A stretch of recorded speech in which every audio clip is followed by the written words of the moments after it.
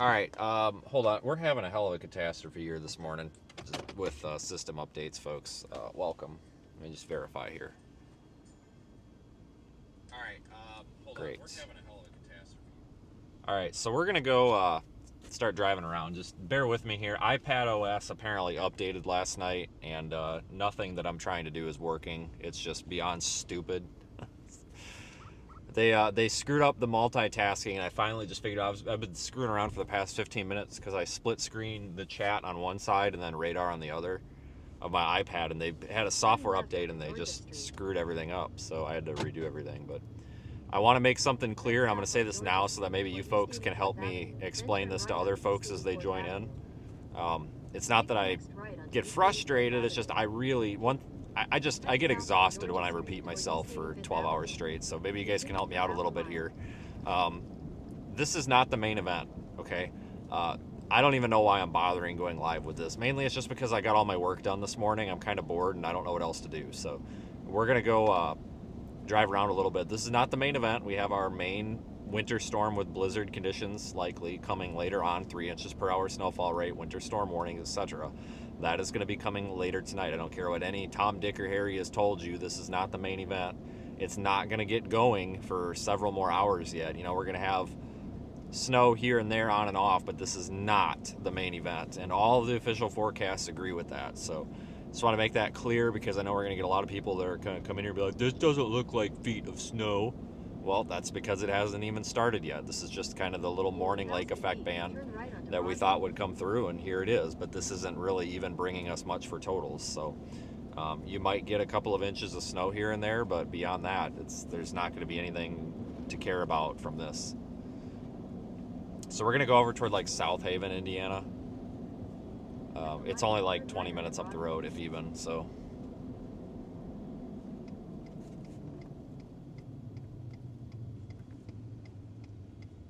I don't know where I'm at. Good question. But it does tell you right up there in the top left of the screen, or you can follow along in the Radar Omega app, whichever you would prefer. That's not me being sarcastic. I honestly don't always know where I'm at. It's really hard to keep track of driving the car and doing 20 other things. So I have conveniently placed it with a lot of hard work, getting it to work properly in the top left of the screen in plain text. So it should be very available for you all. Should be right up there for you. And if you don't see it, I don't know what to tell you because it's right there. I'm really not trying to sound like an asshole, but like I promise it's right there. I got somebody arguing with me here on something else, telling me that there's no location on screen, but I'm looking at it. It's literally right there. I just can't read what it says. It's too small. So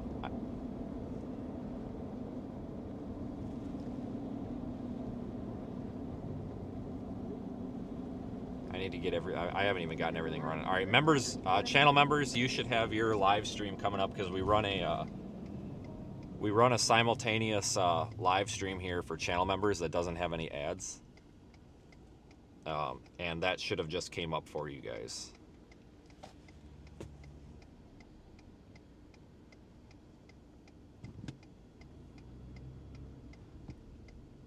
Apparently we're doing 4-way stop here. I'm impressed. People are figuring it out. Usually people just blow through these intersections and like... I mean, they're not really doing it the right way, but at least people are stopping and not running into each other. I mean, hell, that's a plus. That van nearly T-boned me, though. Dude, Jesus. What the heck you doing? Cripes.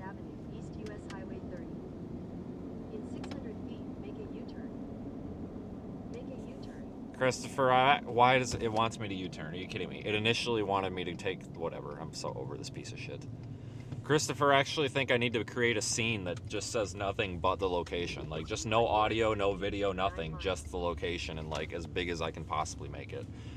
Like, and again, I'm not trying to make fun of anybody who can't, you know, get the location. It's just, I get asked about the location so often, and then I just simply say, like, oh, it's in the top left or something, and then there's always somebody that's like, well, that was rude. And it's like, well, no, it really wasn't. Like, I really don't know where I'm at most of the time because, like, I'm driving through so many places, right? I don't pay attention to that stuff. So, yeah, it's a thing. It's petty, but it's a thing.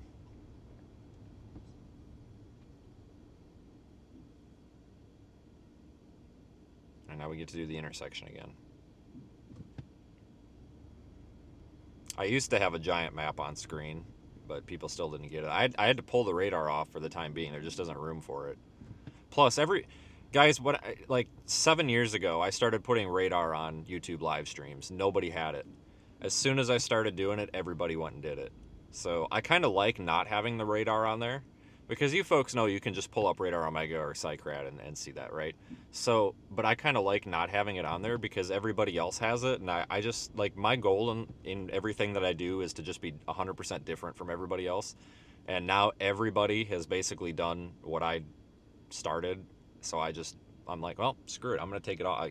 That's honestly part of it. Like, I don't know, say that's spiteful, I don't care what it is. It's just kind of me saying, like, well, if you're all gonna have it, well, then I'm gonna take it off, because I don't know, I don't like my stuff being confused with others. Like, I want to be my own thing. I want to be a unique brand. I don't want to fit in, honestly. So I just want to be. What are you doing, you dumb SOB? What, can you believe that? Dumb. God, what an asshole.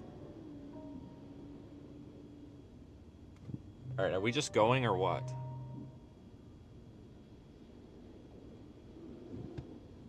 Okay, we're just gonna go. All right.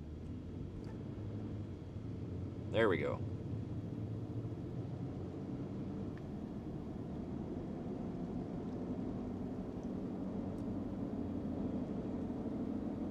It's not snowing. Nick, correct, it is not snowing. I would completely agree with you on that. That is accurate.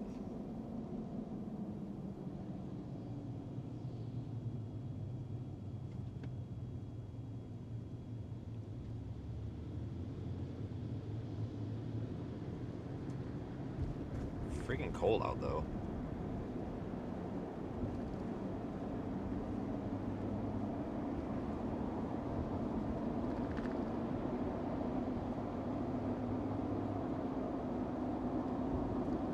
Alright, is roof camera working? Let's check it now. It is. It's facing the wrong way, though. I gotta be careful, though. It might be froze. I don't want to try to... So we're gonna spin it around very, very cautiously here. Because I don't know if it's iced up, and I don't want to break it. So we're just gonna kind of go piece by piece here until I know it's not iced up. I tilted it down a little bit because with snow, you know, your primary interest is the road, obviously. So I tilted it down a little bit, so instead of looking at the clouds, it's looking more at the ground, so that was intentional. It's easy, it's just there's a little screw up there to adjust it, so. Well, we've actually got plenty of snow on the ground. Well, I shouldn't say plenty of snow. We have snow on the ground. So, I mean, it's been snowing actually the past couple of hours, but this is not our big lake effect event.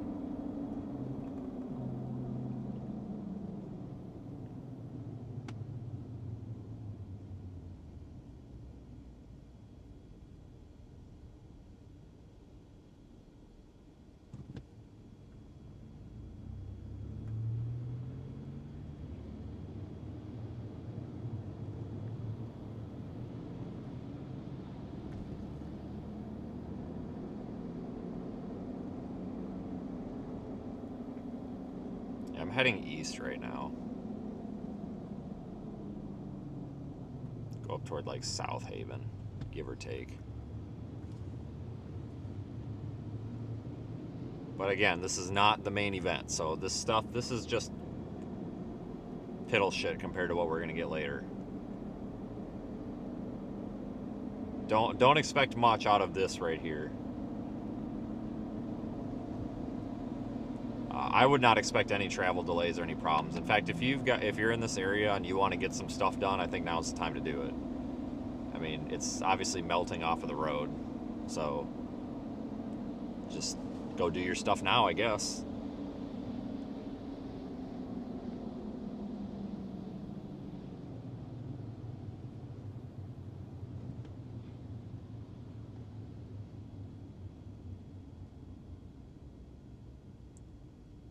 It's time to do it.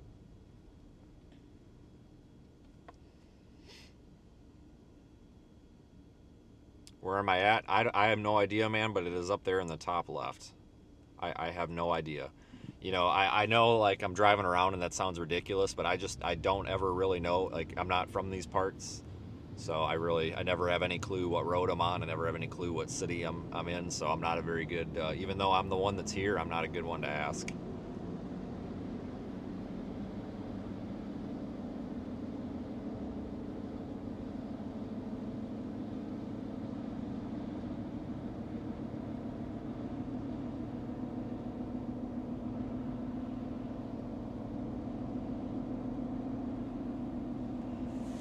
Oh, you want to hear about the hotel? The hotel was trash. So the Hampton Inn in Merrillville, Indiana is a dump. Seriously, it's rated 9.0 on hotels.com, which means it should be good, but I got a hell of a story. So I walk in the room and the lamp is tipped over and broken. And I'm just like, what the hell?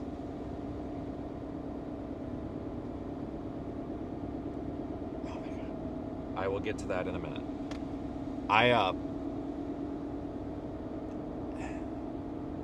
I walk in there, I'm like, what the hell? Like, is there somebody in here? What? So I go back down to the front desk, and the front desk is like, well, what's the problem? And I'm like, well, the lamp is tipped over and broken. I'm like, there's not like, this isn't like a crime scene or something, is it? She's like, the lamp's not tipped over. And I'm like, the lamp is tipped over in my room, and it's like broken, like in the middle of the floor. I'm like, I just don't want to get like blamed for it. Like, it's kind of weird. I don't know. You know what I mean? Like, clearly whoever was in there last probably had to have broken it. Duh. So, whatever. They switched my rooms or whatever.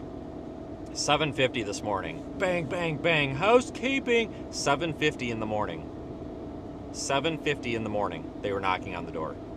I'm not kidding. With the do not disturb sign on the door. 7:50. I got up at 4:30 and I stayed up until about 7 o'clock doing my work, and then I went back to bed. I wanted to go back to bed until like 10 or 11 so I could have a long night. And as soon as I get back asleep, 7:50, they're banging on the door, yelling at their housekeeper. I'm like, seriously? Like, 7:50 in the morning. You've got to be kidding me. So I'm walking my way down. I'm just like, whatever. So about a half hour ago, I'm walking my way down to the truck, and I've got like two things in my hand because I was gonna take my backpack down, grab the truck, get it brought up to the front, and then load my stuff in it so I didn't have to carry it through the parking lot, because I parked way at the other end of the parking lot. I don't want to get door dings and stuff, so I just park like as far away from everybody as I can. And the front desk dude is in the elevator, and he's like, are you checking out? And I said, well, in a little bit. And he's like, what room are you in? And I said, I honestly don't remember. He's like, are you even staying here? He goes, are you even staying here? I'm like, yeah. Like, what, do you have a problem with people that aren't staying here just riding your elevators up and down? Like, what the hell is your deal?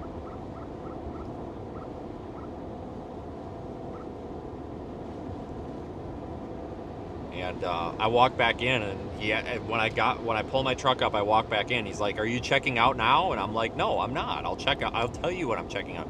You just don't go, you don't check out anymore at these hotels. That's not something you do. You just don't, okay? And if you want to, that's fine, but like, you don't have to go like give your key back. Like, that's not, especially with the Bluetooth access, you don't. So I'm just like, whatever. I'm like, God dang, like, they're trying to push me out of the damn door here, and it's like 2 hours before I'm supposed to be, before the end of day is here. Like, crying out loud, like, what more do you want from me, people? It was just, what a terrible place. So I'm gonna give them some feedback, that's for sure. Like, I don't expect things to be perfect, but it's a Hampton Inn, not a Super 8. Like, okay, there was obviously a mix-up with the room. The shit was broken and on the floor. That's kind of weird. Okay, fine. But then just, like, the housekeeping at 7:50 in the morning. I honestly thought, well, maybe it's actually 8:50. I'm like, am I in Eastern time and my phone didn't switch? Like, nope, it's 7:50. Just like, you've got to be kidding me. And I was, like, yelling through the door. I'm just like, no. And the housekeeping's like, housekeeping, like, over and over, and I'm just like, no. It's like, go away. So my boots were down under, like, on the side of the bed, so I reached down, I grabbed one of my boots and I threw it at the door, and it went whack, and I had never heard anything else out of them. I'm just like, I am not getting out of bed to go answer this door for housekeeping unless the building is on fire. Like, so I'm just like, I'm like, what can I do here? I'm like, oh, there's my boots. I just took my boot. I just threw it at the door.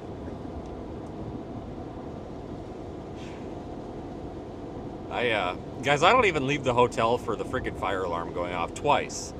Once in Carrollton, Georgia, some idiot pulled the fire alarm at 3 o'clock in the morning. I didn't leave.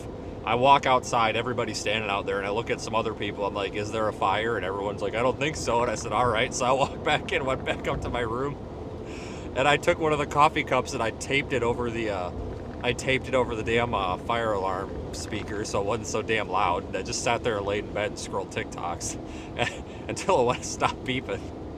And then last 2 years ago in Texarkana, the Hampton Inn in Texarkana, fire alarm starts going off, and I didn't get out. I was sitting in the recliner chair by the window, and I just kept looking out the window. And I'm like, well, I don't see no smoke, so I never got up and I never left.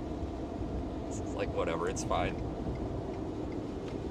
Like, I don't even get up and answer the door for the fire alarm, so I'm not answering it for housekeeping at 7:50 in the morning unless the building's like actually got fire on my floor. If it's on the first floor or the floor above me, I don't care so much. But if it's on my floor, I guess I'll pack up.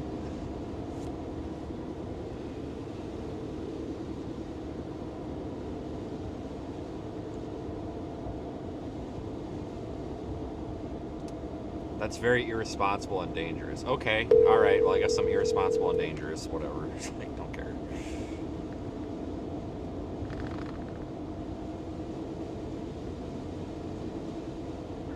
Hi, what are you doing?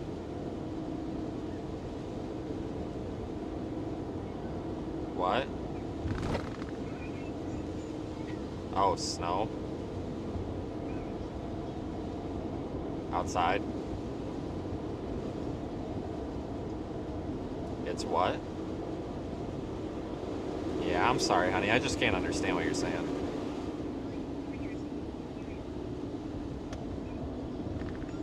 Hey, honey, don't yell into the phone. That's why I can't. Just talk soft to me, and then I'll understand it, okay? No, what is she saying? Oh. Lily, come tell me what you're trying to say. Okay. That doesn't make any sense. Okay. How much snow is there? 5 what? Okay. You want to go outside and play in it?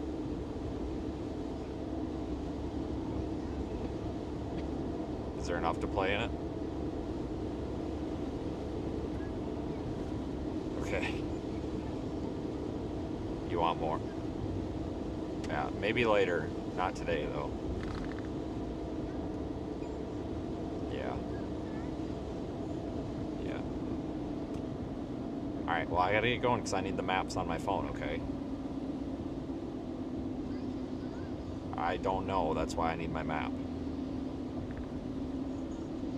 Yep. Because. Alright, well, maybe.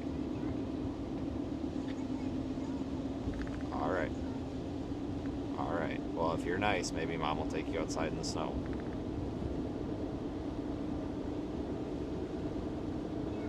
Yeah. Okay. Alright, I love you. Okay, have fun. Alright, bye. Bye.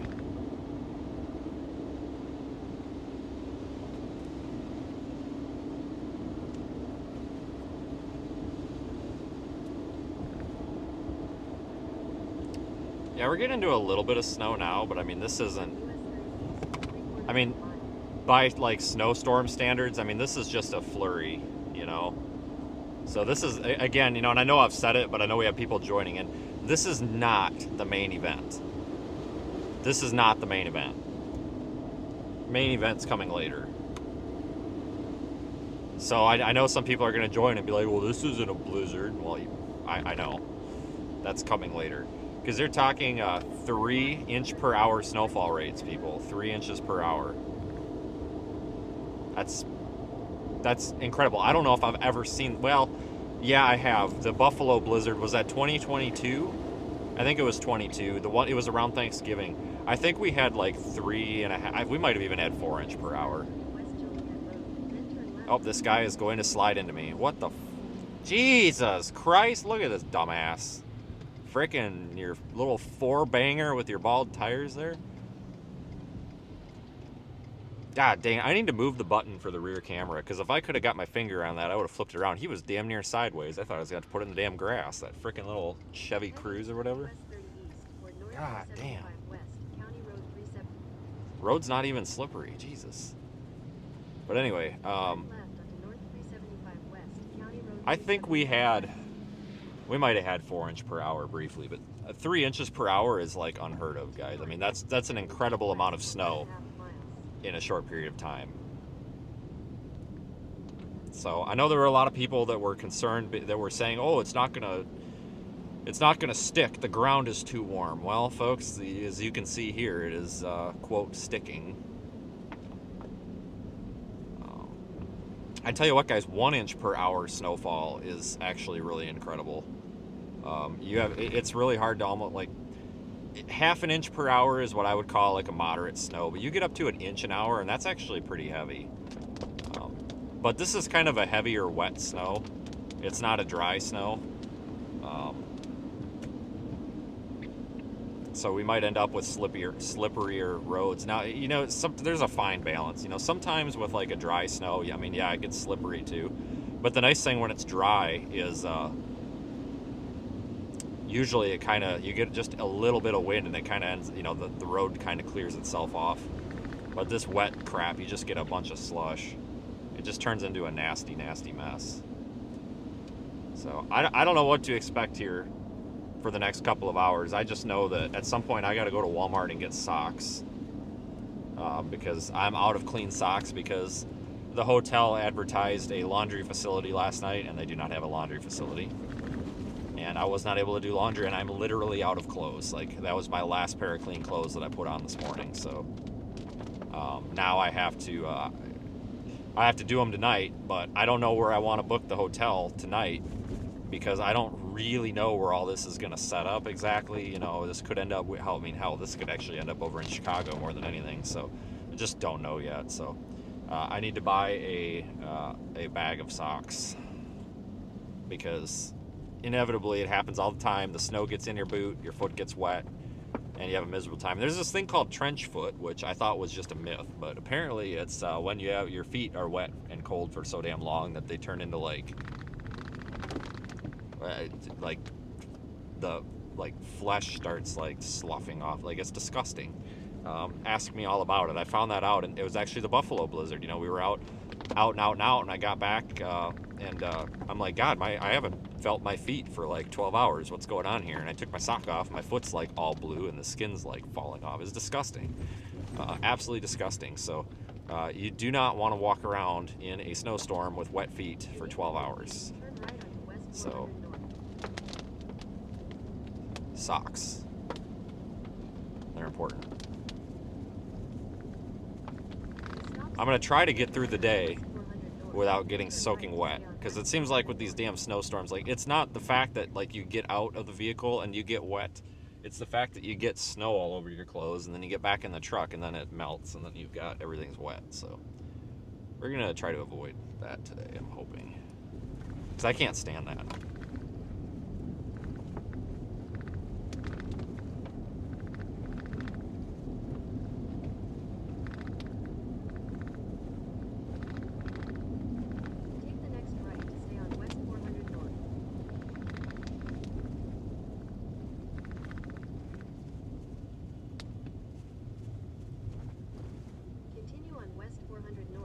We're starting off the morning with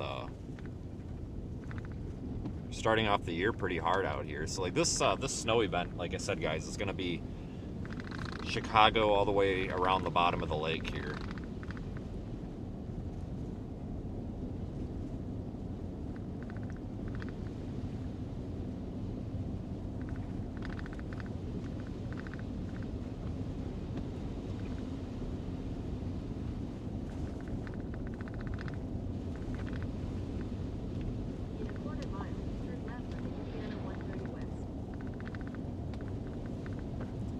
So we may deploy some live streaming cameras But as of right now, I'm holding off because I don't know where the heaviest snow is going to go. And obviously, because I didn't come from home, I don't really have much for. I mean, I have a couple devices with, yes, but I want to make them count if we deploy them. But if this actually does end up just being a nighttime event, I don't know how much I want to do that. But I don't know. We'll see. I mean, this is. I know this is a big deal, but believe it or not, this is kind of, by lake effect standards, this is a pretty small, this is a weak sauce storm. Like anybody who's watched the channel for a while, you've seen us in Buffalo and stuff, you get in like the real lake effect up there where you're talking several feet of snow. Like this is kind of weak sauce. So, believe it or not, even though it's an impactful storm, it's a good one. It's not, by all of our standards, it's kind of low end, believe it or not. But there's still going to be some good snow out of it. I mean, we're talking up to 15 inches of snow, for Christ's sake, so.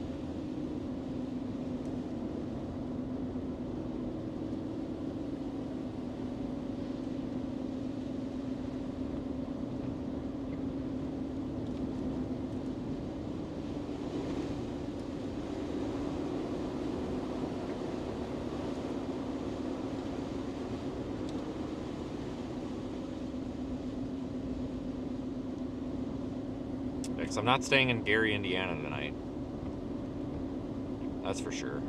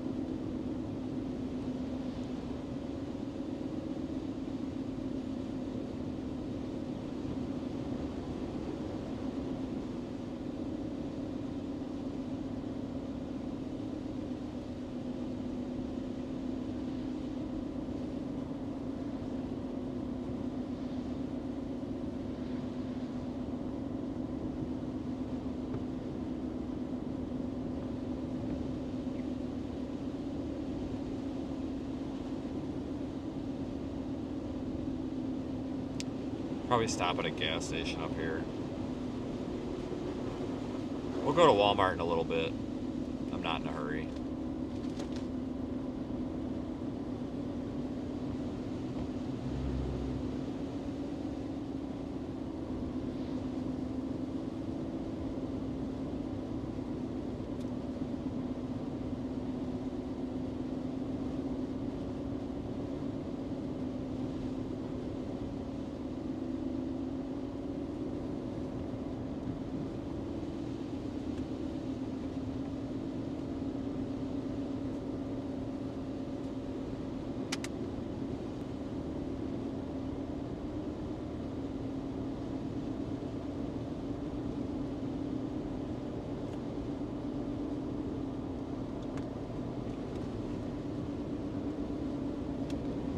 Coming down pretty hard now, though. The wind is whipping pretty good. I don't know what. How about turn your headlights on, genius?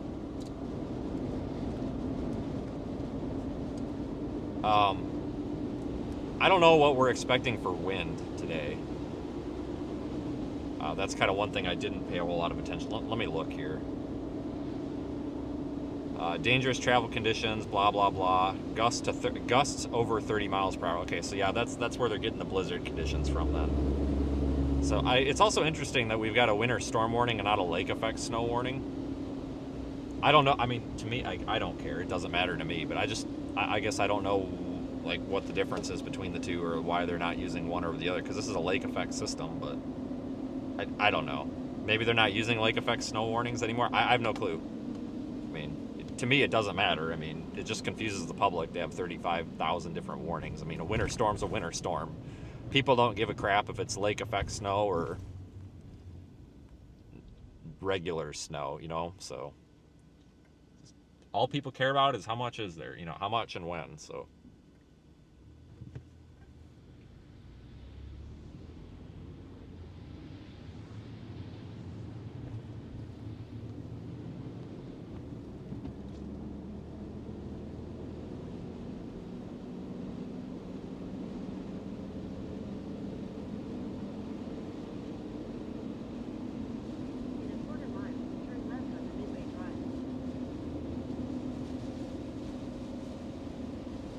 go up, I'm going to cancel this. We'll go up here to Highway 30.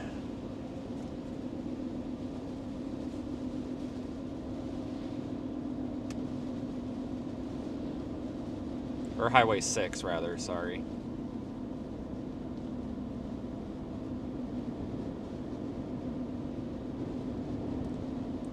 Did you hear about Brandon Kopic getting yelled at by the tollway people? Yeah, oh yeah, that's making its rounds all over the internet, and I will be completely honest with you. I probably would have decked that tollway worker right in the damn mouth. So I guess what happened with him was he stopped to pull some car out that was like sideways in the ditch, and somebody who wasn't even a cop, I guess they were just like a maintenance person for the tollway, showed up and got in his face and started cussing at him and telling him that he was taking money out of the tow truck's pocket. I don't know if my temper would have put up with that, let's put it that way. That's about all I'll say of that. You don't approach people. If you approach somebody and blow up on them, that's a good way to get put on the ground. And you know what? Go ahead and say that I'm promoting violence. I don't care. But I'm dead serious. Like, if you come up to somebody and you're threatening, you're lucky if you don't get put on the ground. You don't go up to people and get in their face for if you have a problem with somebody, you advertise that to them without being hostile. So that's what I think of that, because I've had that happen before too, where and it's always these it's usually these tollway people. Like, I've never ever had a tow truck driver come up to me when I'm trying to pull someone out of the ditch and say, "Oh, you're taking money out of my pocket." But the only time I've had somebody bitch, it's always been one of the tollway people. Now keep in mind, if you're on like the tollway, 9 times out of 10 there's people contracted with the tollway to come up and down the road and just like patrol and tow. But sometimes when it's really bad, or if a car's in a really bad spot, or if maybe somebody's, vulnerable or medical conditions, if they don't have a tow coming, I'm pulling them out of the ditch. I don't give a shit if you want to tell me it's illegal or not. I don't care, because where I'm from in rural Wisconsin, in the snow belt, that's what you do. If somebody's got a tow coming, let them be. But if somebody's in the ditch and the tow truck is telling them 4 hours or something, and they need to get out of the ditch because they got to get to work, or they're having a medical problem or whatever, you just pop them out of the ditch. And that's my PSA, because we get people in the chat that come in here too sometimes and tell me it's illegal. I don't give a rat's ass. Write me a ticket.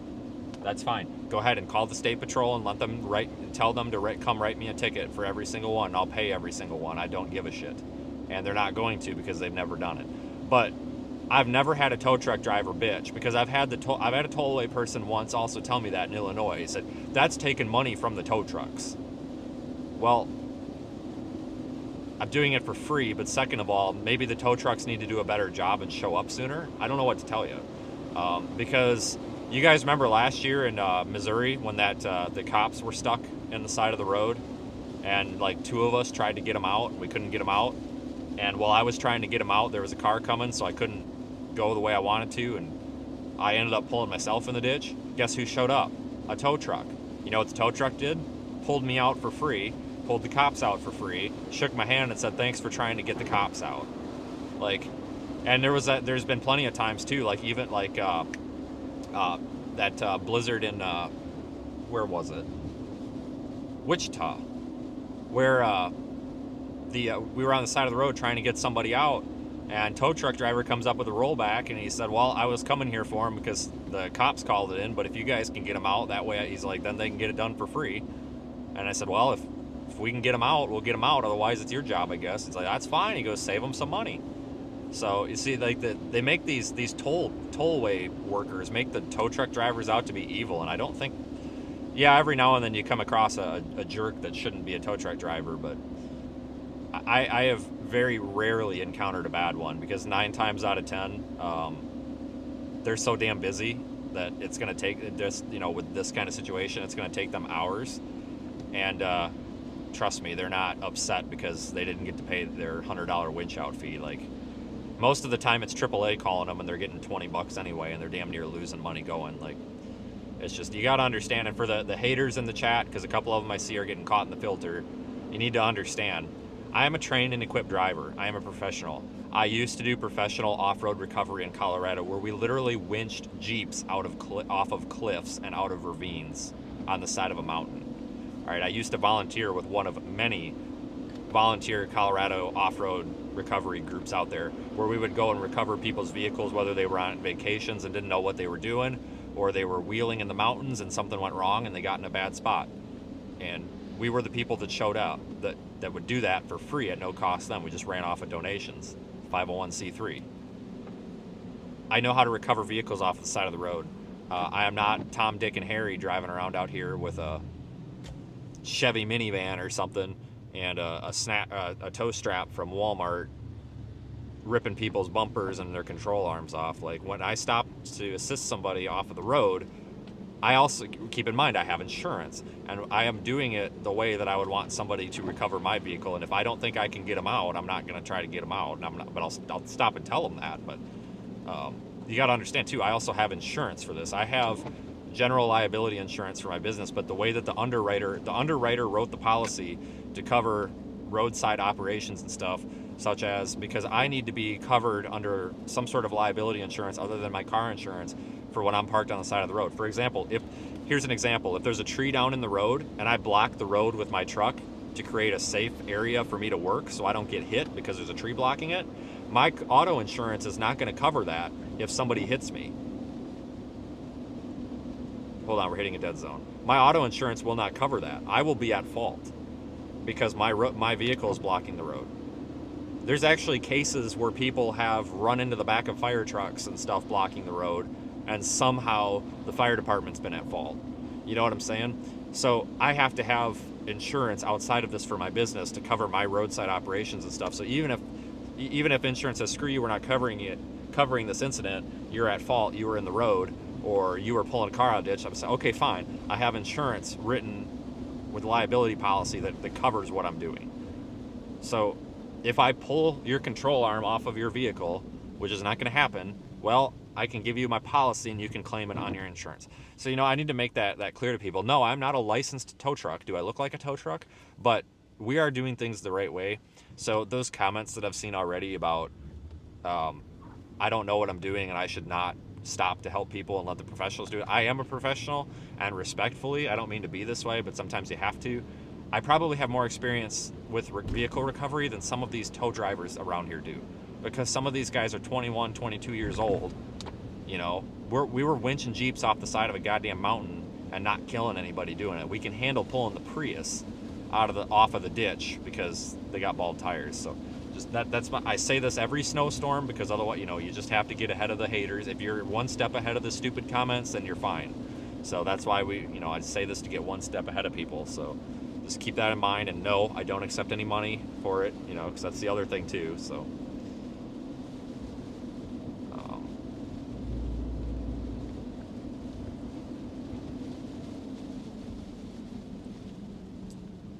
I was hoping I would find like a nicer gas station around here, but none of these look they all look fine. It's not that they look bad. It's just none of them look like, full service gas stations here.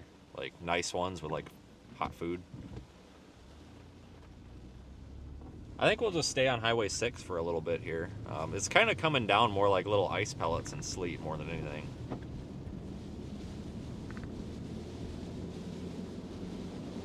Yeah, this is almost like sleet at this point. This is kind of weird.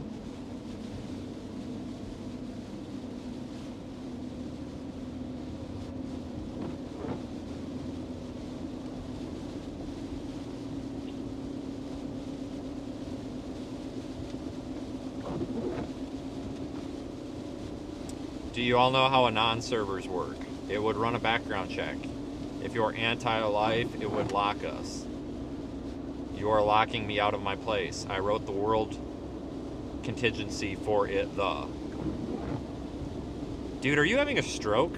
Like, if you have facial drooping and slurred speech and blurred vision, I would recommend calling for an ambulance at this point.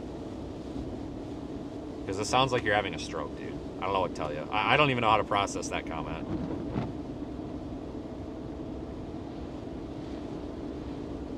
I'm interested to see what that guy says. I don't get it. If it's like an inside joke, I don't get it. Just make sure you're not having a stroke.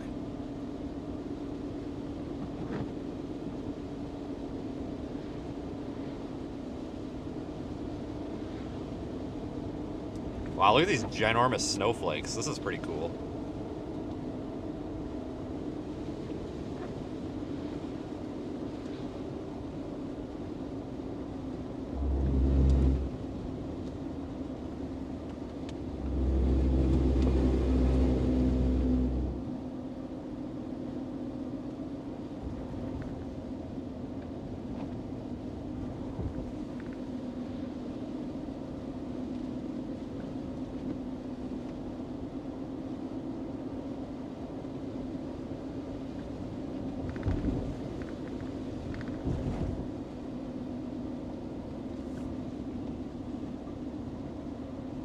Oh, and somebody right on my bumper. That's awesome. The road is actually just a little bit slippery. Just a little bit. And I got somebody on my bumper. As always.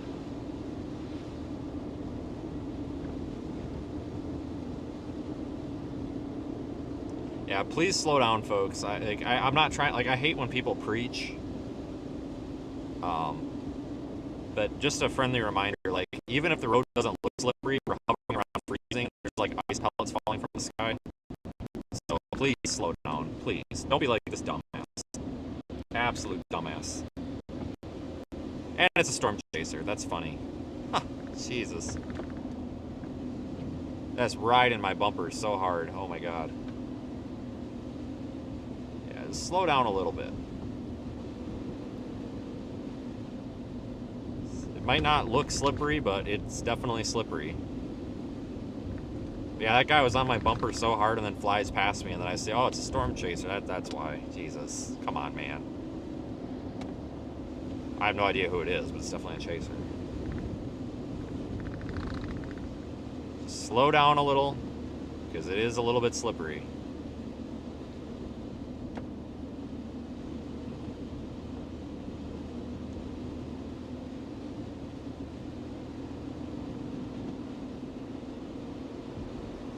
Wow, this is pretty cool. Look at this. God, I haven't seen snow for so long.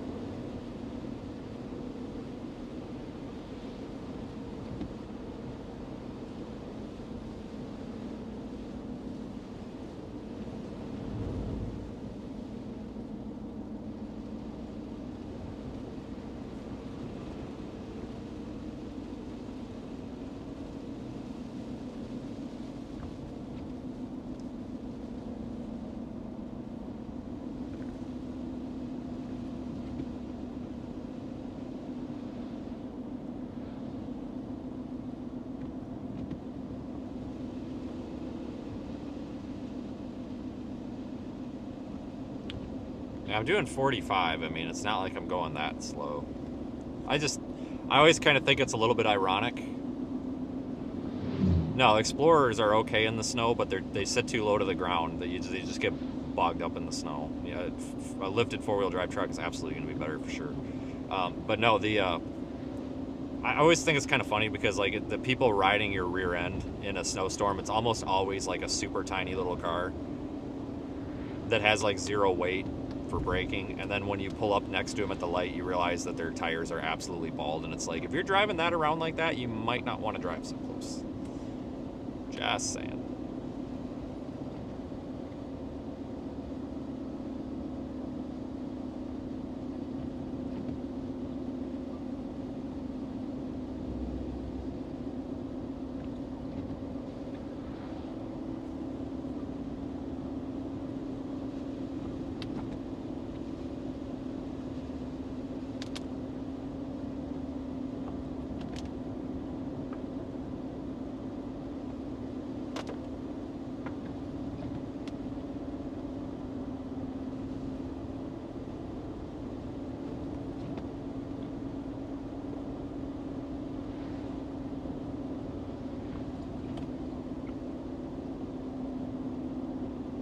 Where are we? It's basically, look, it's Valparaiso, isn't it?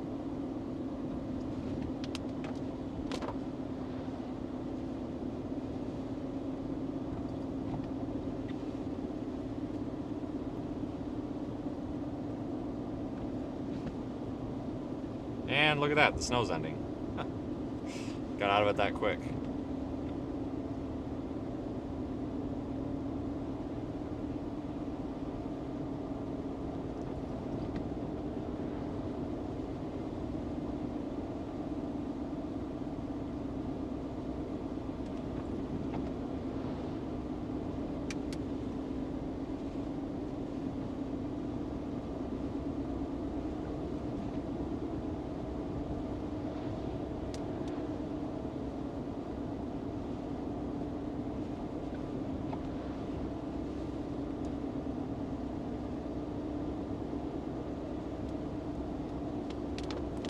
gonna turn off here and turn back around. Plus, get away from this car behind me. It's a Nissan Altima.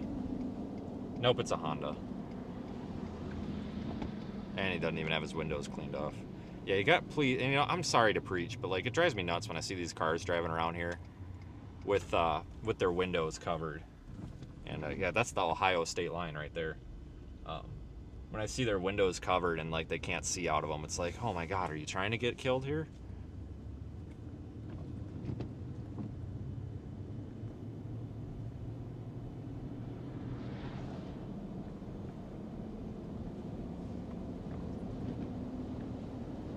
So I guess the snow is just stopped at the state line.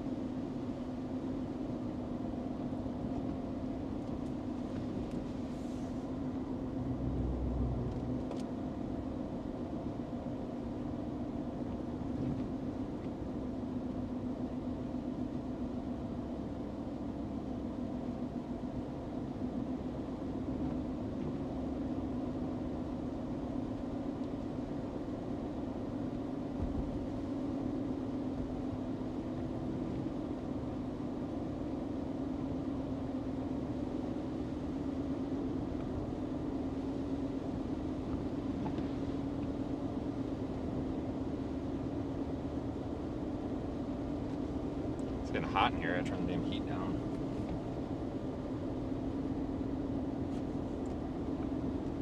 Or Christ, fucking, did I say Ohio? Jesus Christ, I meant LaPorte.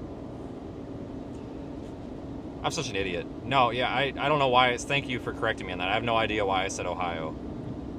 I'm such an idiot. No, yeah, I meant to say that was the county line. I didn't mean to say it was a state line. I have no idea why I said the state line. I think I saw something like on my map that said something like Ohio or something. For some reason, I said Ohio. No, that was definitely not Ohio. I have no idea why I said that. Good catch.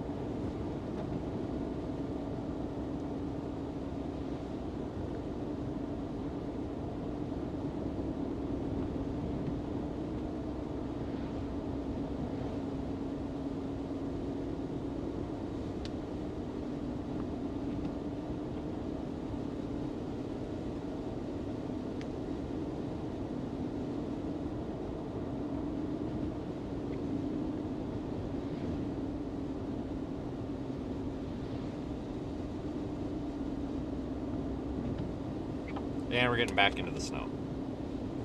Yeah, we can go back down to like Valparaiso and or whatever, and get fuel or something here, I guess. Something to drink, whatever.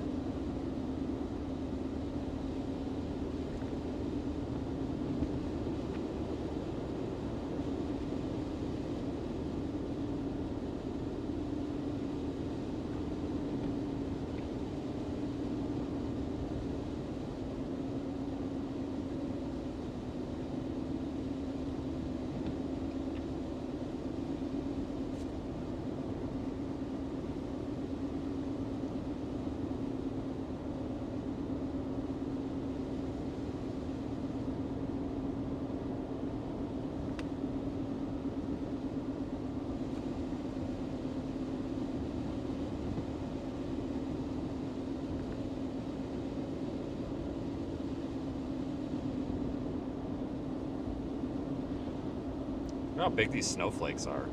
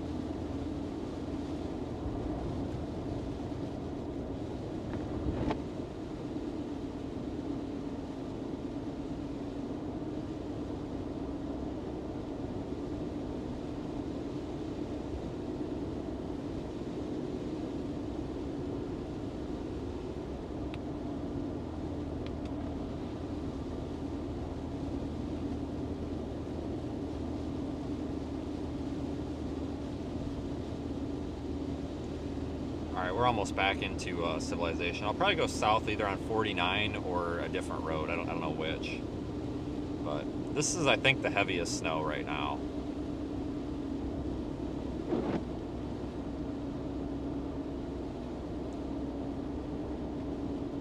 It'll obviously get worse when the main lake effect snow streamer sets up, whenever that might be. A couple hours. Well, probably after like 6, 7 o'clock maybe. Depends on how you look at it here too. Like, it could be, you could see it as good news or bad news that a lot of this is coming at night. Depends how you look at it, I guess. Good news is less people on the road. Bad news is people that have to go out and they get stuck while they're stuck in the middle of the night, you know.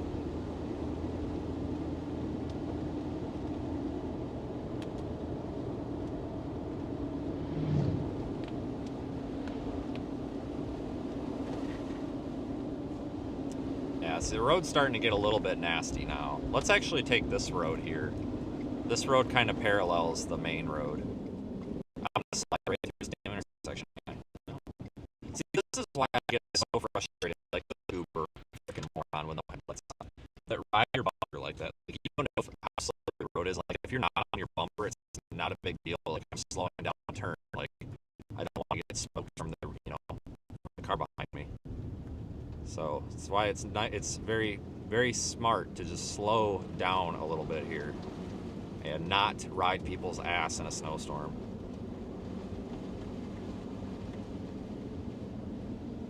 Oh, we'll see how slippery it is. The thing is with these tires, though, they're a little bit like ice skates on the snow, just because of, you know, mud tire is gonna be a little bit more slippery.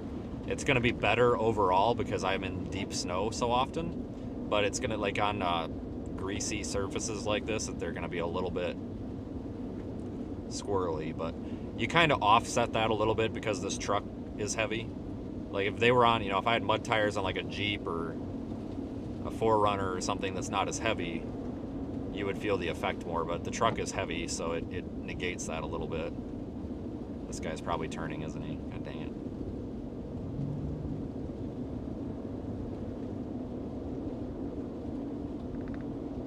Temperature's up there in the top right.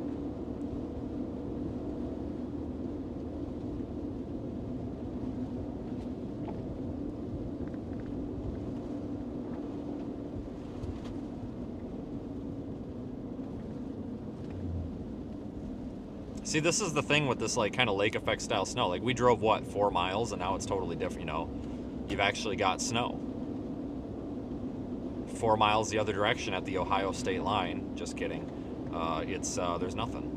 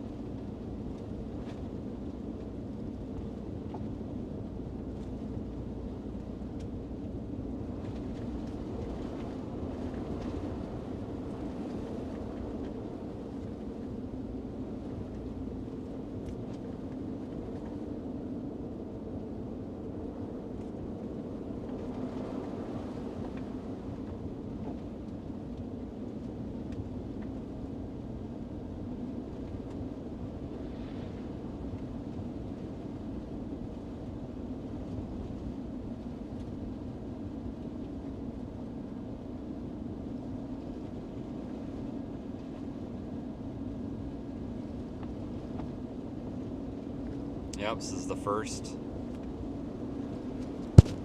Sorry, this is the first snowstorm since March, and that one in March wasn't even much of a snowstorm. It was more of a snow shower. So.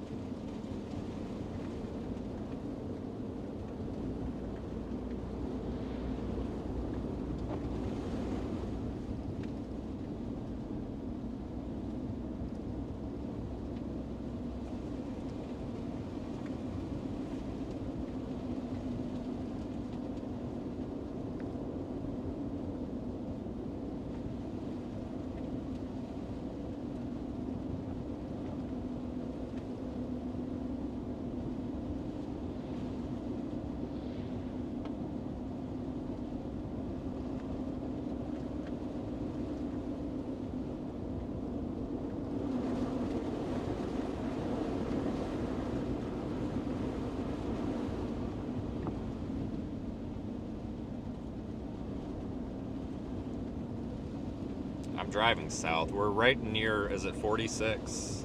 49.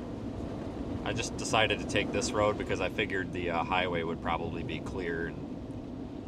You know, I kind of laugh because people will be like, "Why don't you drive on a better road?" And it's like, well, the whole point is to drive in, like, you know, like when people say that, I always kind of laugh. And like, I get it, you know, everybody's, you know, but I kind of laugh at that because it's like, well, the point is to see like the worst weather, so that would defeat the purpose. So I purposefully pick the crappiest possible road I can go down every time when we're out here. And that is the goal.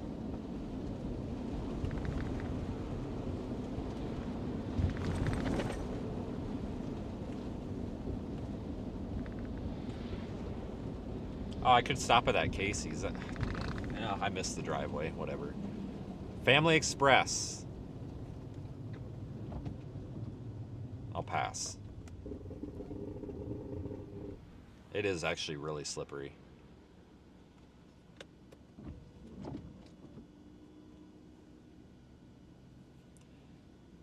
That's the problem with this like slush. You know, when you've got a dry snow, when you step on the brakes, you know, you have, eventually your tires kind of dig down to the pavement, but with this slushy crap, it's just, it's tough.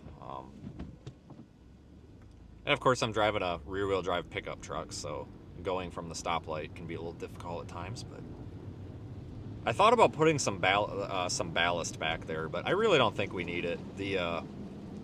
I mean, the tire and wheel assemblies themselves are a little bit over 100 pounds a piece compared to the factory, like 38.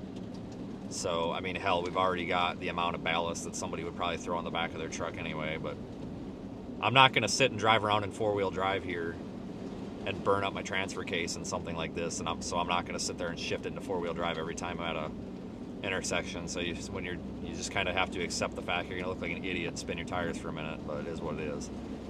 So, I mean, you could drive around in four-wheel drive with this, but it's just one of those things where it's like, I really don't want to drive around in four-wheel drive for 12 hours when it's bare pavement in a lot of places. And I don't want to be shifting in and out of it either. Not like, the truck is meant to be driven. You know, a lot of people are like, oh, don't wear it out. Well, the truck's meant to be driven, right? Like, they build them to do, like, to function. It's not like it quits working after you've used it X amount of times, usually. But, the less wear and tear we put on it, the better, you know. Cheaper in the long run. This guy is flying up to me. Oh, he's starting to slow down. He's okay. Dude, this guy was flying. He was worrying me for a minute there. I get really nervous in the snow, not because of my driving, but because of others. I am very paranoid about getting rear-ended, so that's why I'm always like, okay, you know, and I'll start like, I mean, hell, you guys have seen me before, and some of you have even tried to cancel me for it. I'll run a red light to avoid getting rear-ended, you know. And if there's nobody coming, I'm running the. If I think somebody's gonna hit me, I'm going through the red light. Don't care, because a lot of these people come up to these intersections so damn fast, you know. Straight through the red light.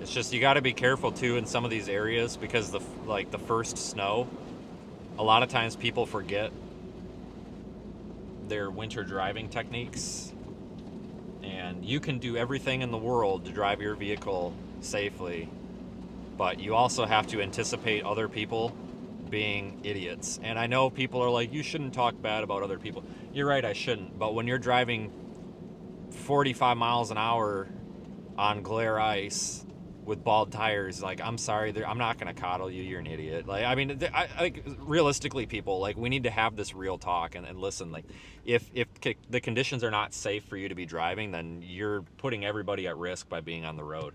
Like, you need to make sure the conditions are safe for you to be driving in, you know. And that's going to depend on not only the vehicle but the skill level of the driver. I have no idea where this. Oh yeah, you're down there. Okay, whatever. Well, I can't get out of your way, buddy. You're gonna have to wait a minute. So I have no idea which way I'm supposed to go out of this intersection. Why are you pulling out in front of me? You're supposed to yield to traffic from the left. It's a roundabout. Crying out loud. God damn, I'm going to do driving school one of these days. We're going to live stream driving school. All right, watch this guy try to... All right, come around. This cop's trying to get past, but it's not working too well. Go. There you go. Jesus Christ, he's a little skittish, ain't he? I mean, I don't blame him, but dude, you got snow tires on that thing. Frickin', that's perfect. That's a great segue into my next topic. If you've got like snow tires on your car, just let it rip. Like, nobody gives a crap. You could probably do 80 miles an hour down the road if you got snow tires. Maybe not that much, but if you've got a vehicle that's got snow tires on it, I mean, I wouldn't even worry about it. I would just drive around like nothing, you know? If you can afford, and a lot of people can't afford them, and I don't blame them. A lot of people can barely afford one set of tires, not let alone a second set. But if you can actually get a second set of snow tires and run dedicated snow tires, you're pretty much unstoppable until the snow starts coming over the front of the car. It's not about tread. A lot of people think in the snow it's about tread. It's not. It's about the rubber compound. And I will tell you, I don't run BF Goodrich. I don't run the KO2s or the KO3s anymore because that rubber compound just got too hard in the snow for what it was. That tire was good, and it's a good all-around tire. It's a popular tire, that's what I'm talking about. But it's a good tire. It's good in the snow, but I feel like it's no worse in the snow, or I'm sorry, it's no better in the snow than my mud terrains. So I might as well just run the damn mud terrains. You know what I'm saying?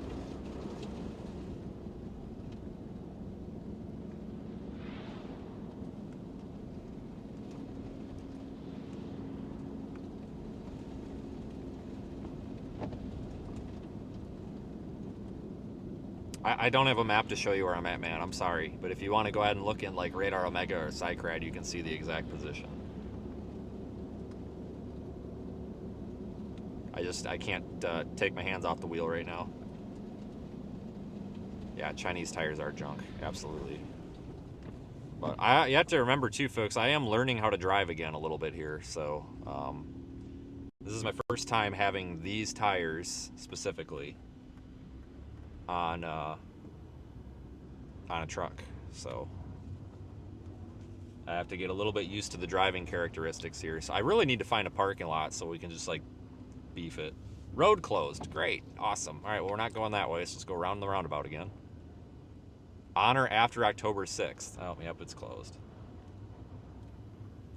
Well, we'll go this way then.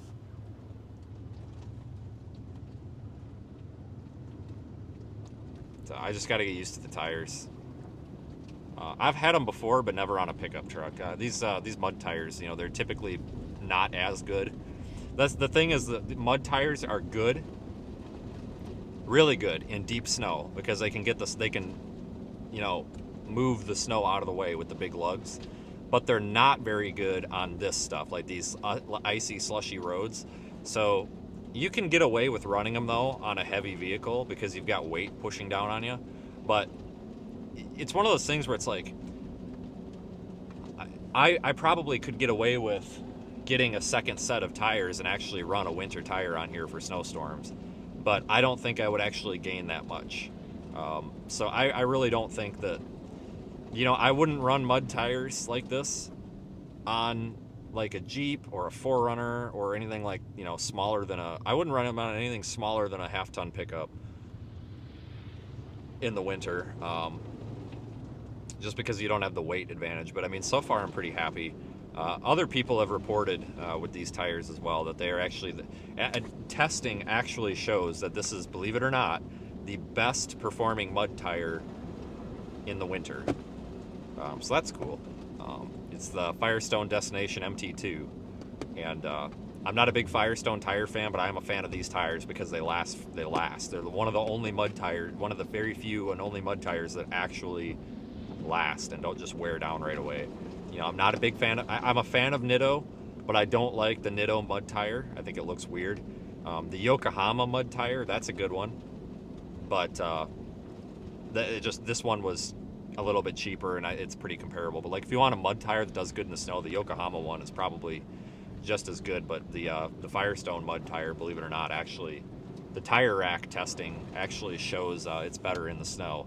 And I don't know how much stock I put into tire rack testing, but from what I'm feeling so far, they're absolutely outperforming the Nitto mud tires that I used to have. Because I had Nitto mud terrains on an F-150 once, and I mean, like right now we would be sideways going down the road. I mean, the rubber was just so hard. So when you get a really hard rubber, it's almost like plasticky when it gets cold. And it has nothing to do with the tread. It's all about the rubber. The tread on the tire in the snow only matters when you're in deep snow and you want to like paddle it out of the way. Which is one of the reasons why I actually prefer running this tire versus a winter tire in the snow. Because I do get into some very deep snow sometimes because we don't have a choice.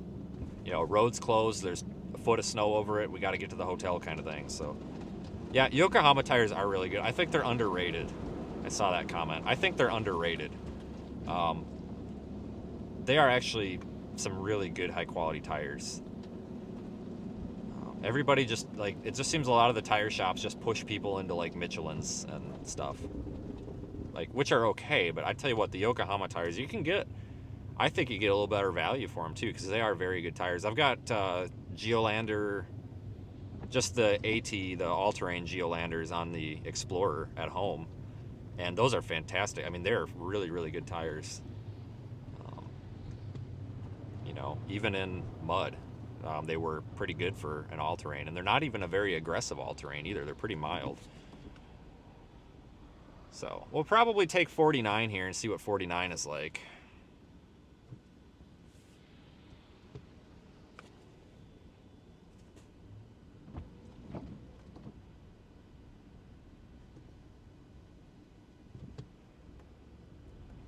Yeah, our tires are expensive over here. That's interesting that you're telling me they're cheaper over there. Guys, we pay like, even just a regular, like let's just say like a really common tire, and a really common tire would be like a 265/70/17. That's what like all of your base model Tahoes, all of your base model F-150s, at least up until recent, would run. My 2009 Tahoe runs that tire. You know, 2020 Tahoe runs that tire. This truck ran that tire from the factory. Super common. If you just want to get like a good, like all-terrain, because you know if you're putting on an SUV or a truck, you probably do, like all-terrain tire. I mean, shit, you're still spending minimum $180 a tire, minimum, and that's for like a store brand China bomb, you know, like the Crosswind Linglong tire or whatever.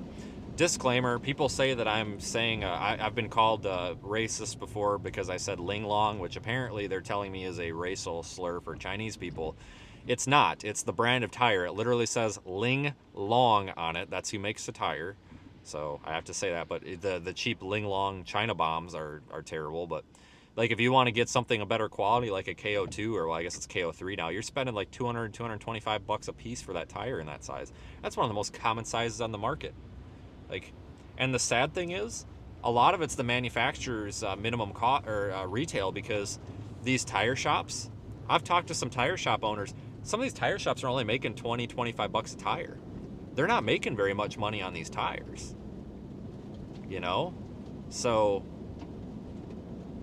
it's not even like the tire shops are marking them up. It's crazy. Like, they're expensive. I remember, you know, when I had my first car, I think the tire size was like it was a Trailblazer. It was like what, 235, like 235/60/17 or something, or 235/60/16 or something like that. Hell, I was able to get tires for like $75 a piece. Not happening today, that's for sure. But we can get some cheaper tires out here. I mean, you can get some really cheap junk for like 110 a piece or whatever, but I mean, it's really cheap junk. It'll last you like 10,000 miles if you're lucky. Like, extra junk.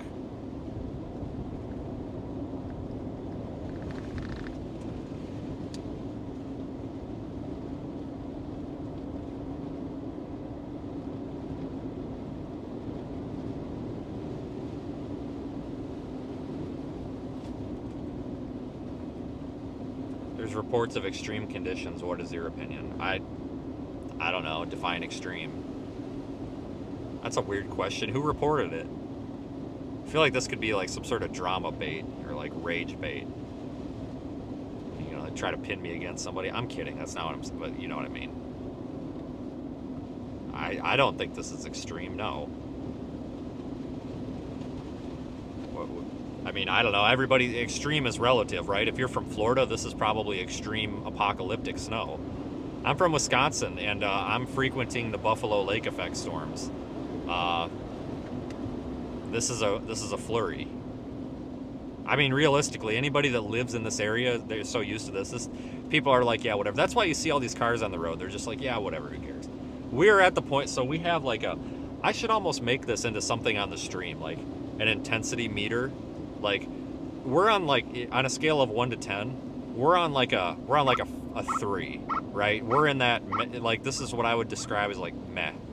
Like, meh, it's snowing. The kids are still going to school, sorry. You know, the school bus ain't stopping for this. We're going to intensify into those, you know, oh my God, this is nuts categories pretty soon, but we are not there yet. Yeah, exactly. You could, right, exactly. We are not to the point where we can't see the road yet.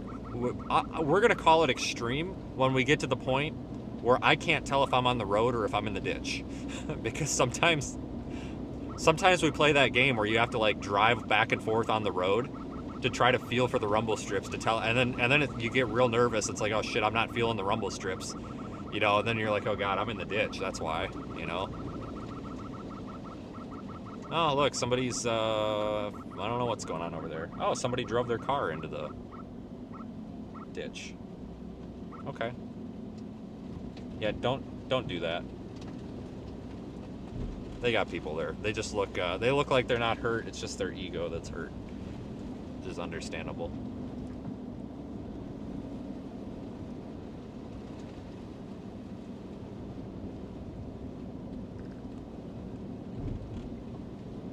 Yeah, I'm very conservative when it comes to calling snowstorms certain things. Like, understand, like, if I say something is kind of like piddle squat, maybe it is a little worse than this.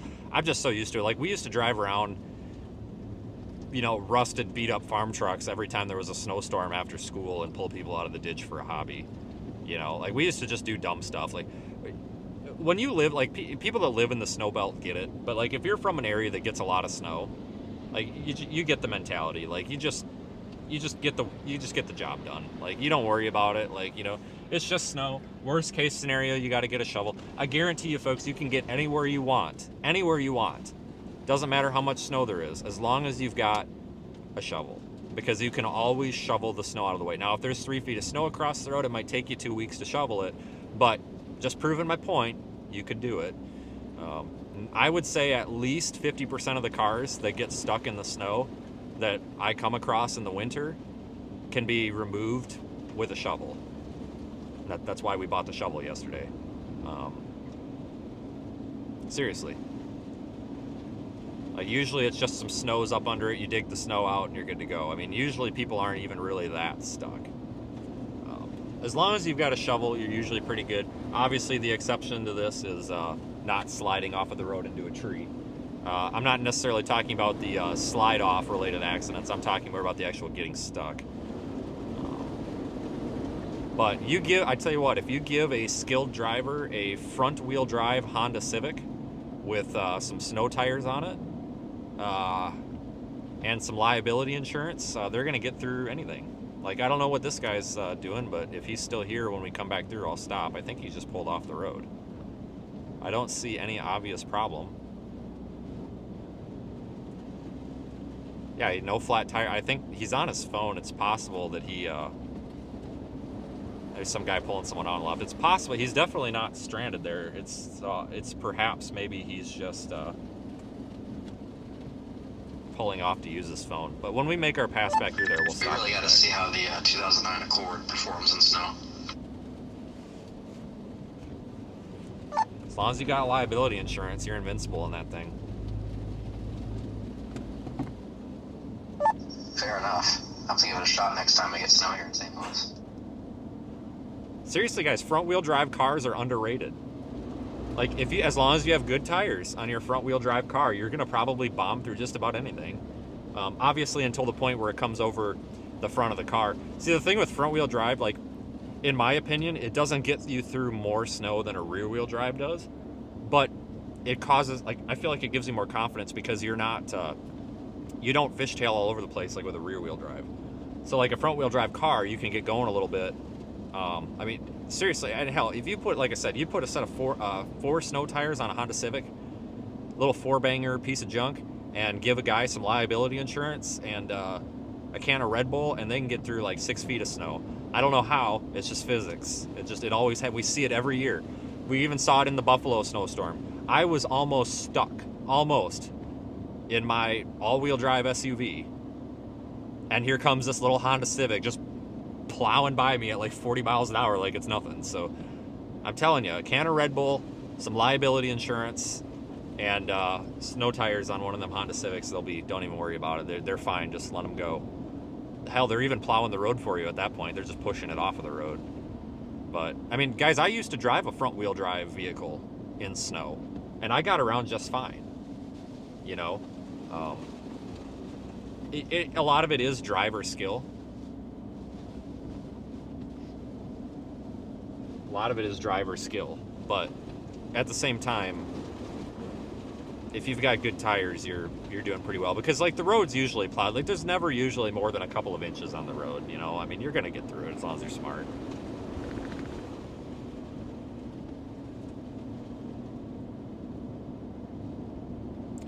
Yeah, and all these people, like, we had a guy at work, everybody made fun of him because he drove a Honda Civic.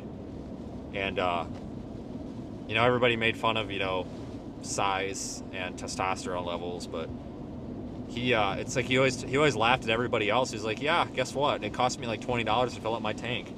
And I fill up my tank like twice a month. So, joke's on you. And he was right. I mean, these people driving these tiny little four bangers, I mean, they're getting 45 miles a gallon out here. They're the ones laughing at us that are getting, you know, 20. So, keep that in the back of your mind, I guess.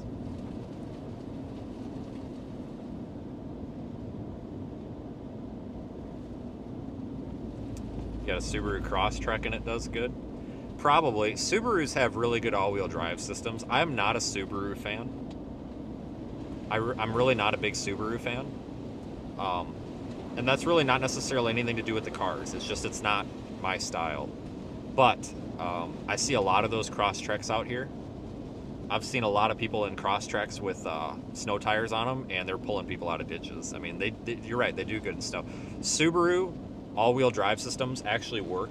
Like a lot of other, like for example, if you buy an all-wheel drive, I don't know, Chevy Equinox, or if that's even a thing, you're gonna get like 75% of power to the front wheels, 25 to the rear. Like it's gonna be kind of, it's not a true all-wheel drive, right?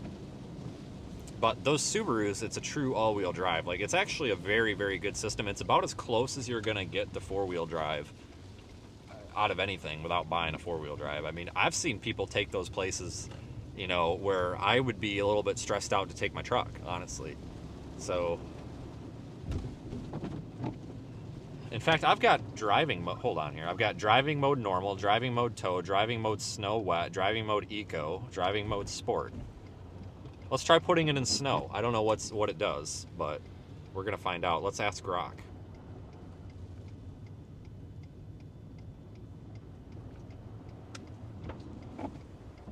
I have a 2020 F-150 XLT 4-door Super Crew short bed, 2.7 liter, 10-speed transmission, and I have driving modes. What does the snow and wet mode do specifically?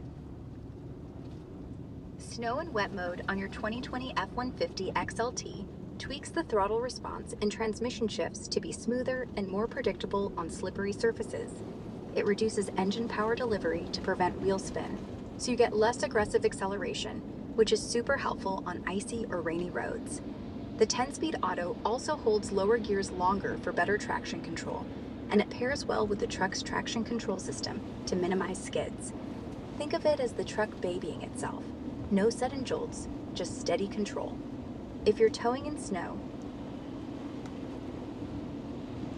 Dude, slow down. Holy shit.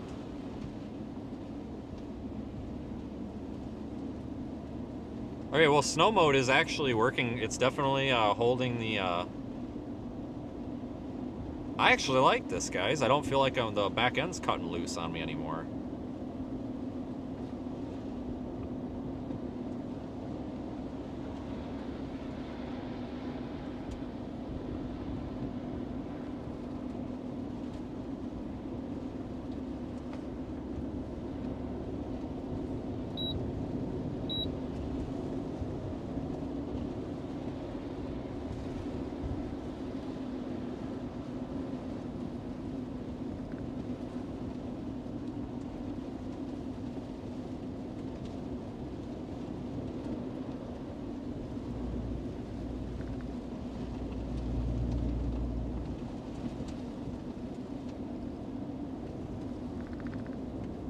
I actually do like this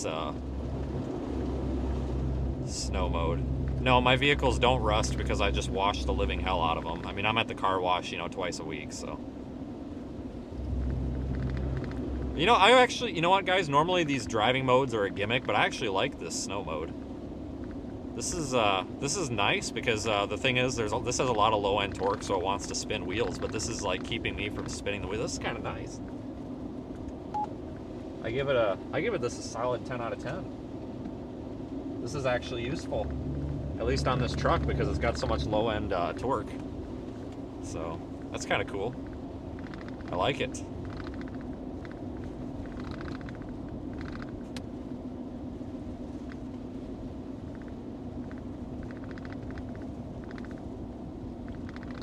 Give it a good review.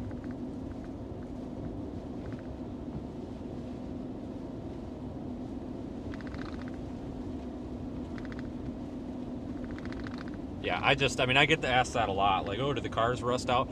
I mean, if I didn't wash them, but the thing is, like, I mean, this thing, like, after this, it's like tomorrow, this thing will be at the car wash, and I'll spend a half hour in there, and, I'll put my raincoat on, I'll lay down on the floor and spray up under it. Like, you just have to wash them really, really good.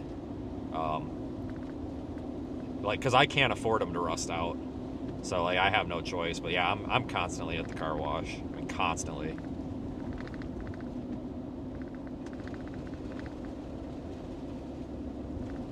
That van is still there. When we come back up through here, I will stop. But like I said, they don't have a flat tire, and they're not stuck. They're on the road. They're just parked.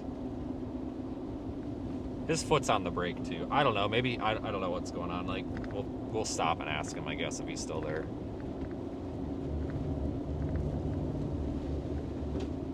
That's interesting. Yeah, a lot of people spray fluid film under the truck. The fluid film stuff works pretty good. I don't bother with that stuff, though, because I think it's going to wear off so fast with me because I'm constantly just, like, bombing through gravel roads and stuff. But I've done that before. I've used fluid film. I do use fluid film on, like, anytime I take nuts and bolts off and put them back on, I spray the stuff down with fluid film. That stuff works really well. Like, it just keeps surface rust off.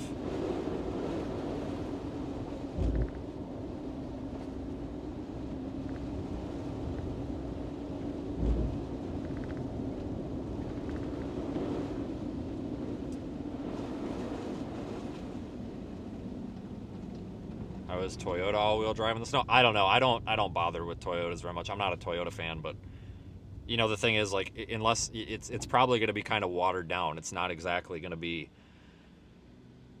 fantastic, in the snow.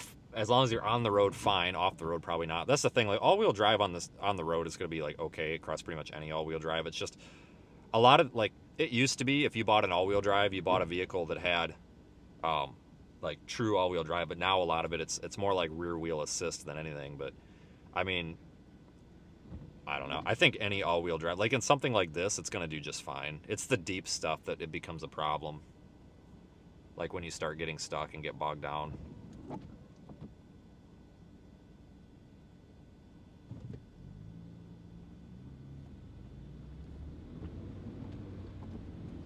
Oh, this thing's also starting me off in third gear so I don't spin the tires. That's pretty cool. I like this snow mode, actually.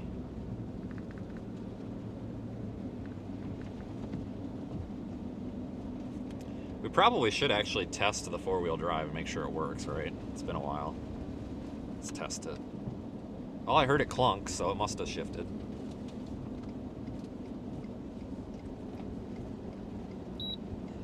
Dude, let me the fuck over. There's a... Jesus Christ, this car wouldn't want to let me over there.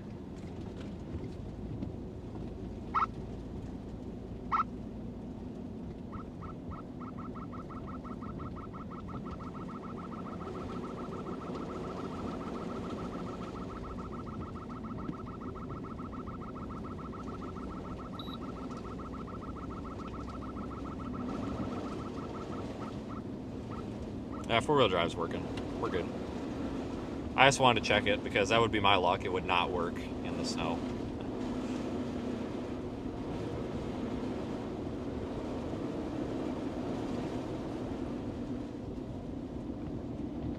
Alright guys, if you are just joining us, quick advertisement. This is the most viewers we've had in months.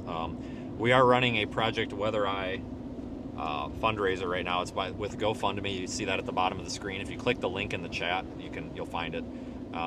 We're launching weather balloons, folks. We're going to be launching weather balloons and expanding our mesonet, portable mesonet. We're looking to actually get research level data in very high resolution and be able to present that to people that can maybe answer some questions about why these storms are producing tornadoes and why they're not. We're going to be live streaming the weather balloon data into the app and also obviously the live stream here. And it's not just me. We've got Zach, Aiden, and we've got a handful of other folks as well, too many to name, that are going to be involved helping us out here too. So the reason we need that 25 grand is because this is like a $75,000 to $100,000 a year operation, and we were going to proceed with just our camera network and just mesonet, but then we decided let's throw in weather balloons too. Weather balloons cost $400 a launch, so they're expensive. So we're looking to basically offset the initial equipment and some of the ordering that we had to do at first. So that 25,000 is basically the hole that we didn't have in the budget.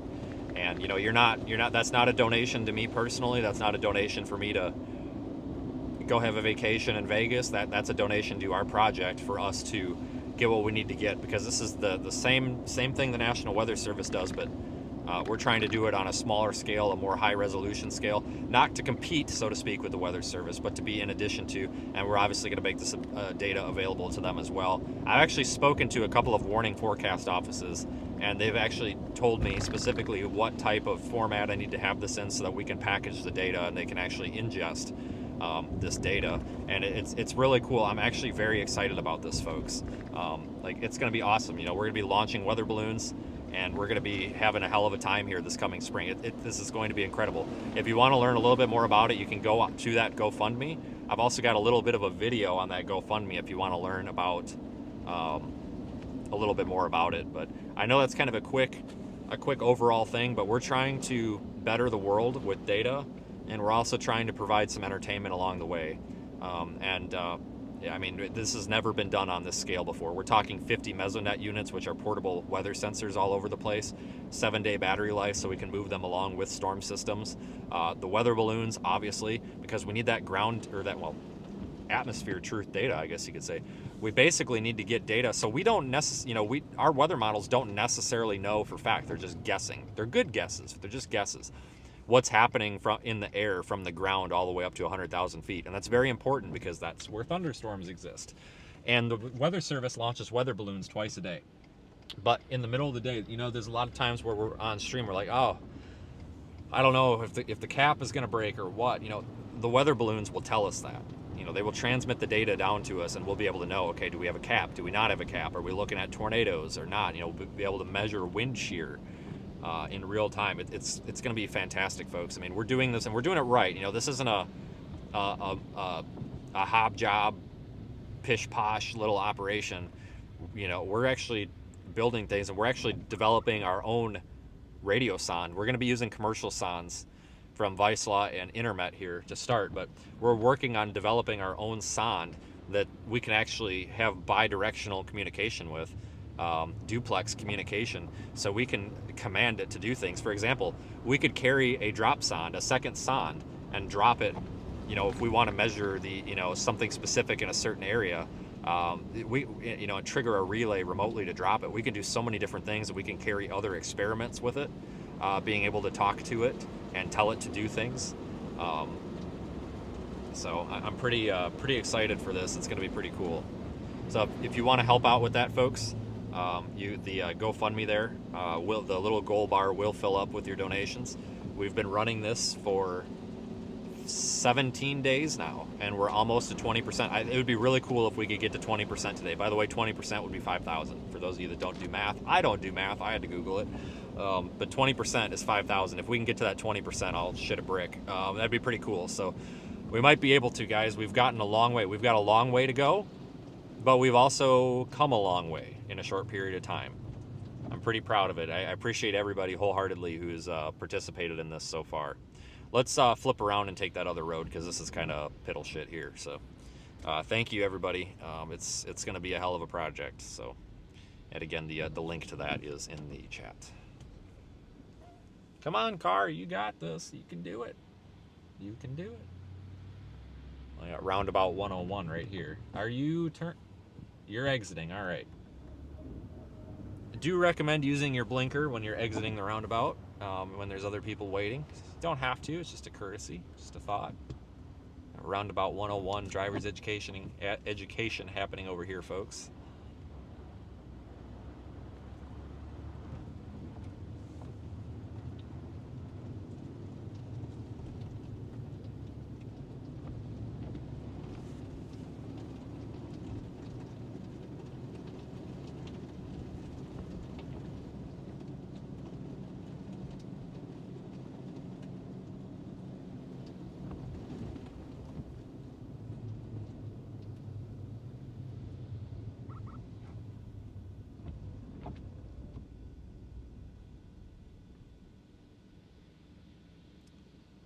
We're going to welcome in our Facebook viewers here, I think. My feet are freezing. Oh, my God. I got to turn the heat on. All right, so I got Facebook should be coming up, so we'll welcome in our Facebook viewers. You noticed our flags are at half-mast. Are they? I didn't notice that. I guess I haven't looked. I have no idea what that's about. Maybe I should. I don't know. I guess I'll pay more attention.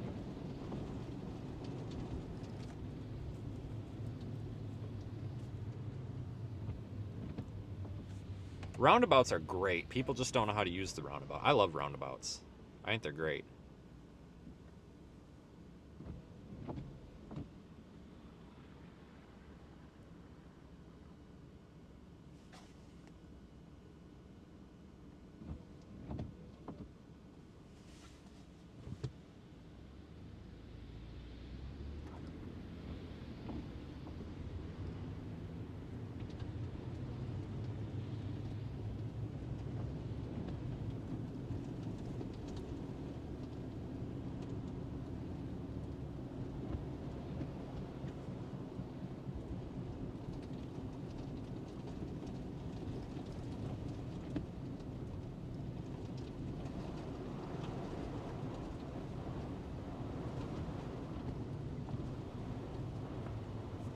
Yeah, that's what I hate about winter weather, is I have to blast the heat because my feet freeze.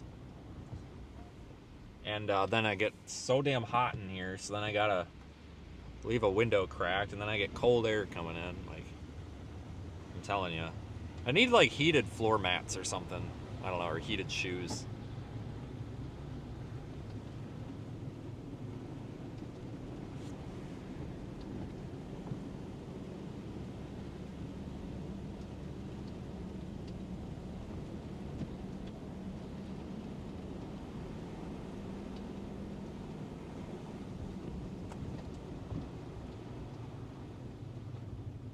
Yeah, I wouldn't be surprised if there are heated socks. Honestly, I'm sure. Actually, I'm pretty confident there are. My tablet just... What the frick? I think I hit the button.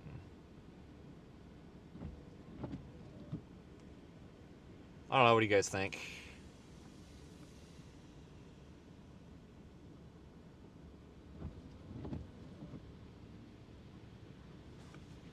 Quite a few people in here today. I guess people prefer the snow.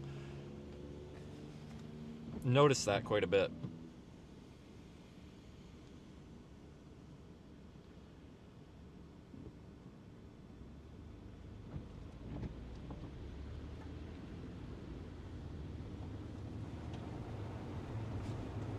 we typically do have way more viewers in the winter, so it must just be a preference. I think it's because there's always something going on. You know how like during spring and summer, like sometimes you're just like sitting and nothing's happening, and you're like, what are we even doing? I think it's because like in the winter there's something happening. I think that's what it is personally.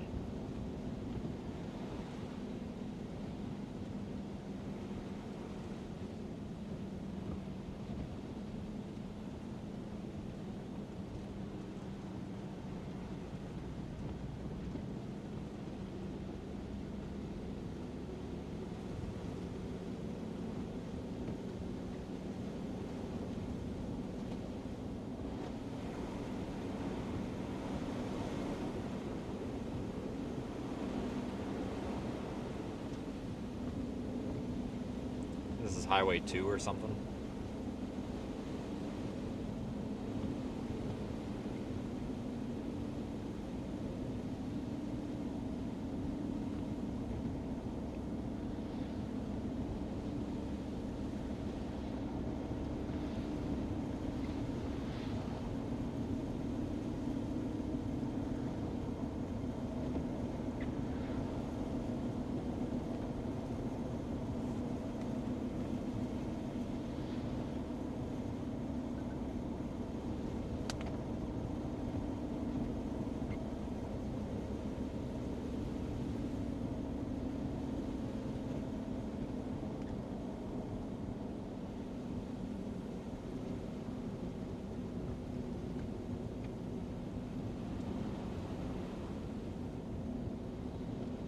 Yeah, I keep getting these comments where people are telling me that on my because you know I put the snow total maps out, and these people are just bitching. They're like, "Oh, you're making this out to somebody." That's like, guys, all I did was like how much it's gonna snow. Like, calm down. I tell you, there is an interesting group of people on Facebook right now. Not necessarily on the stream. I just mean like on the page where I post the snowfall map, and it's just this like, oh, we're not even gonna get a dusting. No, buddy, you're gonna get like 18 inches of snow, and I'm gonna laugh in your face because you're gonna come back here with your tail between your legs. Like, I don't know why these people think the meteorologists are out to get them, but trust me, the meteorologists aren't out to get you. I promise you that. Jesus criminy, it's ridiculous. Every time I look at Facebook, something new, like, oh, you're just doing this for views. No, dude, there's actually snow, and it's snowing, and there's gonna be a shit ton of snow. Like, I don't know what you want me to say. Like, if I made a snowfall map that said 1 inch of snow, then you would complain because I got it wrong. You know, I accurately predict the snow amount, and then you tell me I'm doing it for views. It's like, well, what the hell do we want us to do then? You got to make your minds up here. It can't be both. Yes, there very well could be 18 inches of snow, if not more, in some of these places. Absolutely.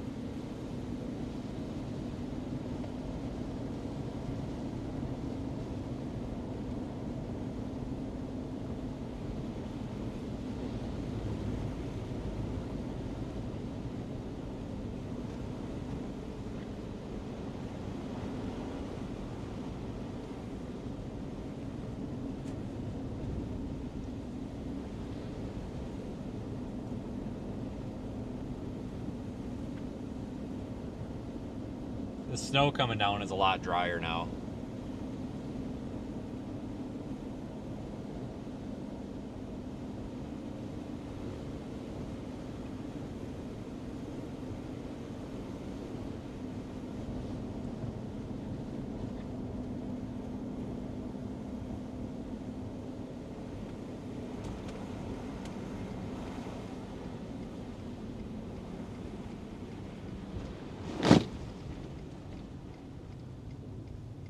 Oh, there's that van again, I think, and now he's pulled off right there again, too. No, that's a different road.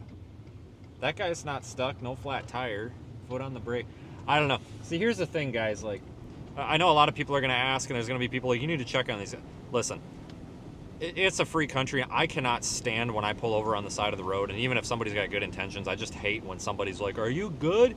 Like, the guy might be trying to pee in a cup. I mean, realistically, folks, it's very possible the guy could be trying to pee in a cup right now. Like, I choose not to stop and ask everybody if they're okay unless there is an obvious problem, like a flat tire or they're stuck. But if we drive past them for like 3 hours straight and they haven't moved, okay, that's a different story. But I'm not going to go bother everybody because I don't want to be bothered. Like, there's a lot of legit reasons to pull your vehicle over and stop, especially in the snow, you know. So, because I got a comment earlier about not stopping for that van, and just I want everybody to know that, like, it's actually not my job. I'm not employed as like roadside personnel here. Like, I actually don't have to do any of this. That doesn't, you know, I do agree that yes, I should be assisting where possible because we're out here. Yes, I agree, but it's not like I'm out here failing at my job or something. You know, I have a very good instinct of when something's wrong and when something isn't. You know, I spent many years in public safety. Like, you know, for example, just because you're parked on the side of the road, like, doesn't necessarily mean you're in distress or anything. We're in a populated area. It's not freezing. Their car's running. If we start seeing these people pull over on the road after we passed them 3 or 4 times, okay, then maybe something's wrong. But we don't want to sit here and bother everybody. Like, we want to be a service to the community. We don't want to be a nuisance to the community. And stopping and talking to every single person that has their car parked somewhere is absolutely going to be one hell of a nuisance to the community. Trust me. Like, it irritates people. It irritates me when it happens to me. So, you know, just we'll let them be, you know. But if we start seeing the same people in the same spot after we've made like 3 passes or something, then okay, maybe it's time to stop and make sure they got what they need or whatever. But I just wanted to put that out there too, because I've been criticized already. So what else is new? But same thing, like if somebody's stuck, if they've got a tow truck coming, let the tow truck get them. You know, my purpose out here when it comes to recovering vehicles from the side of the road is not to save people money. I don't care if people save money or not. And I know that sounds cold-hearted, but I'm not out here to put my vehicle at risk of getting hit so somebody can save $100. That's not my job. You know, if somebody gets stuck, and they have to pay, I would have to pay the $100 to get unstuck. You know what I'm saying? It's not my job to put myself at risk to save somebody money. So if they have a tow truck coming, the tow truck's getting them. You know, I'm sorry. Now, there's an exception to that. If they're like, yeah, the tow truck said it's going to be 3 hours. Okay, well, then I'll be like, well, you want me to pull you out? You know, but if the tow truck's giving them a 20-minute ETA and they're not in a major hurry, you know, they're not late to a big meeting or something, like, the tow truck's pulling them out, you know? And I know that's cold-hearted to some folks, but you got to understand, too, I don't have much, guys, I don't have a pot to piss in, okay? I'm begging for 25 grand so we can do our damn project here without having to cut corners. You know, I can't afford, if somebody ass packs my truck, even with insurance, I can't afford to be out of service for 4 weeks while the damn insurance gets sorted out. You know, I need a break too. And my break is me choosing my battles wisely here, right? Like, if it's a dangerous spot and they say that they've got a tow truck en route, perfect. Sounds good. If they're in if it's not a dangerous spot and they have a tow truck en route, if it is a dangerous spot, you know, and they need to get out quick or they're going to get rear-ended, well, then it's a different story. Or if they're like, we can't get a hold of a tow truck, we can't get anybody, you know, I'm late to pick my kid up from the babysitter, something like that. It's like, okay, well, I'll pull you out then. So I just want to, kind of make that clear. Like, I try to explain that. The guy that just said I was complaining, just shut up, dude. Seriously. This is not complaining. I'm literally just trying to explain to you why I do things the way I do. And I try to explain this so that people know as we go on the stream why I do things certain ways. You know, I'm not here to be a tow truck. I'm here to assist people that don't have another option while we're out here doing my job. You know what I'm saying? If that makes sense.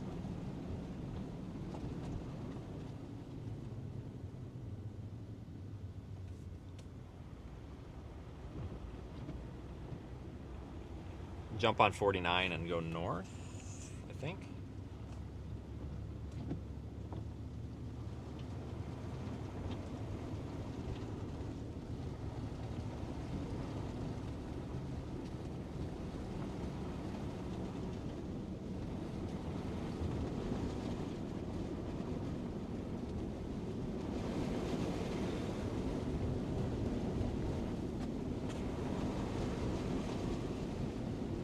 People are braver behind a keyboard, that is true. The only problem is these people, like, it spreads like wildfire. You know, they start saying, oh yeah, he's, a piece of crap, and then the internet picks it up and there's a point where it actually can hurt your business. That's why you have to stay on, like, yeah, you can ignore it, but you have to stay a little bit on top of it. And I found that the best way is to just stay one step ahead of the doorknobs, right? Like these people that are just jerks, if you can stay one step ahead of them, you know, now if somebody comes in here and is like, you abandoned that car, I can be like, well, back the stream up 20 minutes and learn why, you know what I mean? See, I'm different than a lot of storm chasers. Like, a lot of chasers have like the bro attitude and the TikTok mentality. Like, I think of myself as an adult, and I'm not out here to like show off for the camera and show off for views. I'm out here to have a good time with what I'm doing and do whatever I can along the way. I'm not.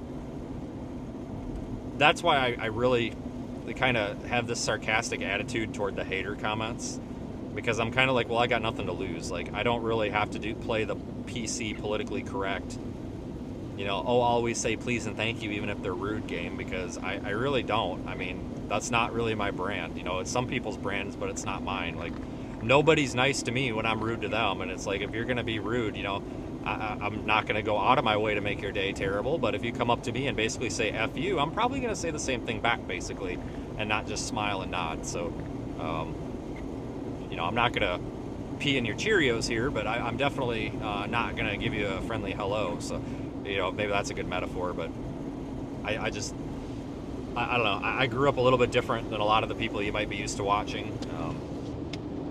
I don't know. And there's nothing wrong with other people. I'm not trying to say that. It's just, I know a lot of people I think are kind of get culture shock when they come here from other channels and they're like, what the hell? You got to understand, I am a real person, and it depends on who you're watching, but I will tell you, there's a lot of these guys out here that are not real on camera. Not saying that they all are, and I'm not going to name names or anything, and I don't want anybody to name names because chances are we're not even thinking of the same group of people. But there are a lot of people out here who are absolutely not real. You know, absolutely not, and on camera, and I am, you know, and that's kind of the difference between me and a lot of streamers in general.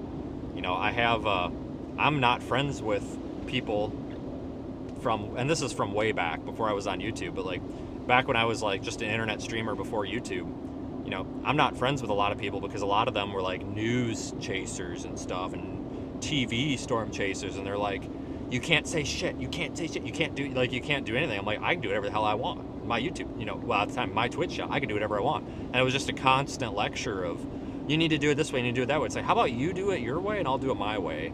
And that's why I do what I do. That's why I don't work for Ryan Hall.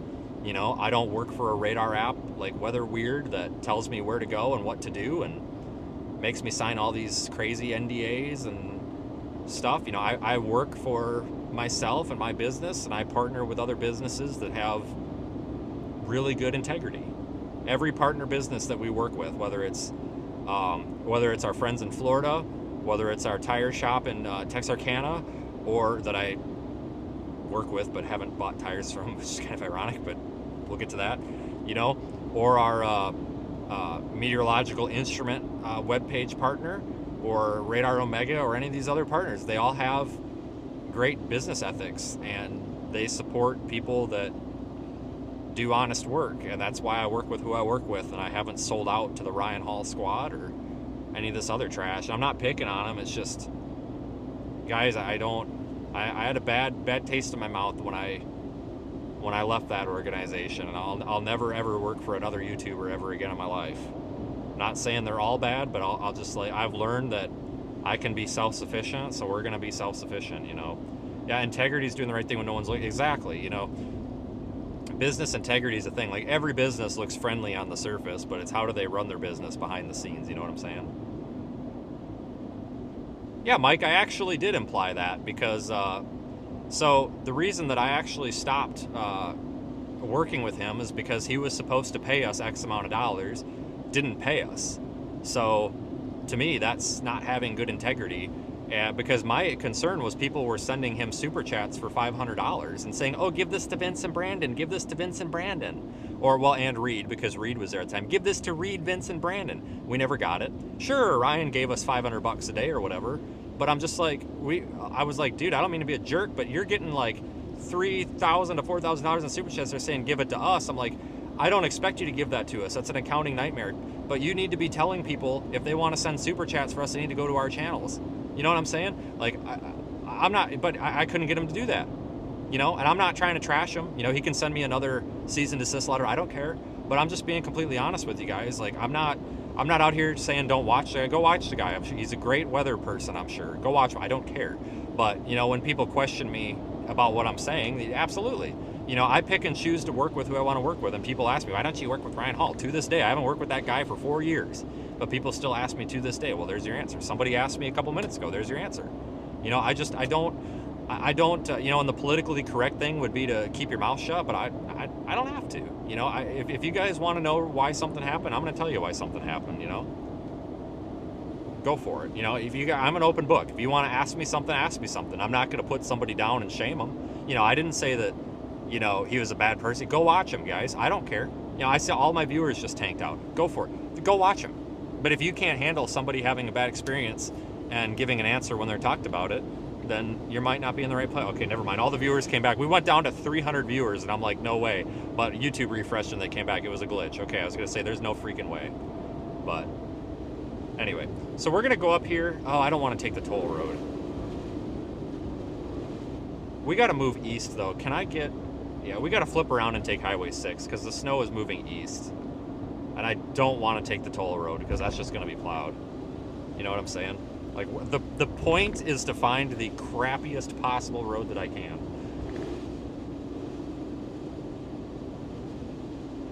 Definitely need the crappiest road we can.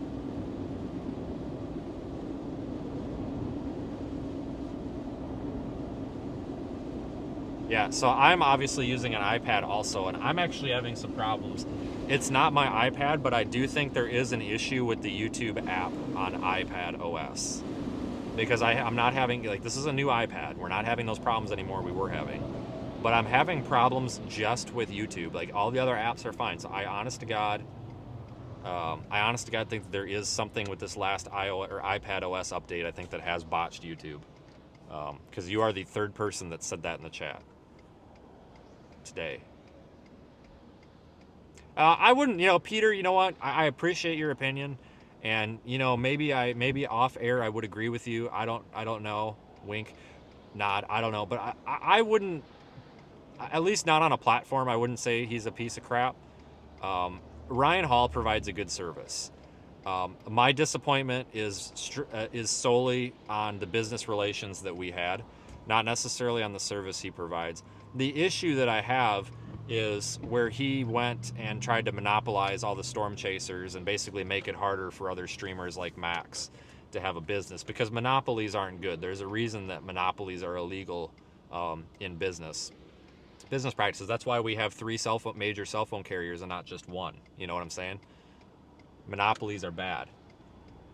Are you in my lane? I can't tell if these people are in my lane or not. You are in my lane. No, you're not. Yeah, you are. Well, dude, you could have moved over so I could have went.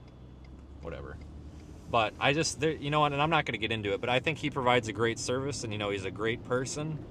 I mean that. I don't want anybody to go bully him. It's just, I'm just disappointed that we're out here doing this stuff, like locking chasers into these non-compete, well, I shouldn't say non-compete, but basically exclusivity agreements and stuff. And, and there's other severe weather brokers that have done it, so I'm not picking on Ryan. I don't want anybody to think this is me picking on Ryan, but it's just an example. Like, a lot of these streamers and brokers have tried to lock these people down into these contracts, and what's scary about it is they might only pay them $2,000 a month or $3,000 a month.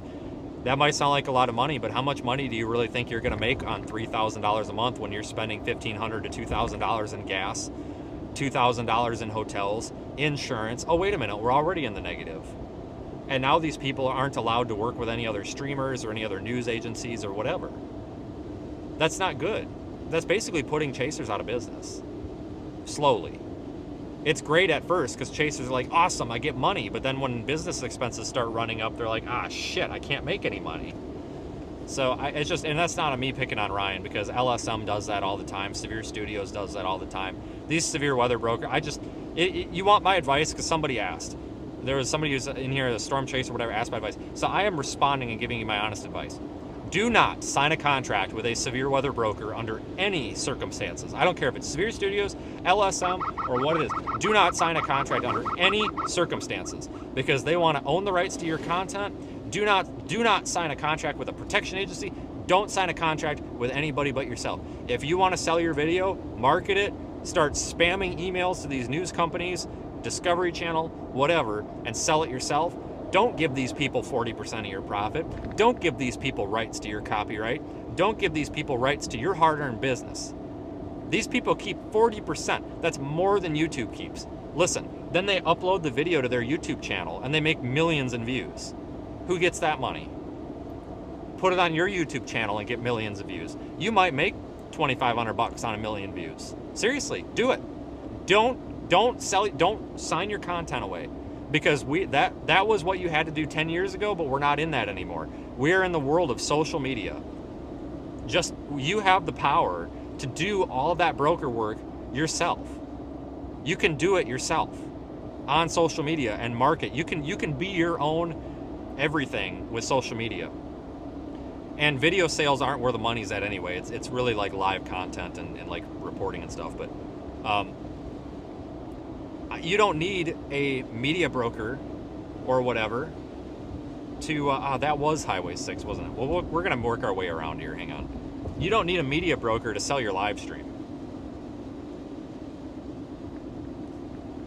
You monetize your live stream by getting views. And if you want to try to get it to some of the news channels or something, send them an email. Say, hey, I'm a storm chaser. I provide this service. This is my rate. Are you interested? Yes or no? Why piss that money down the drain to somebody else? I'm not going to say anything because I don't want people sending emails, but there is a severe weather broker that owes me a bunch of money still, that took advantage of me when I was new. When I was just getting started in this prior to 2019, they owe me a bunch of money and they took advantage of me.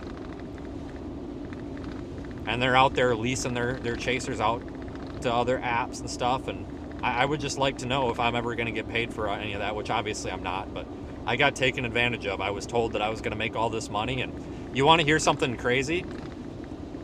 I was told, and I think it was the same year that Fox Weather launched. I was told by this broker that they had me and another guy named Corey from Oklahoma signed up for an exclusive deal with Fox Weather to be providing the video and live streaming, and it was going to be like a $50,000 a year contract for each of us. I was given a contract to sign on DocuSign from the broker. Guess what? Never got any money. Never got any updates. And I was like, well, what's going on here? About 6 months into nothing happened, I email somebody at Fox Weather, and I'm like, hey, what the hell is going on? Like, I'm starting to get suspicious. And you know what their response was? We don't even know who you're talking about. There was a conference call with some people at Fox Weather, and they're like, we don't even know what you're talking about. I was given a fake contract. Fake contract. And then paid. Part of it, I was supposed to get $1,000 up front as like a good graces, you sign the contract. And I got that $1,000, but it didn't come from no Fox Weather. That's how scammy this was. And this brokering service was just putting the videos on YouTube and just making money from it. So you can't trust people. You can't. So don't ever work for anybody else, unless you've vetted them. Okay, don't sign a contract with a broker. Don't. I'm actually not a hypocrite. So this dude got caught in the filter, said I'm a hypocrite because I work for a radar app. I actually don't work for a radar app. Radar Omega is not a payrolling company, and they don't employ me. I partner with the parent company that produces Radar Omega to do other things, and they don't pay me to talk about their app. I actually have the freedom, not that I would, but I could go stream with another radar app. I'm not going to. But I don't have... I am given freedom for my partnership, so no, please don't call me a hypocrite, and please don't insult my partners. I am not locked into a contract. I am respected as a service provider in what I do. The storm chasing in the app, that's actually a bonus. And I don't talk about this because it's not relevant, But I don't work for Radar Omega. Radar Omega is not a payrolling company. Like, it is an app that's under a parent company, because that's how this usually works, right? And I am not paid to stream in the app. I stream in the app because I want to stream in the app, and it's cool. At first I was paid back, 3-4 years ago when I started, I was paid to stream. I do other things now, folks. We have a project, Project Weatherize is a big thing. I don't get paid to stream in the app.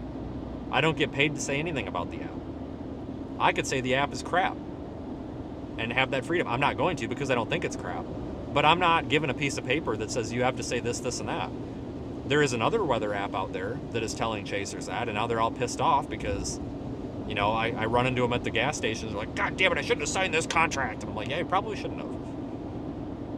And you feel bad for these people, and I'm not trying to crap on people. I'm just trying to say, honestly, if somebody's going to throw a shade comment like that at me and call me a hypocrite, I'm going to correct you. Peter County Sheriff. Was that an intentional misspelling, or was that accidental? Because I feel like that might be I feel like that might have been a joke. And if it was, it's kind of funny.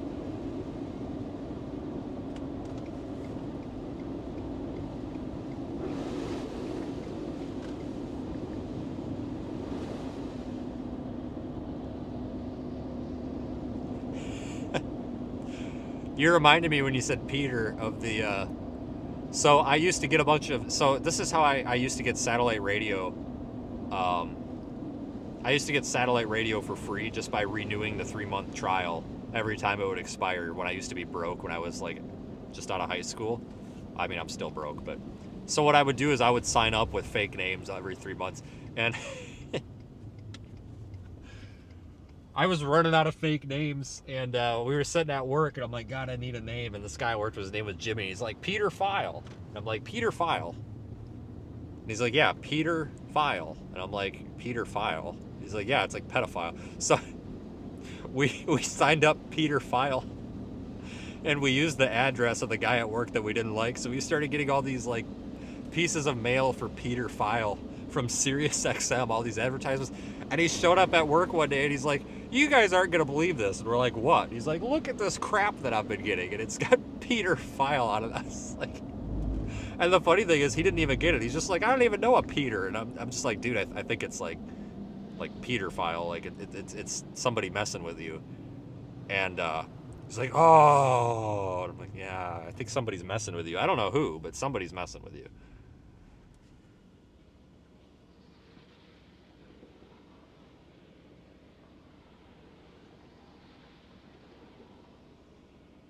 So we got to move east. The snow is quickly moving east.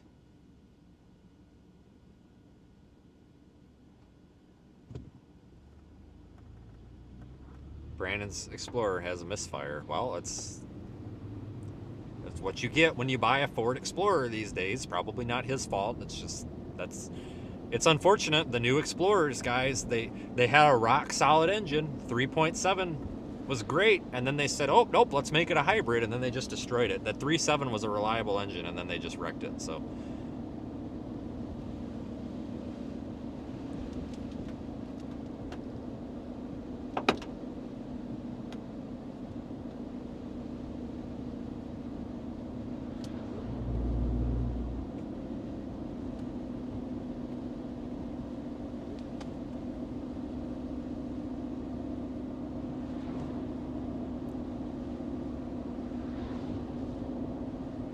I don't know. Yeah, those Explorers are.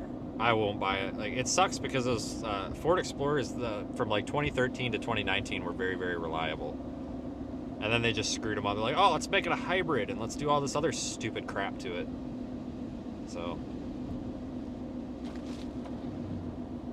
it's unfortunate because they take away a lot of the good cars. But that's every manufacturer now. It's like all the car manufacturers got together and they're like, how can we make these cars as unreliable as possible? What can we possibly do to make every consumer hate us?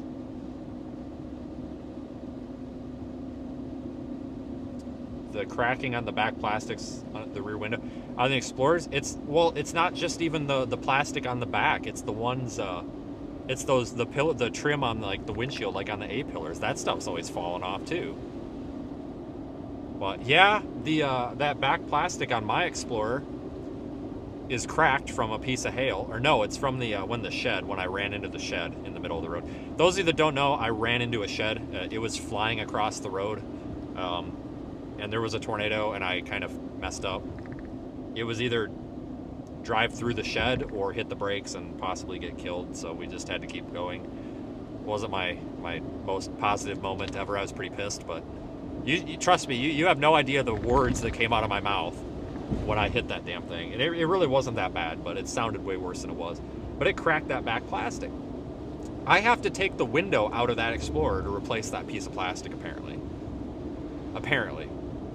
So it ain't gonna get fixed anytime soon. It's just stupid. I swear to God, they're making these people are building these cars like intentionally to frustrate us as consumers. Like, I think they're getting together and they're like, how can we possibly make consumers go bankrupt? All right, this lake effect snow band is starting to die out a little bit, guys. So we'll keep going east, but it's literally evaporating. So this might be the end of round 1. Round 2 is the big round. That's coming later. I really need food.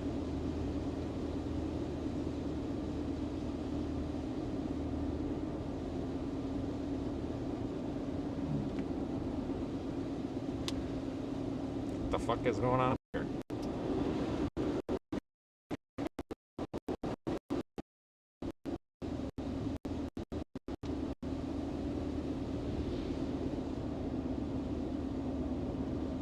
Well, somebody said he was broke down. He definitely broke down right there.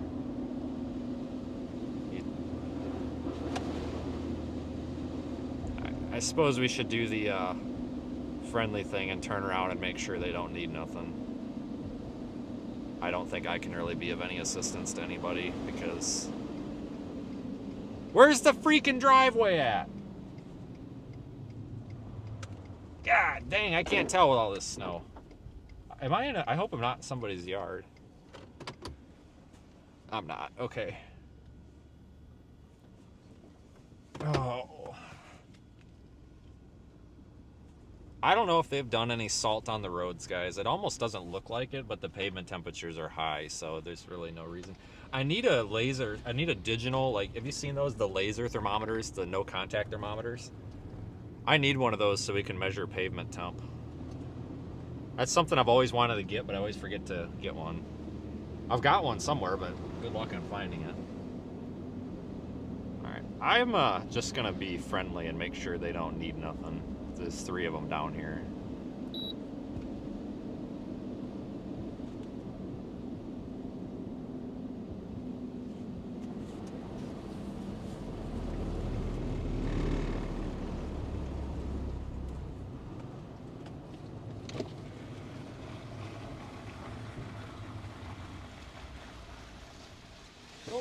You got it figured out or no? Not ideal.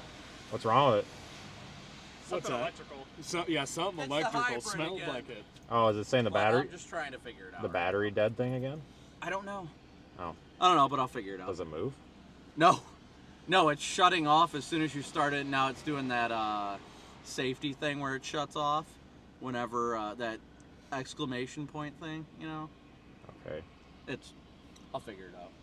Okay. I'll good let luck. you know, though. I appreciate it. All right, good luck. Yep. Oh, yeah. Wow, that sounds like a pain in the dick.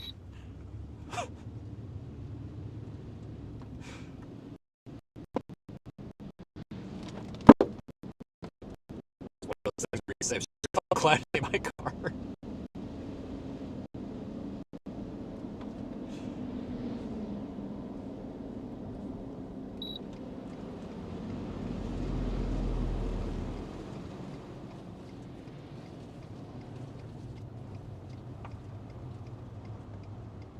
So yes, I actually am working on. I actually am, good foreshadowing there. I actually am working on something to measure road temperature and report it to our API.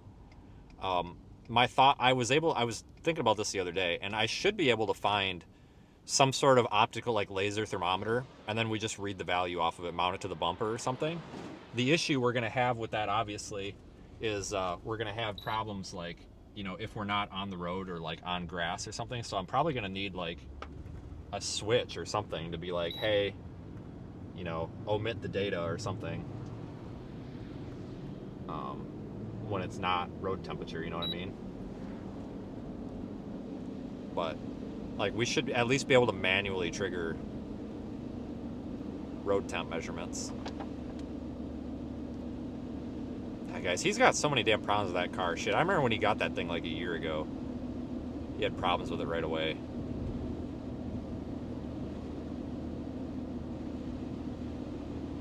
Been there, done that.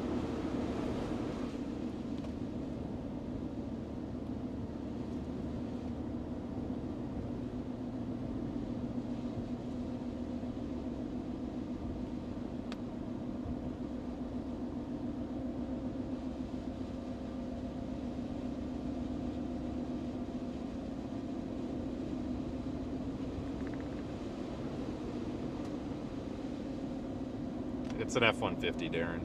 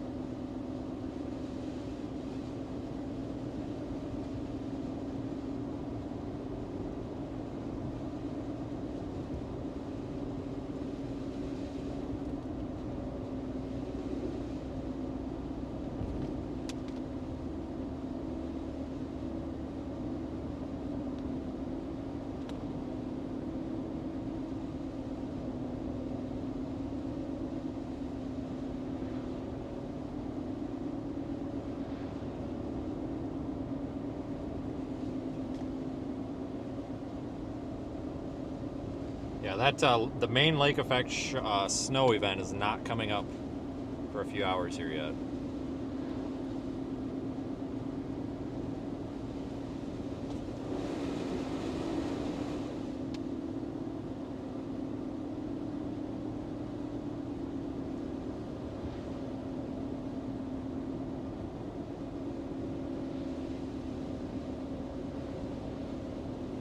This is just kind of the pre-show, and it's kind of fluff. I can't at people with the YouTube, like the mention. I can't do that in YouTube chat either. I tried to do it the other day. It doesn't work. I don't know how the hell to do it. You would think I would know how to use YouTube, but...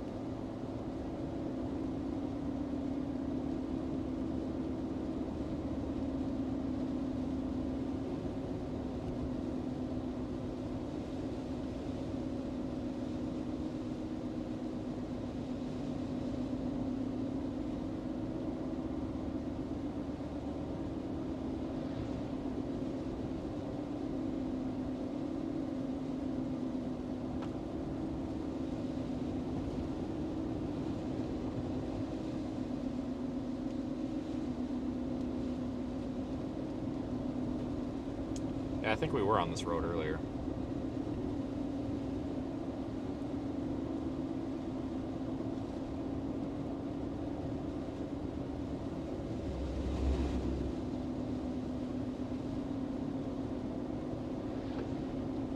And we're about to get into some snow again. See, that's what's kind of cool about this, you know, like these snow bands are so narrow. Like you go from damn near blue skies to a ton of snow all of a sudden.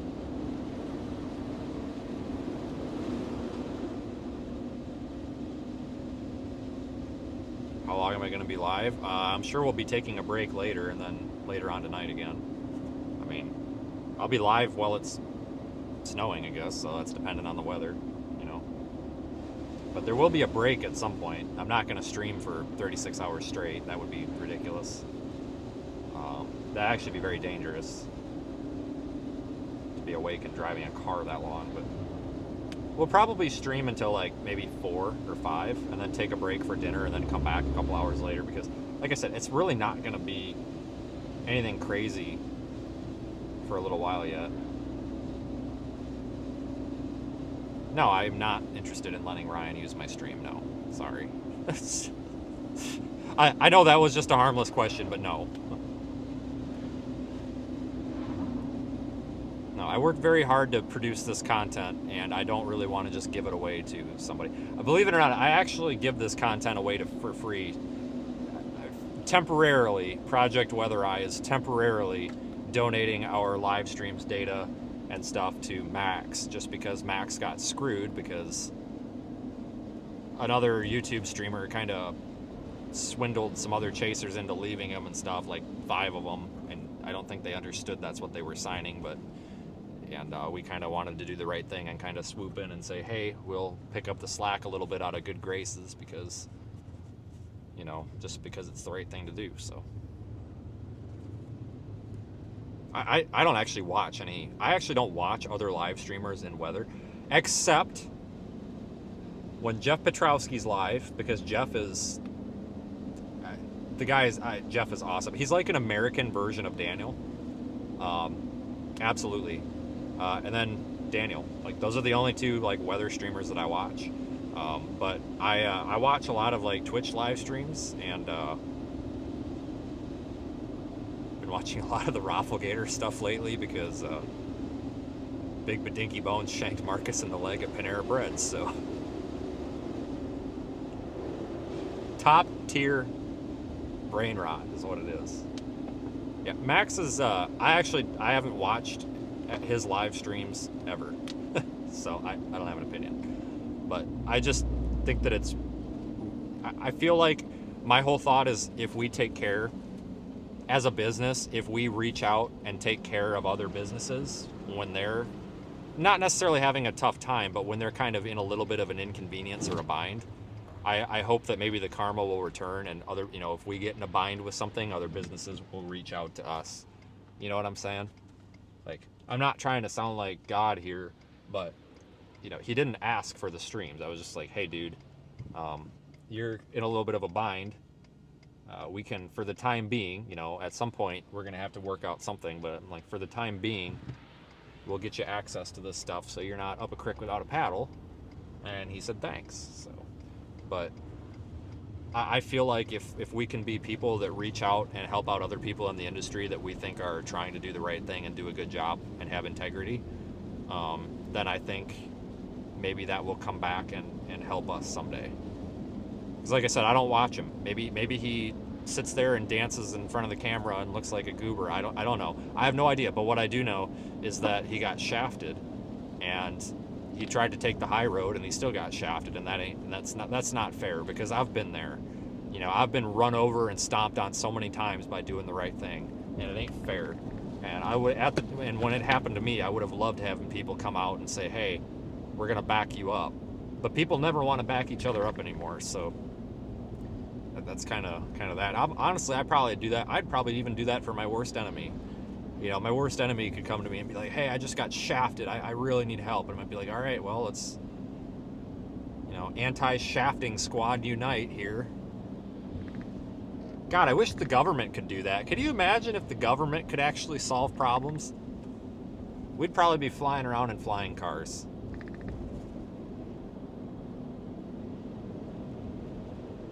Well, the reason that I'm okay too with like supporting, like, I'm not giving Max a positive or a negative review because I don't watch his stuff, because I don't have time to. But what I will say is, like, I'm pretty good at reading people, and I see genuinely, I see a younger college student age kid that's trying to get off the ground and did a really good job and then got shafted intentionally. Not by the chasers, but by the competitor. It's not the chasers, but got shafted by the competitor in kind of an unethical business thing. And I don't think that's fair. Like, when somebody works really hard and they're doing good, I believe that they should get a push forward, not a shove backwards. And that's in any industry. You see it in a lot of industries, and it's just sad That really resonated with me. Like that kind of pissed me off. Like I was pissed off. Jesus, just drove over the curb. Like I was pissed off just by learning about what was happening. Like, and I wasn't even involved, you know.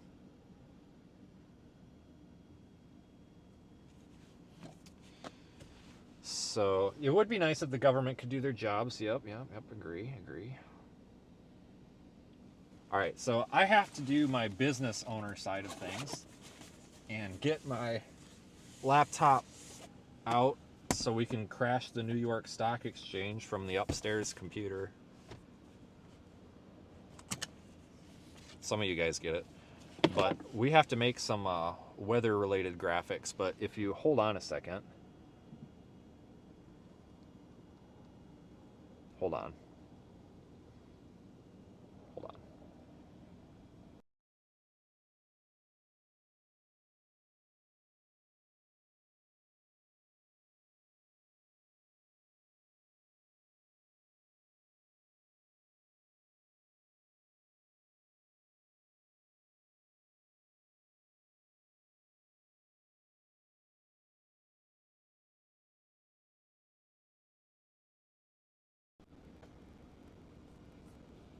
Hold on a second. My stream froze, and I don't know if it's YouTube or if I just messed it all up. And now I gotta watch an ad. Oh wow, $1 down. Cool, great. Yeah, just awesome. Oh no, it didn't freeze. It was just YouTube. Well, it did for a second. Hold on a second. My stream froze, and I don't know if it's YouTube or if I just messed it all up. No, it did get messed up. Hold on a second. I know why. Stand by.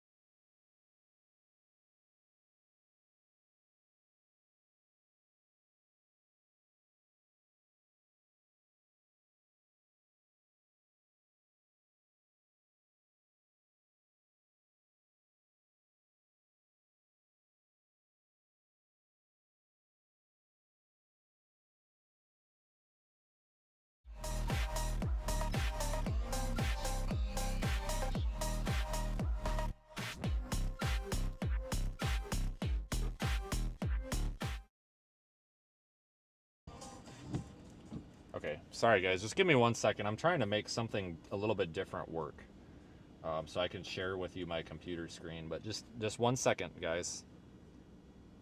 1 second. I see all the reports of the audio. Got it. Noted. I know what the problem is. I'm just trying to figure out how I fix it, because I'm trying to bring in my computer screen, but it's bringing in the in-car camera. So I see what the problem is, and I have to intentionally break it to fix it. So just bear with me 1 second. We'll be right back. We'll have it fixed in a second.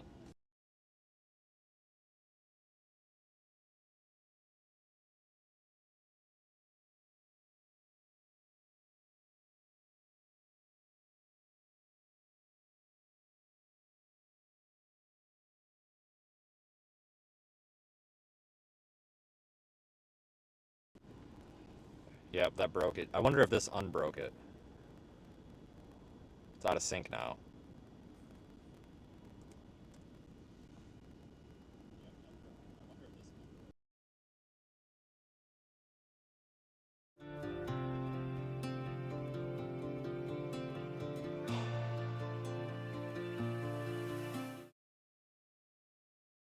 Okay, just hold on.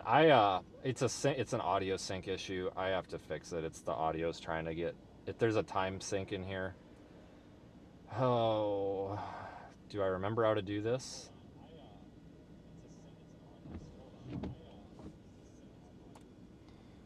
If we go to dual,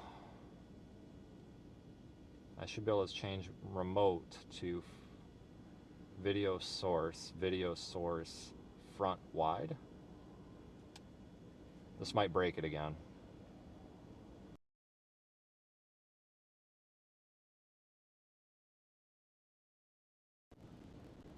All right, well, we're going to find out if that broke it.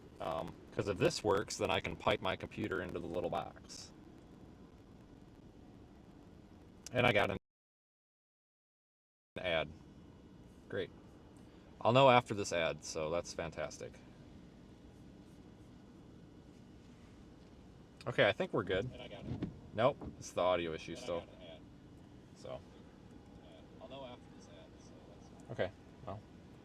Well, we just won't do that. We'll do one unit at a time here. So I guess we'll just go front facing since not a lot. I'll talk you through what I'm doing here. Appreciate all the feedback. Yes, it is having issues. I am fixing them right now as we speak. So good feedback. Appreciate that. But I got it noted, guys. I was just experimenting with something. We're good to go. All the feedback. Yes, it is having issues. There we go, and it should be synced. Yeah, we're good. Right? Yeah.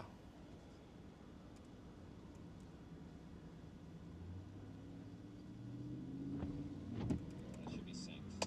Okay, good. It's synced. Great. Okay, so what do we want to do here? I need to make a quick forecast or a quick graphic here, guys. I really wanted to be able to show you, but I can't apparently.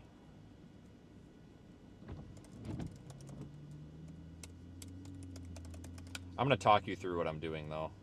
So I'm going to go to the National Weather Service websites. If you take a peek at this, well, I guess I can't, you're not going to see it, but if you go to weather.gov/ and then whatever 3-letter identifier they are, like LOT, it's like weather.gov/ LOT/winter. As long as you add the /winter, that's where you find all the snowfall maps. The National Weather Service does a very bad job of making these available. They're supposed to be on the homepage, but they never are. So if you go to the Weather Service webpage that you want /winter, that's where you get the snow maps. I have no idea why that's not on the homepage. It used to be.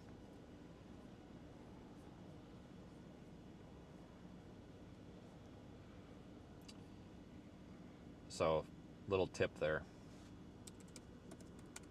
So I'm just going there to see if they've changed anything, and they haven't changed anything.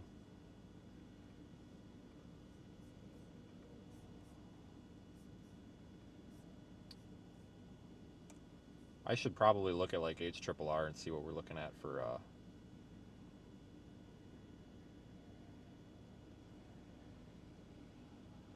what we're looking at here. We might, is this the latest radar? Yes. We might have our snow band setting up here. Or starting to set up. It's going to take a little while to get really kicking here. So I need to get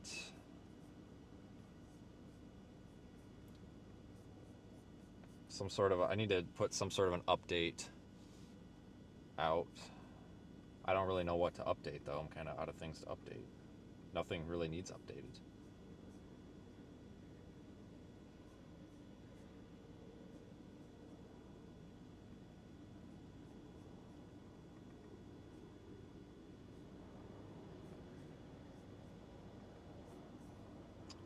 I'm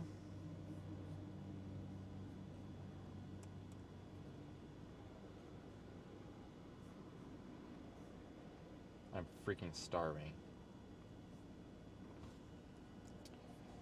Okay, let's just get a radar shot here. I'll just do a radar update. I don't know what else to do here. Like, there's no updates. Nothing's changed. But people want updates, so...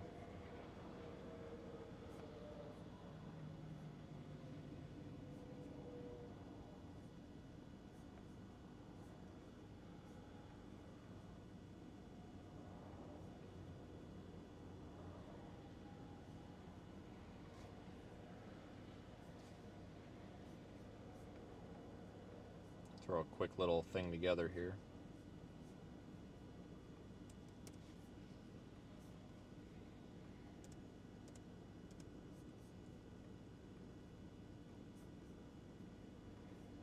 So this is the stuff I really don't have time to do when we're doing severe weather.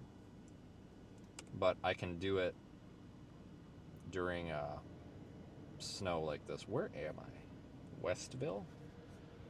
I want to make the map point correct here.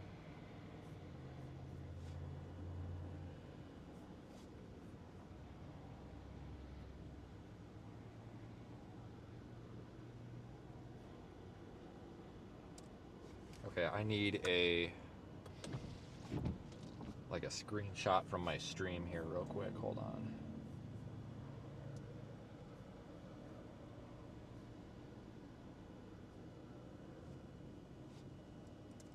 It's good enough. Just something to show people what it looks like.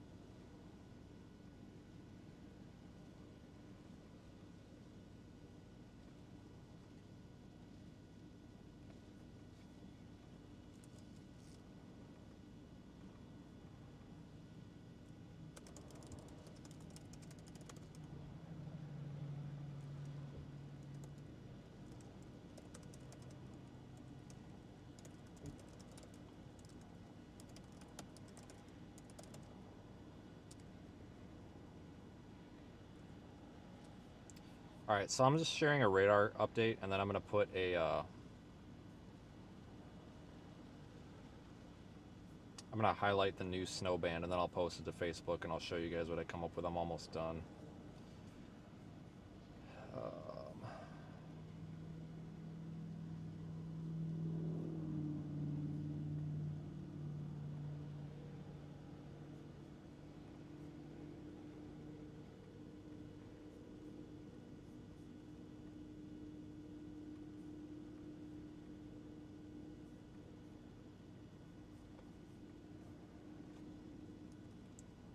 Just basically copy and paste from earlier.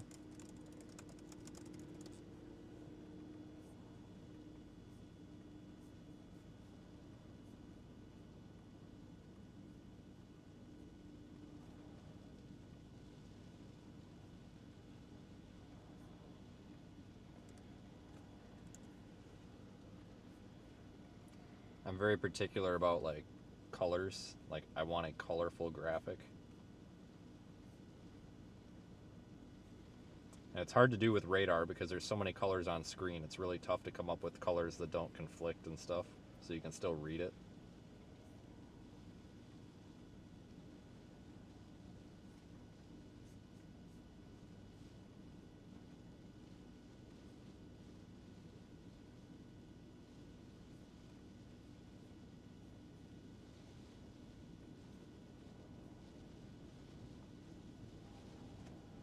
Ah, shoot. I forgot to change the time. God damn it. 12, we'll call it 12:45. Close enough.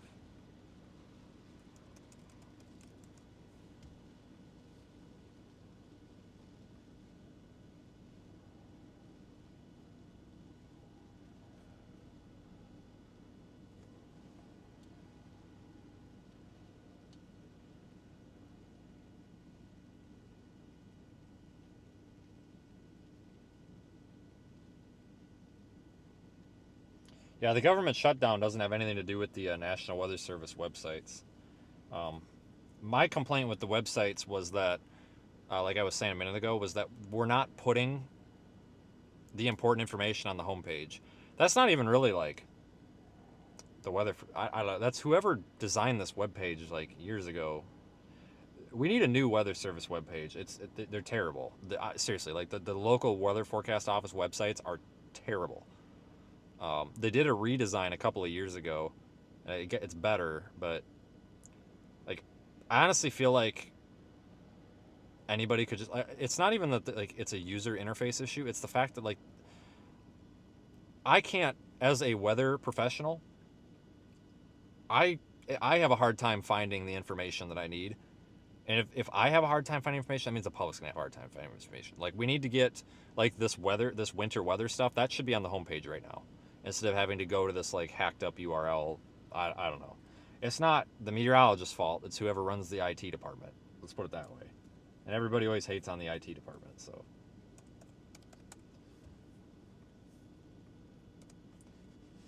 All right, there it is. I made it myself. It's better than the bomb in Australia, that's for sure. Agree on that. All right, I need a snowflake emoji.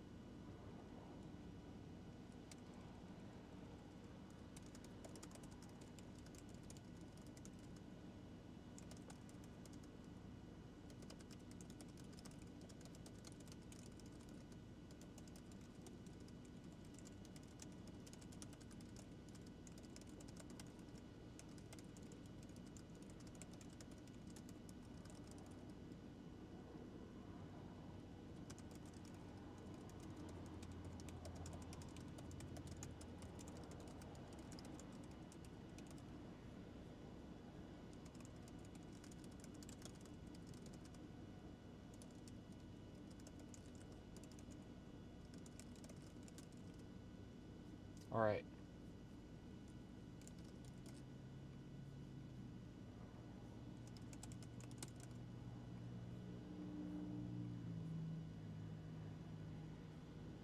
Okay, so it's on Facebook now. You should be able to see it. I made it myself.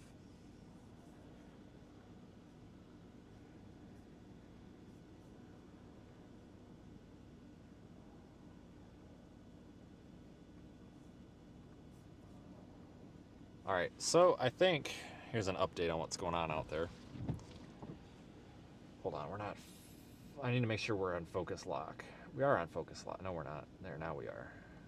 That should be focused. I think the heaviest snow will be from Michigan City and west. I think.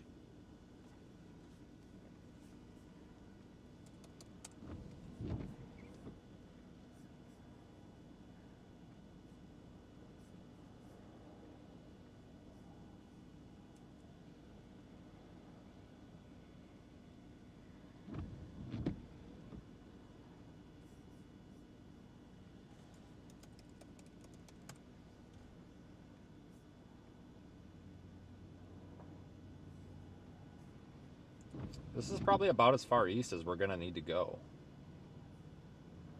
I mean, obviously we got this little snow band right here, but whoop-de-doo.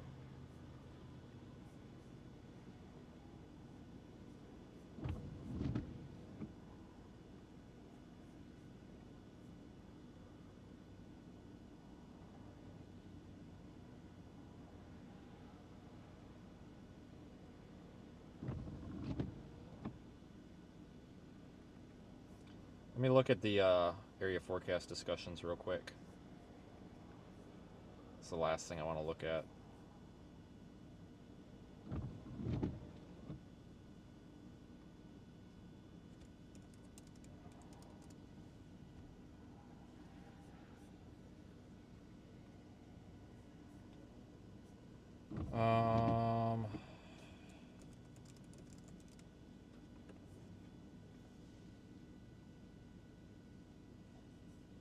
Okay, so they updated it recently. This is out of Chicago. It says a band of lake effect snow migrates eastward from northwest Indiana through early afternoon. There's a low to medium chance for about 1 to 3 inches of snow. That's mainly in northwest Indiana, inland from the lake by at least 5 to 10 miles. Period of dangerous and intense lake effect snow. That's what I'm here for, man. Danger, I guess. Is expected tonight into Monday, northeast Illinois, northwest Indiana. The peak coverage of lake effect snow should be between 12 a.m. and 10 a.m. Monday. So there you have it, guys. It's what I've been saying all along. Like, this is not the main show. Travel is not advised during periods of this. Blah, blah, blah.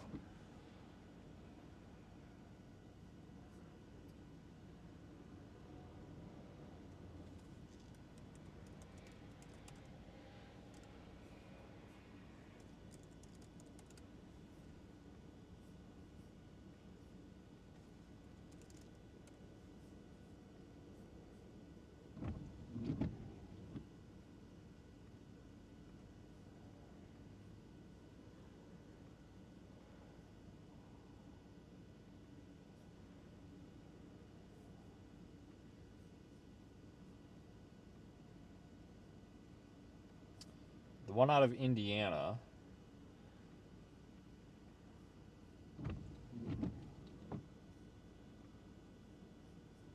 Hold on. It's the wrong one.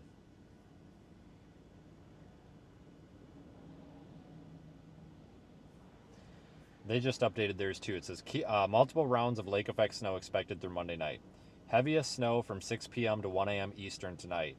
Snowfall rates could exceed 2 to 3 inches per hour by Lake Michigan. Lake effect snow level lull Monday morning. Additional accumulations expected Monday afternoon. 25 to 35 miles per hour. Oh my god. However, impressive thermodynamics could yield snowfall rates of 1 to 2 inches per hour with a quick I thought it said 2 to 5 inches per hour. I was going to say, what?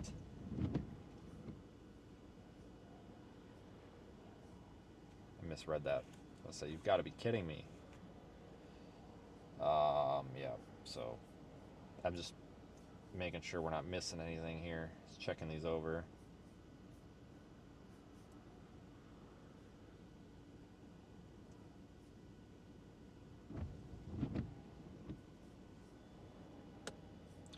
Okay, well, I think that's basically the update, guys. I think that's it.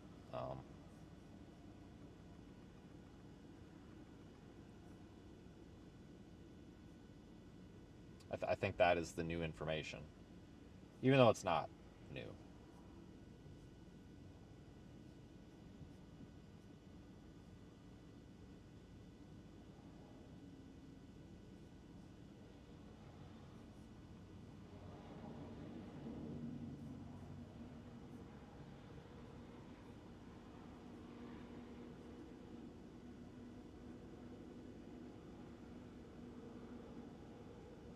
Looks like Gary is starting to get dumped on.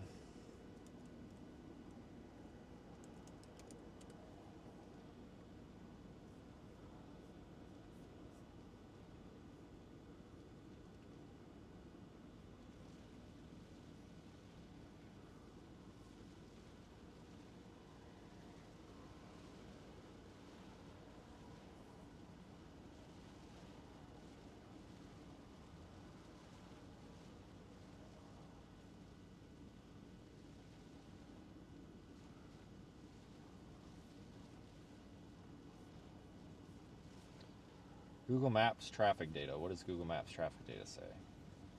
Google Maps traffic data says no problem, smooth sailing.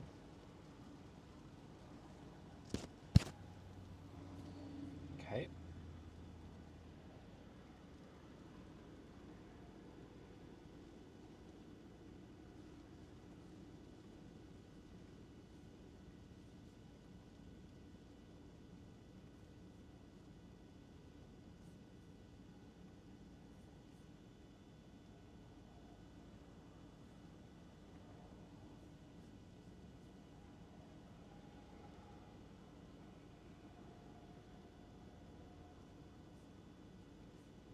Oh yeah, the HRRR. What's the HRRR say? Hold on, I'll show you guys if it's anything interesting. If it's not, now with it. HRRR says ... Oh, it's not loaded. Go 17Z.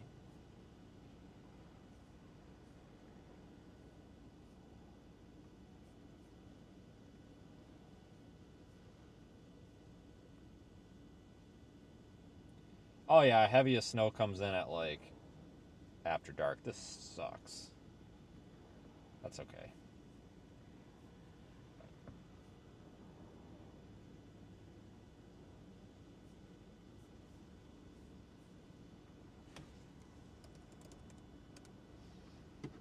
Okay, we had a special request. Somebody wants me to show you guys what the canned soup thing is about. I can do that. Stand by.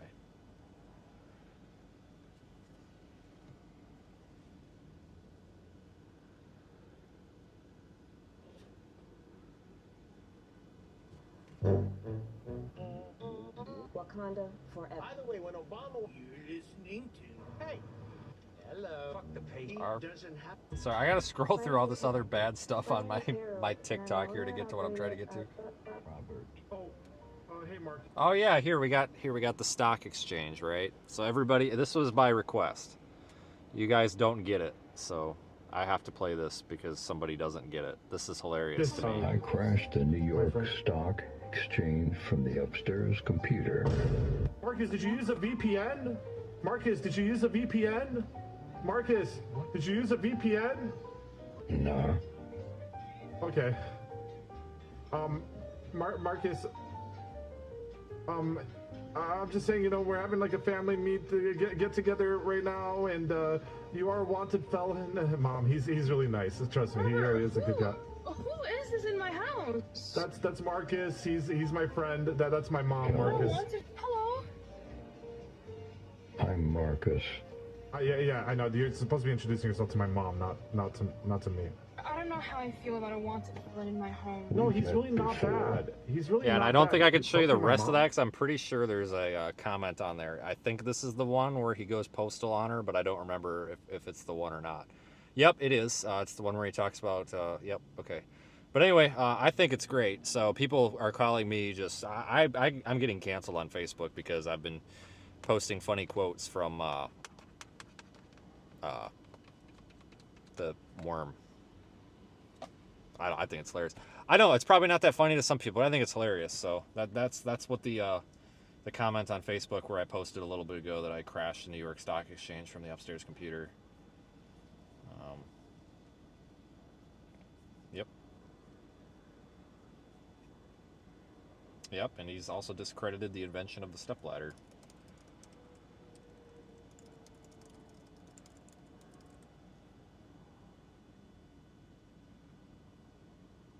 Yeah, so it's actually it's not AI. It's these two Twitch streamers. It's actually a girl that they with the VR suits and stuff that you play that VR world or whatever, and then you like choose your character, and this chick decided to be Marcus the worm.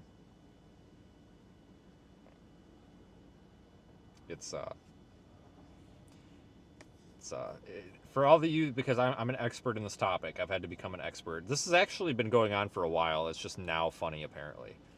But it's Spindleworm. That's the VR character. So that's So if you play VR World and you want the Marcus character, I guess you have to choose Spindleworm. So.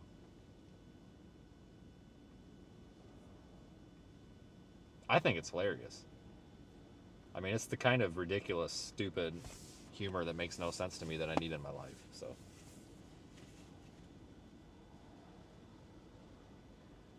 we have a lot of Marcus fans in here. What are the chances this turns into a significant event? I don't know. I think it's probably. I mean, we're probably gonna get like 15 inches of snow in Chicago, so that's gonna be a problem. I mean, I guess you be the judge. I mean, if you're used to snow, it's probably not a big deal, but. Yeah, anyway, so I think I've gotten just a fantastic response from the Marcus quotes. I mean, I think it's hilarious. I mean, I've just been capitalizing off it, guys. I got, what was it, like 200,000 views on a Facebook post where I said that we were still looking for Jimbo James. So, Jimbo James, if you haven't been following, Jimbo James got taken by the Sinaloa cartel. I don't know if they found him or not. But last I knew, they were still looking. Now you got to remember, a lot of these things you're seeing on Facebook, they're out of order. Like, you can actually go watch this live. Like, this is a live stream. Like, and I know it just sounds like total brain rot. But you know how it's like South Park and like Family Guy. You know how like they're cartoons and like they're stupid, but they're funny to adults for some reason. Like, that's kind of what this is, and I kind of relate to some of it, but it's like, it's nothing terribly inappropriate. I mean, they do talk about Marcus killing the guy's mom because of the cartel accidental, but it was an accident, so it's okay. But yeah, I mean, shit, he's discredited the invention of the stepladder most recently. So I might be wrong on this, but I think the Twitch streamer, like I said, it's a girl, like in California or Canada or something, but it's a girl, and I don't know, don't quote me on this, but through the grapevine, from what I've gathered, I think she's a mute. Like, I don't think she talks, and hence the text-to-speech voice for Marcus. That's why it's the only one that has that. It's not AI. It's these people actually playing the VR game, and they're live streaming it, and it's just hilarious. They've been doing it for quite a while. It's just now made TikTok. Because I actually found this, like, God, it'd be a month or two ago, I think. But it's actually pretty funny. I don't know. But yeah, if you actually go watch the live streams, it's pretty entertaining. But that's why there's always a slow response. And it's almost like talking to a computer. It's because somebody's literally typing what it's supposed to say. But yeah, I mean, I don't know. Maybe we need to... I don't game or do any of that stuff. I don't know how any of that works. I had a Wii when I was like 12 years old, and I played Wii bowling on it. That's the most gaming I've ever done.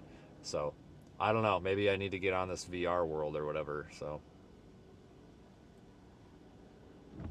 I am amazed by how many people get it now. Jofa, yeah, that's who it is. I don't know if she's actually, and if she's not, I apologize. But like, I've been trying to figure out who this person is behind this fantastic thing, and anytime I'm in some other Twitch live stream, I'm like, hey, what's the story? And like, everybody's like, she's a mute, and I'm like, okay, well, that doesn't explain why she's a worm, but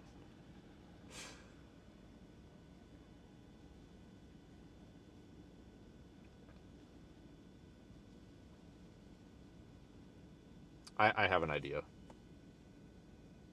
Let's ask Rock. I'm sure she's about to tell us unhinged.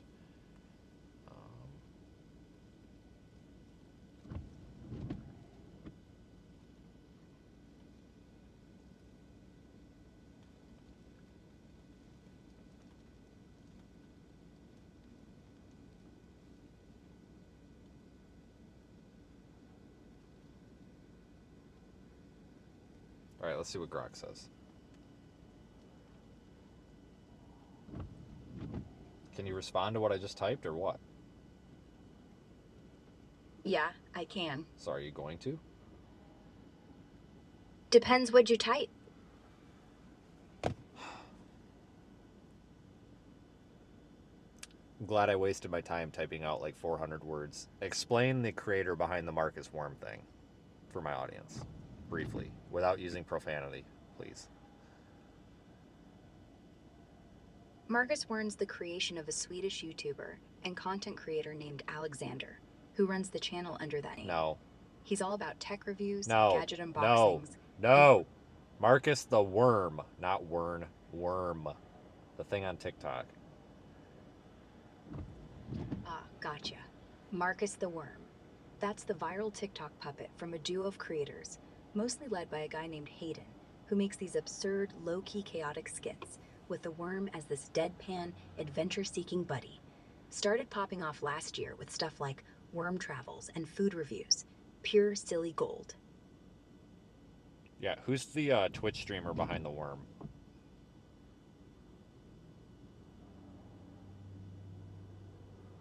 Oh, that's Jufa.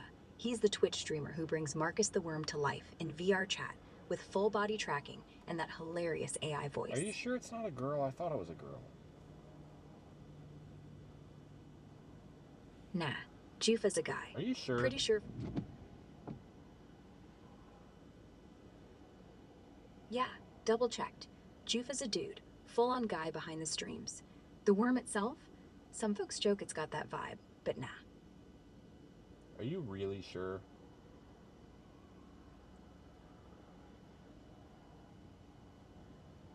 Yeah, I'm sure. Joof is a guy, no doubt All right. from the Well, streams and community chat. I'm gonna find this guy and I'm gonna tell him Whoa. that you said that. Okay, fine. Knock yourself out. Just say hi from Ara. Oh, apparently that's her name now. I swear to God, I thought it was a girl.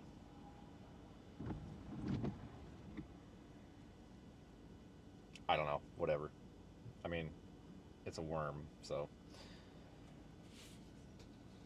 Yeah. Okay. So it's not a dude. Okay, that's what I thought.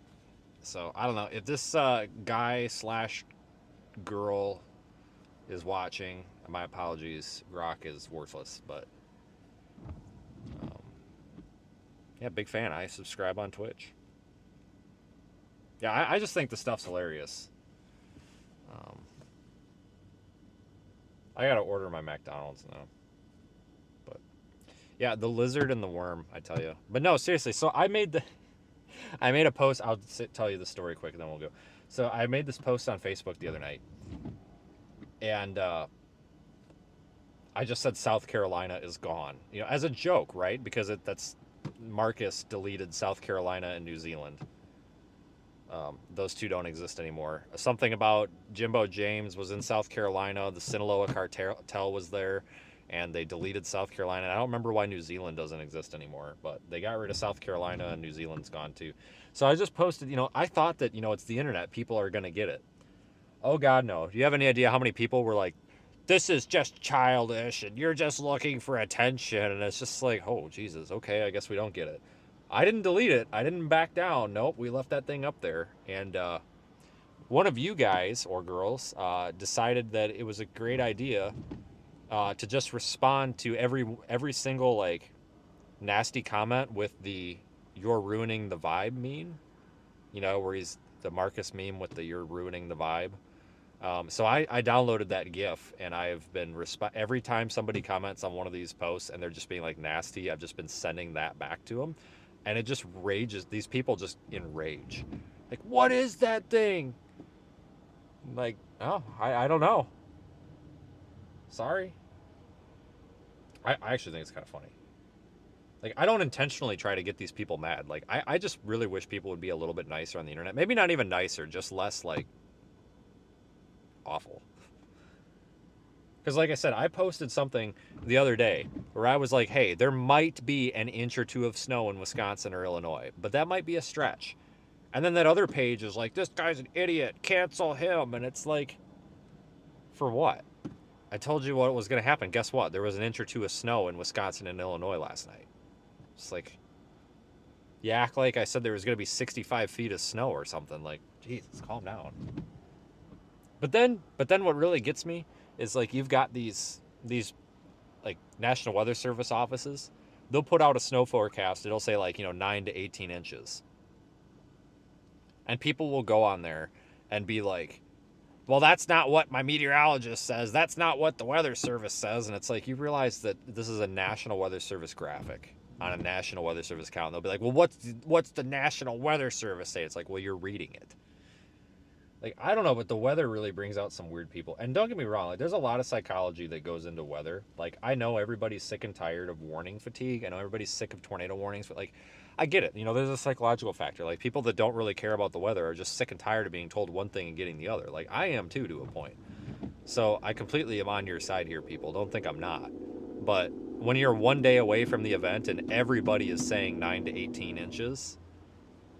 there's no need to go on everybody's post and be like, it's not happening, because everybody's come to the same conclusion. Chances are it's probably, reasonable. I guarantee you guys, there is nobody out here controlling the weather to make you have a miserable day or none of that. I promise.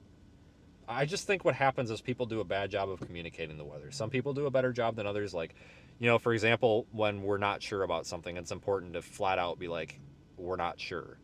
That way people know what to expect, instead of being like, oh, hey, there's a chance of tornadoes. Be like, okay, you know, we have a level 2 out of 5 risk for tornadoes, but there might only be 1 or 2, and if there are some, they'd be over here. Like, that's more reasonable than just, hey, there's a chance for tornadoes, because when people hear a chance for tornadoes, they think like F5 wedge tornadoes coming to town, you know, whereas if you give them a reasonable expectation, then they're more likely to listen to you.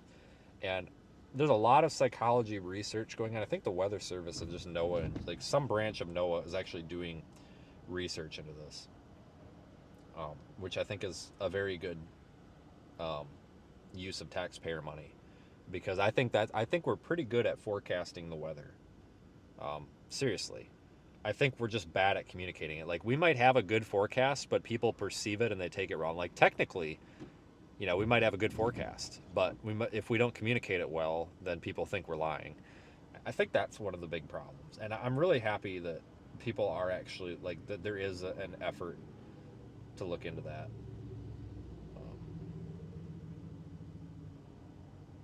I'm just trying to find the chicken nuggets in the app right now, guys. That's all I'm trying to do. I'm not having any luck here. I don't know what's going on. McDonald's has the worst app I've ever used. Okay, no ketchup, no mustard, whatever. No diced onion, no pickle. Extra salt so it dries out the cheeseburger so it's not all nasty. You got to sterilize the food poisoning that's inevitable.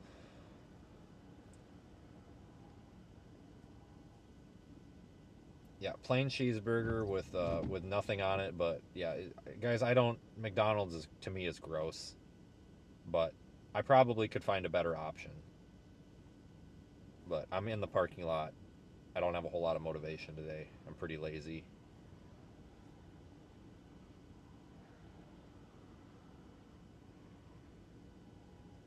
Snow is a tough thing. It is. It's really tough with this lake effect stuff too. But the good news is, though, people that actually live in these lake effect snow areas, I've noticed that they're always very receptive and very reasonable. Like, just from being in the communities and stuff, like, these people are never nasty. Like, they know, they get it. They know how difficult it is to forecast this stuff. And they're usually quite understanding of mishaps with the forecast. Like, they get it, you know, they'll be, you know, they always make comments like, oh, we're in the 1 inch zone. Yeah, we'll probably get a foot, you know, which happens, you know, and it's no fault of anybody. Yeah, I've got a 25% off canned soup. I need to find the nearest Walgreens. I actually took that post down this morning because I'm going to save it because I've got a plan. But I made a post where I said I'm looking for the nearest Walgreens. Maybe it was last night. And there was a bunch of people that were like, where are you? What city? I can give you directions. And it was just like totally going over everybody's head. And I'm just like, oh man. Like, I appreciate that there's people out there that are just like, yeah, let's help this guy find the Walgreens. But I don't know if Walgreens sells canned soup. I mean, Marcus says that they do, so.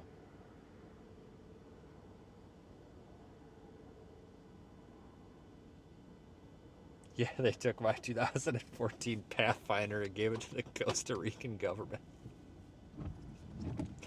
What's funny is there's a bunch. So apparently, the reason I like Facebook better is because here's what's funny. Like, on Twitter, a lot of the storm chasers are really nasty and really mean. Not all of them. Definitely not all of them. There's just a huge collection of them over there that's like super mean.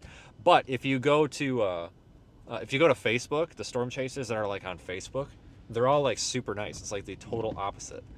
And it's all the Arizona storm chasers. And I say that because they're like, there's just like so many of these chasers from Arizona, and they all drive the same car. Like, they all drive like a freaking green 4Runner. But all the damn Arizona storm chasers are like, oh my God, it's Marcus. We love Marcus. And I'm just like, heck yes. And now, like, it's not just me. I've got other people doing the same crap that I'm doing, and people are starting to get really suspicious of what the hell's going on. I think it's funny. So, like, it's not just me doing it now. Thanks for the snow. Well, you're welcome. I didn't bring it here, though. Yeah, the 1 to 15 inches in Chicago. I kind of laughed at that. I mean, doing the best I can, but that's kind of funny. You guys want to go in with me?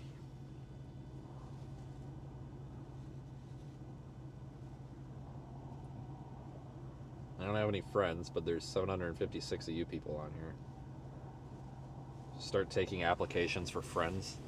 I don't think anybody wants to be my friend. I'm not very... No, I take that back. I actually am pretty fun. I just... No, I take that back. I'm pretty fun. Anyway, hold on 1 second.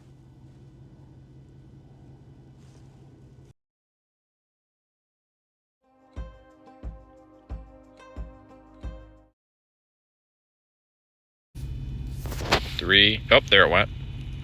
All right, did it work? Come on. Got all day here. Oh, it went. Do we have audio? All right, did it Great. Work? Oh, about took my door clean off. Oh my God, this sucks.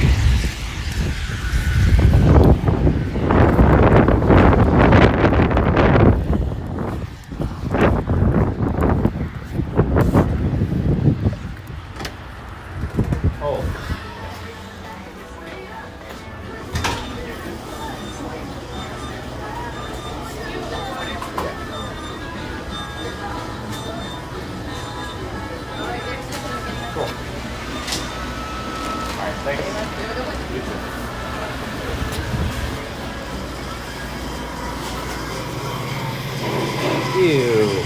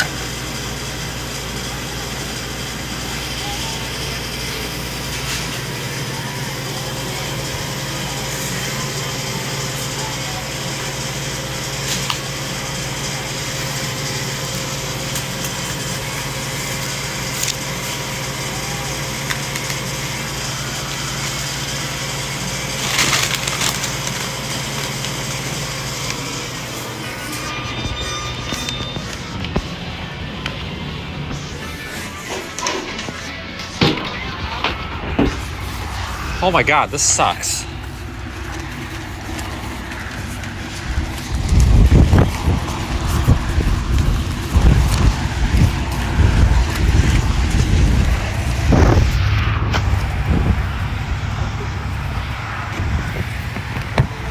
Ah!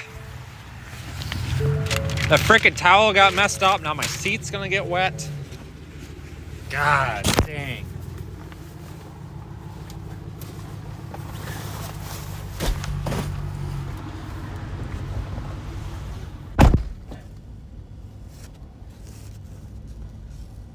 I got ice. Are you blind? You gotta be blind, dude. I totally got ice. You saw it. Oh my God.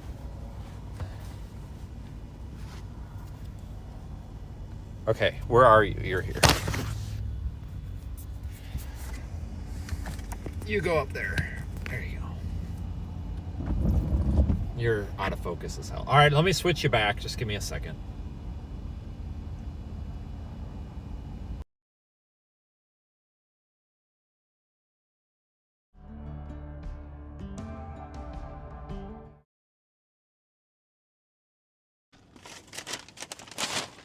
All right, are we back? I think we're back.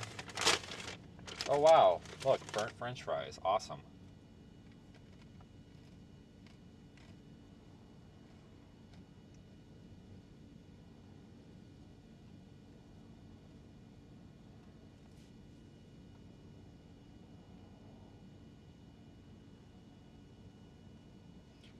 Well, I don't know if we want to go east for this thing or if we want to go west or what here.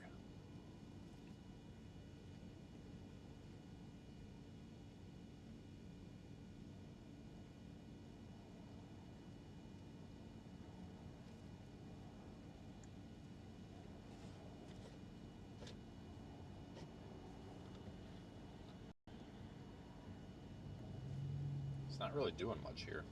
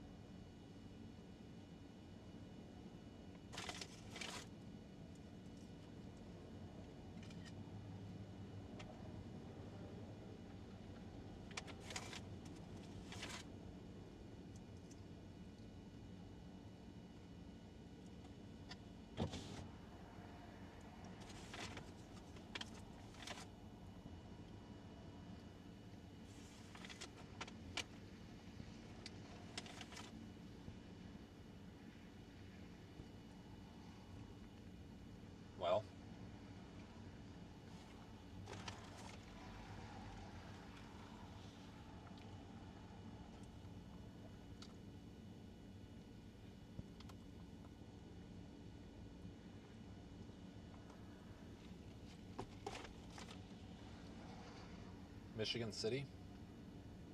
Yeah, Michigan City, I think, is going to be like the eastern extent of the really heavy stuff.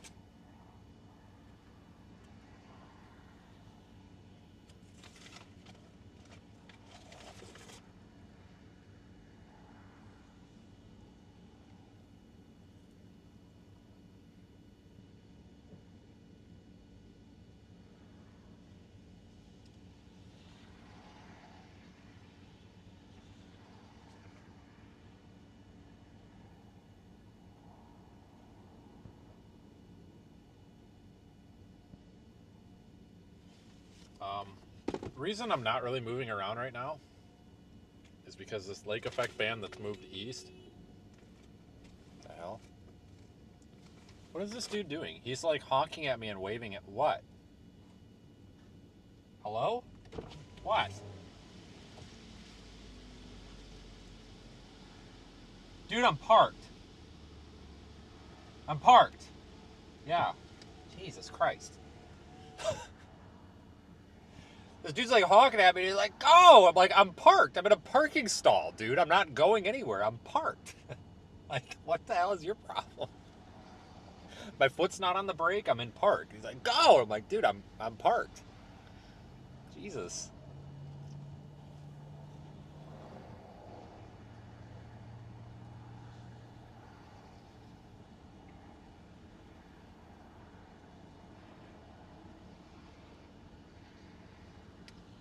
Douglas says he subscribed because he watched me all summer and I didn't ask one time for likes or ask people to subscribe. You appreciate So the reason I don't do the whole like and subscribe thing is because I have this like annoyance of when imagine you open YouTube, right? You've never made toast before in your life, but you want to learn how to make toast. And you're freaking hungry and you need to know how to make toast right now. So you YouTube, how to make toast. You see a 2-minute video and you're like, perfect. I'm going to learn how to make toast. The first 1 minute and 45 seconds of the video is, hey guys, welcome back to the channel. Be sure to like and subscribe. And then the last 15 seconds, they just go put the bread in the toaster and push the button. That stuff drives me nuts. Like, to me, it's worse than an ad. So I do try to remind people to subscribe and like, but I try to do it so it's not super annoying. That's why I hate having to solicit money here for the fundraiser, because it's annoying. But that's why instead of reminding people all the time, I try to do once or twice a stream where we just talk about it for 15 minutes. So it's not every 10 freaking seconds. But yeah, no, I get it, man. That's exactly why I don't do it. I hate that. But it's sad though that you almost have to do it to get the algorithm to work. They really need to tweak the algorithm a little bit here with what it tries to display on the homepage and have it be less dependent on user input, like clicking the like button and stuff, and be more dependent on watch time. Are people actually watching? You know what I mean? Because if people are watching, then that means obviously it's interesting. So.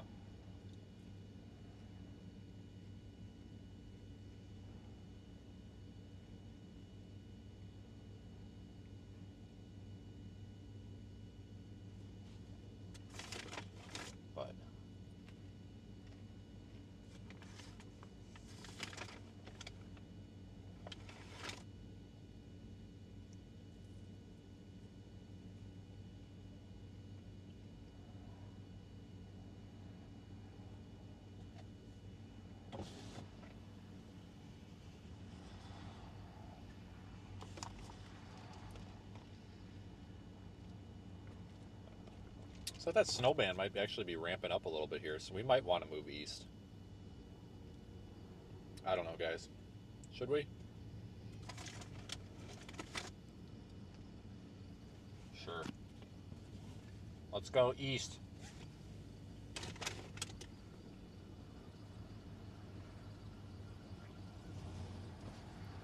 Oh my god, now we've got the frickin' rodeo behind us here. Got this dude and his brodozer. Man, that's a turd sandwich if I've ever seen one. Probably his plow truck. Let's see if we can back up without hitting anybody here. We got the whole frickin' parade now. Good thing we got here when we did.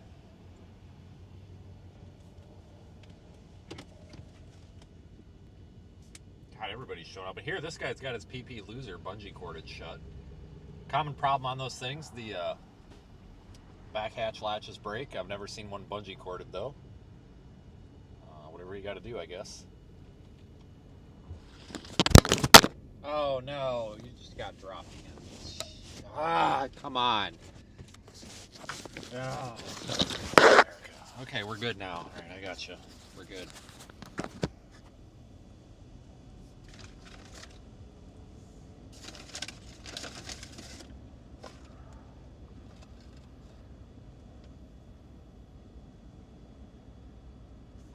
Oh, the hell they didn't.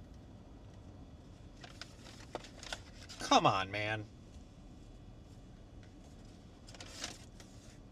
I got 3 chicken nuggets. That's it. 3 chicken nuggets. It's a 4-piece. They're not in here. They're not in the bag. I got gypped a chicken nugget again. Come on, man. God dang, that's the second time that's happened this year. Like, it's not in the bag. I don't know if it was intentional or not. I mean, maybe it fell out when they were putting it in the bag, but it's like, come on.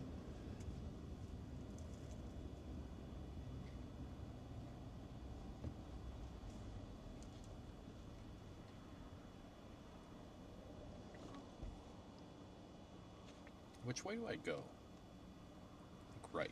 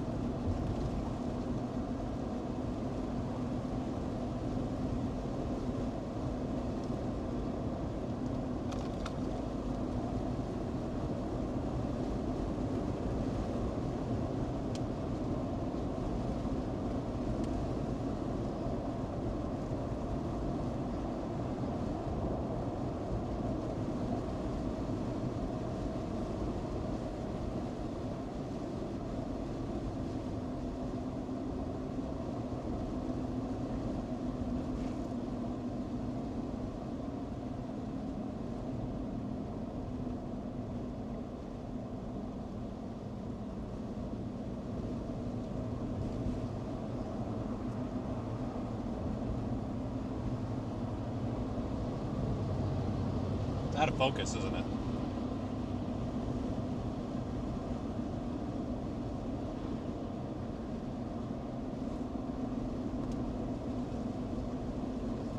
That should be better.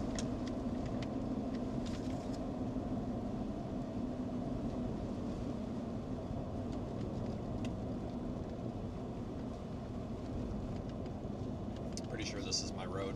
Yeah, this is 2.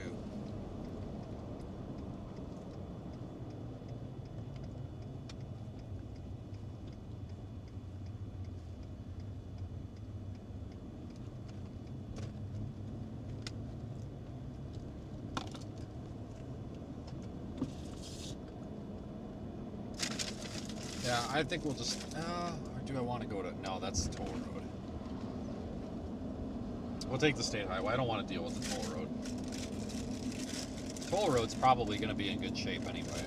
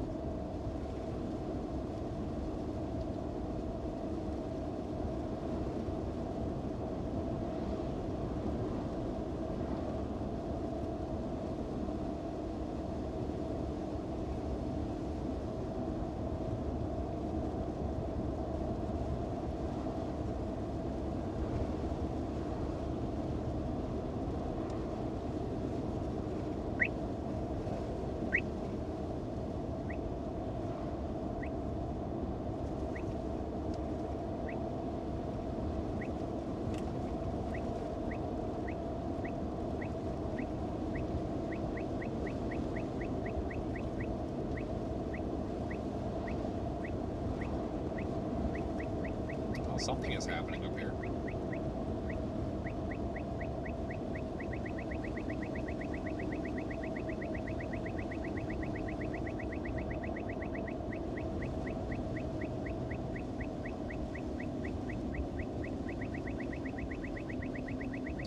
Car in the ditch.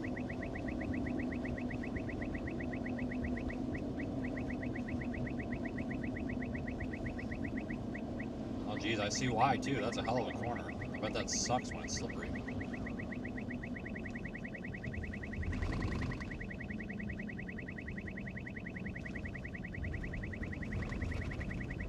Yeah, I see how someone would do that.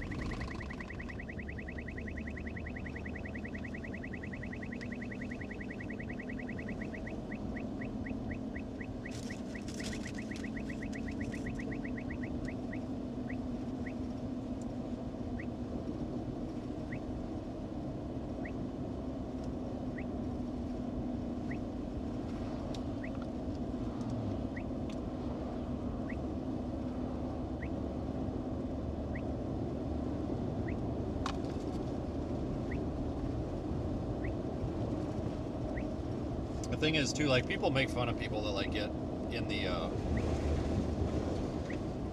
that end up in the weeds all the time. Honestly, folks, it don't take much to end up in the weeds, so you can't, like, make fun of these people unless you got a reason to. Because a lot of times these people just think that the road is one place and the road is not, and they end up, they're not driving on the road, they're on the edge.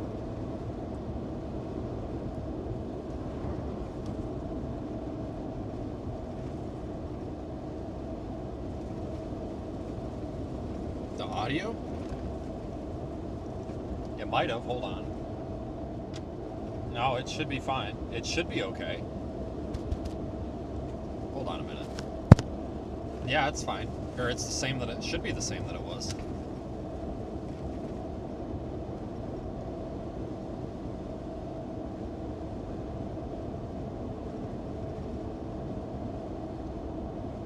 Yeah, sometimes it changes. Sometimes it selects the built-in microphone, even when I don't have the wireless one selected. So I double checked because sometimes that actually does that. I don't know why it does that.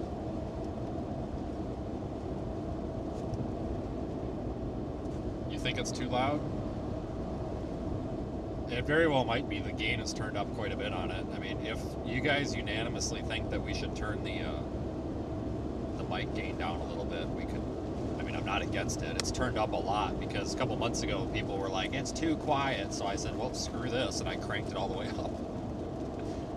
So I'm not against adjusting it here, folks. Like, if we need to make some adjustments, we can adjust it. I will. We'll do it when I stop again. But if we want to make adjustments, I'm here for it. So.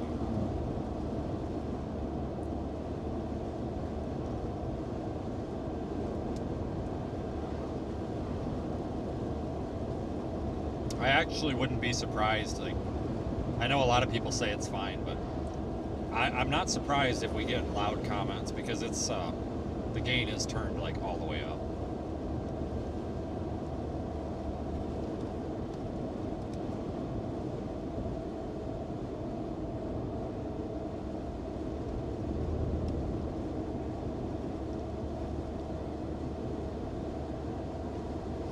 We're in the snow band again. It is snowing. It's hard to tell, but it's snowing.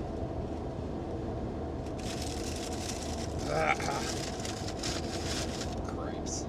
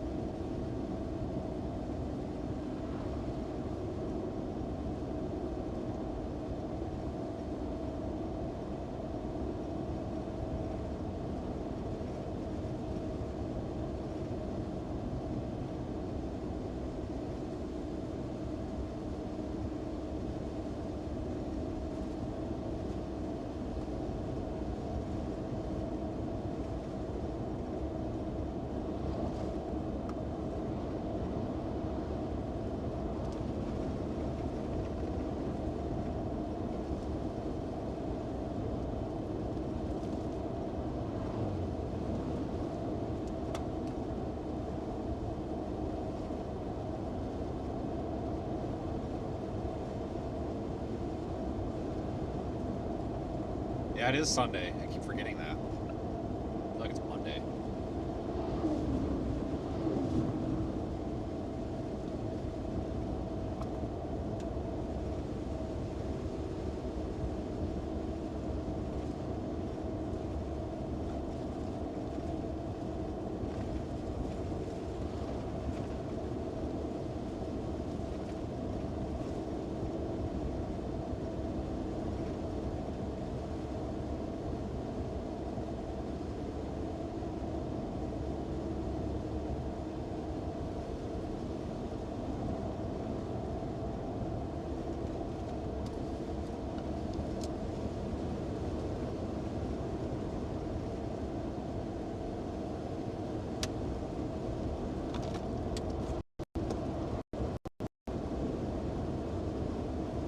Yeah, this is the same snow band we were in earlier, but it really kind of crapped out there for a bit, but it's kind of coming back to life.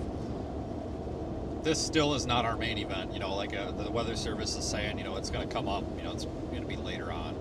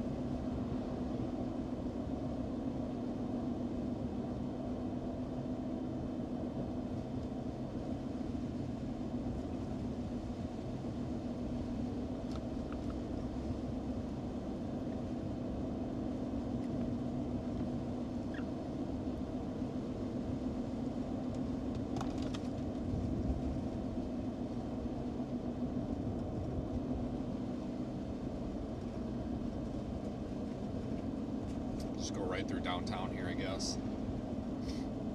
Stay on this road, I think. Turn your headlights on and use your blinker. It ain't that hard, cripes.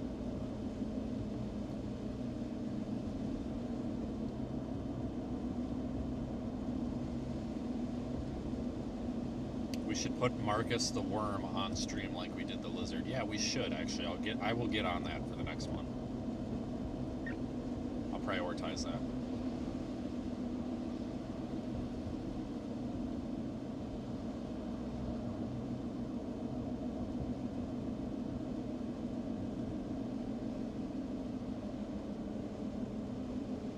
And here we have,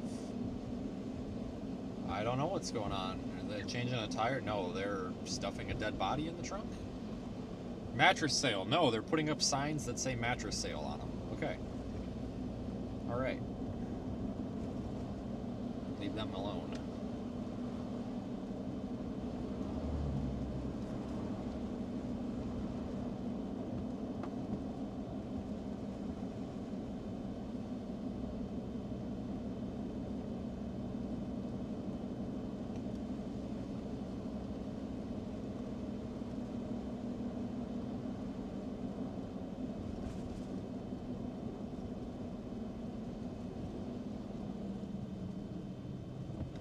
Made it. That was yellow.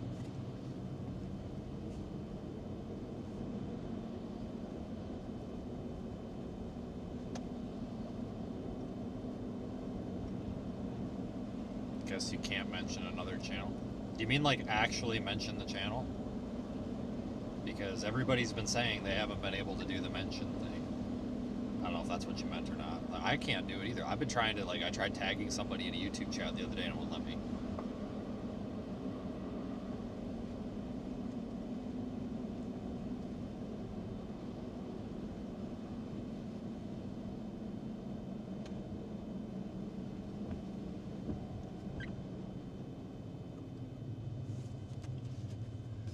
Okay.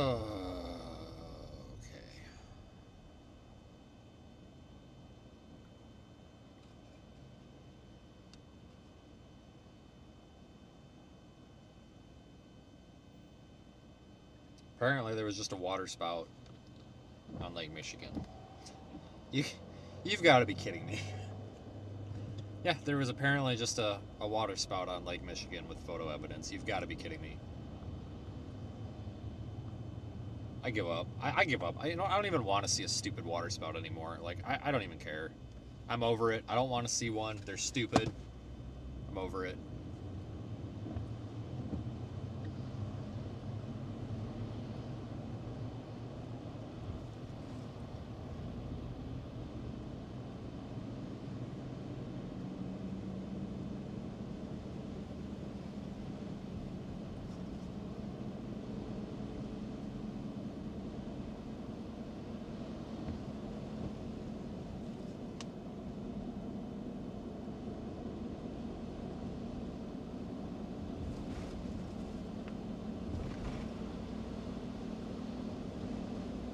Snow's staying off of the roads pretty well so far, though.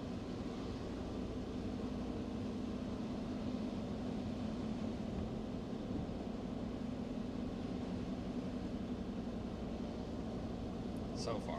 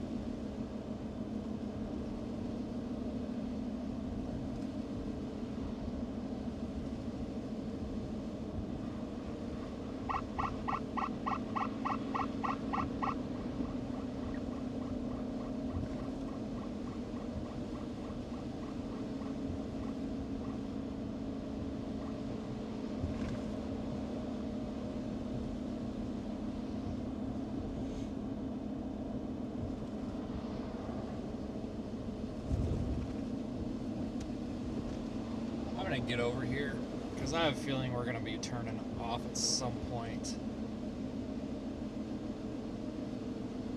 on a side road. Because I wonder if this if we can get some snow that's sticking on a side road here somewhere.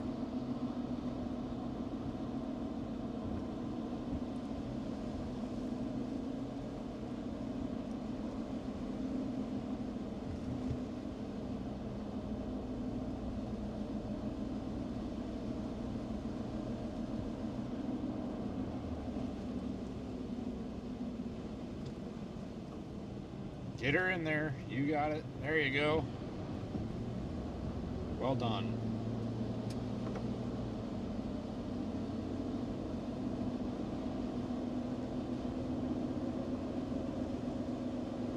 You can do it.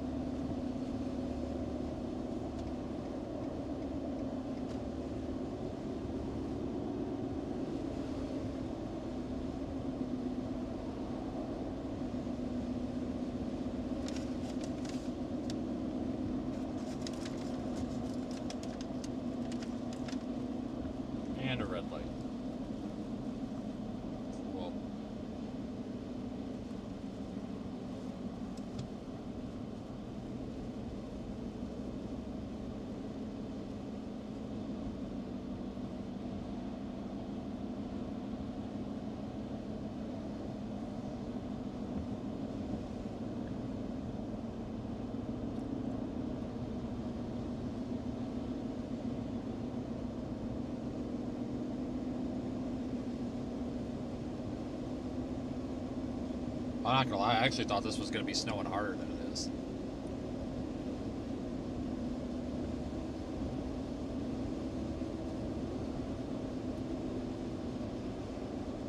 I sound so annoyed. Dude, I don't know what to tell you, man. You know, I guess, you know, if you had to be talking to people that don't talk back to you all day for 12 hours straight, you might run out of things to say, too. I mean, I guess I don't know what to say to that. I'm sorry. Can't be perfect all the time.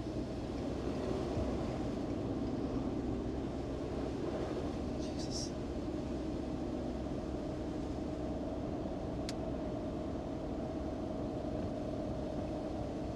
Yeah, heavy snow starting to come into South Bend, which we're not far from.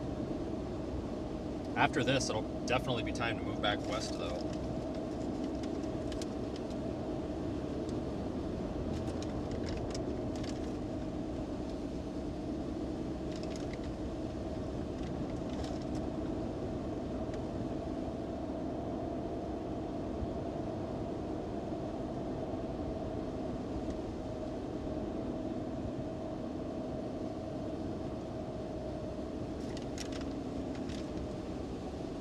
Yeah, so one thing I've learned about the internet.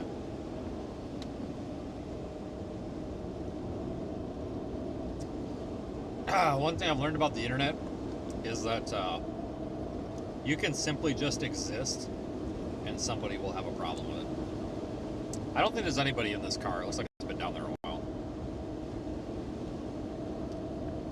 Yeah, there's nobody in it.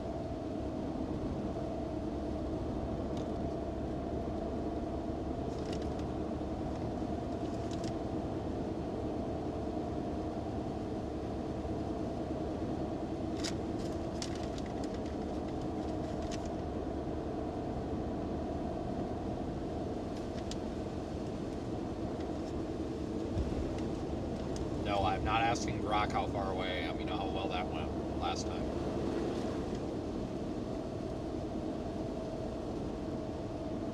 Road's starting to get a little crappy, though. Not too bad, but it is a little slippery.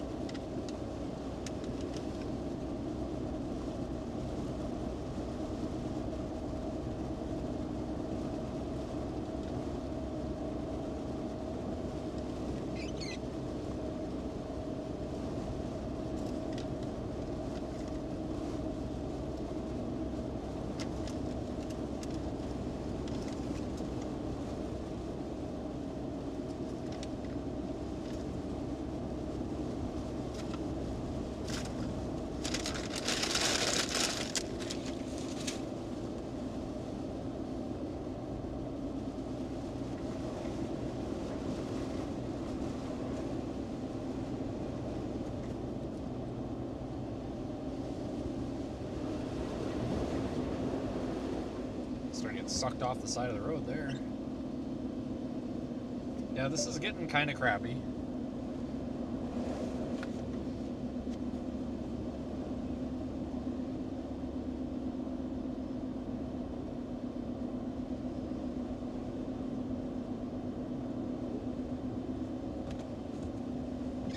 But, I mean, it's manageable. I mean, it's...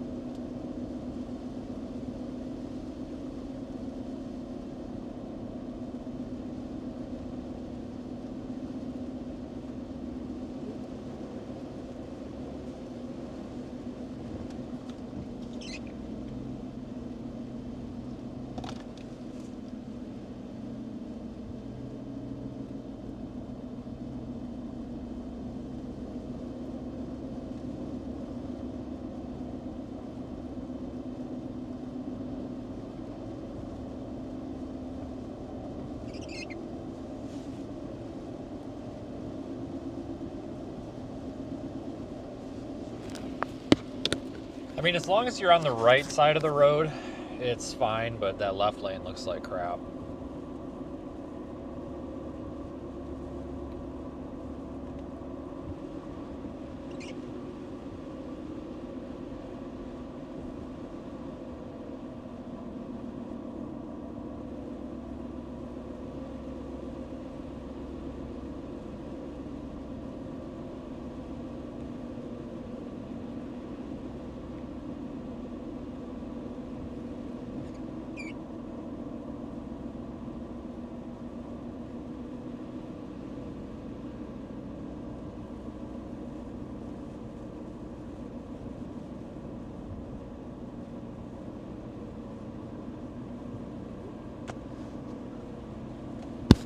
Okay, well, we'll just continue our little leisurely drive here until we run out of snow, I guess.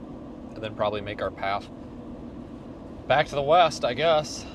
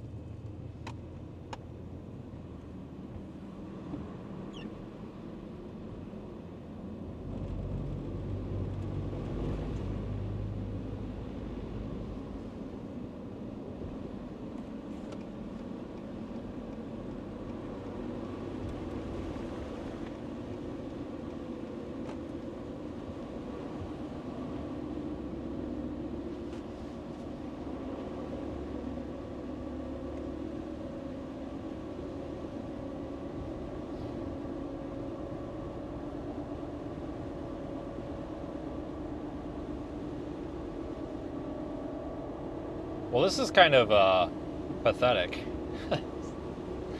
I mean, I don't expect this to be anything crazy, but the snow on the trees is pretty with the leaves. But I mean, as of right now, we're kind of in that pathetic status right now. I mean, it'll probably get more interesting. It will get more interesting later, but.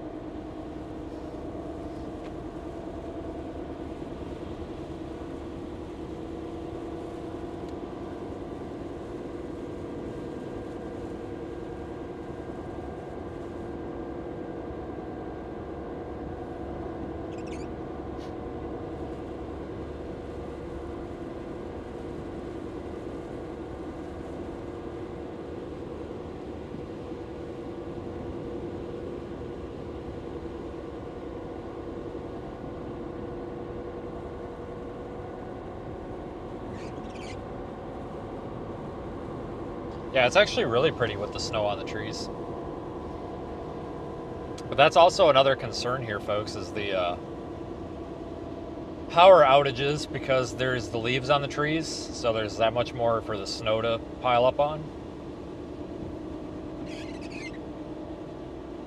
Concerned about it bringing branches down on power lines and stuff.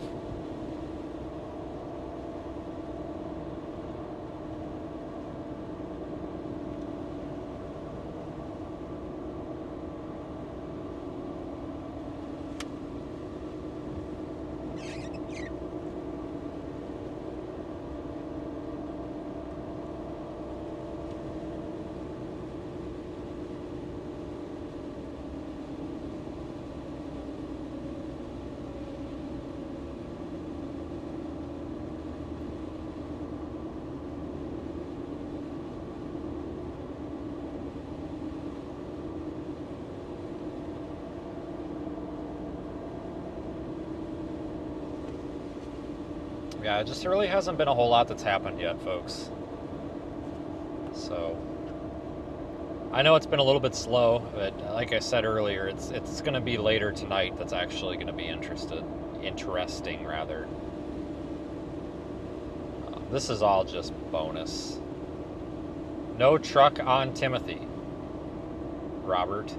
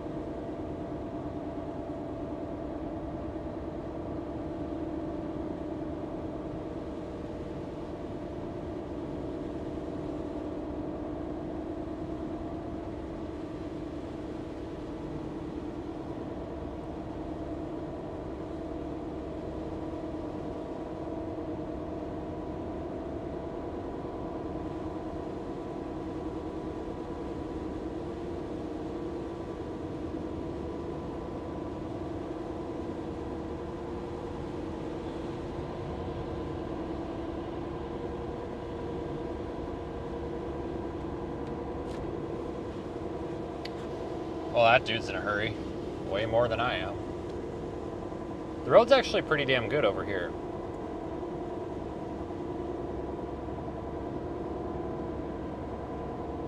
I don't know if they've treated the road or what.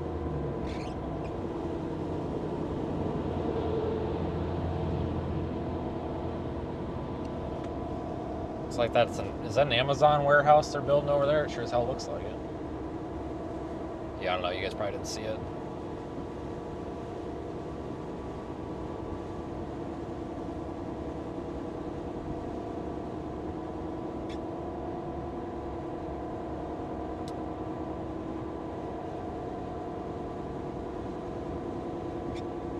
What's all that on the right? Is that a data center they're building?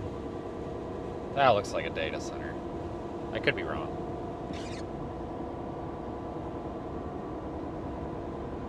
I'm sure somebody knows.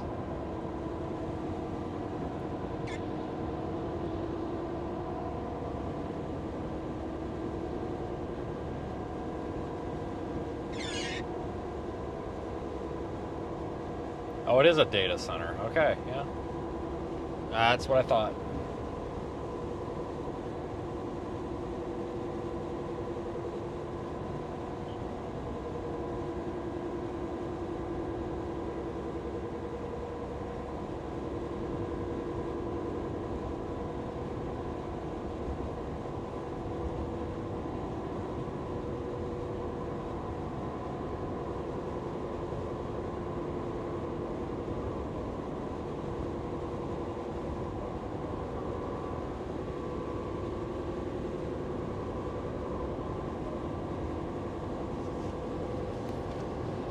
No truck U-turns. Okay.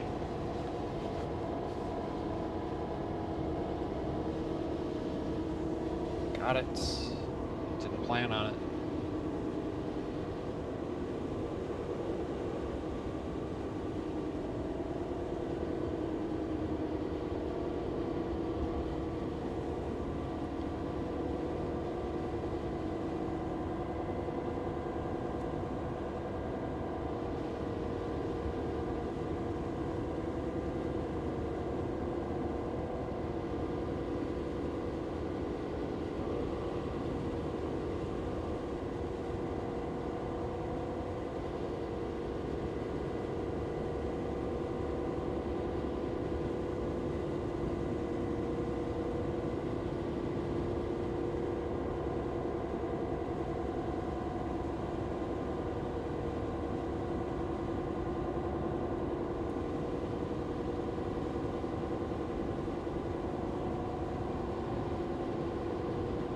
Snow's starting to fill in west now. It may end up going back west. I don't know. I'm not really like too picky right now on where we set up. I'm okay with just going back and forth because like this isn't, like I said, I know it's not the main event, so it's not that I don't care. It's just like I know this isn't it, so I'm not really worried about. I'm not really worried about missing or anything because nothing has started.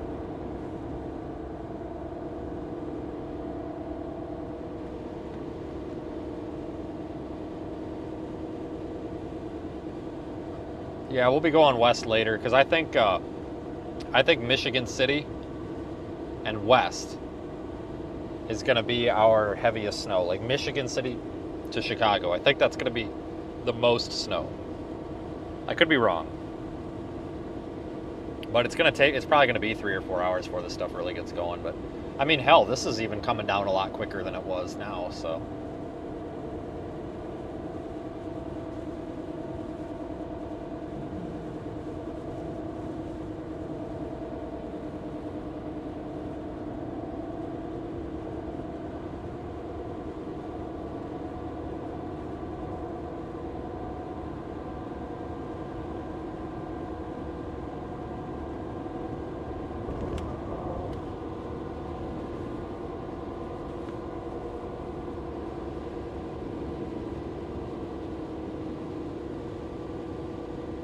Yeah, so the biggest complaint that I see about data centers is people don't like the noise, which I think is a very valid complaint. But like that one that we passed back there, that looked like it was kind of in the middle of nowhere, you know. I think that's the big problem that people have with them is they don't want the noise. And like I get it, like if the houses are already there and then a data center moves in a quarter of a mile down the road, like, I'd be pissed too. But like that one didn't look like it was really by anybody, you know. But they do create a lot of jobs. But we just in Janesville, close to my house, they just shot one down because they wanted to put it like right on the edge of town, and they're like, everyone's like, the noise pollution is going to be terrible, and it would have been. Like, you got to move that outside of town. But the thing is too, like, it's hard to move data centers outside of town because they need to be close to resources and utilities and stuff like that. So yeah, it's kind of a fine line a lot of these planners have. And you know what? I'm sure some companies are way more considerate about the planning than others. You know, because I know some where they just kind of go into town and they just bully the crap out of people. But there's also others where they actually try to build these things in as least impactful of a place as they can. So, I mean, the truth of it is, people, you know, we have to have data centers. Like, we have to. I mean, the world relies on the cloud. It is what it is. But we also don't want to jeopardize quality of human life or obviously the environment either. And I know there's a lot of concern with environmentalists and just people in general about the impacts of these. And you know what? I think when it's done properly and responsibly, I mean, I'm all for it. But, you know, it's not like there's one data center company. It's not like it's just Amazon, right? You know, there's all sorts of hats in the ring here. So I'm sure some companies are better than others. But I don't know. I tell you what, those places are really interesting, though. I mean, it's just a massive, like, the amount of electricity. I mean, holy crap. But it's just a massive amount of moving parts, you know. I mean, I can't imagine how many miles of cabling has to be in one of those things. Just, like, even from a floor space, like, yeah, they're huge, but, like, the amount of stuff in them is just absolutely incredible.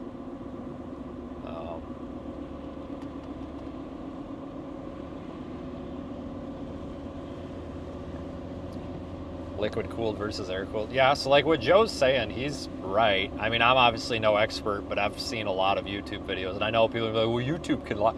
I get it. But like a lot of the stuff that I've seen, it comes down to a lot of, well, like liquid cooling. It's more efficient. Whoa, you're going to go right through that stop sign? Nope, you're, okay. I thought they were going right through it.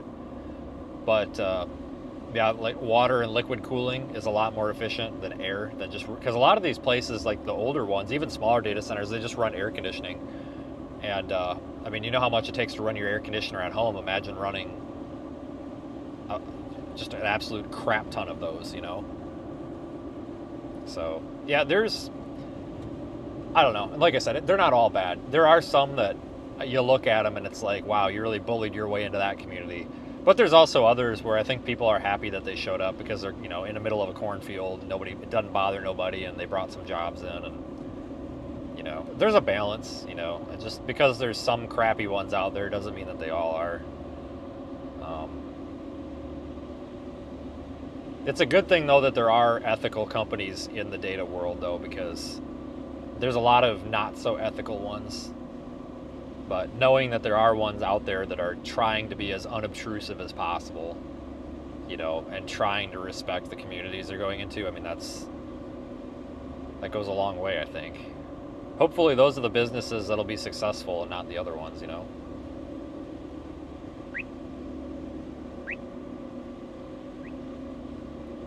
Yeah, like the amount of power that has to be consumed for one of those just amazes me.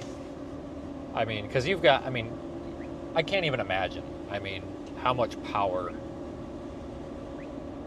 it takes to run one of those. I'm sure it makes the power company very happy when they get the bill paid. These freaking data centers are probably funding the power companies, honestly. You know, when in Illinois, we've got that Byron nuclear plant. And I'm not saying data centers are in the same capacity, but sometimes these big like community resource dependent projects like that, sometimes they really do fund a lot of the community development. Like the Byron nuclear plant, it's a power plant. Obviously, it's nuclear. They own like every damn thing in the county. I mean, that the whole county that they sit in, they own all of the outdoor warning sirens because, you know, they have to have outdoor warning systems. So they basically just allow the county to use them for free because they're, you know, for weather stuff, right? So they own all of that. They own so much infrastructure. They fund that entire fire department in Byron is basically paid for by the nuclear plant.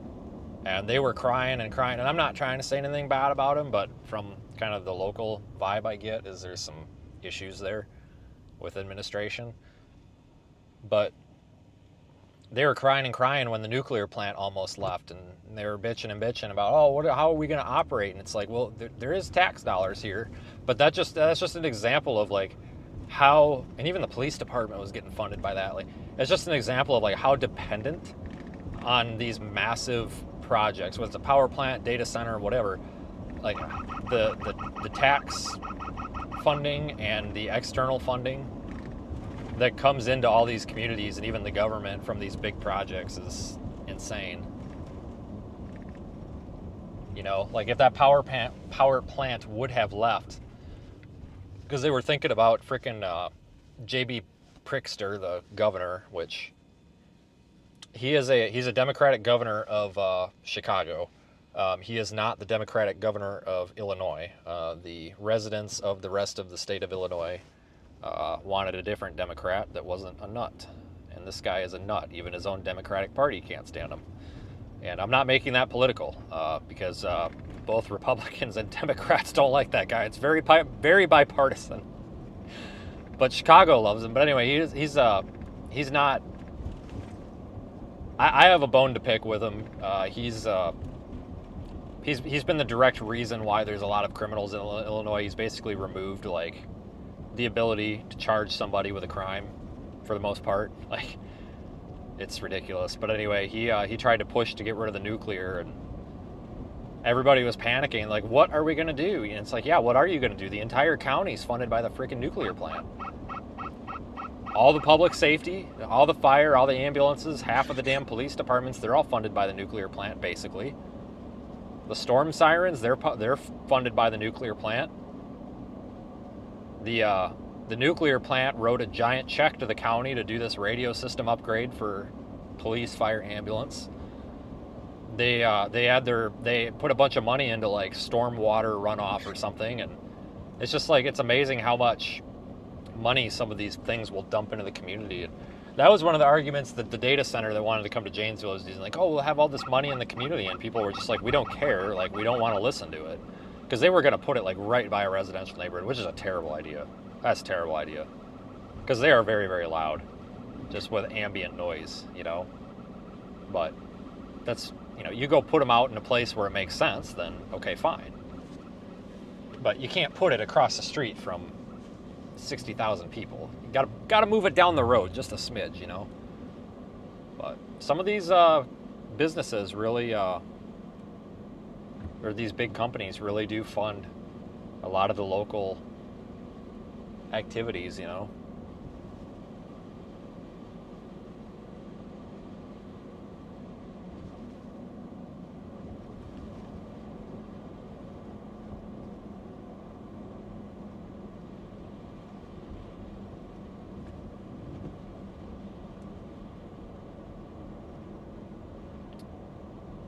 Well, the snow's coming down hard, but it's not accumulating.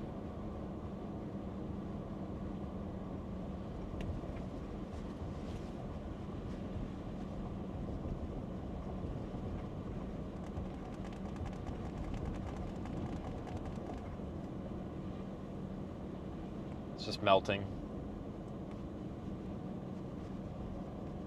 But it's coming down pretty good.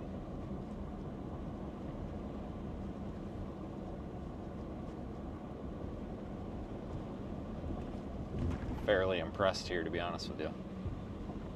I didn't think it was going to come down this hard. This band doesn't look that impressive. If you're looking on Radar Omega, you want to use the IWX radar site in northern Indiana. That seems to show it the best.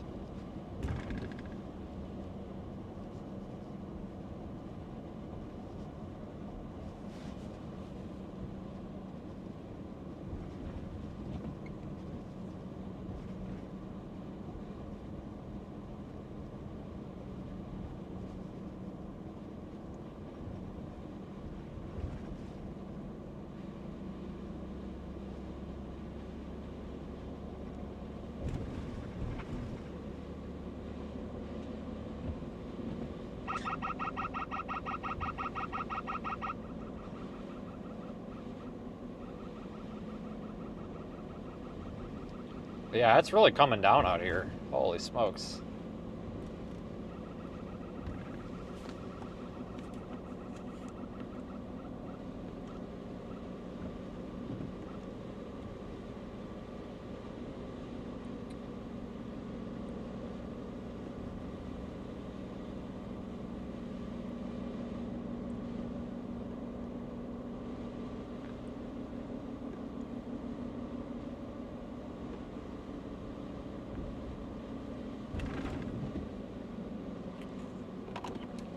I'm going to turn around. We're just about to the edge of the band.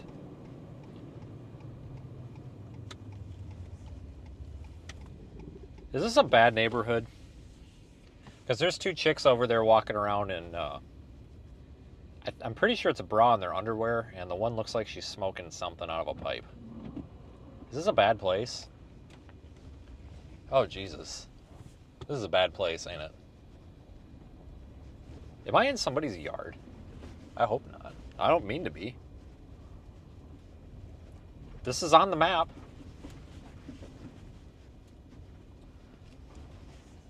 Oh, okay. All right. This is the back 40 there, I guess. Hopefully that was a road. If not, well, sorry. South Bend is not the greatest. Okay, noted. Thank you. Leaving. Yeah, I'm dead serious. Those two chicks down there were wearing like a bikini and like their underwear or whatever. And the one chick was definitely like smoking like a pipe or something, or a spoon. I don't know, but it didn't look like something that I would be doing in a snowstorm, so whatever. Whatever, you do you, lady. More power to you. If you have to ask, it's probably... Yeah. That's true. The west side of South Bend is rough. Great, well, I'm on the west side, so that's great. You guys remember the guy in the wheelchair that pretended to be paralyzed in the New York snowstorm and I nearly ran him over?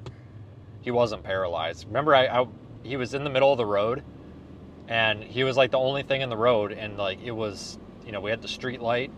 It was good. It was a well-lit intersection. So, you know, doors were locked, but I rolled down the window and I was like, "Are you good?" You know, I thought, well, shit, you know, maybe this guy's handicapped and he's like locked out of his house and he's like screwed or something, you know. And what did he start? He started asking for money or something, and I'm like, well, do you need to push off of the road? And like he started going off on me. He like started screaming at me, and he called me a cracker, which at the time I didn't know what that was. I had to Google it, but he was like just screaming at me. So I went down the road and I called the cops, and they're like, yeah, that's a well-known issue. They're like the chick on the phone literally said, she's like, you really probably need to get out of that area. That's not a good area. And she's like, we've had several calls on this over the past couple of days. And I'm like, okay, well, you gotta like come do something about it. And then remember when I drove back past him, because I had to drive past him again, he tried to wheel his wheelchair out in front of me so I'd run him over and he could insurance scam me. And then the second after I got past him, because I dodged him, he gets out of his wheelchair and starts pushing his wheelchair back to the freaking sidewalk. He's a total faker. Total faker. He's probably gonna pull a gun out and rob me for something, I'll bet you anything. But that was not cool.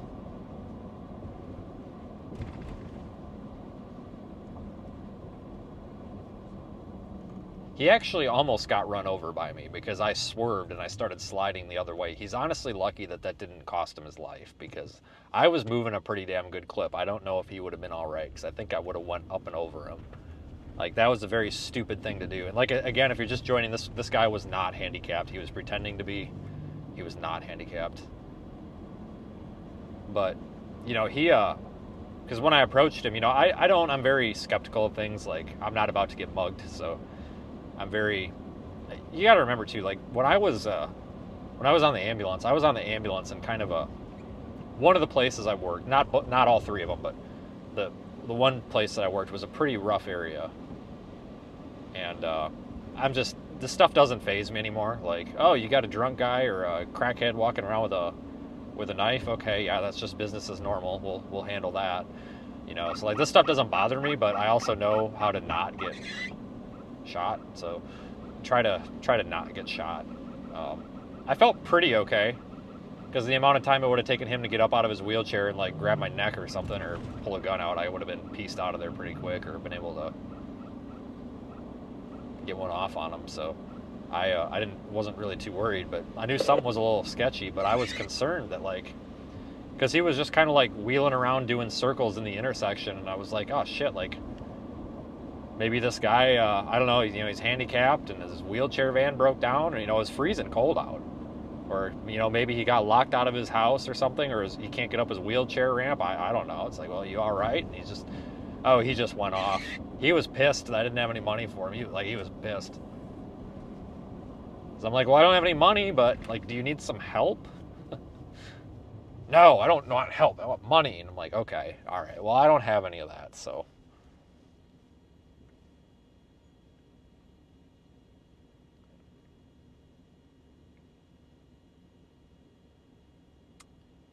Do you carry? Yeah. Have you seen the places that I go? Yes.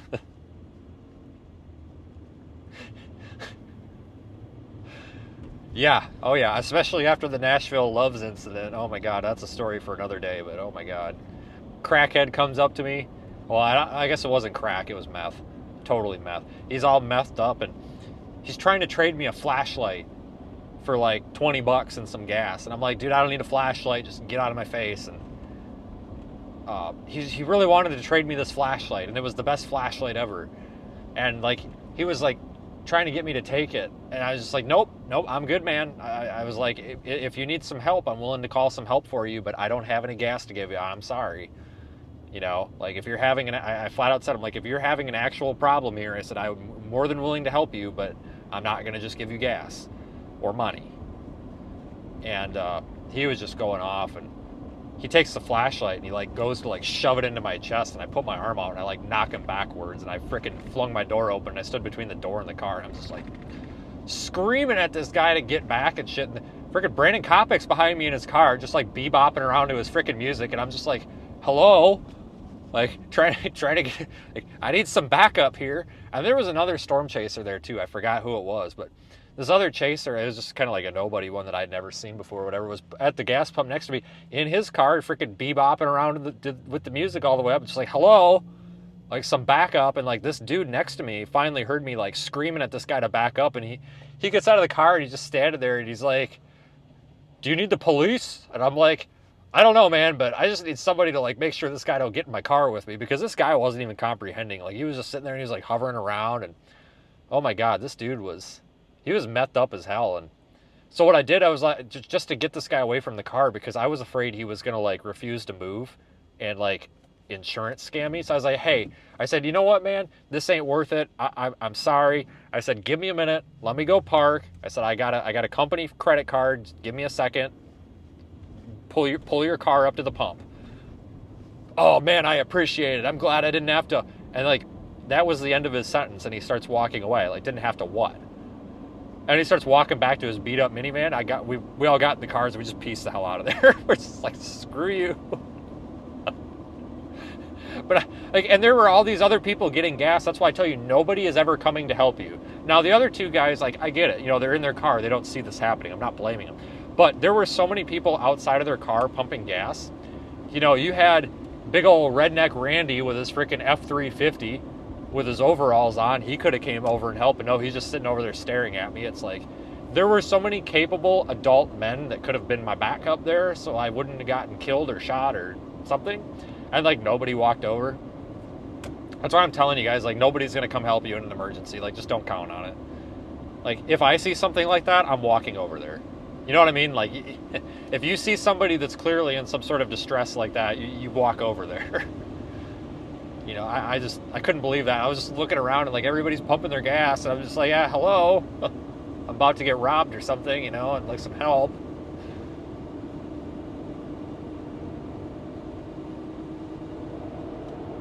Ah, shit, I needed to get on that road. God bless America. All right, I got to make an illegal U-turn now.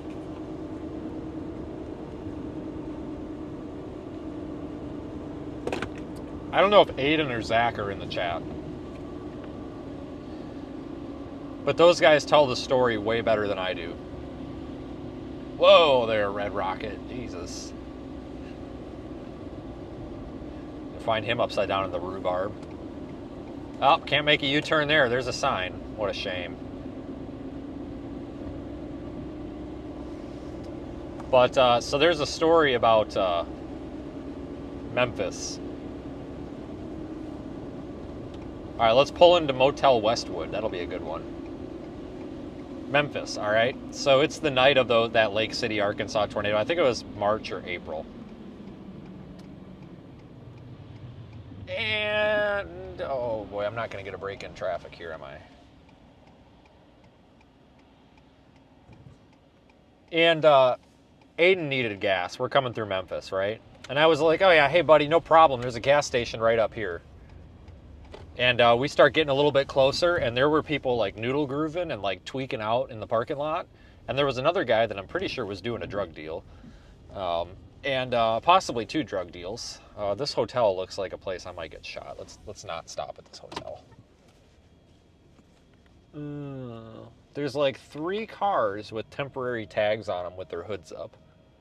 That car over there has dealer plates, and it has its hood up. Is this like a chop shop? All right, I'm gonna go ahead and exit the building here. That looks like not a friendly place. But it's Memphis, right? And I was like, yeah, no problem. So we got this methed up gas station, and I picked, as soon as I saw this happening, because Aiden wasn't far behind, and I was afraid he was just gonna pull right on in there. I grabbed the mic on the ram. I'm just like, no, don't stop at that one. And Zach just picks up the mic. He's like, no. So we bypassed the gas station. Like that was the night that we think we almost got Aiden's car robbed or carjacked. And then I got called a racist on Reddit.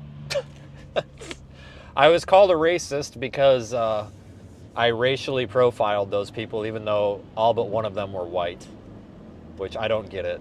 And I don't support racism. I just couldn't. So yeah, that was the night that everybody called me racist on Reddit, because Memphis is mostly African American, and because I said it was a sketchy place, that means that I'm a racist. But it's actually a fact. They have the highest crime rate in the country. Like, they're in the top 3. So I don't really know what the racism is of that, because like I said, there were like 7 or 8 people at that gas station, and all but one of them was white. So that's kind of the opposite of the point they were trying to convey. But, you know, using logic anymore these days is ridiculous. So, but anyway, that was that encounter. And yeah, I don't know if he would have left that gas station. Well, he might have, but he might not have had a car. It was definitely pretty sketchy looking. All right, how the hell? Oh, I got to loop around here. Yeah. Don't stop anywhere in West South Bend. Yeah, I'm figuring that out pretty quick. You don't have to tell me twice. Well, that's just what I'm saying, Joe. Like, everybody's always like, if you do one thing wrong, if you're like, I don't like Memphis, there's crime, you're racist. Like, what does that have to do with it? That's got absolutely nothing to do with it. Like, I hate that.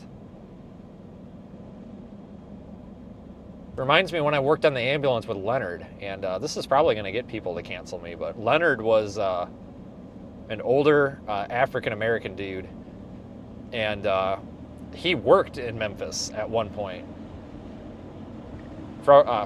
with the fire department, and he was telling me all these stories and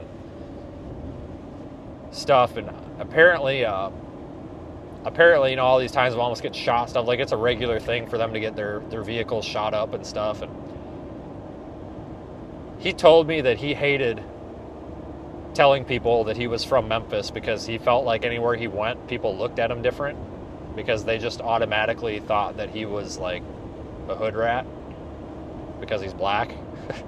You know, and that's how he felt. Like, that's why he was like, I just don't tell people that that's where I'm originally from, because they just assume that I'm a piece of trash. So, like, there is like racist people out there like that. Like, oh, you're a black person from Memphis, you must be doing crime, versus, oh, you're a black person from Des Moines, Iowa, oh, you don't do crime. Like, that stuff is so ridiculous. Like, but that's kind of goes with what he was saying. He's like, I'm embarrassed of it. He's like, the city's embarrassing. He's like, I hated it. He's like, they don't take care of you. He's like, people try to kill you every street corner. They rob people. The crime rate is ridiculous. He's like, it's just an embarrassment to say that I had anything to do with that town or that city. And I totally get it. You know, and it sucks because Memphis is actually a really cool place during the day, as long as you're not downtown. But like, it's actually a really cool place. I really hope that they can work to get the crime brought down, because there's a lot of good people and a lot of good places in Memphis that it's a shame. You know?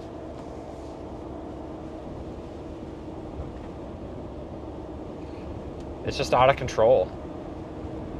It's very dangerous.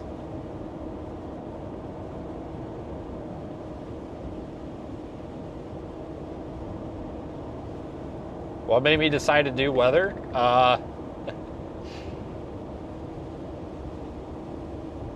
I didn't want to work for I was capable of doing two things with my life: working for a fire department and ambulance service, or videotaping storms. And I didn't want to work for an ambulance service anymore, basically. There's a couple of ways that you can get by in EMS in the fire department these days.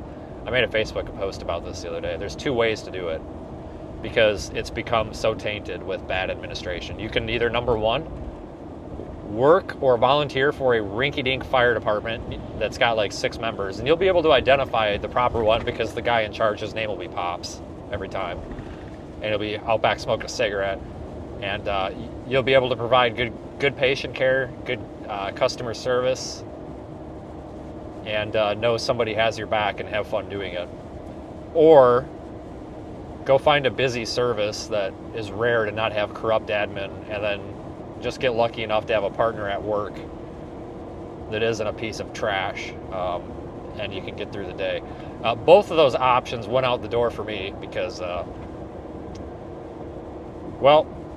one guy that I could stand working with, well, he quit, and the other one died, so I kind of ran out of options there, and then I got stuck at this private ambulance service that sucked.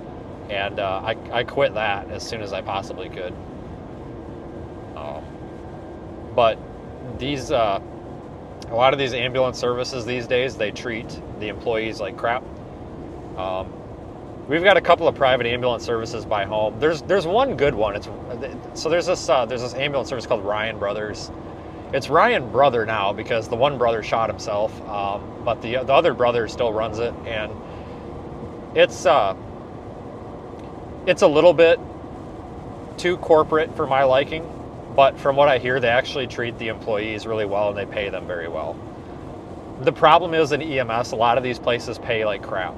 So there's some down in like Rockford, Illinois. There used to be this one called Metro. I don't think they're around anymore. There also used to be this one called ATS. The guy that owned ATS was so full of himself that he told everybody that ATS stood for Advanced Trauma Services. But it was also his name, Austin Travis Schultz. So, I mean, he was so full of himself, he put his initials on the amp. You know what I'm getting at. But I'm pretty sure that one got bought out. I think Superior, which is a very bad company, came in, and I think they just bought them out. I think they bought Metro out too. I'm not for certain, but Metro was a very dirty ambulance service. There was this guy that was like the second in command, this Jeff Stringer dude. He was legit a pedophile. I'm not kidding. And then there was this other guy, I forgot what his name was. But they ran one of the dirtiest, nastiest ambulance services I ever seen. Just dirty and nasty and not paying people. Just nasty, nasty, nasty. I don't think they're around anymore. I think they're a staffing company now. But either way, I don't think that they survived that. But like these big ambulance services like AMR or Superior, they're horrible guys. They treat people like trash. They don't pay you much. But I know a lot of these places, they're paying people $17, $18 an hour to be in an ambulance. $17 or $18 an hour. You can go make more than that at McDonald's. Did you know my local Dairy Queen starts people off at $18.50? They had it on their sign. Again, a couple of months ago. Now hiring $18.50 an hour. If I can go make $18.50 an hour flipping burgers at Dairy Queen, why would I want to be in the back of an ambulance for less money? That makes no sense to me. Because when I go to Dairy Queen, I know I'm going to go home at night. Because a lot of these private ambulance companies, you might not go home at night because these people don't give a rat's ass about you. You know? They really don't. Most of the admin hates it. There are some good ones out there, though. Like down south, you've got Acadian. Acadian's a really good private service. They're pretty big. They're all over the place, but they're a really good service. A lot of people that work there are very happy. But it's just ambulance services never used to be corporate, and now it's become a corporate thing. And it's not necessarily the people that work for them. It's the people that are paying the people to work for them. You know, they don't treat the employees well. They don't set people up for success. It's not a good thing. It's too bad because they've become centered around money versus centered around patient care. It's too bad. And a lot of the good ones are leaving. AMR started at $12 an hour. I believe it. Star Ambulance, Freeport, Illinois, 815-232-0911. Or I'm sorry, 815-235-0911. They used to start EMTs at $11.50 an hour. $11.50 an hour. And you know what? This guy, and I can say these names, guys. It's been almost 10 years, people. It's been almost 10 years. No, it hasn't. 7 years. But I can say this stuff, folks, because, like I said, I'm owed a paycheck, whatever. But, and I say this with good graces, sort of. We had this guy named Rick, and he was always trying to feel up the girls. 60-year-old grandfather is just disgusting. Putting his hands on 20-year-old girls is just absolutely it's just absolutely disgusting. But you have no idea how pissed that shit made me. It's just absolutely fucking disgusting. And then the city fire department, he was a battalion chief for the city fire department, and he literally is grabbing 20-year-old girls' asses at work. And they say something about it, nothing gets done. And then he goes to the fire department, and the fire department puts him on a pedestal. You want that crazy lunatic showing up at your house when it's on fire? No, thank you. No, thank you. Because where do you draw the line between an 18-year-old, 20-year-old, 17? You know what I'm saying? I'm sorry. I see this with my own eyes. I can back it up with evidence. So I don't care. It's disgusting. Why are you in emergency services? This was the guy that was in charge of running this dump. And I tell you guys, man, that place is just so bad. I mean, $11.50 an hour for EMTs. And that guy would justify the $11.50 an hour. Oh, they're just EMTs. Yeah, you know what? And I would argue that somebody who's an EMT is doing 95% of what a paramedic can do, especially in a pre-hospital care setting. 9 out of 10 calls do not need any sort of advanced life support. I'm sorry, they don't. Most of the time that you're stuck with an IV or something by a paramedic or an I-99, do they even have I-99s anymore? If there's anybody in here that's got a state that's got I-99, I'd love to know. But in Wisconsin, we used to have I-99. So in Wisconsin, it used to be first responder, EMT, EMT IV tech, EMT I-99, and then paramedic. I think there was an EMT intermediate in there too, or was that I-99? I don't remember. But it was just this real stupid, like, it was just dumb. Like, the certifications and stuff was just dumb. So yeah, it was first responder, EMT,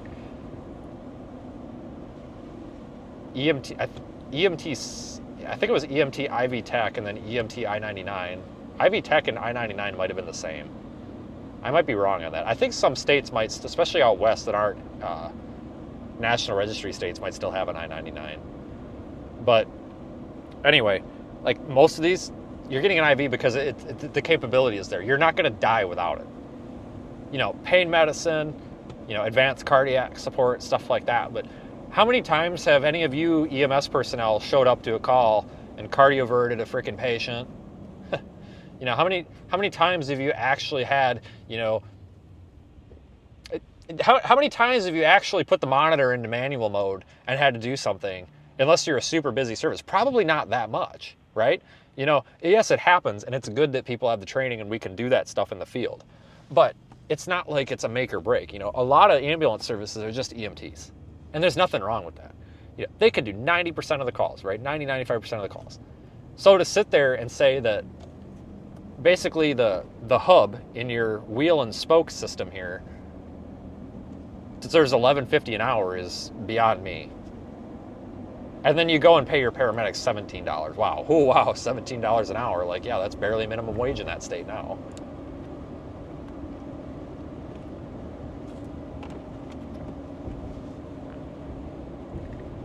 Yeah, I think it was 10 years ago when, you know what? It might have been more like 11 years ago, because I think I was one of the first classes where there wasn't an I-99, where you could go to paramedic without having to go through EMT and then I-99. I think I was one of the first classes. So I don't know when Wisconsin went National Registry. But it was between 10 and 15 years ago. So, but yeah, now it's just EMT, and then there's this thing called advanced EMT, which I don't really get. I don't really get the point of it. I mean, I get it, but I don't get it.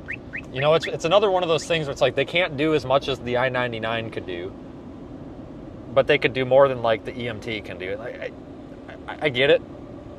But I almost think they should have kept the I-99, because there were a lot of I-99 ambulance services that had to downgrade their level of care because of that. But I don't know. I mean, I think there's 38 states it's all the same in. I think there's still like 12 states where it's different. But Illinois just got their National Registry stuffed within the past few years, because Illinois used to be really weird too. Illinois used to be just EMT and paramedic. I don't think they had an intermediate. They might have. I could be wrong. But I don't think they had anything between. But Illinois, you also never used to be able to really do anything.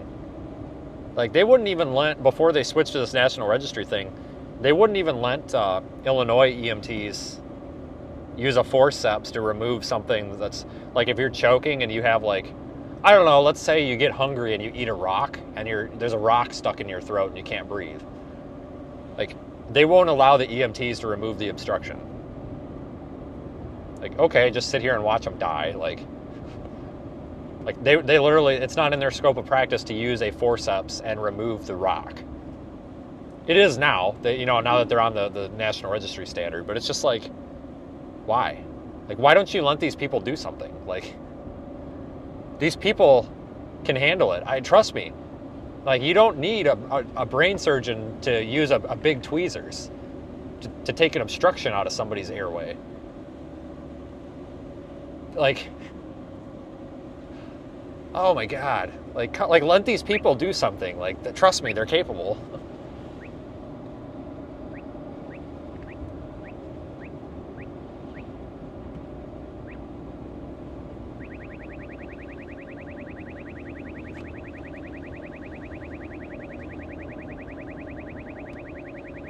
What's happening?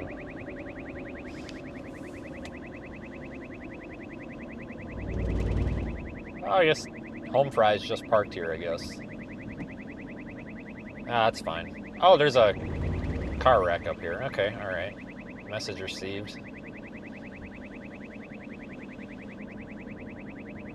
God, I really need to backtrack, don't I? Ah, dang it. That snow band is kind of moving east again a little bit here. Oh, car in the ditch. Well, that ain't good. Looks like a soft landing. There's a tow truck there, so I'm not gonna stop. That one looked like a soft landing too.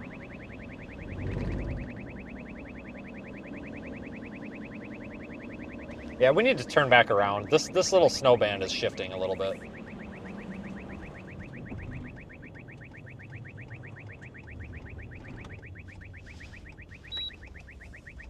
Can I get turned around? Probs not.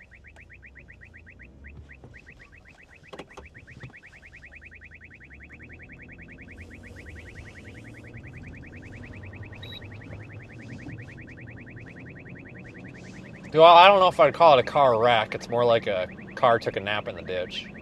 It looked like a pretty soft landing for both of them.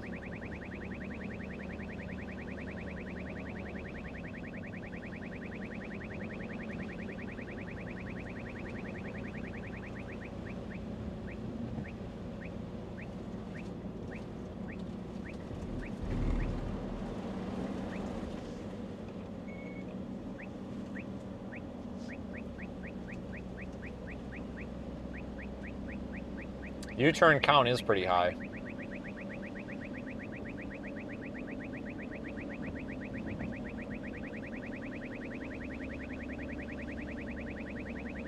Okay, I am going to say something about that comment that's caught in the Botrix filter, but so somebody, and I'm not trying to put you down or anything, but somebody made a comment about the radar detector and made a comment saying that it's pretty crappy that that cop is running radar right there looking for someone to ticket when there's someone in a wreck right there, and they should be assisting the wreck.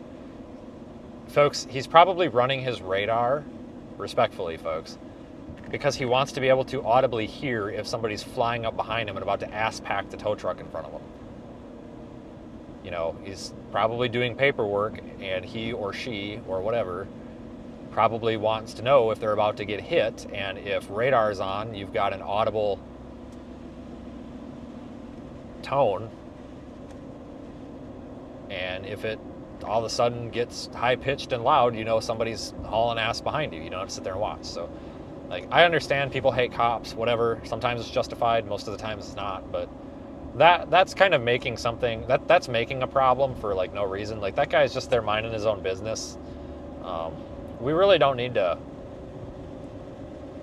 complain about him minding his own business, right? Like, he's not doing anything. He's not bothering nobody. He's doing the job that he's being paid to do, which is traffic control, so nobody hits the people down the road. So we really don't want to sit there and say things like that, because that spreads misinformation, because there are stupid people out there that see that and then they spread the word like, oh yeah, look at that, they're focused on speeders when there's a crash, because that's not the case. Or simply they just left the damn radar on and turned the volume down. Like, it's not a big deal, folks. So it's one of those things where it's like, it's just not worth picking the fight. Like, but I did want to say something about that, because I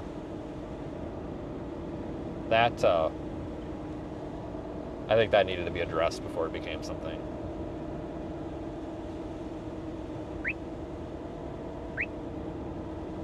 Well, right, you're also going to have a hard time finding a cop that's actually going to do a traffic stop in shit weather like this, too, so.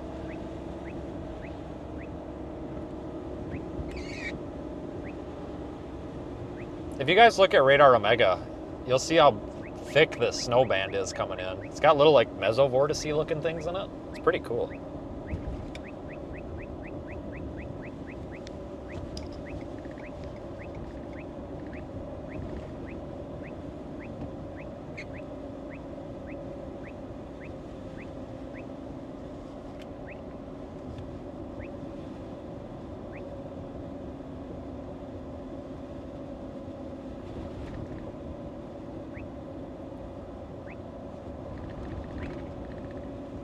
Go back into Niles, so let's just go straight, I think.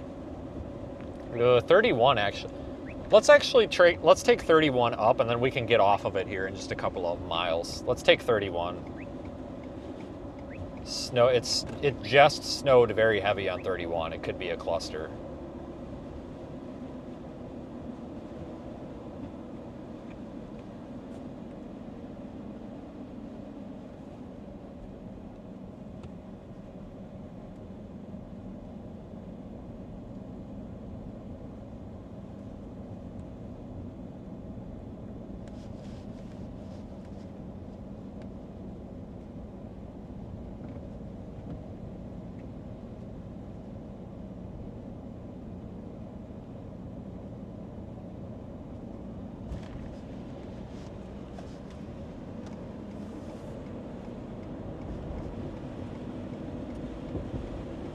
There is a good amount of sand on the bridge, though. That's good.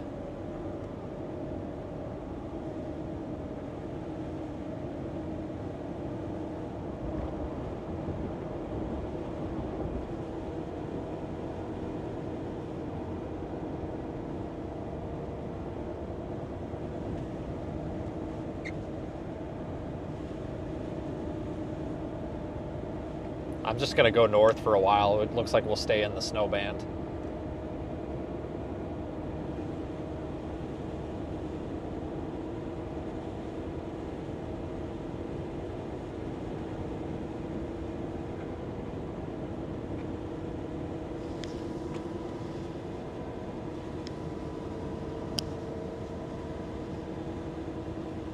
Yeah, there's definitely some, I don't know if this is salt or sand, but they've definitely got something on the road, so that's good.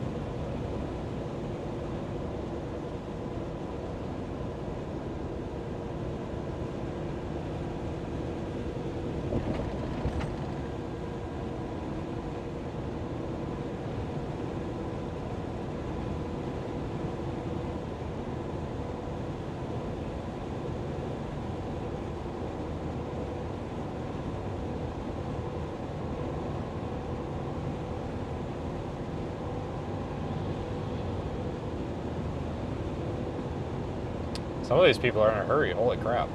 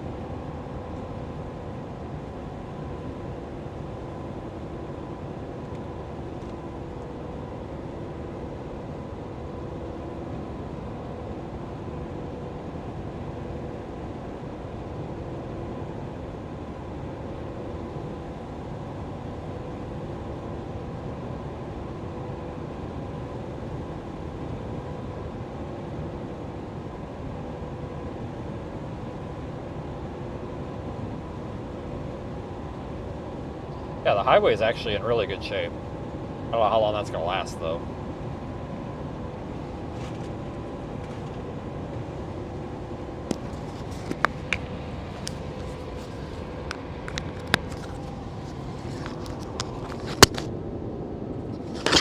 Yeah, eventually we're going to be going back west. I'm just kind of... This is really the only snow band right now, so...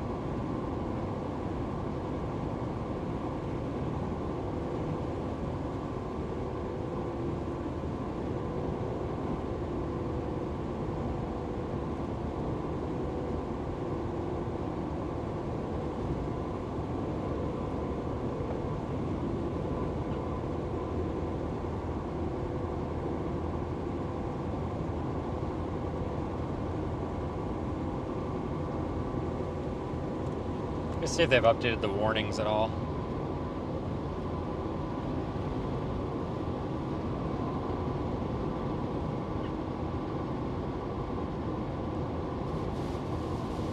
Oh hell, that's almost rain. It's raining almost. Holy crap. That's like damn near rain.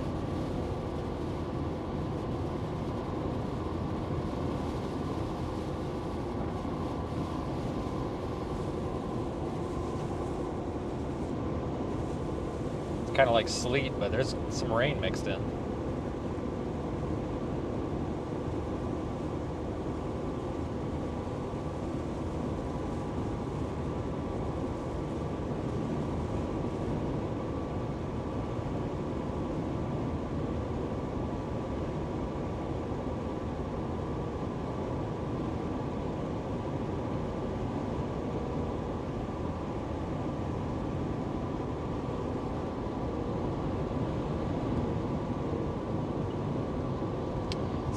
Let's take Snow Road. Yeah, there we go. Perfect.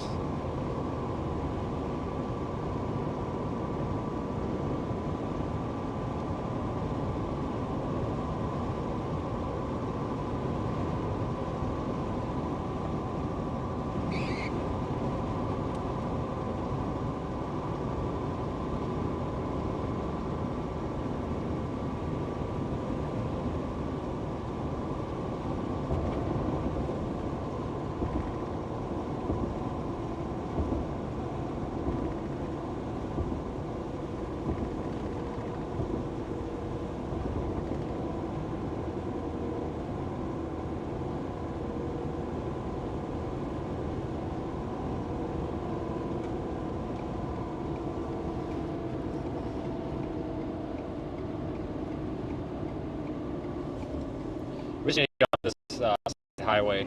It's just in really good shape. What's happening on it?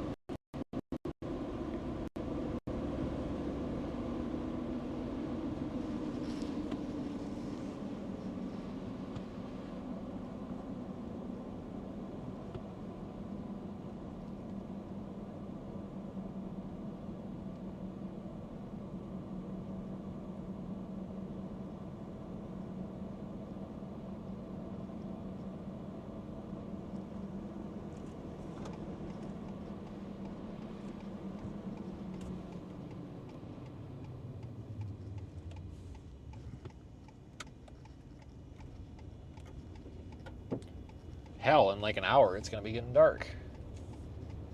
We're actually not far away from when the actual snow is going to start.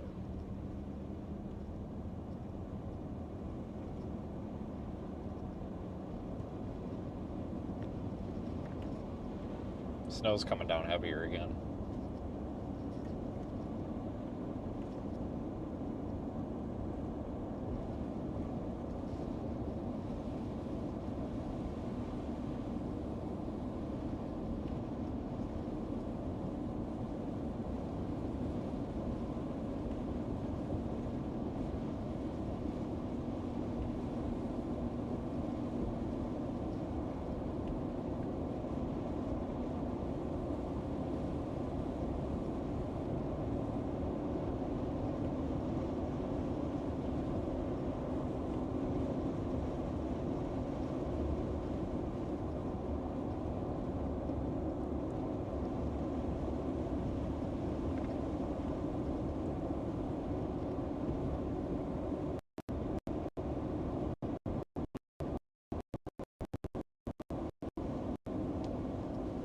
For the time being, anyway.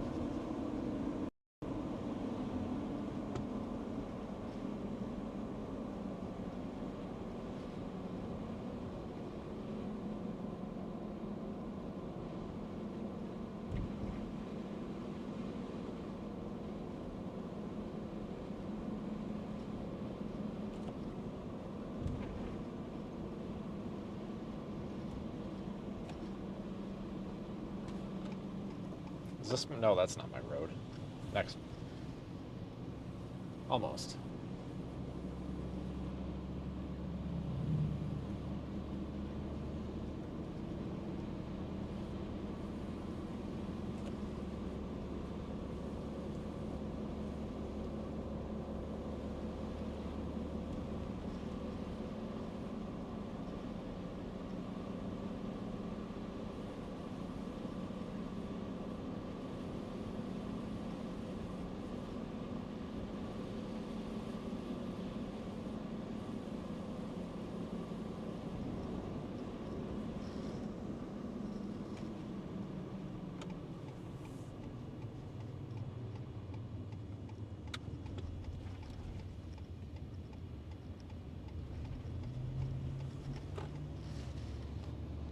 We just gotta get on some roads that aren't the highway. We want non-treated roads, if possible.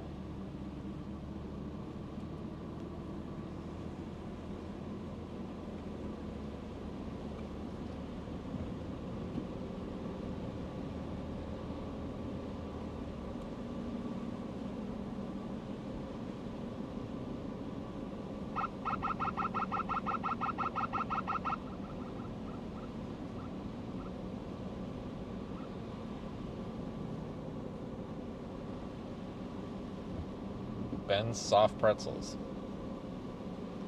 I must sell pretzels, I guess. Try Chips Ahoy coffee. Pass.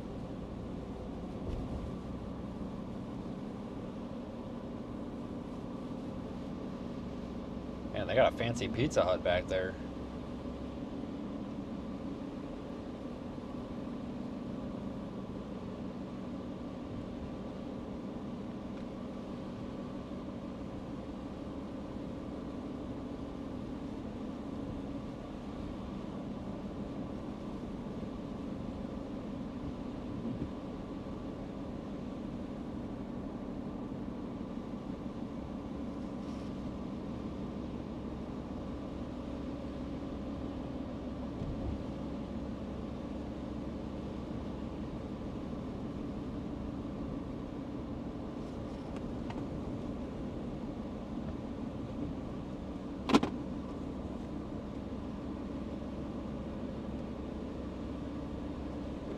Yeah, we're in Eastern time now. That makes sense.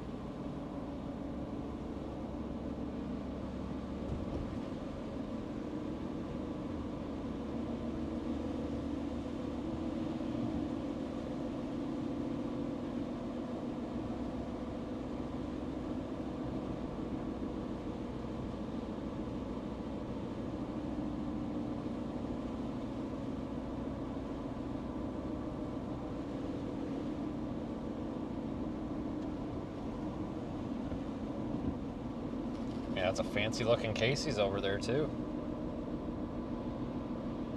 Fancy town.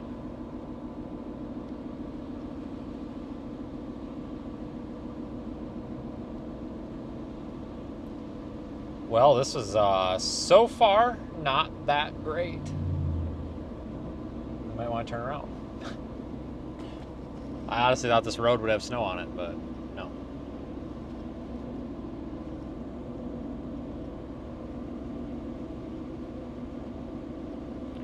It's just not coming down. It hasn't been coming down long enough to really start, accumulating yet.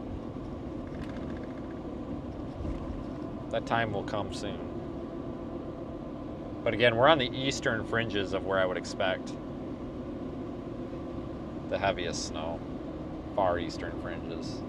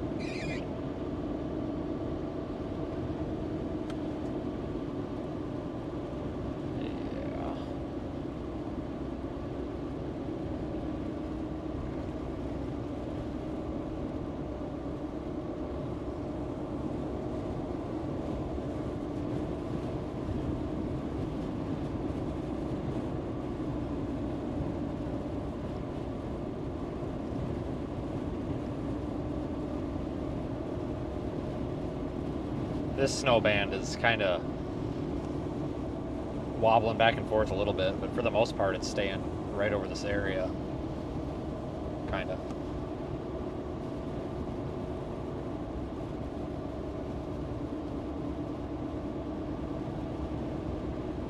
Yeah, we'll probably spin around here, folks.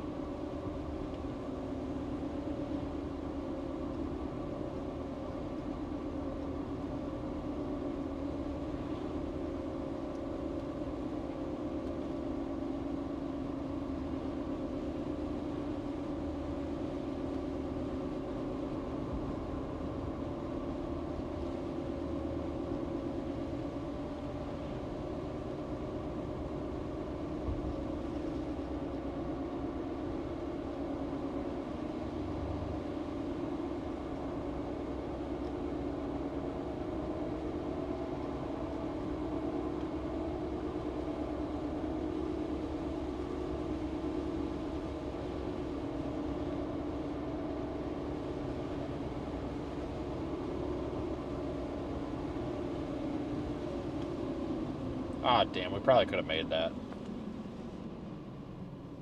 Probably could have made it.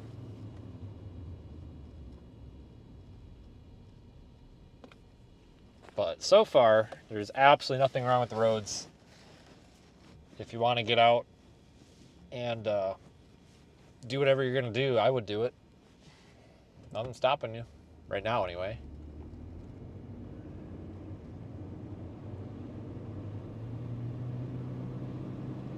Let's take 31.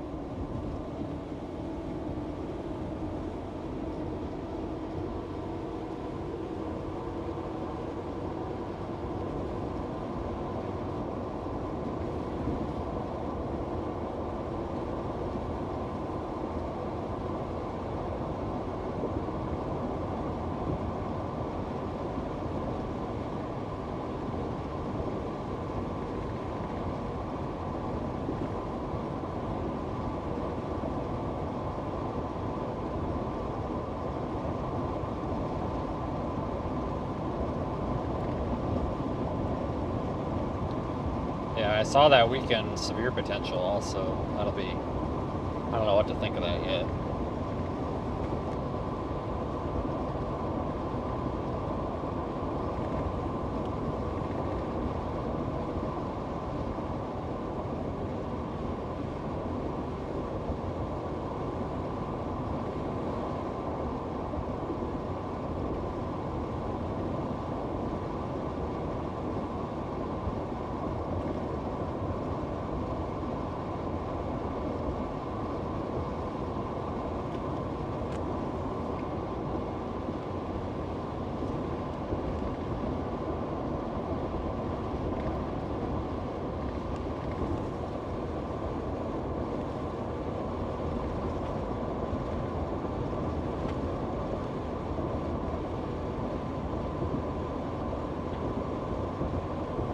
Go to the beach? Yeah, we could. I would love to, but there's just, it's not, this snow band is moving inland. Like, I would go over to the shore if it was actively snowing heavy. I mean, it kind of is, but it's not. I think it's one of those things where once we get over there, it's not going to be.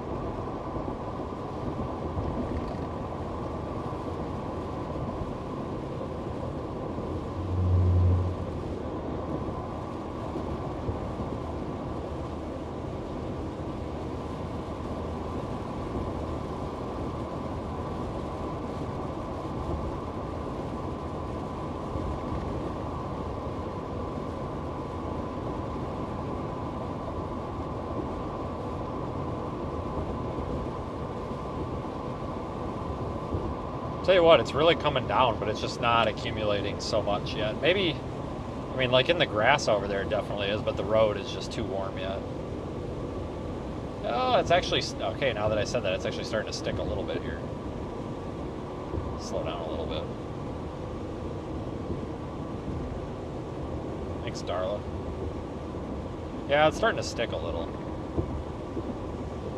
Not a lot. But see, that's how quick this stuff changes, because these snow bands are so narrow and they're so localized. You know, things change very fast. That's why it's so hard to predict the totals. You know, it's not too difficult to give a range of totals, but beyond that, it's tough.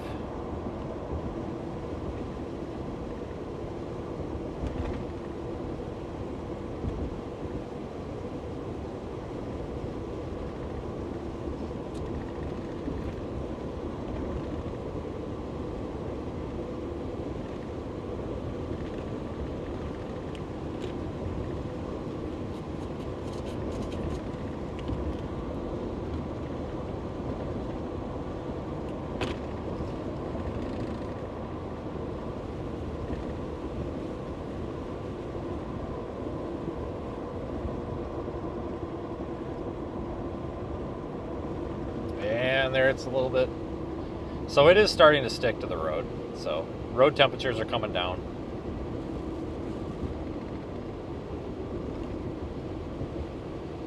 Doesn't feel very slippery yet, though. I don't think it is, but I don't want to be the one that finds out. I mean, 60 right now is plenty fine. Guy behind me doesn't think so, but he's welcome to go around.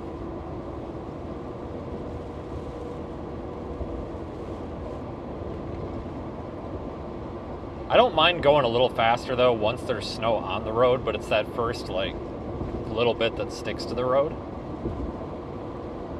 That's what gets really slippery. Once you've got some snow packed down, it's not really that bad. You can go a little quicker because you've got some grip, but it's this, like, icy layer that forms on the road that's always a pain.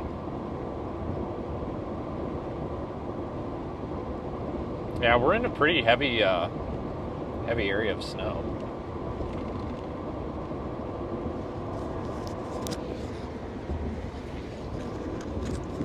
It's a heavier area just off to our east. A couple, 2-3 miles maybe.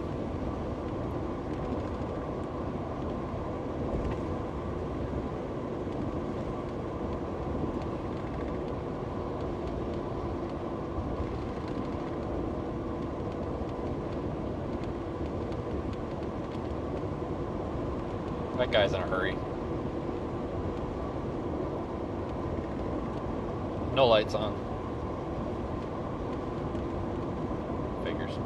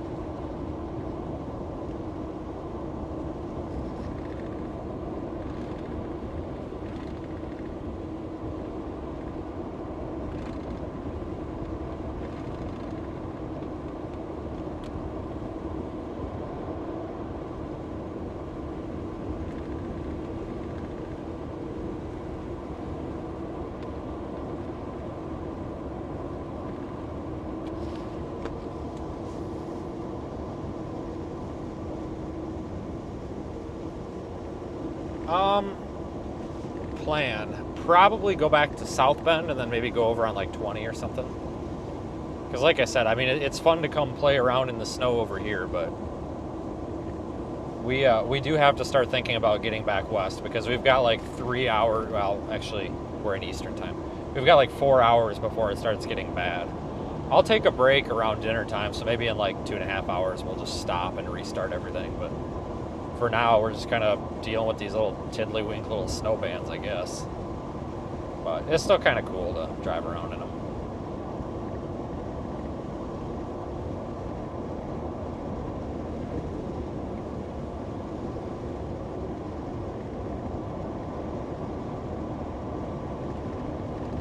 I was probably supposed to get off there, wasn't I? Son of a gun. It's alright. We can go down to the next one.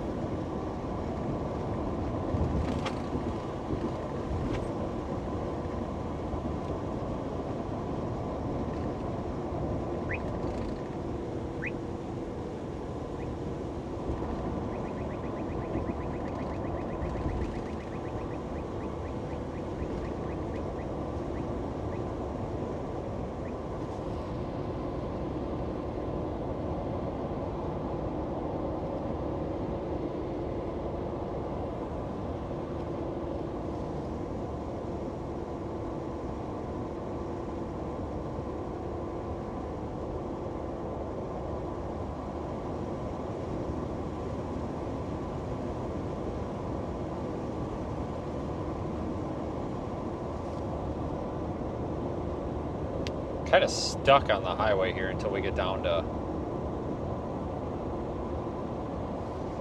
Indiana.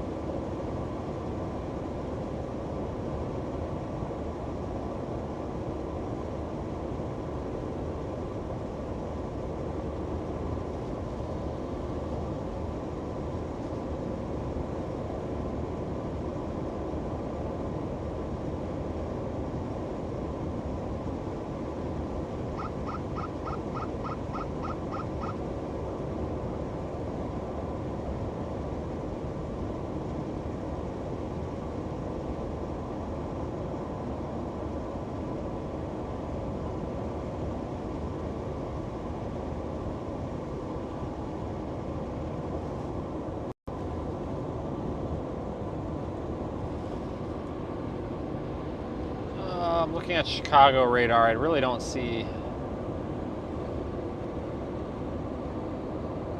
whole lot happening yet. Just watching for that band further west.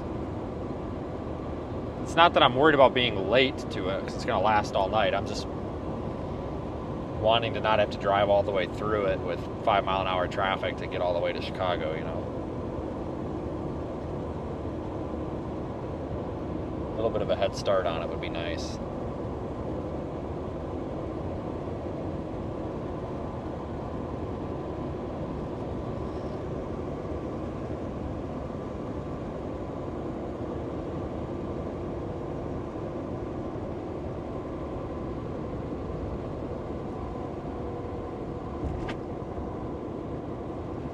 And we're back in Indiana.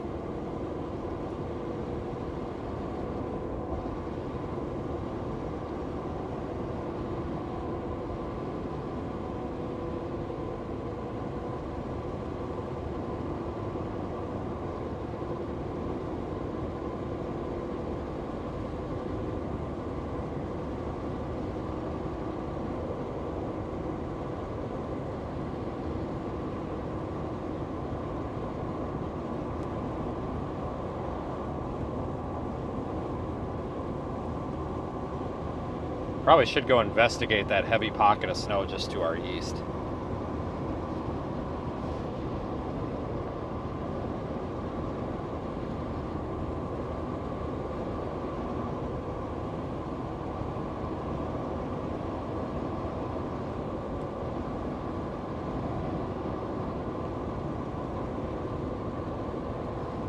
Let's take this business route. No, let's go down there and take 20. No, let's take this route because it's closer to the snow. 20 is kind of out of the snow.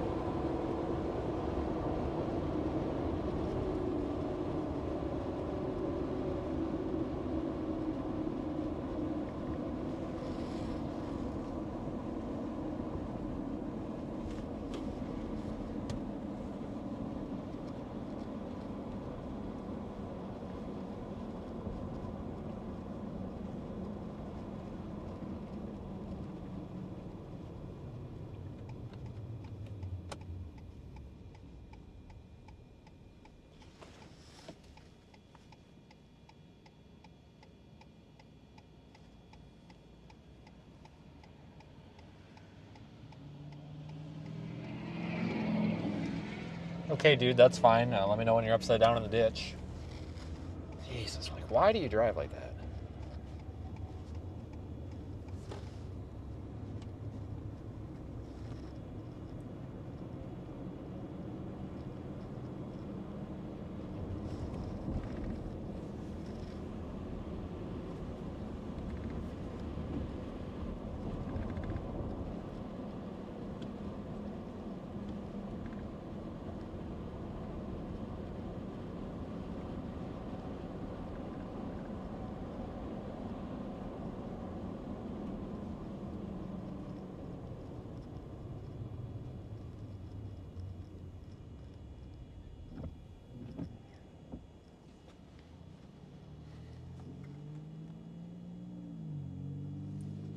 Yeah, we kind of probably want to go over there by like Edwardsburg, Michigan.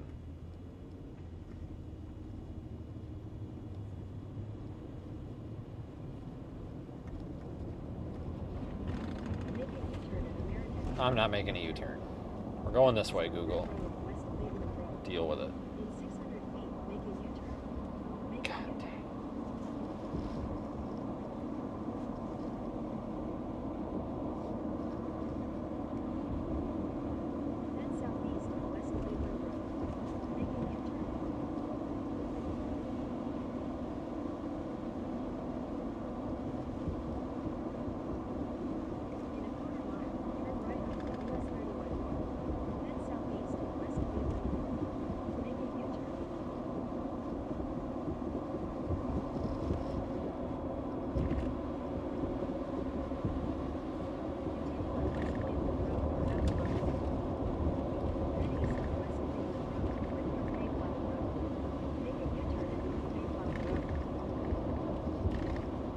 This thing just like refuses to let me go this way.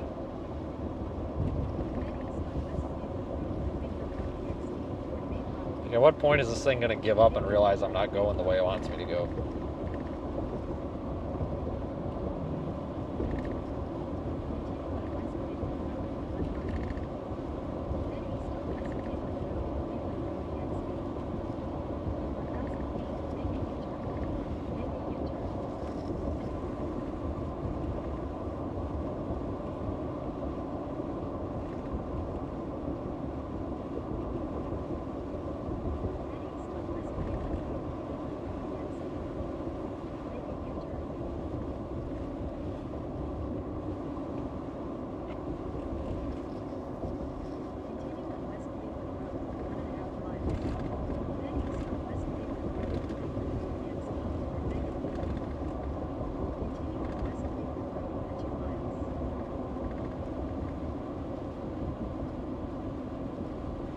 There is some snow that's going to be coming into like Benton Harbor pretty soon, off of the lake. That might be pretty intense. Keep that in the back of our mind. We got time, we could get there.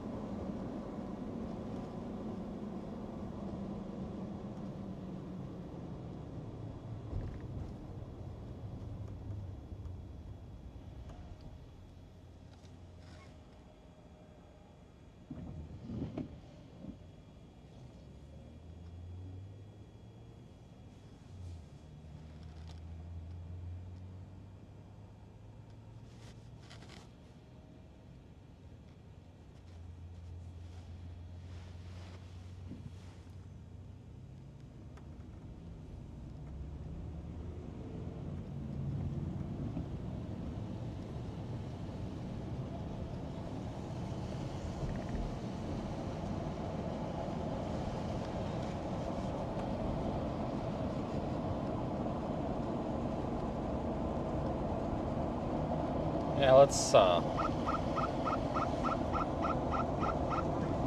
just continue on this business route because we're actually coming into some of that heavy snow now, so it might start getting pretty crazy here in a mile or two. I think this will work out pretty well.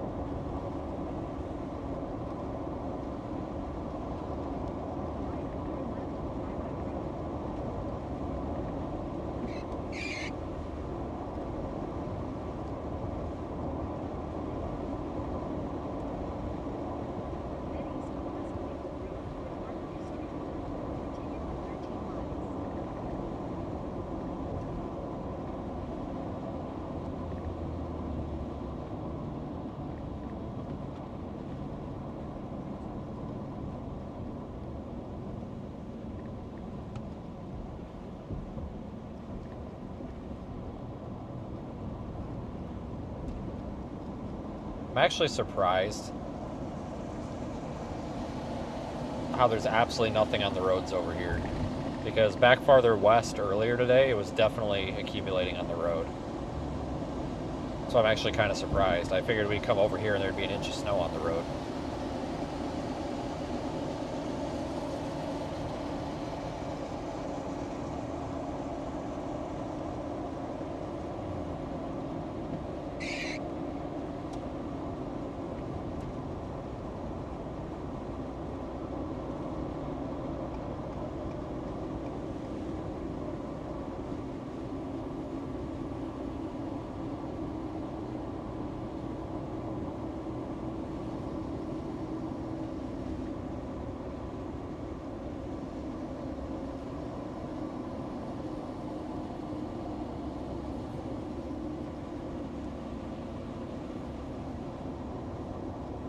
But yeah, so it's 4:40.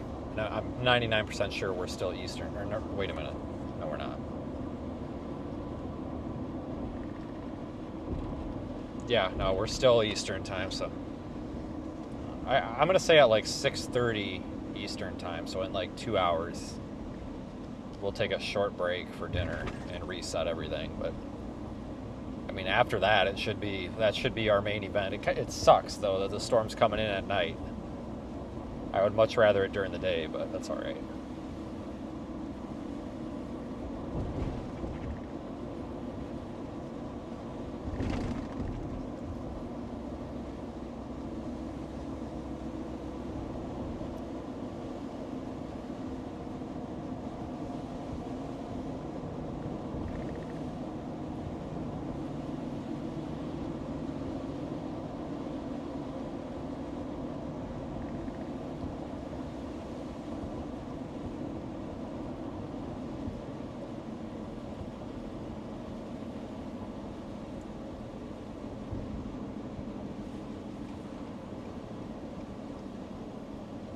But you can definitely tell the snow's getting a lot heavier. It's just not sticking, but it is piling up quite a bit on like the tree leaves. So, like I said earlier, I wouldn't be surprised if there's more power outages out here than there normally is.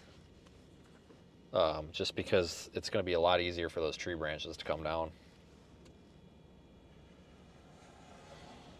on like power lines.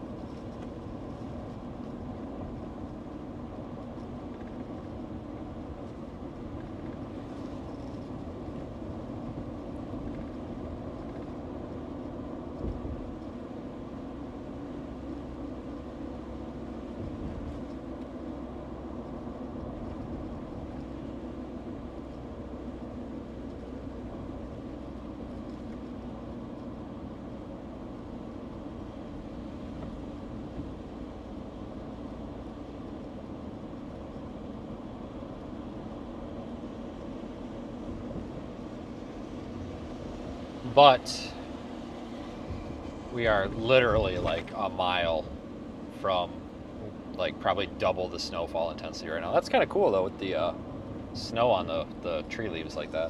That's pretty.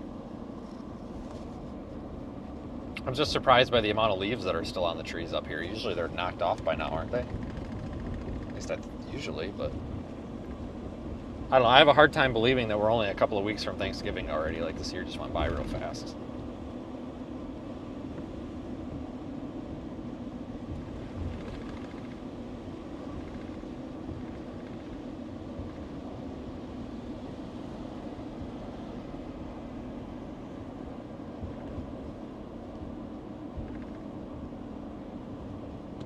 Okay, yeah, well, I found the even more intense snowfall rates. It's hard to tell on stream because the particles are so small. But yeah, if I zoom in, you might be able to pick them out.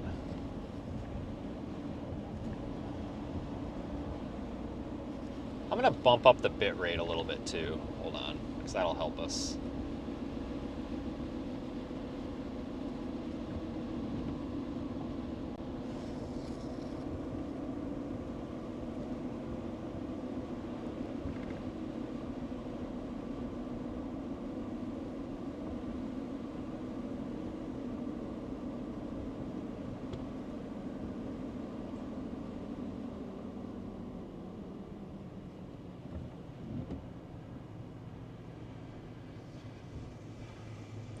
It'll be also interesting to see how many people stick around tonight with the stream.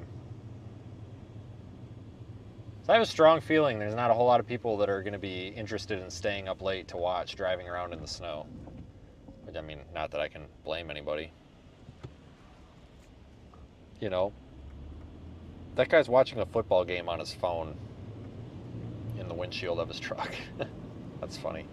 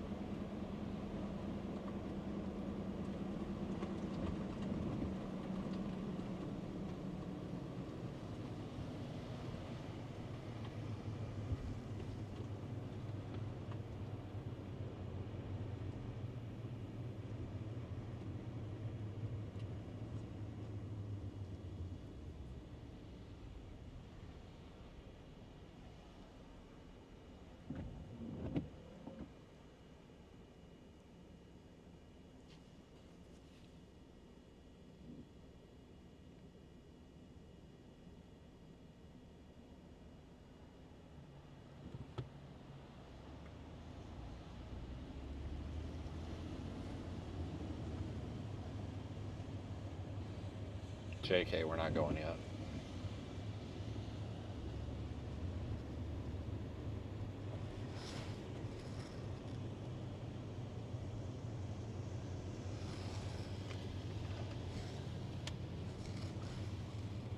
Yeah, it's coming down now, people. Holy crap. About time. About time. Alright, I'm gonna sneak over into this lane.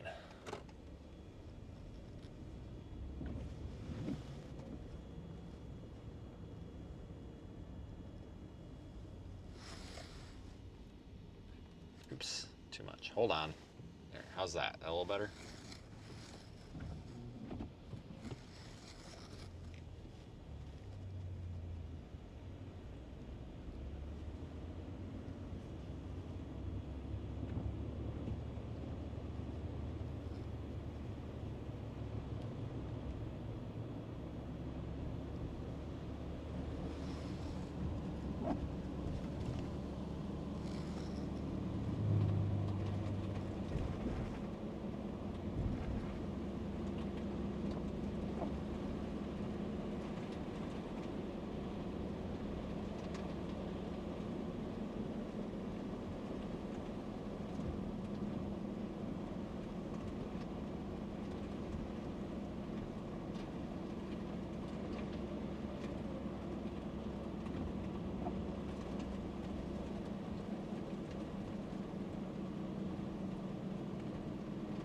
Yeah, this is probably the heaviest snow that I've seen for a couple of hours now.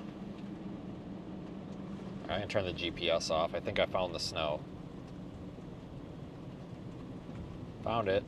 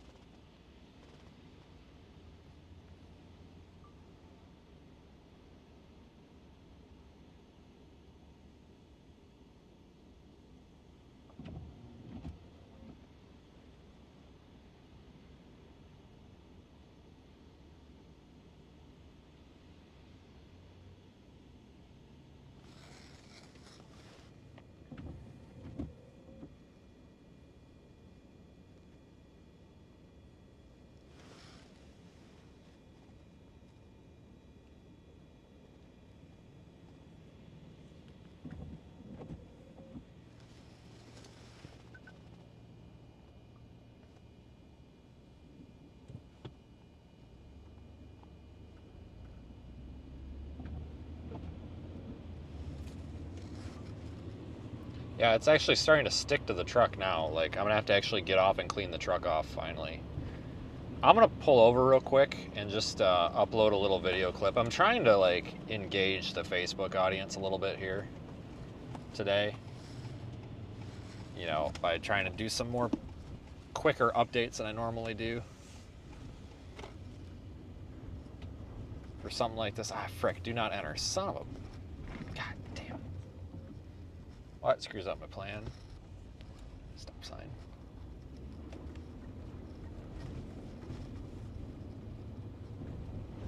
I don't know if this is a road or a parking lot. Freaking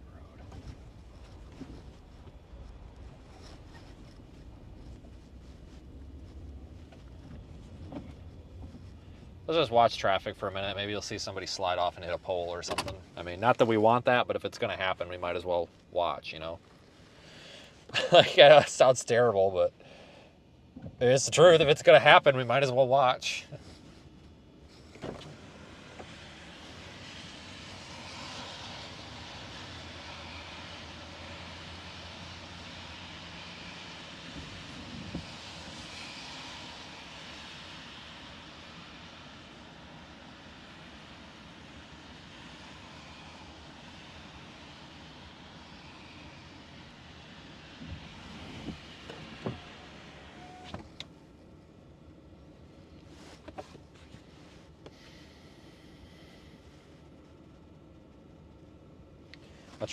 I think I'm going to put a little bit of an update out here too, so I need my computer.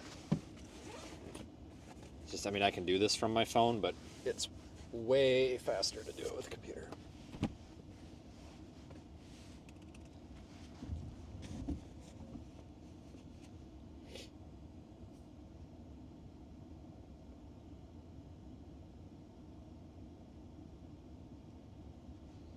Take me just a second.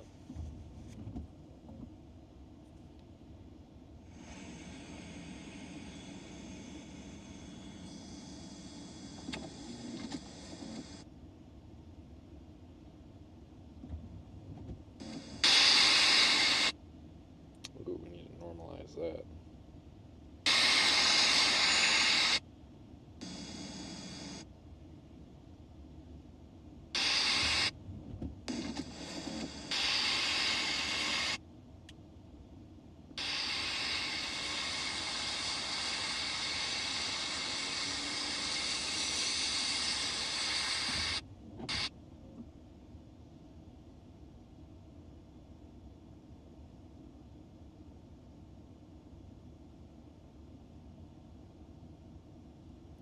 Where are we? This is South Bend, right? Well, if it's not, it is now, because that's what I just put in the video, so take it or leave it.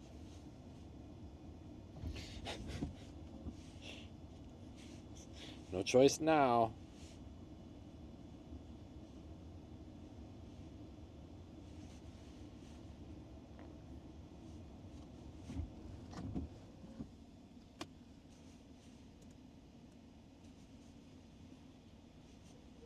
Starlink's kind of must be getting covered with snow. It's having a hard time getting me through here.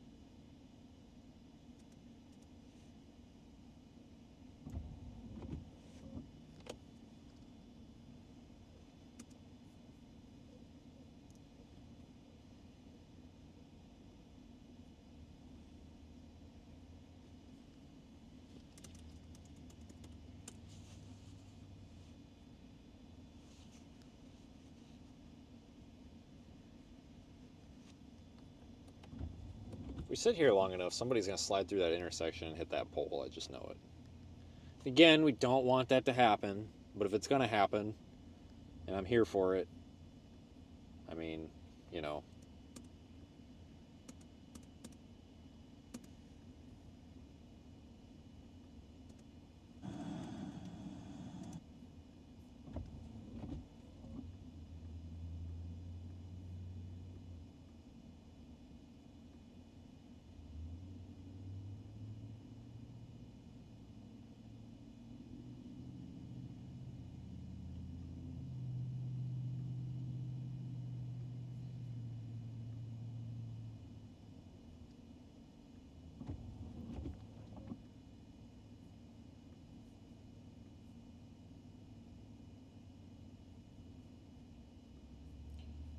Hold on here, I'm trying to crop this one by one. There we go.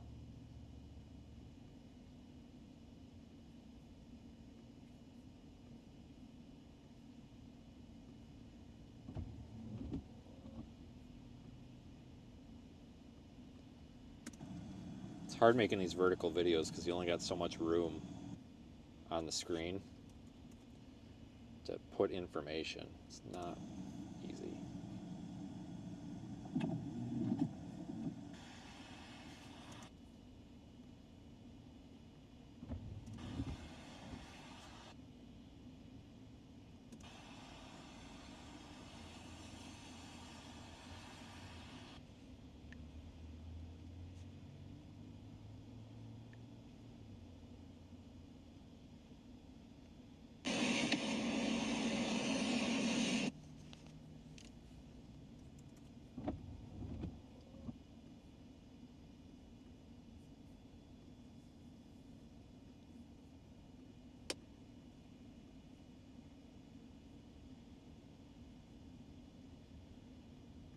Yeah, hello, can I help you? Why are all these people showing up now?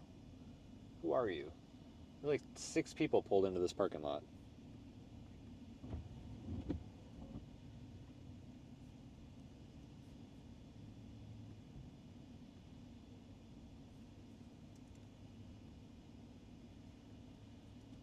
Must have been waiting for us. I don't know.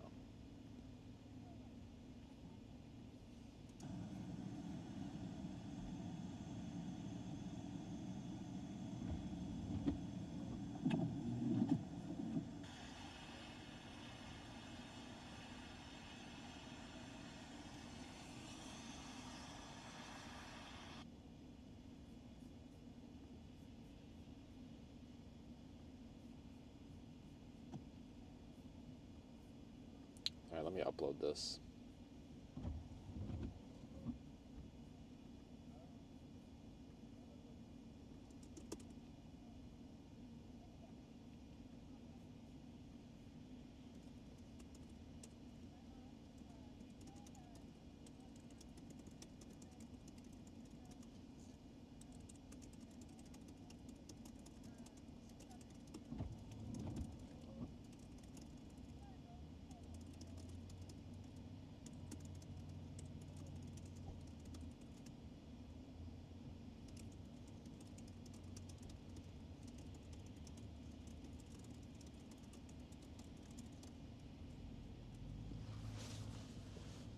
Let's see, South Bend.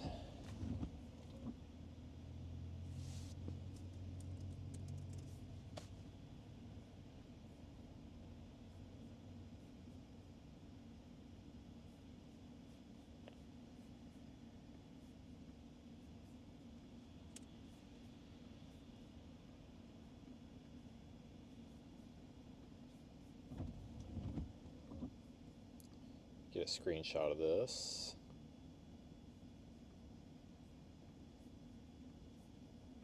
And just make a static update here. Hold on.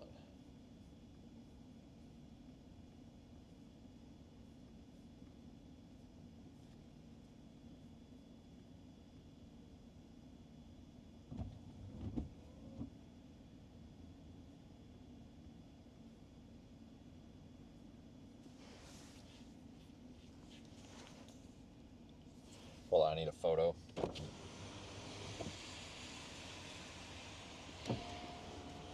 That's why I use Apple products, because I can just airdrop this stuff. You know, take a photo on my phone, airdrop to the computer. This works out really well.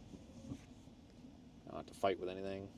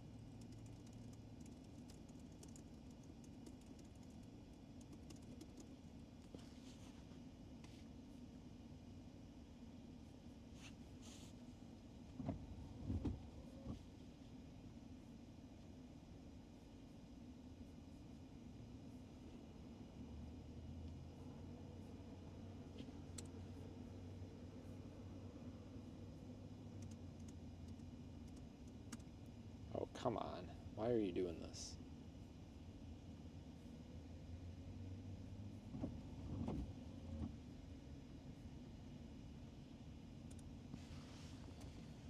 Okay, it is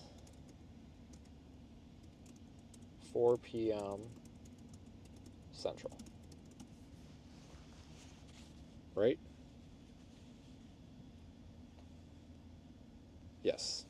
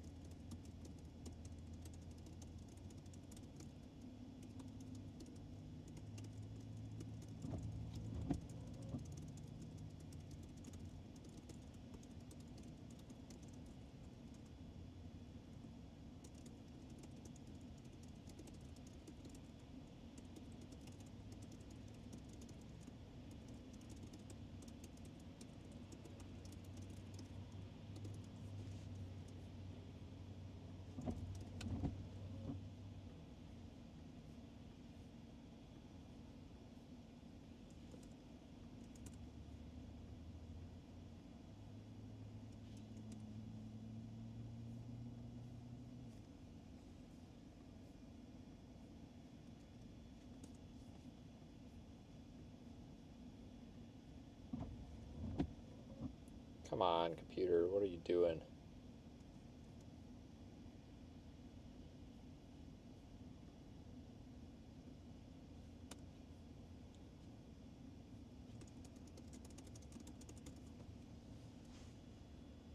Internet's real slow all of a sudden. Come on, you can do it. You can do it. Maybe. South Bend, Indiana. It wants me to check in Guadalajara, El Salvador. What? Negative. Alright, both updates are on Facebook now.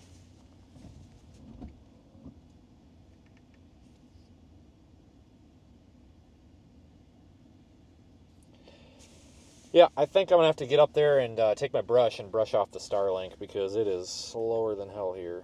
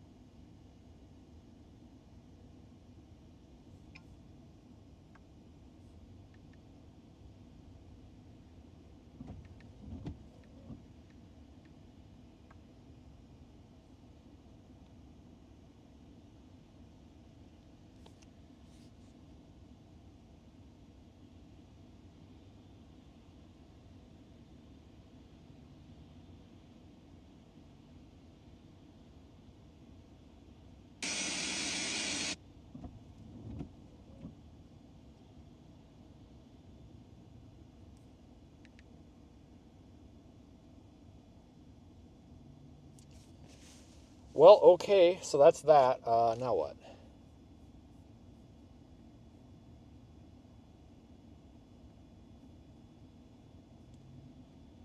Looking at...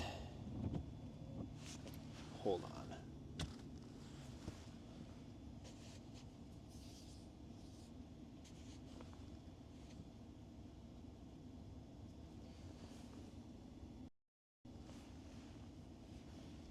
That's the roof. Whoops. So if you look at Radar Omega here, we're using the Chicago radar site right now, and my internet is so freaking slow here. Let's just load 21 frames instead. You know what? I wonder if I can put this on a different network, because this is not cool. Let's put it on just regular old AT&T. Oops. Hold on. I need both hands. God dang it. Hold on, I need both hands.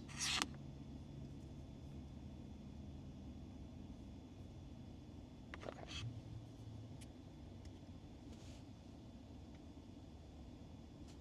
Any day now, computer. Oh my god, we are struggling for a connection out here, guys. Wow, cool. Awesome.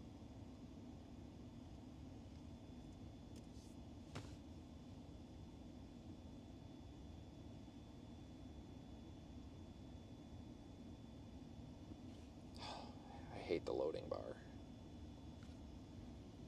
What is going on?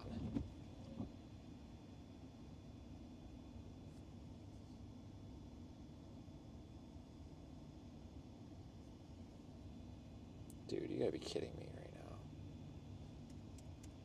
I had perfectly fine internet, now it's gone. Starlink's gotta be having some issues right now. It's probably just got so much snow on it, it just can't keep melted.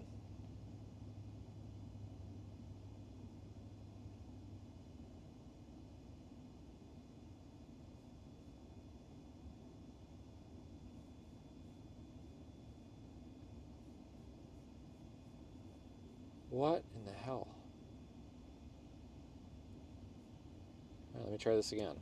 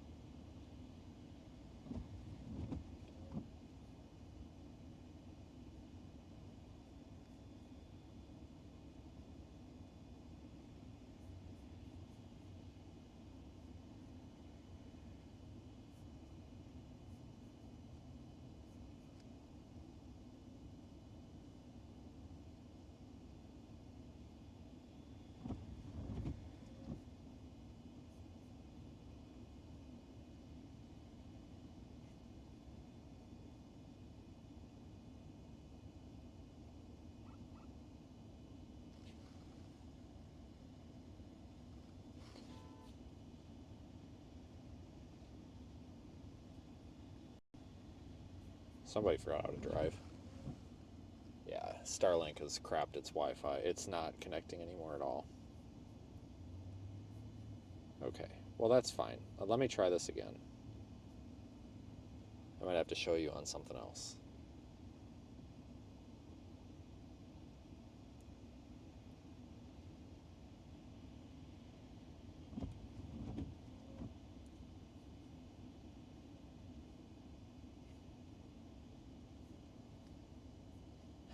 Okay, well for some reason I can't get a loop to load. I can barely get any internet, so I'll just show you a static image.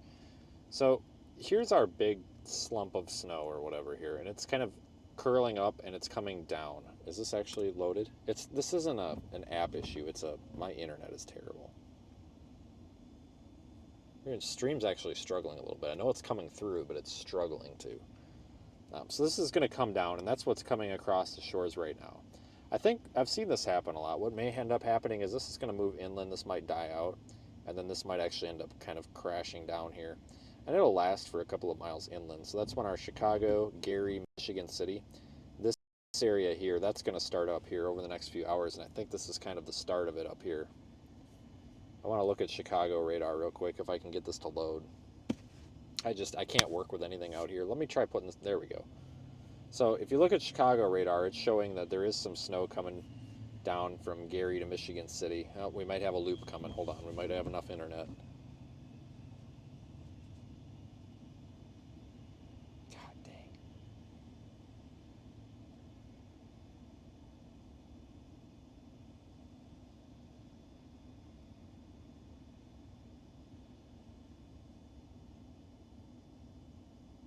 Yeah, so the thing is, it's difficult to see on radar sometimes here. So we have to bounce between the radar sites. So there is actually kind of a plume of snow just off to the west. Let's try the northern Indiana radar site, if it loads. Come on, internet. Yeah, we're going to go stop at a gas station, and I'm going to clean that off. It's just not keeping up. So yeah, even that is showing. So it is snowing back in this region here.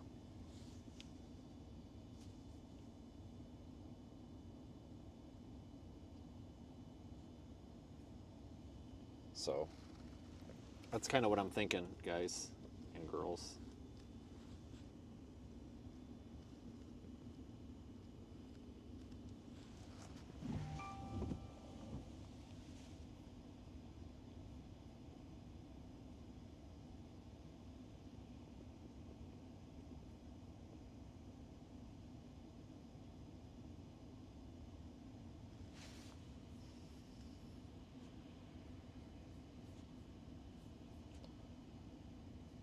Let me just check and see if the Weather Service has updated anything.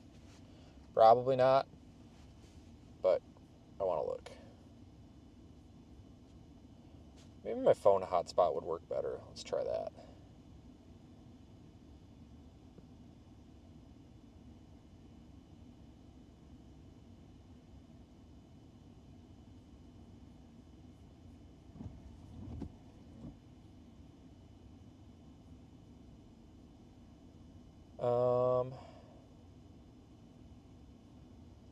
Okay, recent updates. So winter storm warnings remain in effect basically until midnight, so all through tomorrow, basically.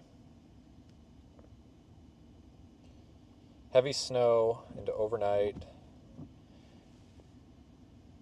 It sounds like there's now some expectation of more lake effect snow tomorrow afternoon. It sounded originally like not going to be the case, like it was going to be a one and done, but it looks like we may have a repeat tomorrow afternoon. Not as bad, but so they've extended those warnings.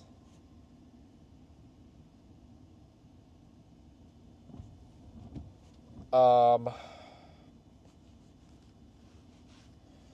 yeah, the Weather Service says 6 p.m. Now this is for the northern Indiana and southwest Michigan part. We will get to like the northwest Indiana and northeast Illinois in 1 second. So this timing is for like basically the South Bend area, give and take, you know. They're saying the strongest snow from like 7 p.m. to 1 a.m. and then still heavy snow, but not as bad from 1 a.m. to 8 a.m. And then a break on from 8 a.m. to 2 p.m. tomorrow, and then moderate snow from 2 p.m. all the way to 12 a.m. So they're saying this evening bands are going to orientate northwest to southeast and then shift southwest, which is what remember when I was showing you on radar how I expected that to like drop down rapidly. I'm not an expert in lake effect snow. I mean, I understand it, but we don't track it enough to be really good at it. But I don't really know how everything works, but I get the gist of it, and I've seen this happen a lot where it'll just dive south, and it's showing those characteristics of like how it always looks when it's about to dive south or dive east. It just depends on the way the lake is orienting. So when we're out in Buffalo, it's an east-west band. But anyway, rates of 2 to 3 plus inches per hour. High accumulations in the period from 7 p.m. to 2 a.m. Blowing snow possible, northwest wind gust to 30 miles per hour near the lake, and temperatures are going to drop down to the 20s. So we're not going to have that sticking to the road problem anymore. It's going to stick at that point. And some banding will be possible from Lake Huron into Michigan, low confidence. So that's basically like a connection between the lakes. I'm not even worried about it. But tomorrow, they talk about that low in activity tomorrow, which is Monday, the band to the west of the area. It's going to be over like northeast Illinois. Impacts will linger from overnight like blowing snow. But tomorrow afternoon, starting around 2 p.m., 1 p.m. Central, all the way through midnight, that band that we just mentioned here that's going to be over northeast Illinois tomorrow, that's going to move east, and then higher snow accumulation within that band. 1 to 2 inches per hour with that, low visibility, and then renewed dominant band development, but some uncertainty with that. That's tomorrow evening. So that's the timing for this portion. How long have we been live? Hold on, guys. I need to make sure we're not going to go over the allotment here. Oh, yeah, we are good. We are good.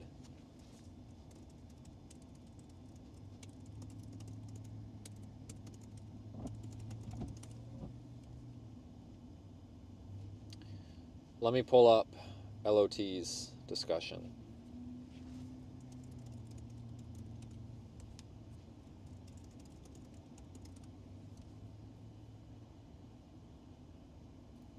Okay, so this is for northeast Chicago, or Illinois, and northwest Indiana. All right, it's like Gary, Chicago area. They don't have a nice little timeline like Northern Indiana Weather Service had. But they're saying bands of intense lake effect snow are expected tonight to Monday. Travel difficult to possibly impossible. Wow, that's confusing. During the most intense snow and the morning commute. Winter storm warning for the area, right? Okay. Winter storm warning is now in effect for Lake County, Illinois. Okay, who cares? So they're saying that they expect the worst, the most intense conditions. Snowfall rates of 3 inches per hour in the most intense bands. Dangerous travel, snow-covered roads, low visibility, the usual. Illinois, from 11 p.m. tonight to 3 p.m. on Monday. Indiana, 11 p.m. tonight through 6 p.m. Monday. Worst conditions are expected in Cook County, Illinois, Lake County, Indiana, and Porter County, Indiana. Hold on, I'm going to turn this into a little YouTube short. Just 1 second here. Or a Facebook reel. Hold on, so you're going to hear me say that all again here so that we can update Facebook. All right, so we're out here in the snow in South Bend, and here's what we're expecting. Now, this is the timeline for northern Indiana and southwest Michigan. Major impacts tonight from 6 p.m., that's Eastern, to 1 a.m. Eastern time. Expect that lake effect snow band to bring 2 to 3 inches an hour rates. Higher accumulations in this period. This is probably going to be the most intense snow we're going to get out of this whole event. Blowing snow, winds to 30 miles per hour near the lakeshore, and temperatures are going to drop really quick into the 20s. So we're not going to have that problem of the snow sticking to the road. It's going to stick. Then we're going to get a little bit of a break here tomorrow morning, Monday morning. We're going to keep that moderate snow all night. But from 8 a.m. to 2 p.m. Eastern, expecting a lull in activity. That's because the band doesn't go anywhere, but it does shift off to the west. We'll talk about that in a second. That's Chicago's problem, not northern Indiana's problem. And then tomorrow afternoon, 2 p.m. all the way to midnight, we're looking at the lake effect band moving back east. It'll oscillate from Chicago back over towards South Bend here. 1 to 2 inches per hour rates with that, low visibility. And don't be surprised if that band, that dominant band, does redevelop here, stretching from like Benton Harbor, Michigan, all the way into north central and northeastern Indiana later on. Now let's look at the Chicago Weather Service office. They don't have a nice cute little timeline like the northern Indiana one does, but they are saying Bands of intense lake effect snow are expected tonight and Monday. Travel difficult and dangerous. Winter storm warning for those counties. I'll show you that in a second. And they really haven't changed anything other than adding Lake County, Illinois to the warning. Now here they're saying the worst conditions for northeast Chicago, northwest Indiana. So this area right here, 11 p.m. tonight through 3 p.m. Monday. And then Indiana, so like Porter and Lake counties, that's looking like 11 p.m. tonight through 6 p.m. Monday.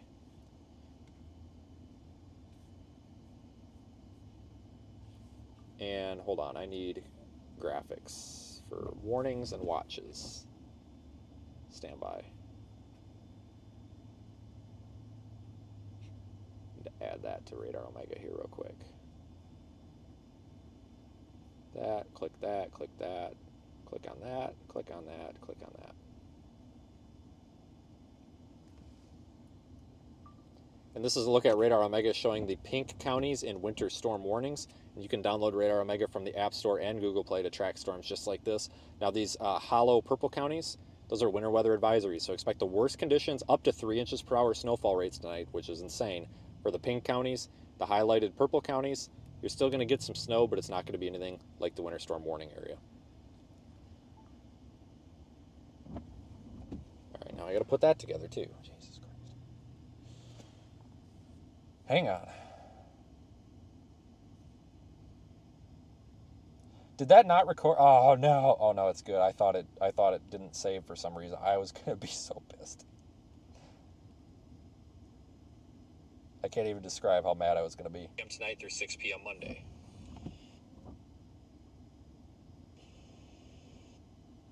p.m. Monday.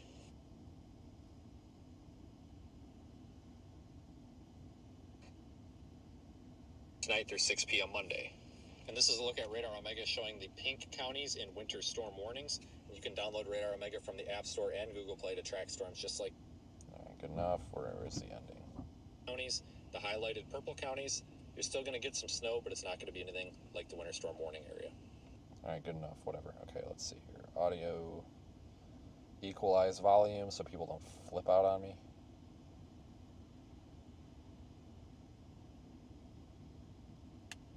And this is a look at Radar Omega showing the... Yeah, we get it. Come on, phone. What are you doing here? Jesus. Oh my God, why can't I find the damn volume thing?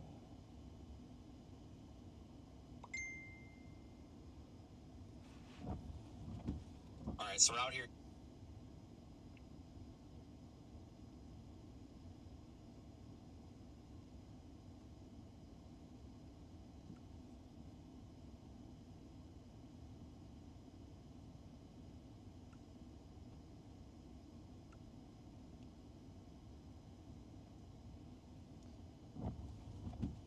All right, so we're out here in the snow in South Bend, and here's what we're...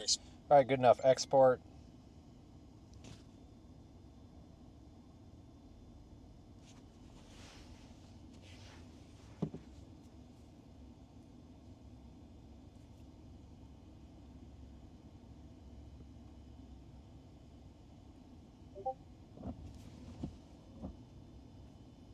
Hello?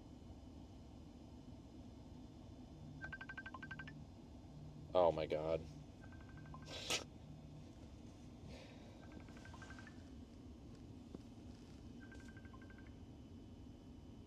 No.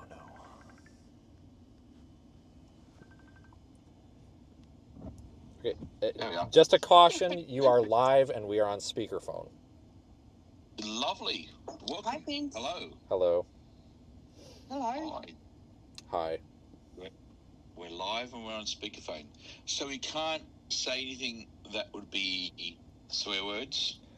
Well, I already beat you to that, but if you were going to tell me your credit card number or anything, you might want to hold off. 5533 1852 0029 1114. Hey, you know, I really hope that's no one's actual credit card number. You know what? I'm actually a little bit upset with you. I've been watching your streams the past few nights, and I haven't seen a kangaroo, and I'm a little upset. Vince, you didn't. We got about 900 when we were just travelling, but we saw had two. Kangaroo Alley at night. Yes, but we weren't streaming it because we were just driving. It was the end of the stream, and there was lots of kangaroos. Yes. But we ended the stream the other day with 2 kangaroos. We thought of you.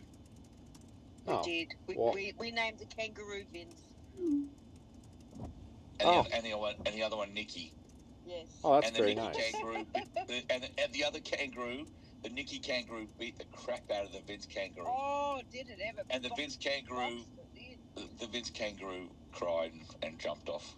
That's ridiculous. What a Yeah, No, loser. hey, it's fact. It's there. Oh, we missed you, Vince. Yeah, I miss you guys too. We miss all your supporters. Everyone send money to Vince. So Yeah, have send love. support, Vince. Send a hug, virtual hug, Vince needs hugs. 50-cent hug. 50 something. Oh, he's worth more than 50-cent hug. Give him $1, at least. 75%. 75 Ugandan cents. That's like 0.1 of a US dollar. Yeah. So how you doing, Vince? Yeah, I'm cold. You cold? There's a solution for that. Yeah, Waiting. I could turn the heat on. Waiting. Yes, correct. You're getting good at this. Yeah, it's it sucks because if I turn the heat on, then it's really hot in here. But if I turn the heat off, it gets really cold in here. There's like no in between. So tell us, was driving out there is a little bit tricky? Is there? Yeah, it's starting to get pretty crappy out. It's warm here. Is it? Must be nice. No, it's not. It was toasty warm earlier. Nice. Where the hell are We you had- guys? Australia. Okay, thank you. Appreciate that. Never would have Vince, every guessed. time. Come on, Vince. How do you Game not? up. How do you not fall for this? I mean, come on. I'm just out of practice. Don't worry, I'll get used to it. But by the time you get back, so. Vince, you need to come over here and chase with us. You would love it. Yeah, well, No. if I don't see a kangaroo, I'm never coming back. Oh, you'll see hundreds of kangaroos, trust me. I think you get frustrated by the roads. Oh, the hotels we've been staying at. Oh my God. Diane stayed at one of the rooms. The room she was in the other day. There's this hotel called Spuds. Spuds. S-P-U-D-S. Yeah, and Diane's room was like something out of Ripley's Believe It or Not, where it was like on an angle and things like fridges would fall towards you. My bed was on an angle. On an angle. To open the fridge, I had to hold on to the fridge. The floor was on an angle. And my one had ants. The ants. Then the we ants had were an having ant party. We had an ant party. I wasn't even invited. Yep, I took the entire mattress, the doona thing, the cover, the overcover, whatever you want to call it in America, put it on top of my car, which was raining, just so because it was all red dirt and mud. We were in the middle of nowhere. I mean, when This is outback nowhere. we saw a sign that said the outback. There's like outback Queensland, there's outback New South Wales. Welcome to the outback. That's whips. When you see the sign that's saying the outback and there's no warning signs, like if you weren't prepared, you're dead. This is in the middle of Australia. Nowhere. Yeah. Where the next fuel station is like 281 miles. It's just not quite that far off. And there's signs. There is one sign saying, "Don't walk backwards. Don't venture around, else you'll fall down a mining hole and never be seen again." Yes. Oh, well, that sounds fun. Oh, great place to dispose of body. Yeah, I bet it would be. Oh yeah. And it's so funny. We'll say this on your live stream, so that way people know we're not idiots. We went into Bunnings, which is like Home Depot, but the Australian version. Yes. And we asked, just randomly out loud, of course. We said, we need some bucket. We just need to do some body disposal. We need a bucket, a couple of buckets, and some acid. Oh, also, where's your tape? Oh, tape's on aisle 13. Completely missed. The body disposal. I think one person probably worked for the Australian Federal Police, like on aisle 3. Probably went, "What the hell?" And it was just funny. A little bored. Well, I learned something new. Now I know that you have hardware stores in Daniel's Australia. going to get arrested eventually, Vince. He will. I think I will be there to film it. Trust me. Yeah, and it's gonna be great. I'm just getting shot. I'm sorry about the ants in your hotel. Oh, Don't be sorry. They're on top of my car. They had a wonderful time overnight. I didn't get invited to your ant party. I'm kind of disappointed. Jeez. Yeah, we had an ant party. So the kangaroos, one just looked at us. I tried to have a conversation with the kangaroo. Didn't say much. I don't blame it. I wouldn't have much to say either. Guess what I said to her though? Timing. No, I said hello. Oh, wow. You've got to be kidding me. That's something new. No, but they have no sense of time. They're in the outback. They don't care. Jesus Christ. Wow. Yes. Yeah, I didn't say timing. They don't get the joke. You get the joke. Your supporters get the joke. They didn't get. They were not going to. Well, why would I say timing? Why wouldn't you? Because I watched like 2 hours of that live stream the other night, and every 5 minutes was timing. Good timing. Timing. Which one did you watch? I have no idea. I think you were flying a drone, and there was lightning, and you were looking for the airport so you didn't crash into the plane and stuff like that. Oh, in the middle of nowhere where there was actually no planes, but I just had to be careful anyway. Hey, that was fun. Yeah, that was fun. Yeah, then it rained. Well, thanks for watching us, Vince. Yeah, it was entertaining. I missed. I heard something about a traffic cone. Oh God. Yeah, yeah, that was kind of funny, actually.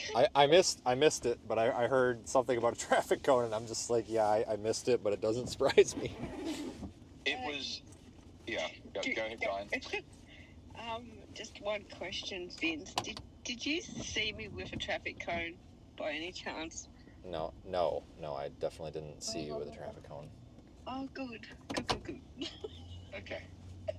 It was Daniel. The stream got interesting because then it was just rain, much like your ice. Just not much is happening. People just watch, drive around, maybe complain about ice, which is of course interesting itself. And plus, we're helping keep everyone interested. We talked about cones. I heard.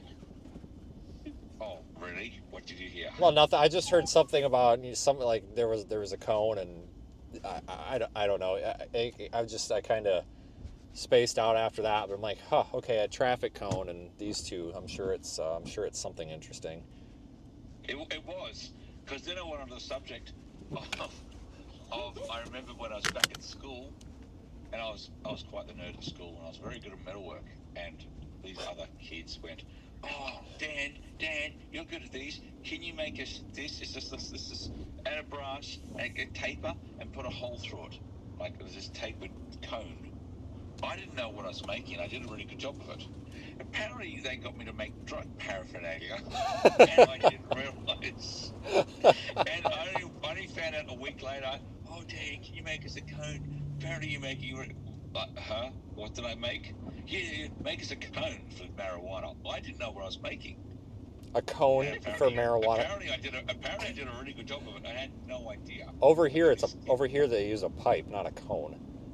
Well, pipe cone. I didn't know. I was just going to make it marijuana. I just made this tapered edgy thing, threw it into it, and it was pretty well made. I just didn't know what I was making until I found out a week later. I was like, yeah, I'm not doing that a second time. Whoops. I was quite popular for a week. I believe it. You made somebody happy. Yeah, now I chase dogs. Very happy. I didn't know. I just thought it was a funny conversation. Happy fact. Yeah. Oh my God. I'm very proud of my work. Not that I knew what I was making. Yeah, it reminds me of that phone mount that you made last year, or the year before for the. Before that, yeah. Yeah, the over-engineered phone mount. Hey, it worked, didn't it? It worked great. I mean, honestly, that's about the only thing you can do because the suction cup doesn't hold. So, maybe it really wasn't engineered. I don't know, but it's sad that there's no, it's sad that we have to engineer a phone mount for a rental car. Like, you can't just get a phone mount that works. What we did was a double-sided tapey ram mount ball thing, which just failed. So we used a ram mount. We drilled through it, and yeah, it was genius. It was very genius. And it wasn't related to drugs. It's awesome. Yeah, that's always a good start. Hello, Ice. Look forward to coming back. You're probably on the watch list. You're going to get stopped at the airport, and then they're going to try to, screen you, and you're going to... they're gonna get sick of you. They're just gonna be like, all right, just go. Like, we don't want to talk to you. Just go. Oh God. Yeah. No, they all know me and say hi, Dan. Yeah, I love it when you go through southern Texas, you go through the border crossings, and because I've got more antennas than them, and I just say my setup's better than your setup. They go, oh yeah, what do you got here? Oh, this is awesome. You want to play? Like, so one is actually locked way from the live stream. They love it. Yeah, it's probably the most excitement they have all day. It's true. No, they do a job. So you look after them, you entertain them because they're lonely down there. It does get lonely down there, I'm sure. You're probably the first friend they made. Yeah. Like less chance of being shot. So do you miss us? Yeah, on a scale of 1 to 10, I would say like an 8.5. Oh, okay. What can we do to make it a 9?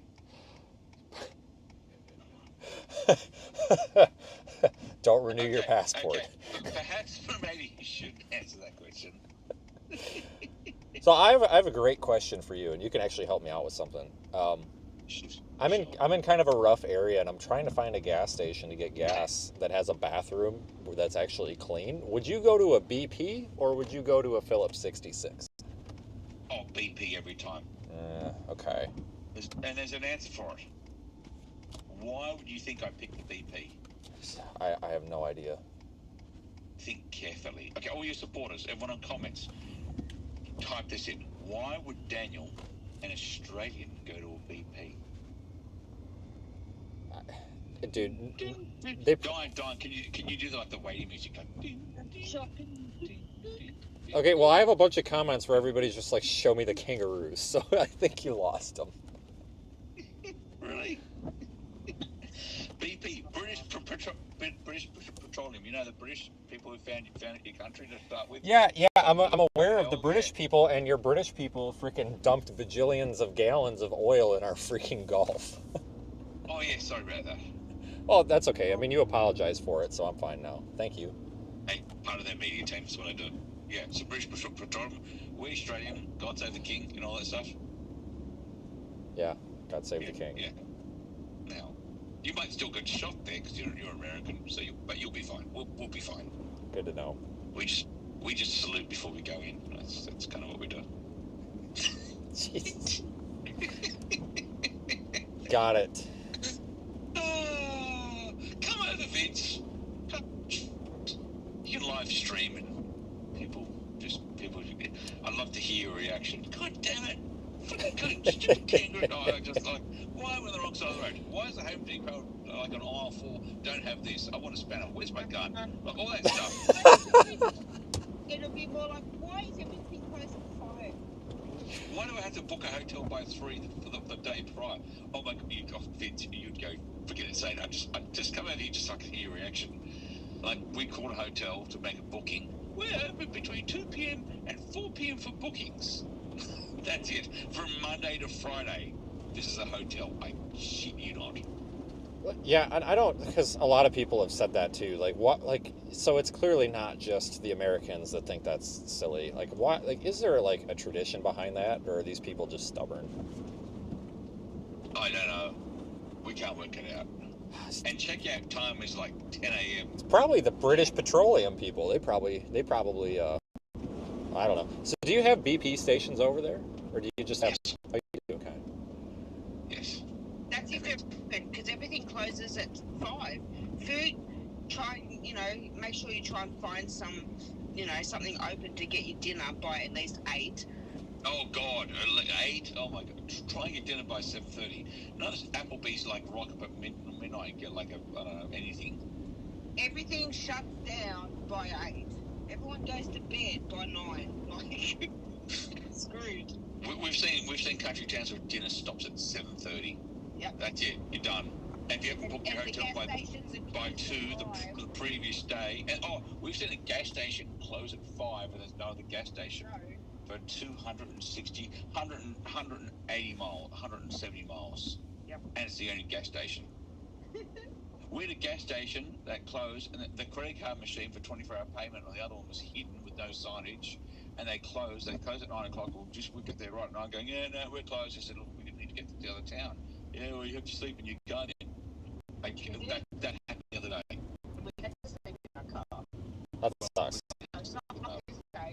we've had to do that before. And went down. Couldn't get a hotel. Couldn't get gas. We ran on just backup fuel to run the aircon. Well, that sucks. Yeah.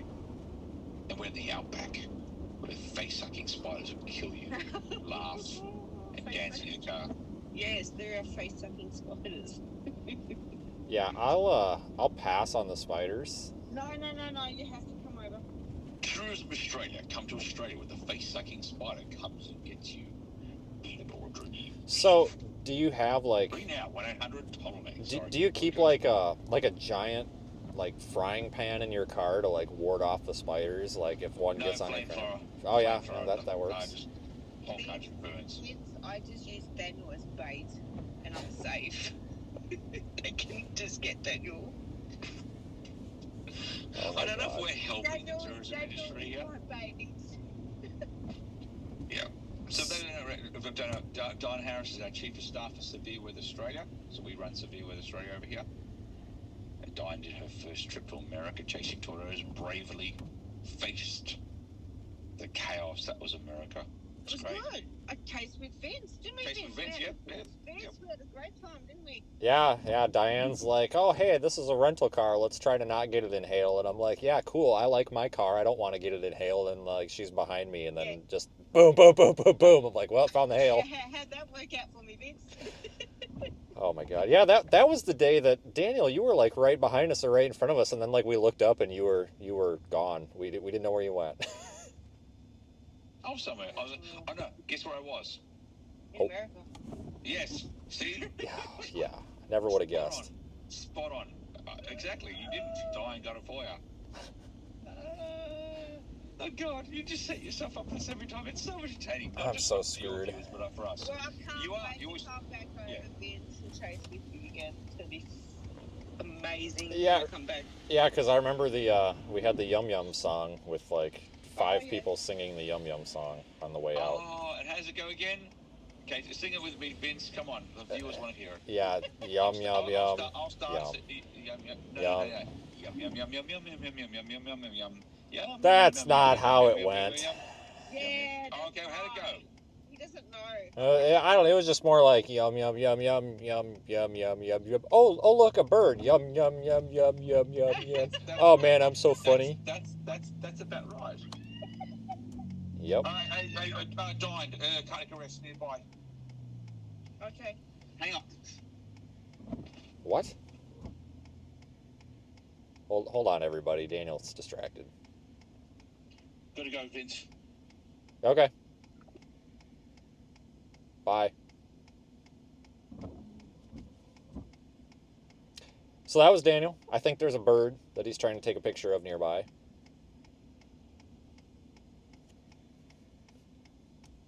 This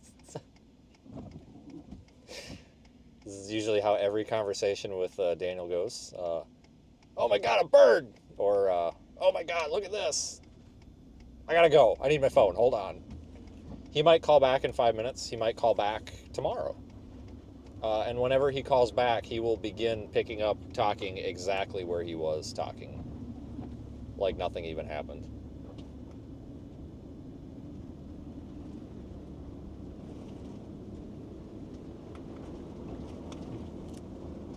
I'm not even kidding.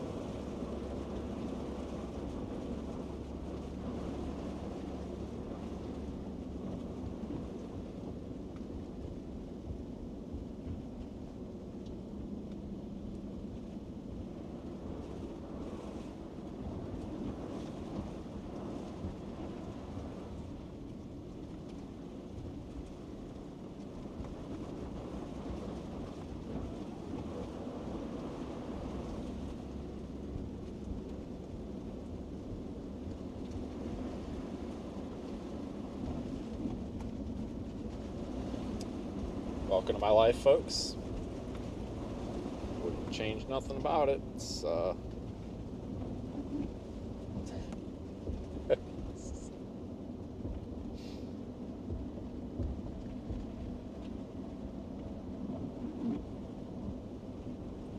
hey, Don's in here.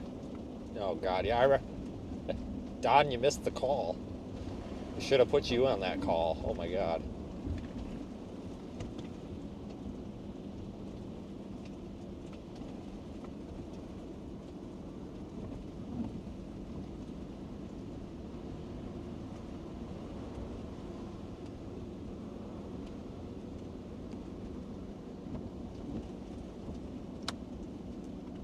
I want to find a spot where I can get gas and go to the potty without feeling like I'm going to walk into a crime scene here. Some of those places looked really rough. Really rough. I don't know if they are or not, but they just didn't look very good, guys. I'm not going to one of those places where I need a key and I have to walk around back to use the bathroom. Like, we're a little more modern than that here on this channel, so.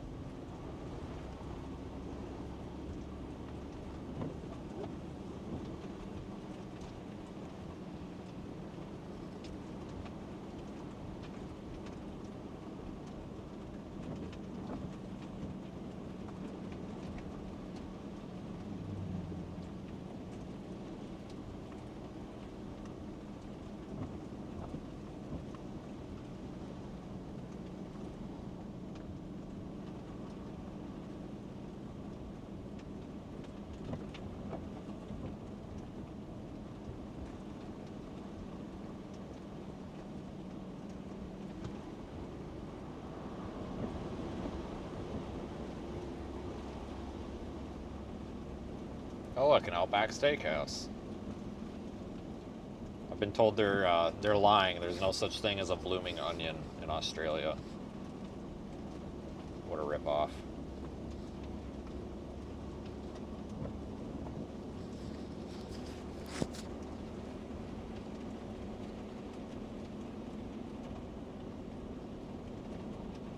There's like not much for fuel out here, is there?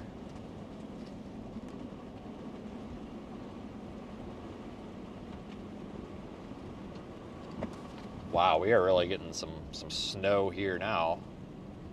Oh no, I don't know if my Facebook reel ever uploaded. Son of a gun. You gotta be kidding me. Nope, it sure didn't. God bless America. Why didn't it upload? It should have. It said it was uploaded, but it didn't.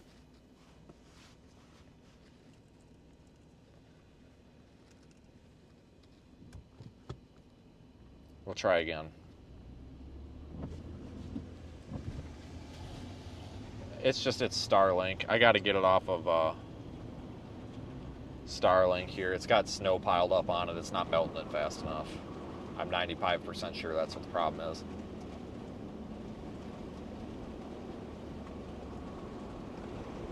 This looks like a fancy gas station. I'll take it. The Marathon, right by the liquor mart. All right, you know it's a good one if they got a liquor mart. They probably keep this pretty clean. Don't want to scare away the drunks.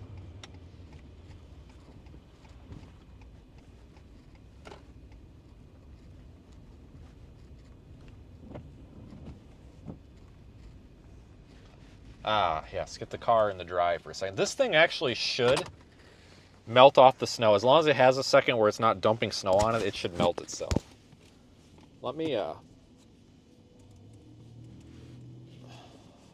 just can't get anything to work today. What is going on? AT&T's not doing very good. The heavy snow is probably attenuating the signal a little bit here. That's probably what it is.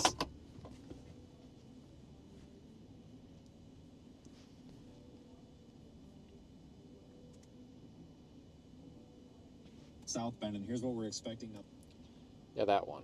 God, that was 20 minutes ago. It's getting a little stale now, but we'll upload it anyway.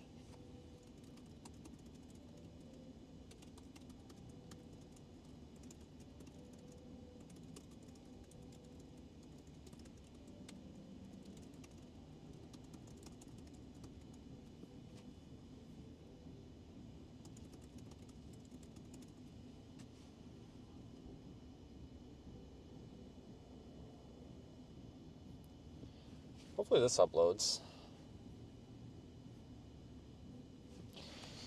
Facebook's having some issues with their video uploading. Like there was actually a notification that said there's a known issue. I think I might actually be experiencing that.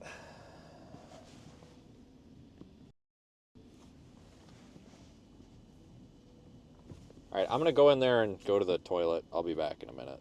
Don't steal the truck. You'll get shot.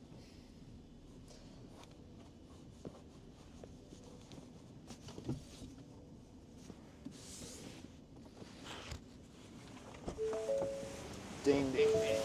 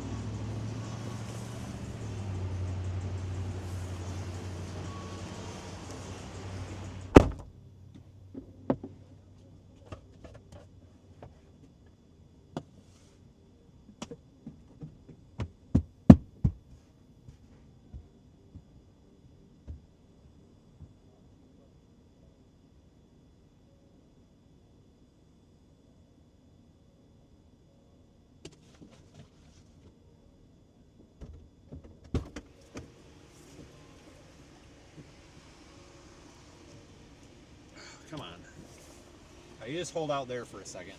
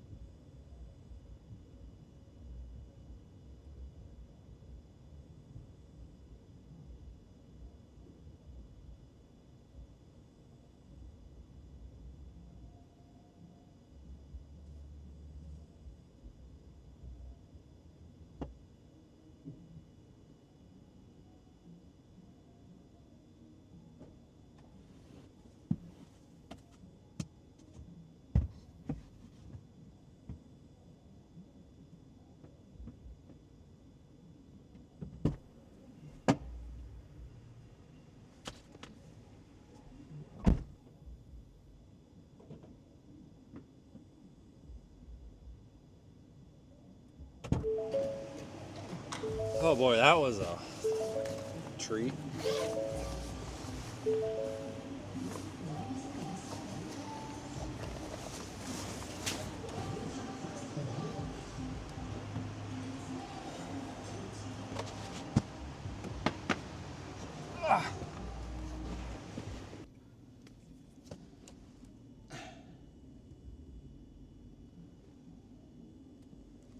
Okay.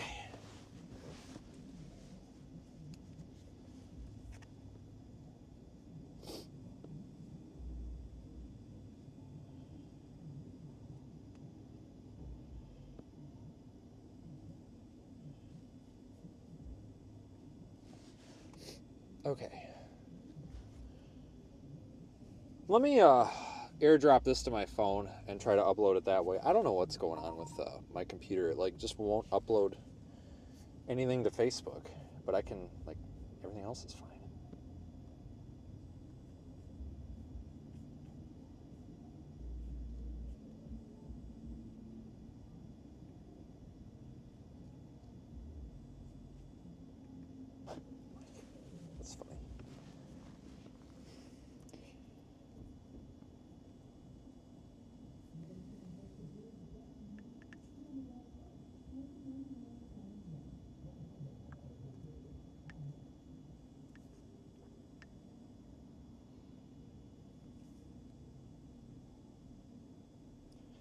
Here's what to expect tonight from our major lake effect event in northern Indiana and northeast Chicago. God damn, I did it again. It's Illinois. Same thing. All right, I've typed this 10 times now. Like, this is the last time. If this doesn't work, I'm done. I'm giving up. If this doesn't work, it wasn't meant to be. Yeah, something's wrong. I just can't get it to upload anything from my computer. And it did that to me the other day, too. And it's not my computer. It's like Facebook's having a couple of issues, but that I think they're trying to work out or something. I don't know. So I got the truck cleaned off. I had to get that front cleaned off. We're about to have a check engine light. So, and the check engine light's going to be for active grill shutters inoperable. Because there was so much snow packed up in there, those grill shutters weren't going to operate. And they're probably still not going to operate. And I don't care because they need to be open right now anyway. But so I predict check engine light within 30 minutes. But I got it really, really cleaned out. So we just got to... The thing is with that that bumper, that off-road bumper on there, hold on. Go this way, I think. It's like a chin. So it's really, really easy for that snow to pile up on there, I'm noticing. Turn your headlights on, doofus. It's really easy to get that snow piling up there on the grill and stuff, and I don't like that. It blocks the lights and everything. But look at that. Look how nice that is with these yellow or these amber headlights. It's not glaring off of the snow, because like if I hit the floodlights, I don't want to blind this car. If I hit the floodlights, see how it blinds, kind of?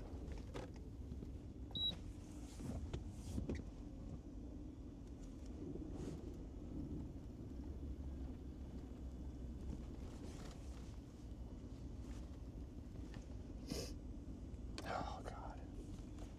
You know what? I like snow. I just don't like the cold. And it's really not that cold out, but it's cold enough that it's an inconvenience to me, and I'm going to cry about it. I was supposed to go this way. Sorry. My bad. All right, it uploaded.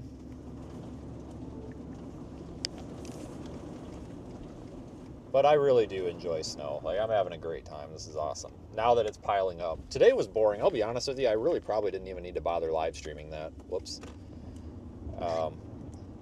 So anybody who chose to not live stream up until now, definitely made the right choice. Let's just kind of go piddle around South Bend here for a while. I had to pay inside. I didn't even get a full tank. I just told them to put $30 on it. I don't know why I couldn't pay outside, but so we'll get gas again. But there's a Flying J on the way outside of town because eventually we're going to be moving east anyway, or west anyway. So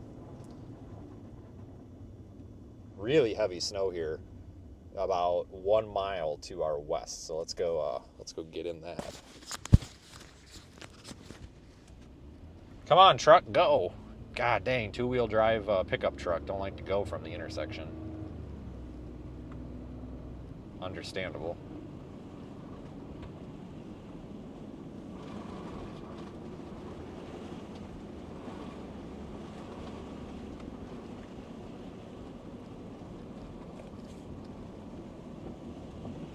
One thing I like about this truck already is that the ice and the snow doesn't build up on the wipers like it does on my Explorer. Like there's more of a drain, because like on the Explorer, like the drain under the wipers, it's so little, it's so narrow, it gets clogged up with snow. This has like a 4-inch wide like drain across the whole bottom of the windshield. So like I've noticed this is melting, the defroster's melting it, and it's actually draining, so it's not like the windshield wipers aren't becoming useless, which is nice. But yeah, look at this. See how nice that is with the amber lights? Here, I'll put the floodlights on here. This one. See how that blinds a little bit? The amber. So good choice on going with the Baja yellow headlights here. Can't tell very much with the street lights, but I can tell in person it's a big difference. All right, we'll take a right up here. Take a Randy, I guess.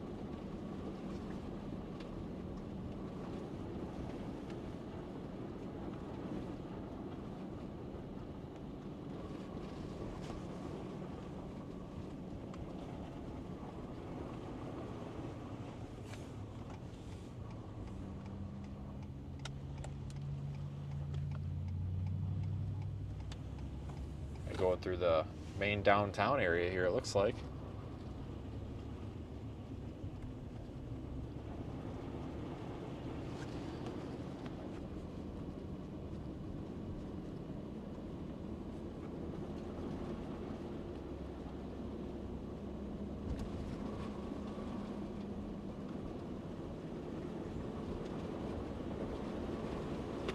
Oh my God, look it, they got an old Arby's sign.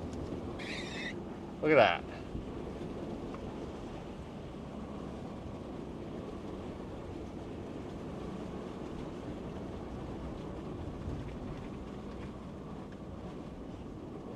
They even got a Chuck Cheese or whatever.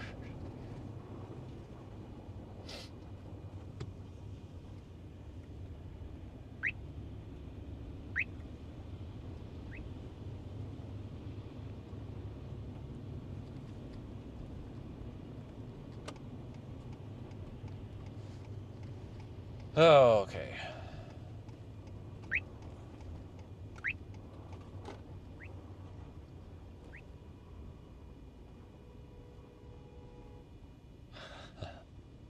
Somebody's pissed at somebody who's laying on the horn up here. Somebody made someone mad, I guess. Yeah, look at it come down now, guys.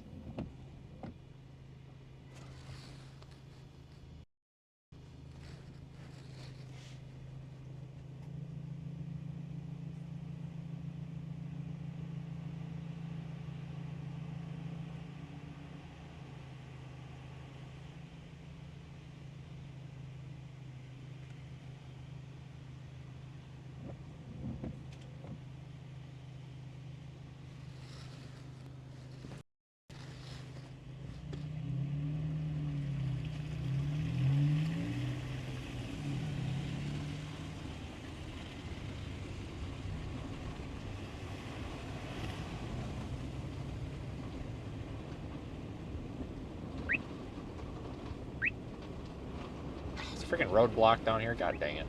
Somebody, how much you want to bet somebody hit a pole?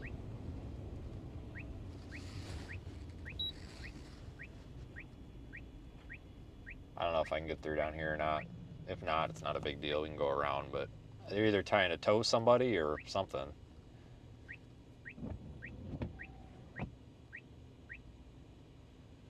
But you're gonna gotta wait our turn here to get turned around.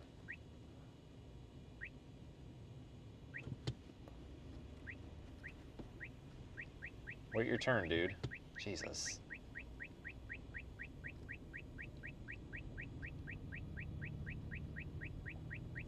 We could go north. Nah, no, we'll just turn around. That's gonna be the easiest. Well, no. Yeah, we're gonna turn around. That'll be the easiest.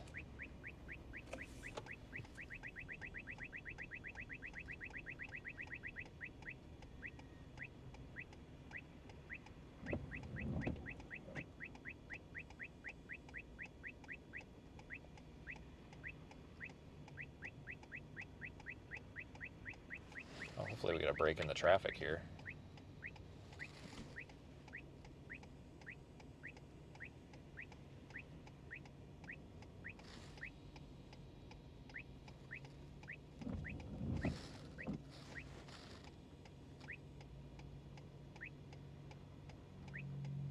Yeah, dude, we're trying to turn, buddy, okay? Jesus. Sorry, officer, we can only turn as fast as the car in front of us wants to turn. Jesus. Some people's kids.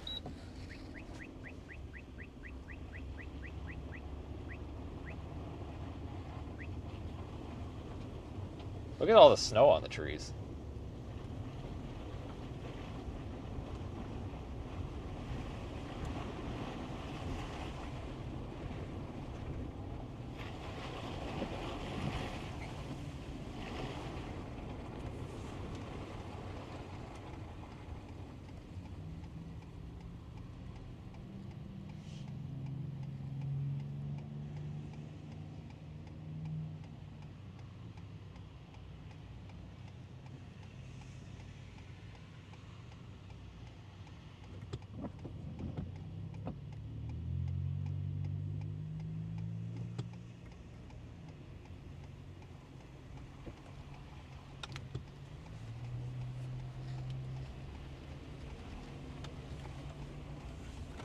gonna pull in over here. It's kind of pretty with the lights. Come on, there you go. I don't know if there was a median there or not, but I feel like I kind of ran the curb over, but you know, the snow, I couldn't tell, so.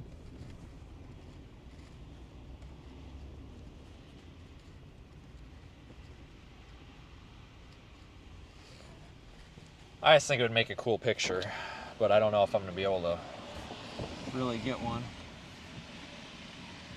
Yeah. I mean, maybe. No, not really. The damn sign's in my way.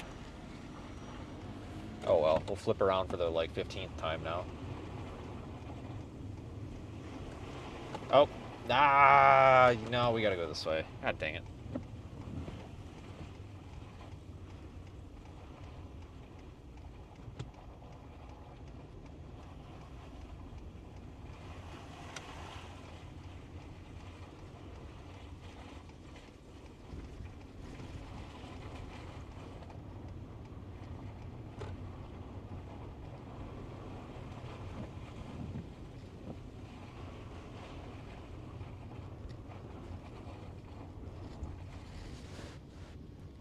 Chop suey. All right, you do you, man.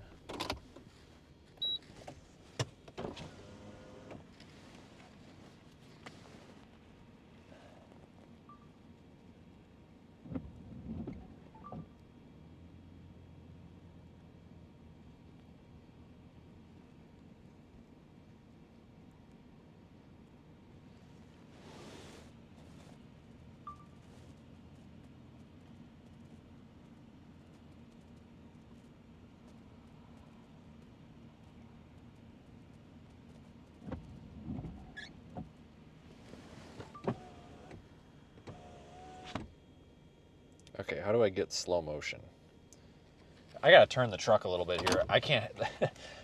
It's coming in so hard you'd think it was pouring rain in the truck. Oh my god. Keep the air off for a minute, or the heat off for a minute too, so it don't melt it on me.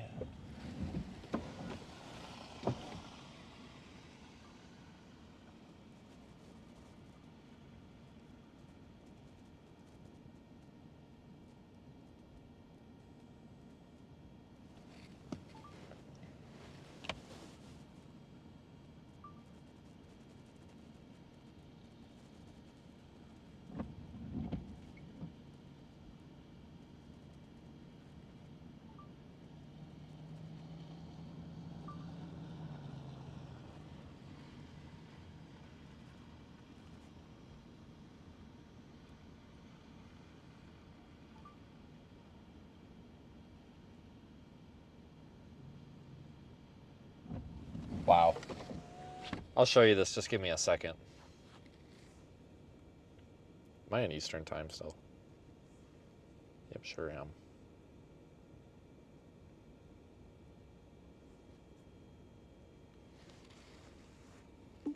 Where is, oh no. That's a, hold on. I broke something.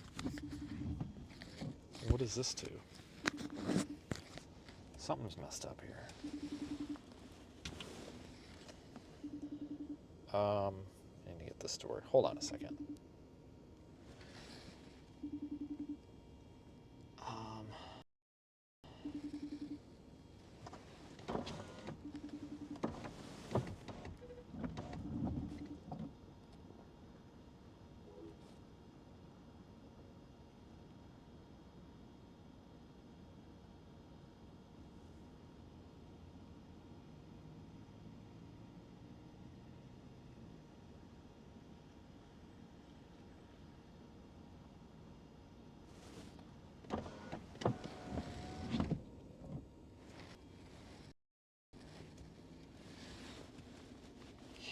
Everybody told me this wouldn't stick to the ground.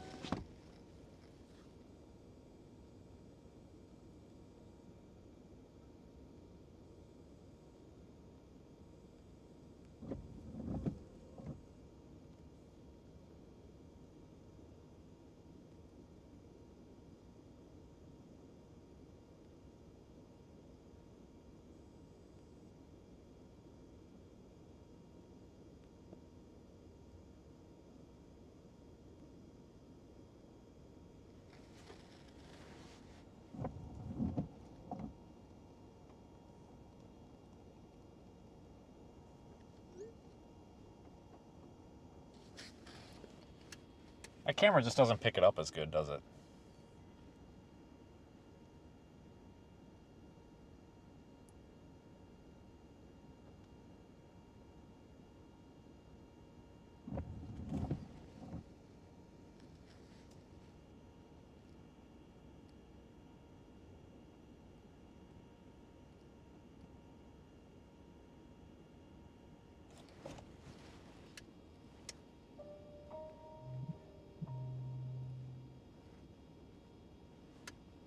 I was hoping rotating the camera would bust that piece of snow off of there.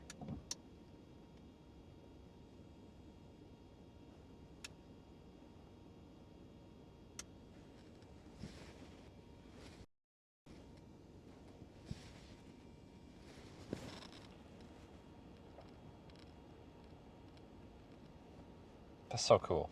Oh, fuck. I don't want to do that. Whoops.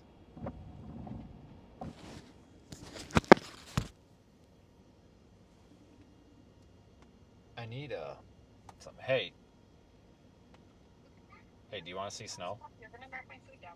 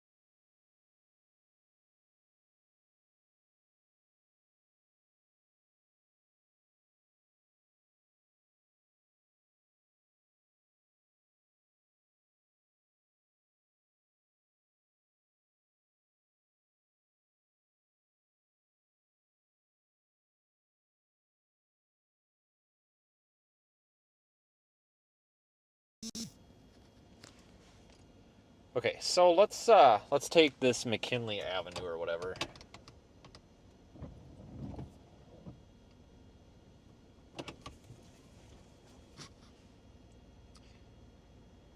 Actually, you know what? Let me post this. This stuff is kind of cool.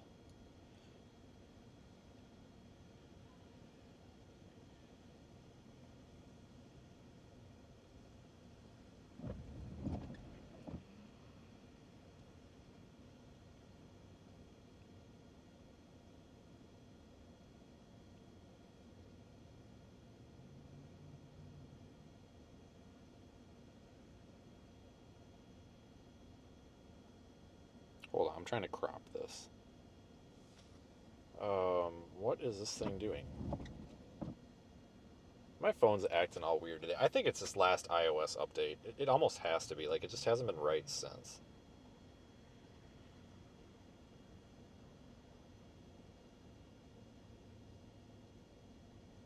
Give me just 1 second. This is a really cool shot, though.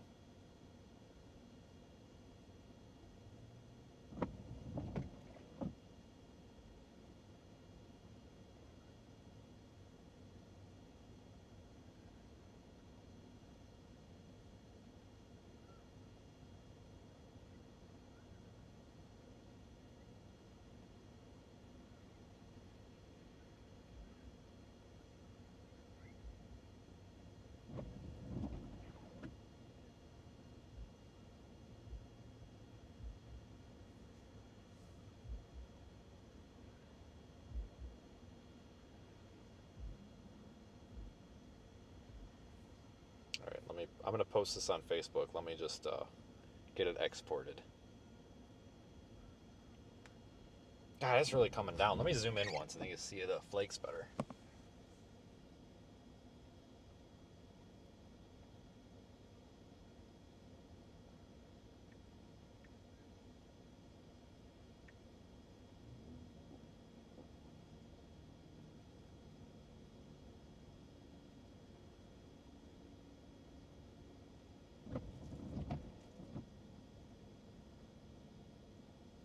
You see, this is what annoys me with Facebook. Like, you know, I'm not really complaining because this doesn't really bother me. I just block these people, but I just get so sick of seeing it.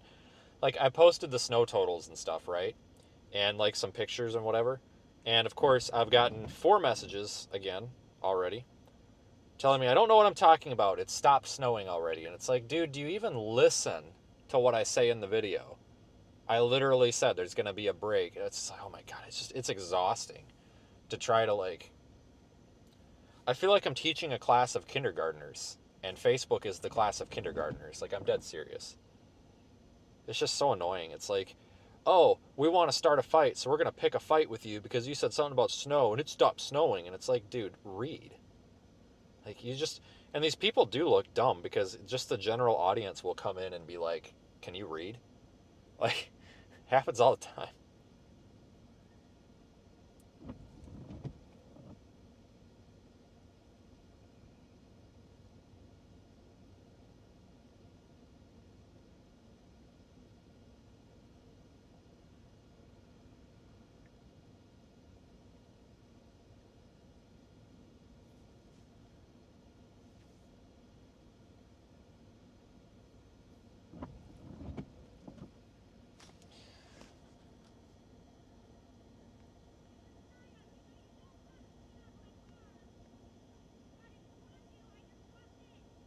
Is she screaming at me? I don't know if that lady's screaming at me or not, but well, I don't know.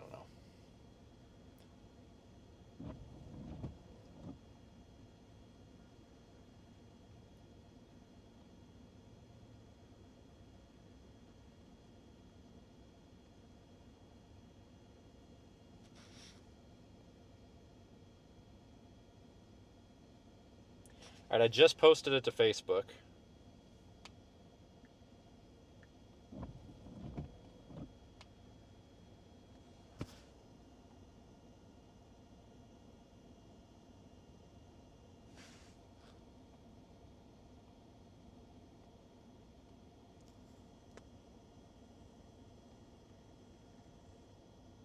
Oh God, we got an Altima.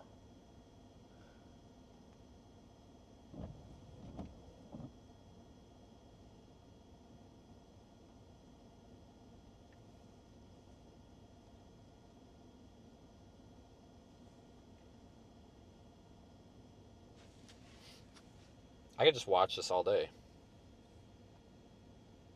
Wipers aren't keeping up now.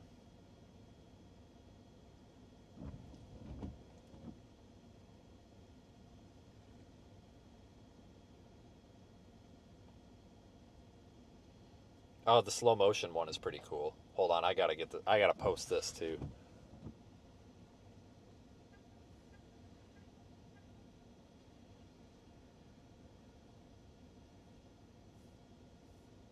This is cool.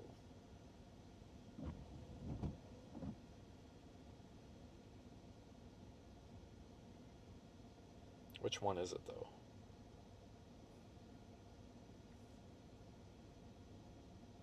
Dang it. This one?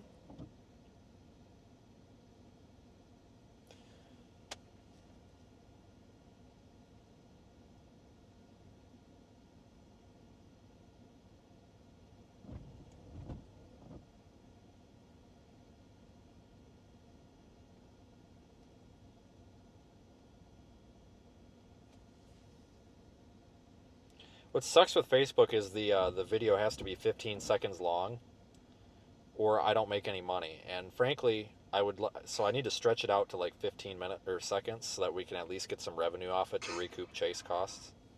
You know.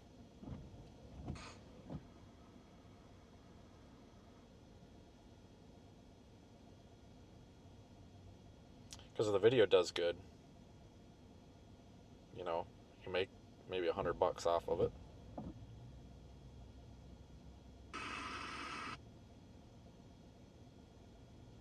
Helps with the fuel.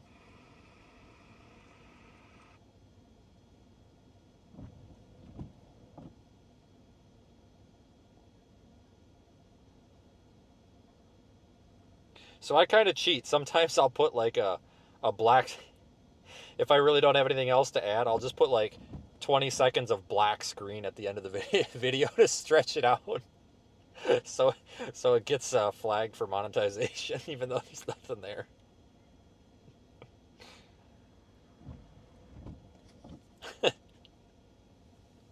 Gotta do what you gotta do, man. Times are tough. Cheat the system.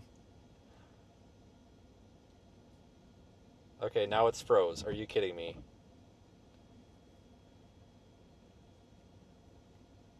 Oh, God. Come on, man. Still spinning. What is wrong with this thing?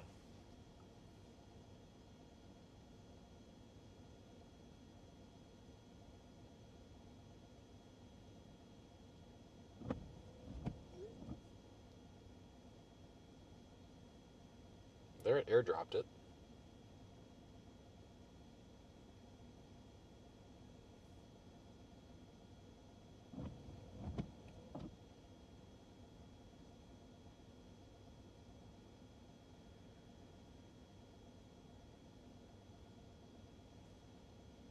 South Bend, Texas, negative. South Bend, Indiana. You should know that.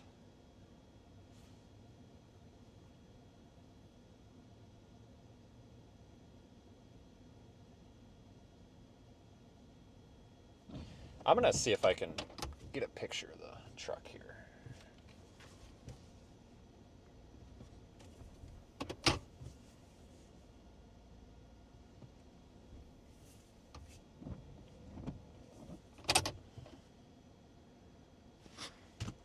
I need this. Come on! God bless America. I gotta put my freaking coat back on. God, I hate putting the coat on. I hate taking it off. It's on and off, on and off, on and off. Sit tight while we process your video. Great. Yeah, spend some more time that I don't have. Please hold.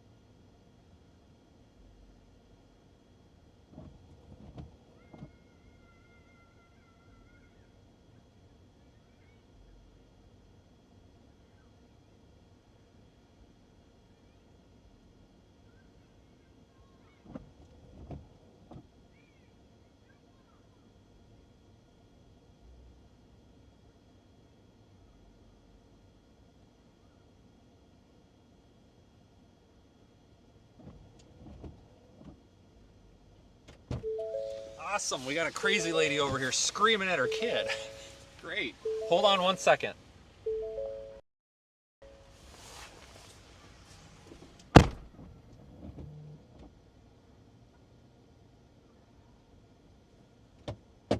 Motherfucker.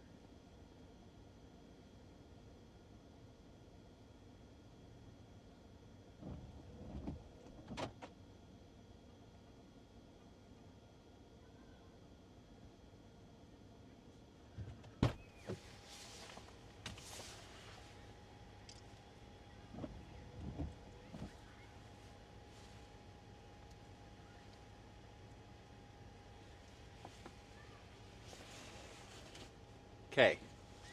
Sorry about that. I had to switch over. Look at this.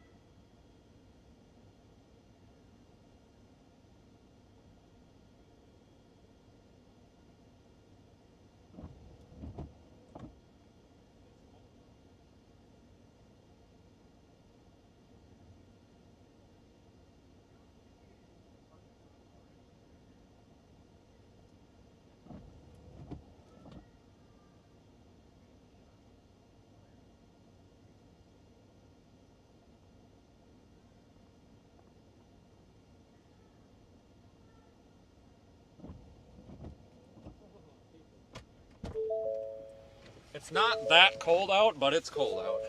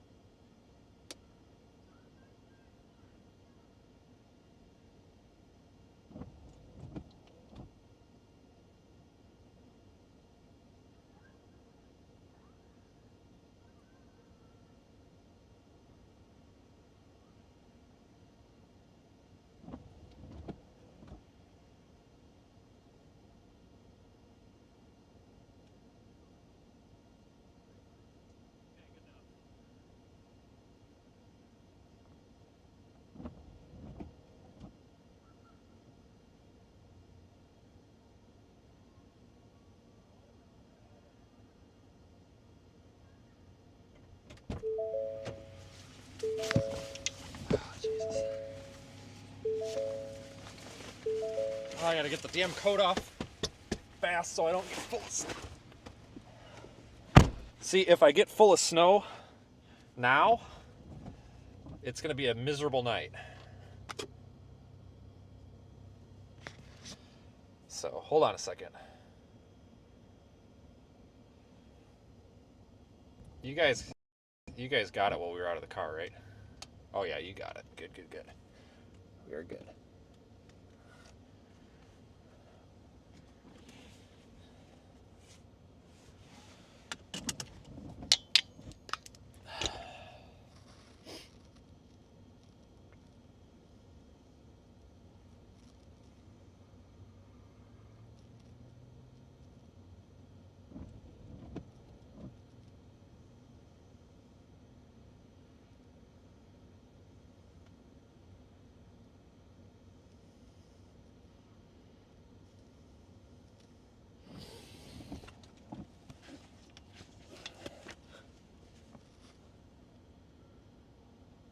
Man, oh man, this is some good snow.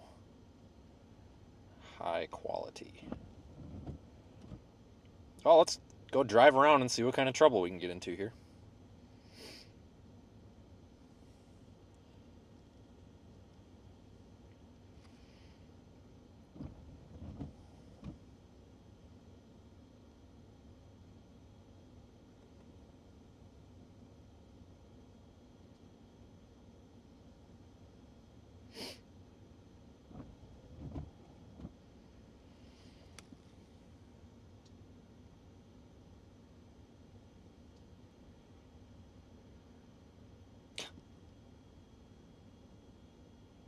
I've lived in Buffalo all my life. You clearly don't know what a snowstorm is. This is pathetic. Go get a real job. Okay, Jacob. Freaking loser. Good for you, buddy. I'm glad you've lived there your whole life. I'm glad that you're upset that 917 of us want to watch it snow. Like, what a freaking nightmare you are. Okay, how do I turn off traction control on this pig? How about sport mode? That should do it, right? Okay, triple tap. All right, sport mode, advanced track off. Great. Okay, come on, car. You got to get out of my way because I don't want to accidentally smoke you. Gotta do driver training. Mainly, I just want to see how these tires bite in the snow. Oh, shit. Ah, frick. There goes the tooth. Well, apparently they don't slide. Okay, cool. All right. I guess they're grippier than I thought they were. Whoops. I can't, there, I can't, guys, I can't even get this thing I can't get the back end to cut loose at all. So I guess they do grip better than I thought they would. I can't even get the back to get loose here, so whatevs. Truck's just too heavy, I think. You can hear it skipping back there. It's trying, but if I give it too much gas, it just gets stuck, or it just stops, you know, it doesn't slide at all. There it goes. A little bit, but okay, well, that's kind of what I wanted to know. I just wanted to get in a parking lot and see what the limits were on these tires a little bit, and there we go. So they actually grip better than I thought they would.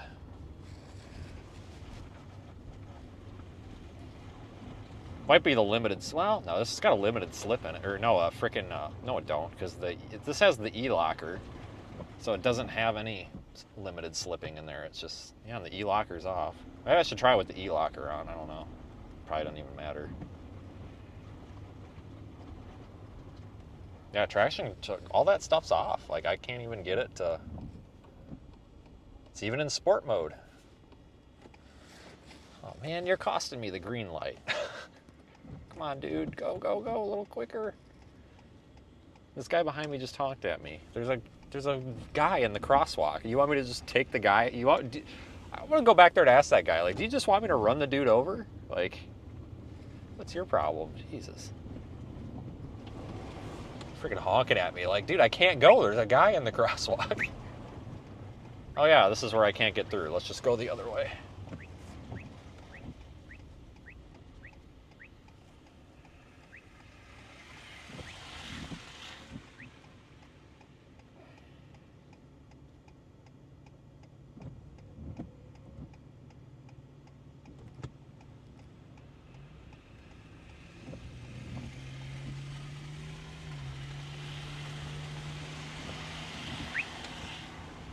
Let's cut through the same parking lot. That way this guy can honk at me while he's waiting for me to make the turn. This dude is in just some sort of hurry for no reason, man, I tell you.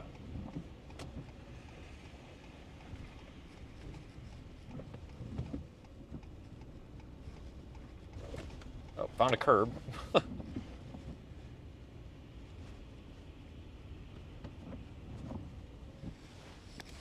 Anybody coming? Oh yeah, everybody's coming.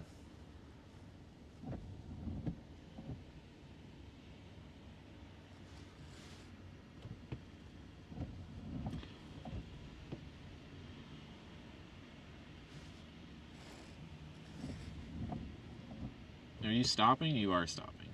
Okay. You look like a red light runner. I wasn't sure. Yeah, so I've got the E-locker on the rear end with this, so hopefully we don't have to use it, but honestly, the only thing is Ford I think I can change this in ForeScan. I think I can remove the limit, but Ford limits you to only using it under 25 miles an hour, but I would like to use it at like 30 miles an hour, because having the rear end locked in the snow like this, then you don't even need to have the transfer case engaged. But whatever. Like, I get it, because they don't want people to, like, forget that it's on and burn it up, but sometimes there's reason to leave it, you know, straight stretch of road like this. where it can slip a little bit.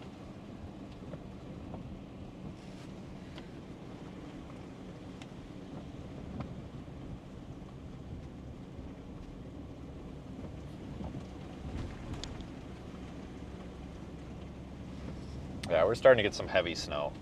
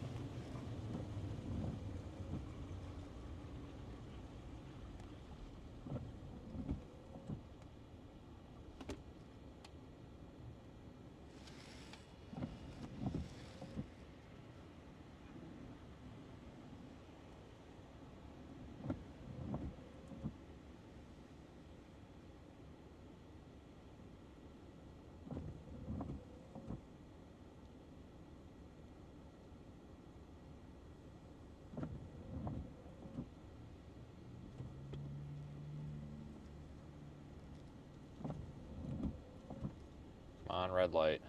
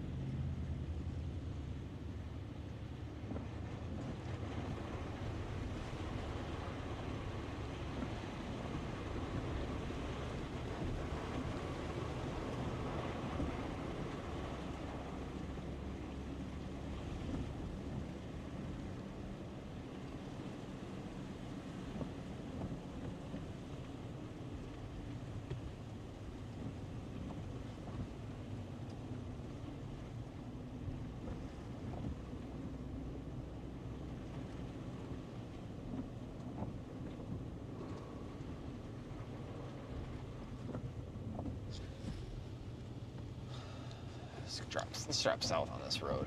Dude, my blinker's been on. What are you freaking doing?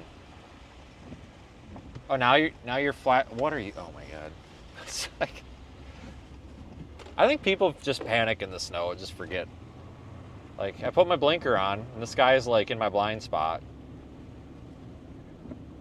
And so he speeds up, so I slow down, and then he gets like to my passenger side mirror and just stomps on the brakes. It's like, what are you doing? Like, now neither of us can turn.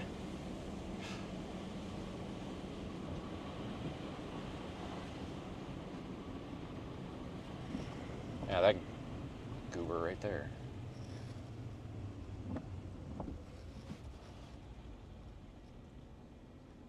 The snow's a lot drier looking now. It's not the big wet flakes, so I think it's a lot drier.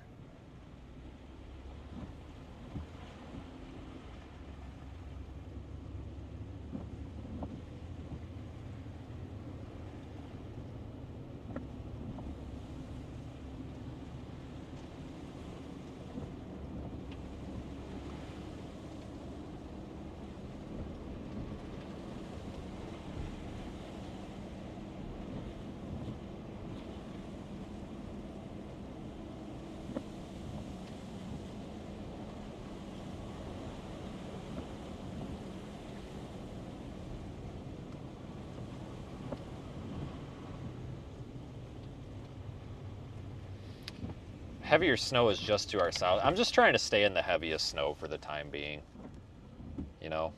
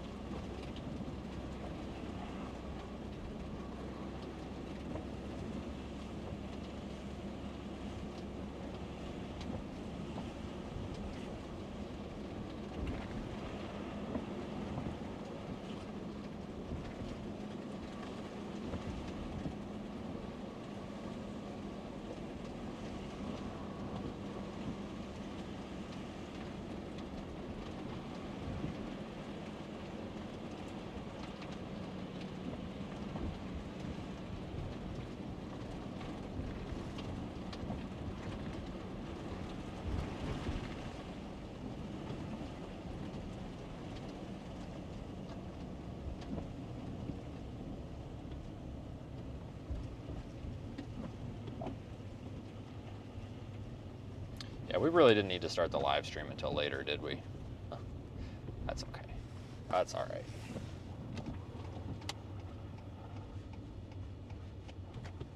We were way early.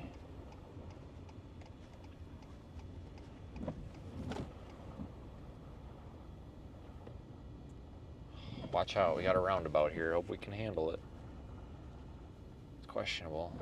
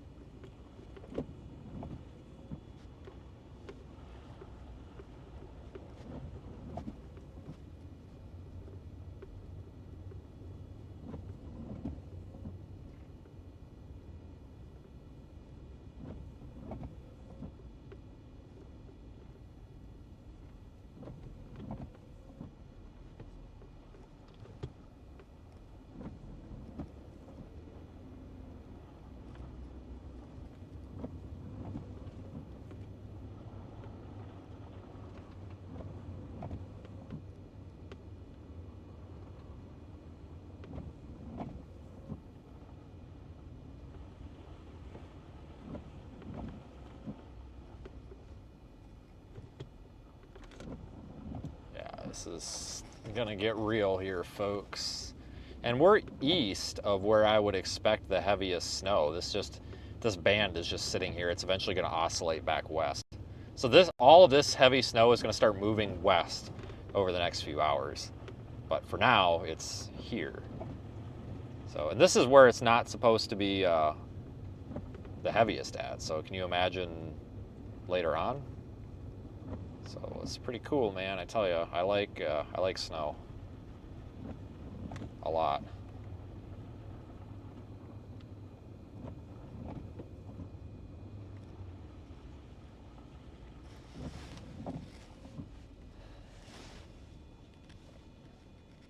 Is he going around the roundabout the wrong way? I'm just yeah, I'll just do what they did, I guess. I thought this was a roundabout. It looks like one, but it's... Oh, I think it is. I don't know, whatever. It's snowing, I can't tell. Who cares? It's whatever we want it to be, because we can't see the ground. Get on Lincoln down here.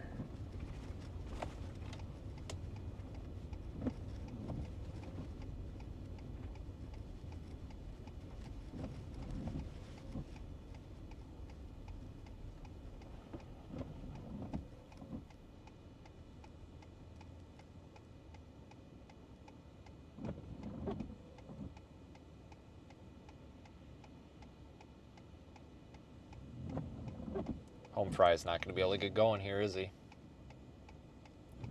Ford Ranger don't have four-wheel drive. He's fighting. No, he's going to get going. Good, because I don't want to wait for another red light. All right, good.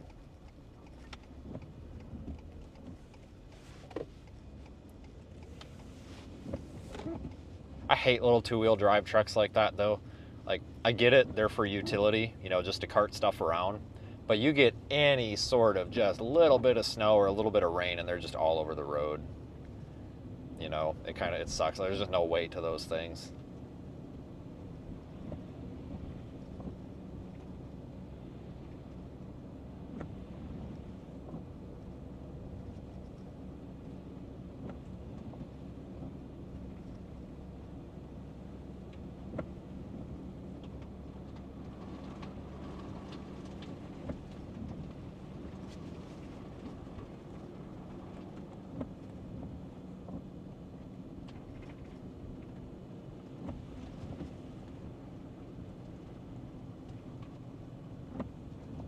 We can just stay on this road for a while.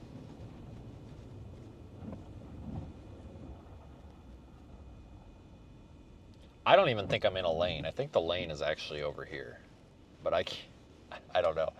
So we talked about this earlier. We are now at that stage of the snowstorm as where is the road. So I think it's over here, but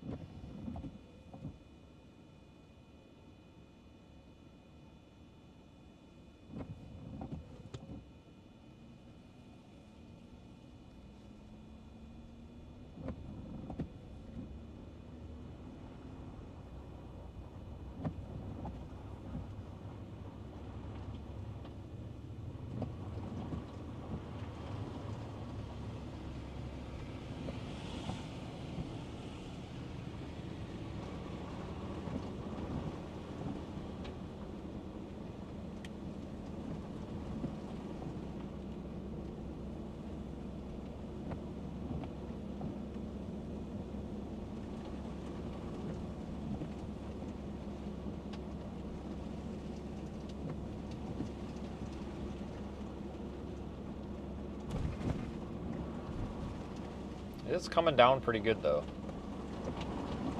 But it makes sense. The snow is drying out a little bit. Temperatures are coming down, so exactly as we expected. Forecast is right on schedule here.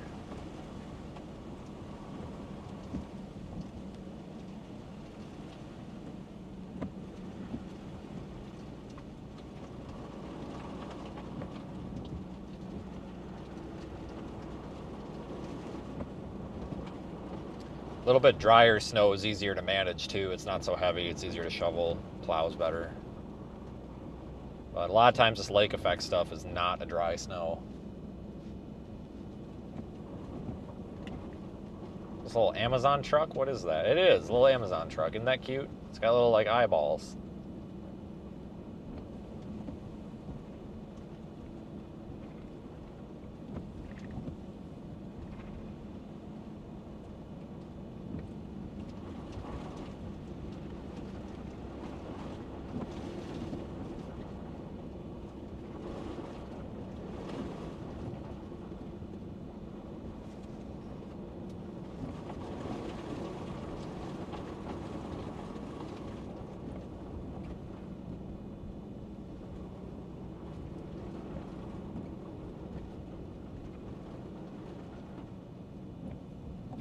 Pretty out here though.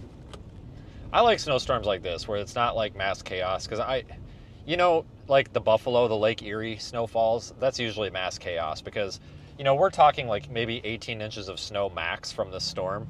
Well, out there you're talking like 18 inches of snow minimum.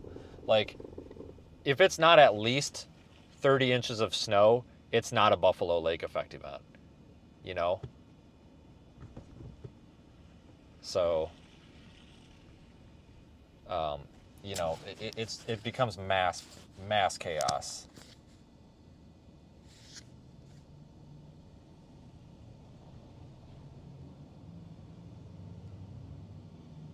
Which it's fun, but it's nice to have it be a little bit less chaotic and be able to just enjoy driving around in it. Front camera visibility low. Okay, well, there we go. Fix that. It's up there in the top of the windshield. The snow's covering it a bit, but the wipers should have taken care of it.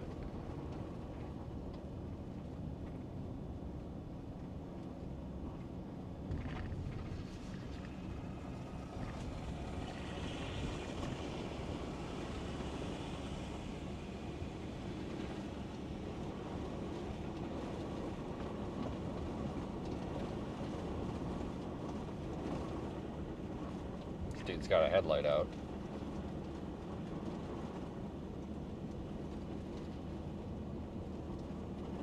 That dude's got a headlight out. Everybody's got a headlight out.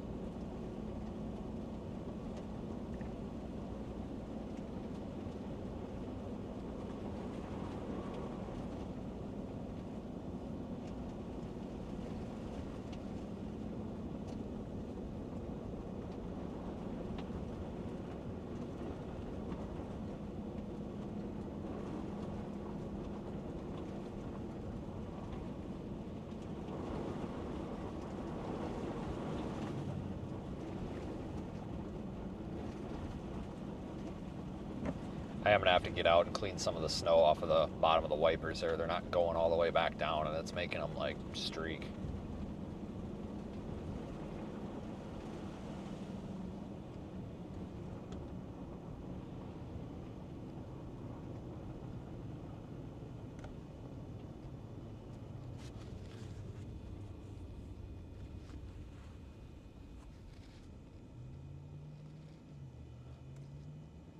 So it's these intersections you got to be careful of, because all it takes is one person that can't get going at the green light and somebody not paying attention behind you, and then you got like a 15-car wreck.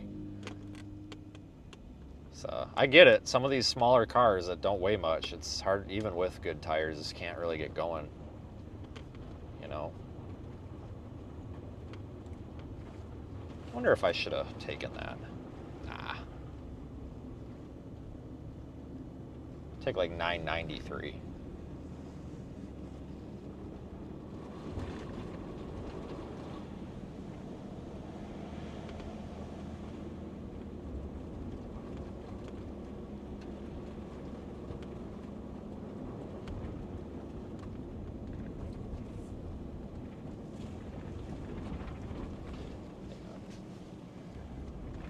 About 15 minutes or so, it's going to be time to pull back into a gas station and kind of de-ice this thing a little bit.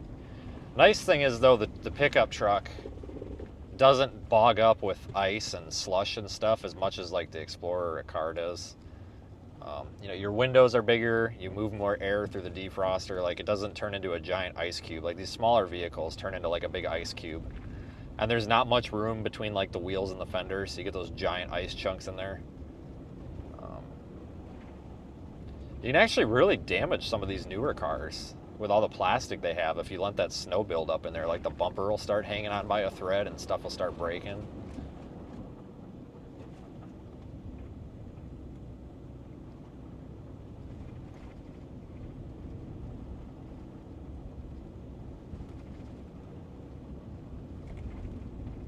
Yeah, right now South Bend is the place to be for the big snow. For now. That's going to change.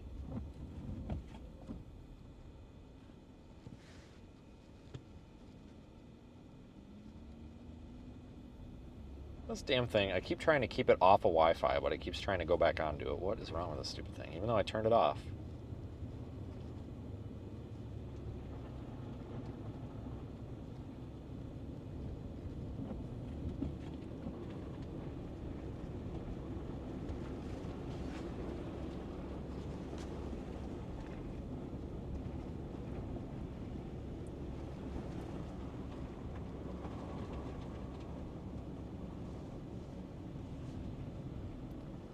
Where do I want to go? Yep, let's go this way. This is the road I thought it was, so let's go this way.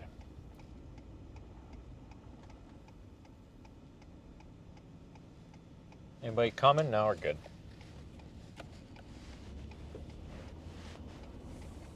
Starting to become a little bit of a mess downtown here, but there's no reason to really sit here and plow and plow and plow because...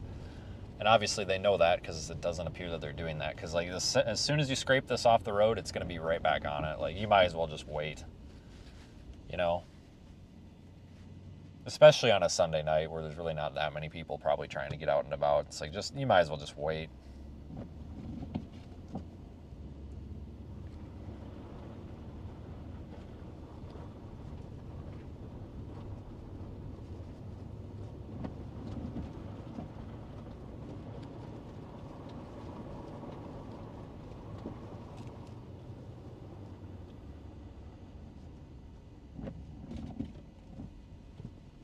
Oh, I need to be in the damn middle, don't I?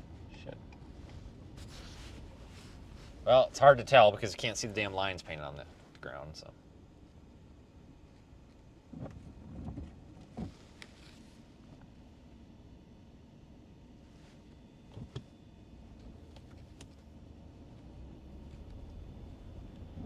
Well, I guess he didn't see the turn only sign.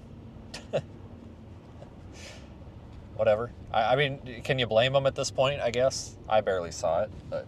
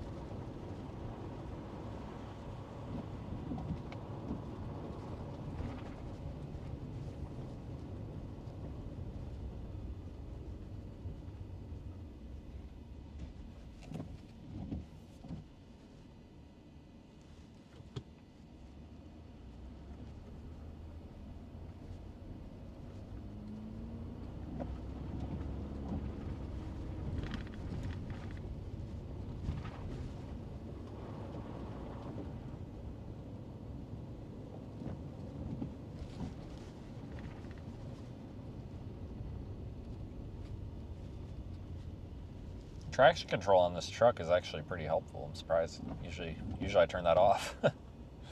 But it's pretty useful so far. I mean, I haven't had to touch four-wheel drive other than a few spots just to get us going so we didn't hold up traffic, but I mean, I haven't had to touch it yet.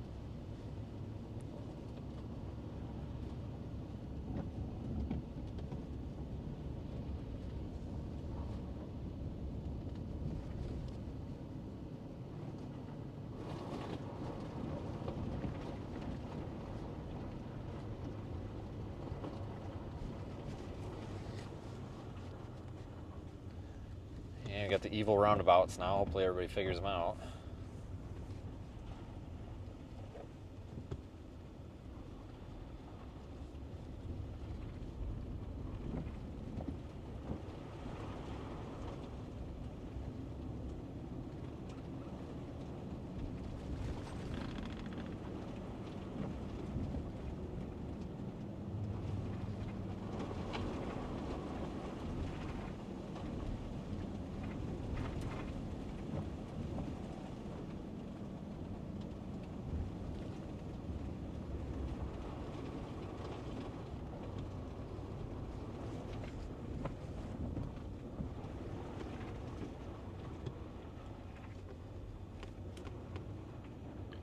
I think we're going to end up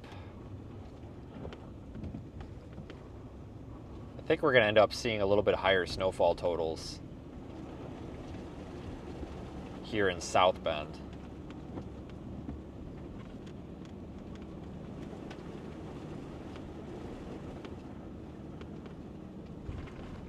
Than we initially expected. Saying that just because I really don't think it was any of us expected it to just linger over South Bend like this. So we'll probably see some higher totals over here than we initially expected.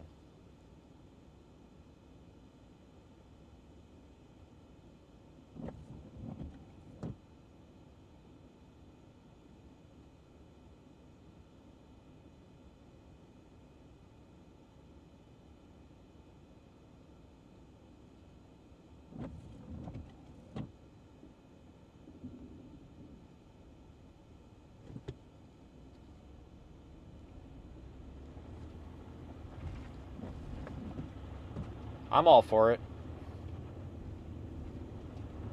Snow is awesome.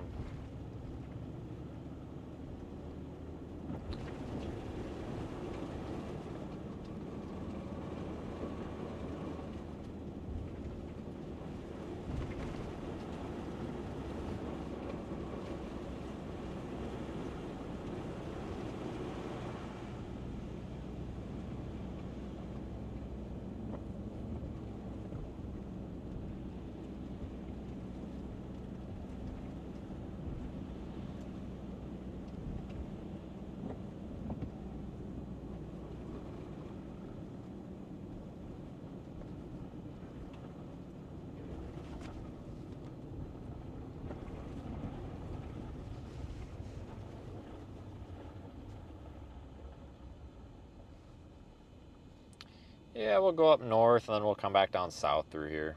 Because the heaviest snow is actually starting to move a little bit south of us, so we're probably going to want to fix to turn around here in a minute or two. We might want to get on that highway that goes around the south of, is that 20? Yeah, we might want to just check out 20. I'm sure it's probably in pretty good shape, but it probably wouldn't hurt, so. This might be about as far as I want to go north. If you look at Radar Omega, you'll see why. That pocket of heavy snow, I mean, we're pretty much through it. So.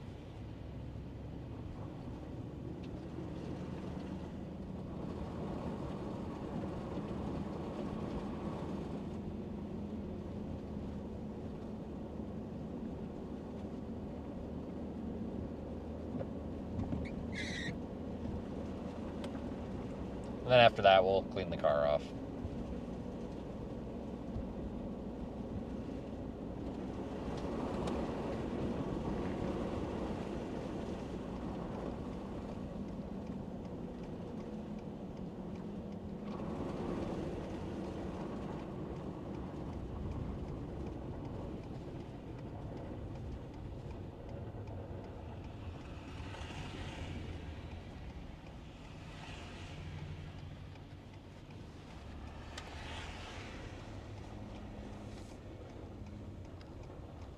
Alright.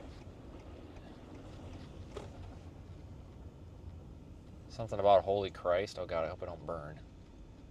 The joke. Calm down. Alright, you guys think I just turn around right here?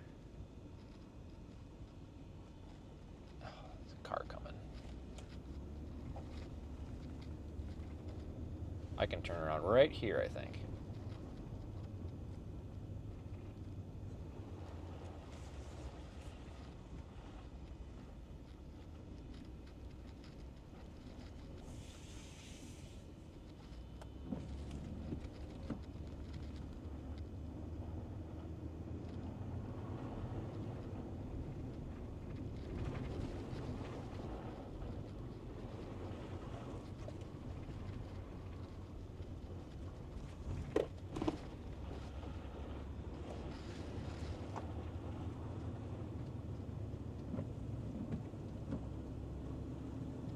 Yeah, we'll just go south and maybe go east on 20 and then loop around, and maybe that's when we'll want to start heading west.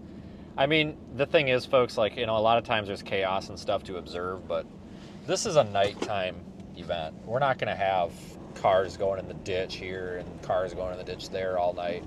I mean, yeah, I'm sure, you know, here and there there's going to be some car in the ditch action, but we're not looking at, this isn't like a, you know, this mass panic situation here.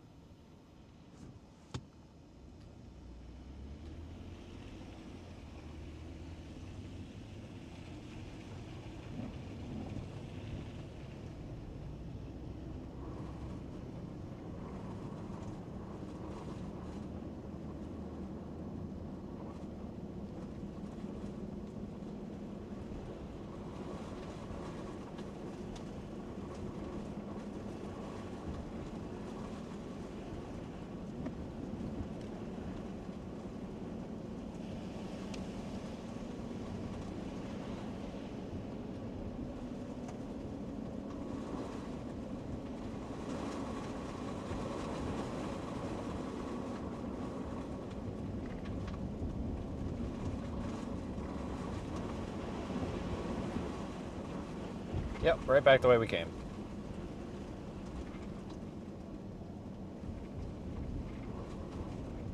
And you got a dude riding around like a moped.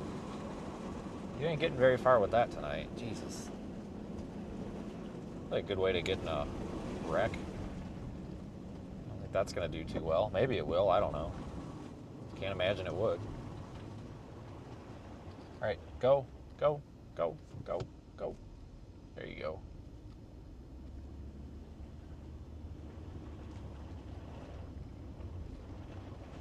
Go, what? What? Go, go, go, go, go. Dude, there's a car on my ass. Go. Jesus. I think he's lost. Poor guy. I am too, kind of. Alright, I'm hoping this guy behind me... Alright, he's going around, because this dude is going to cause one hell of a wreck if he don't chill out a little bit. Like, it's snowing, guys. Like, there's no possible way in hell that it's not common sense to just slow down a little bit. And obviously, in addition to that, a little bit of following distance never hurt.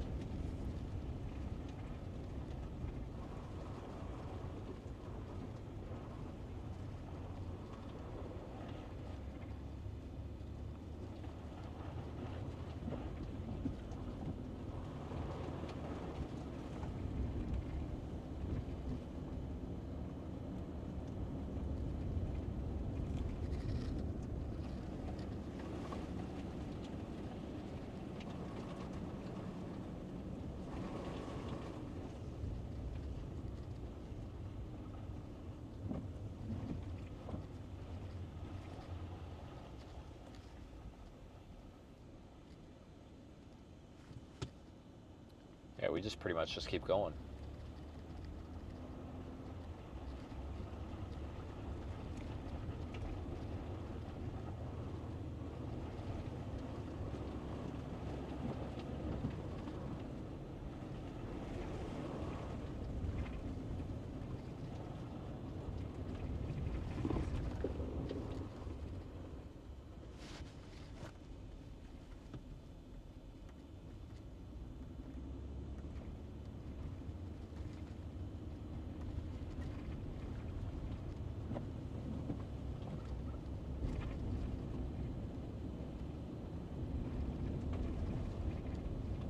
Like, I totally went through that red light.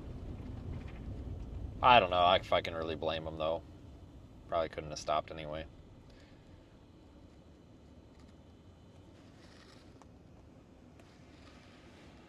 Yeah, heavy snow sitting over I-20, or Highway 20 right now. I think this snow band is now starting to make its transition farther west.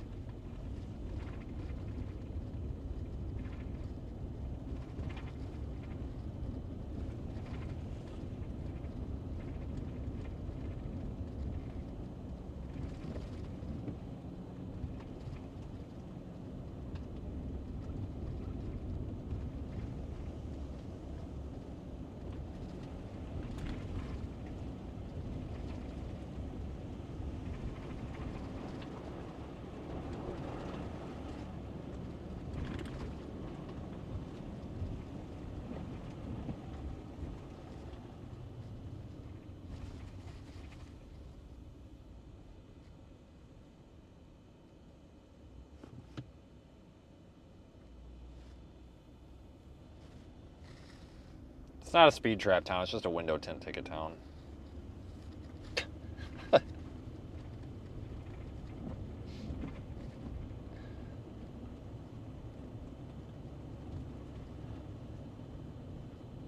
Oh yeah, hell, I remember before they put the culverts in Monroe, we had to go up to frickin' New Glarus, but God, that was, I don't even remember when they put that one in Monroe. That was probably 15 years ago now. Hell, it was probably more like, hell, it might have actually been closer to 20, I don't know.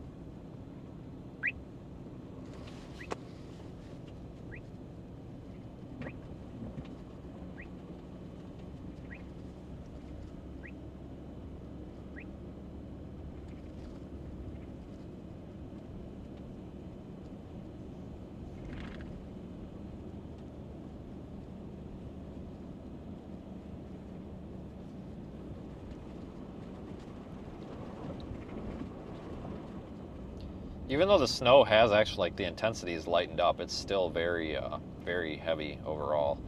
The wind, I think, is blowing it around a little bit here too. Like, you're starting to see the trees move quite a bit. So now we're starting to get into that portion of the storm here where we've actually got some winds to deal with.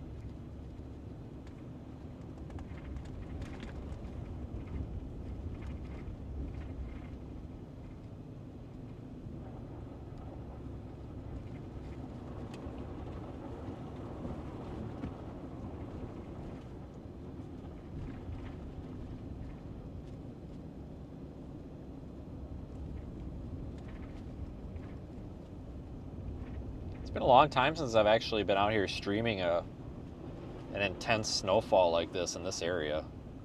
I honestly don't even remember the last time. It's been a couple of years. Last year really didn't have a big one here. They were all coming off of Lake Erie. I think there were a couple, but I think they were simultaneous to the Lake Erie ones, you know. So.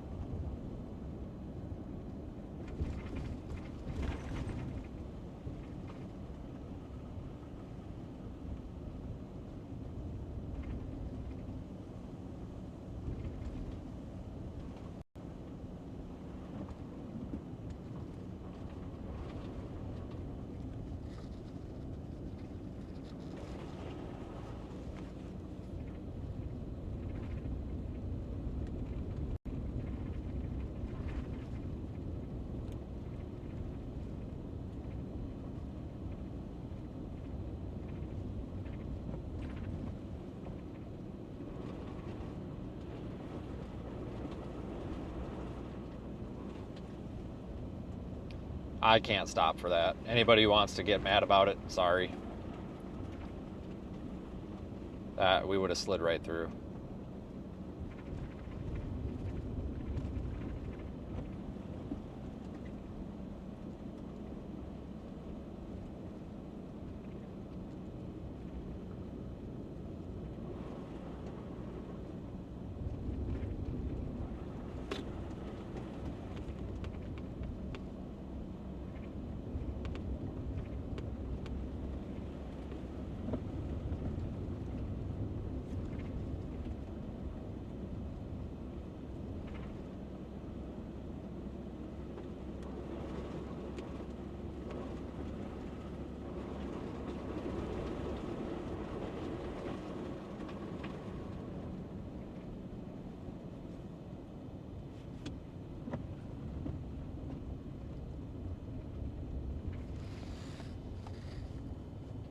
Yeah, look at the waves of snow coming across the road with the wind. This snow band is definitely starting to move west. So if you look at Radar Omega, you'll see what I'm talking about. Or SiteGrid. It depends, whichever you want to use. Welcome to use either. You will notice that it looks like this snow band is starting to like bulge to the southwest a little bit. It's about to do another oscillation here. This part of the snow band is so far inland, it's kind of getting a little bit, maybe not necessarily disconnected with the precip, but the steering winds are kind of disconnected from it a little bit, so it's going to kind of just linger. But now that the snow band is starting to push a little bit southwest, like, you know, basically exactly on schedule, so the forecast is spot on so far. The only If you want me to nitpick the forecast, I guess I would say that I think the snow totals in South Bend are probably a little low. They probably need to be brought up an extra maybe inch or two. But other than that, just because, you know, we're getting smoked with so much snow right now. But the snow band is about to start making that west transition. So Michigan City, Portage, Gary, you're going to get in on this pretty soon. Let me switch to the LOT radar. Yeah, it's okay. I just wanted to make sure there wasn't snow over there already that I wasn't seeing, but you're about to start getting in on some of this heavy stuff too. Like, I know there's been snow on and off, but I'm talking, you know, heavy stuff.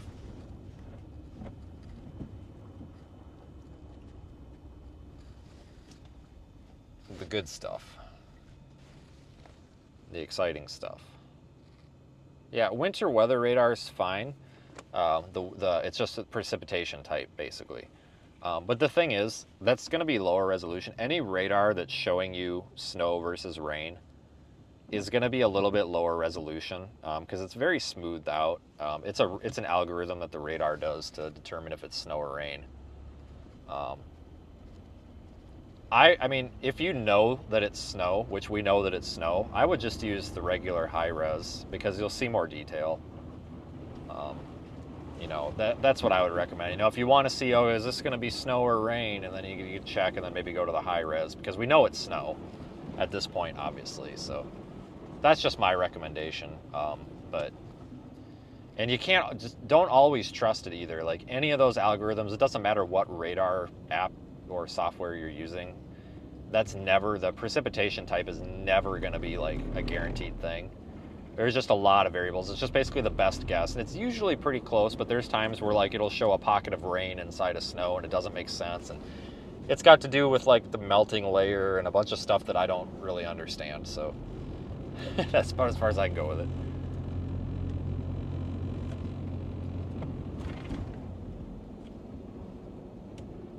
Oh, there's a Walmart right there. Yeah. Well, I got a couple hours to get my socks yet. We're still good. I just want to see what kind of shape this is in because this tends to get pretty nasty. Well, I think we're right. There's a plow up there, so we're only about maybe 10 cars behind a plow, so I don't think it's going to be that bad. So, yeah, this is definitely freshly plowed. God dang it, we should have got ahead of the plow. Oh, well.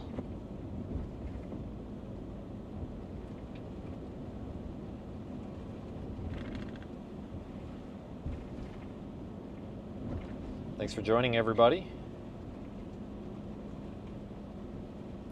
Kind of a fun evening so far.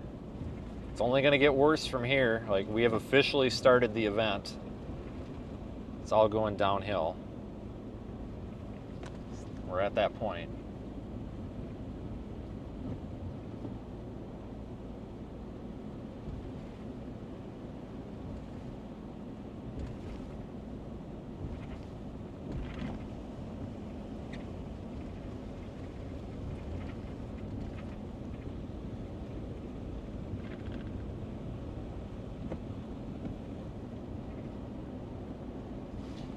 Look at it come down now. It's still coming down at about the same intensity. It's just, it looks more impressive because we're driving into it.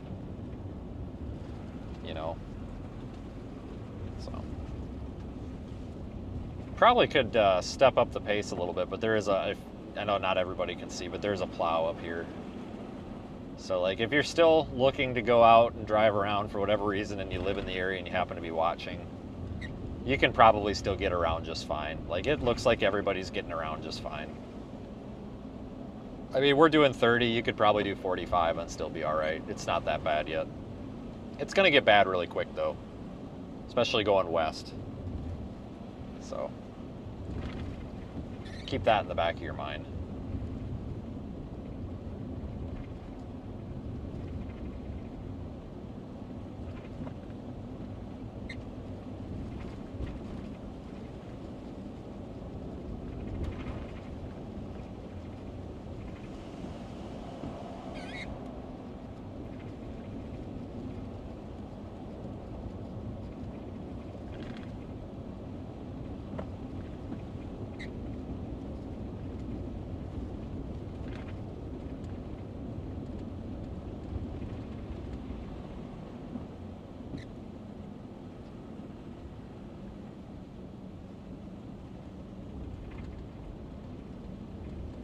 Yeah, you can really see it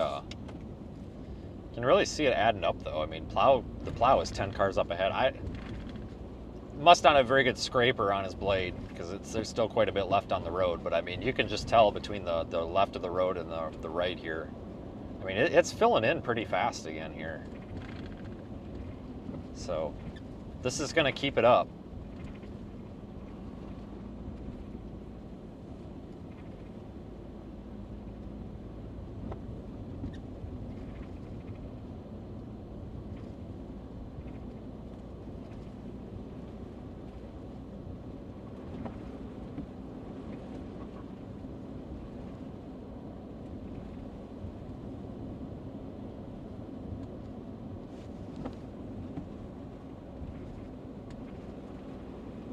Put salt down, but did they? I don't know. It seemed like a lot of the roads didn't have salt or that liquid on them, at least earlier. I don't know what they did with this one, but I don't know. It seemed like they didn't do a whole lot of pre-treating, which maybe it didn't matter so much because of the pavement temperatures. I have no idea. But it's definitely adding up now. And to think there were all those people on Facebook that were coming after me and saying I was overhyping this to make money and blah, blah, blah. None of it's going to stick. The ground is too warm. Okay, guys, well, if any of those are you watching, I would like my apology now, please. Because some of you said some really, really mean things. And, well, clearly the ground isn't too warm because here we are. I told you so. Yeah, look at the flags up there on the right. I don't know if you can see them very well, but man, they are just whipping. We probably have 20-mile-an-hour gusts. Okay, I get it. Front visibility, camera, whatever. Okay, leave me alone. This thing keeps telling me that the camera's blocked. Well, yeah, it's because it's full of snow.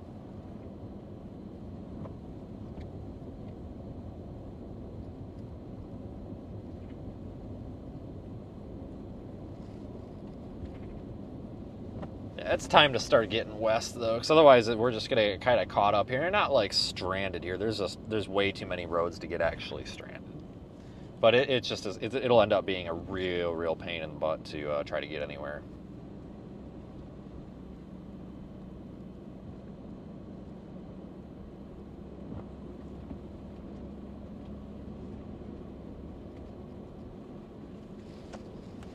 Thinking about actually taking a. Maybe we'll probably actually go take some back roads here so we can see what the raw snowfall looks like. Because this has been plowed.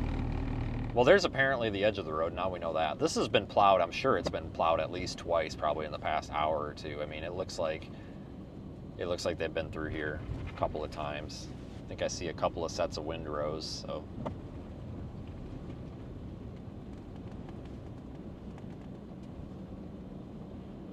Dude, I can't get over anymore. You're like pushing me off the road. I'm on the rumble strips here, basically. There you go. Go ahead, man. You do you.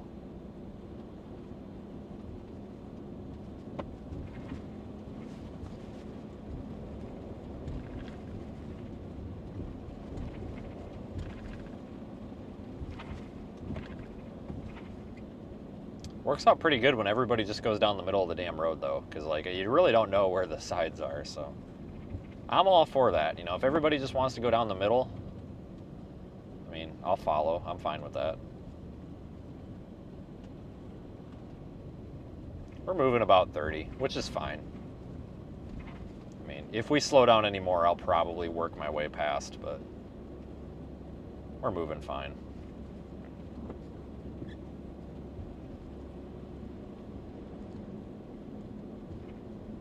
Nice to see that people aren't driving like idiots out here, though. Sometimes people do. You know, so far everybody looks like they're doing a pretty careful job of driving, which is good to see. You know, what the hell is going on here? Now we're just stopping? All the people ahead of these guys just like start putting their blinkers on and stomp on their brakes, but nobody else in the line has, so I don't know what's going on.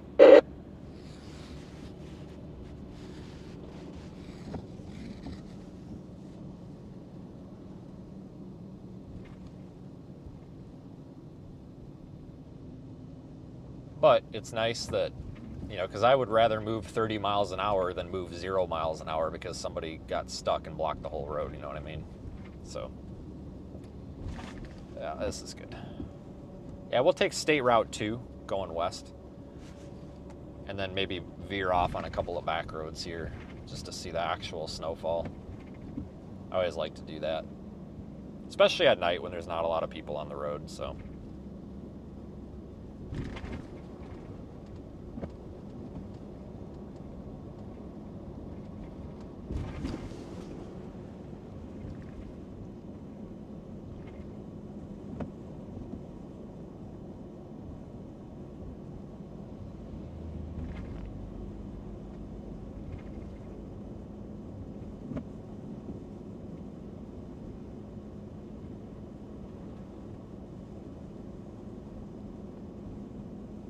Looks like we're all going to try to pass. I think I'm just going down the middle of the road right now. I think I'm on the line. I can't tell. I don't think anybody here really knows. All right, now I think I'm in my lane. See, I've been saying this for a long time. I really think that instead of having white road paint, I think it should just all be yellow or orange. Because, like, when it snows, you can't see the road striping. You can't see the white. Like, I really think it should just be bright orange or something, because then you would at least see it through the snow. Yeah, I might pass these guys here. Let me see if we get moving again. They might just be slowing down for this exit. But if they don't get moving, because we're down to 15 or 20. Yeah, about 20. I might pass them. So we can keep moving here. A lot of cars behind me. It'd probably help break it up a little bit too.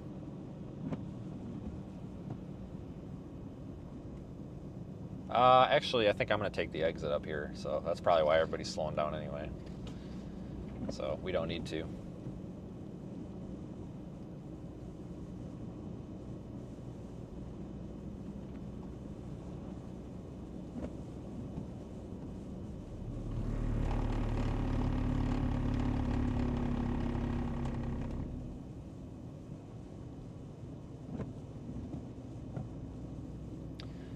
This right here by this sign. So, and I'm not trying to throw any negativity toward the 911 call takers in South Bend, but a couple of years ago, it was right by that sign. I remember that. There was a car, it was actually a bunch of cars that rear-ended each other, and somebody, you know, when they got out, nothing was badly damaged, but I guess they all got stuck and they were trying to shovel out, and the one guy was using like a rusty old shovel, and he ended up missing and sliced his leg wide open. And so I stopped, and it was super icy. It had just started snowing. I was just driving home. So I called 911, and the dispatcher told me to leave. And I was like, well, ma'am, the problem is with that is I'm the only vehicle with flashing lights. We're going to get hit they're going to get hit again. And I literally am holding a compression bandage on this patient's leg to stop him from bleeding right now with one hand and talking to you on the other.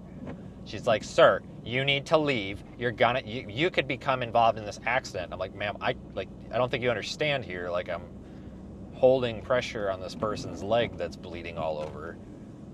I am not leaving right now. And basically what ended up happening was I kind of went back and forth, and I said, okay, are you able to get the fire department on the way? She's like, yes, but you need to move down the road. I said, okay, sounds good, and I hung up the phone. And it was actually a state cop that ended up showing up, and he got there pretty quick. And when this was all done, I was like, hey, is that like common or whatever? And he's like, she told you to leave? I'm like, yeah. He's like, that is the dumbest thing that I have ever heard. I'm like, well, you heard it. I got off going the wrong direction here too, but that's fine.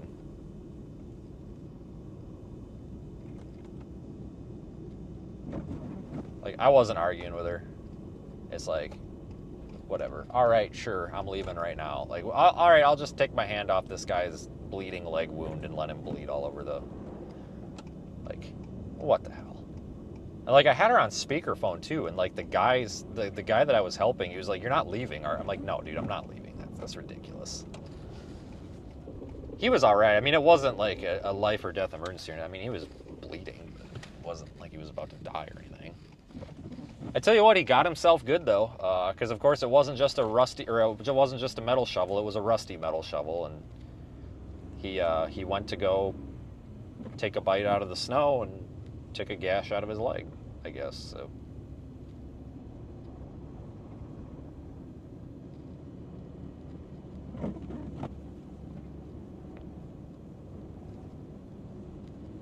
I don't know, but I've stuck my foot with a pitchfork before too, metal pitchfork, so I get it. Sometimes like the brain just doesn't function right, I guess.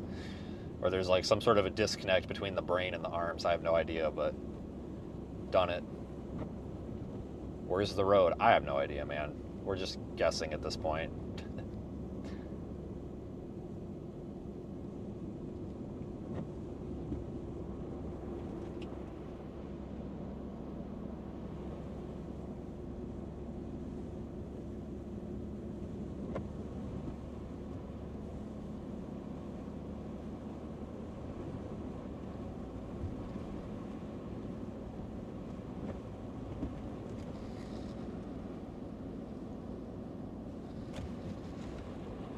Oh, I should turn the fog lights off. There we go. That's a little bit easier on the eyes. Because I still have the white fog lights, and I like to keep it that way. But there, we'll just go pure amber for now.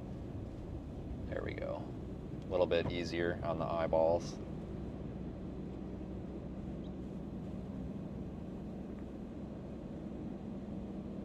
This is the road we came in on earlier. We came in on Highway 2.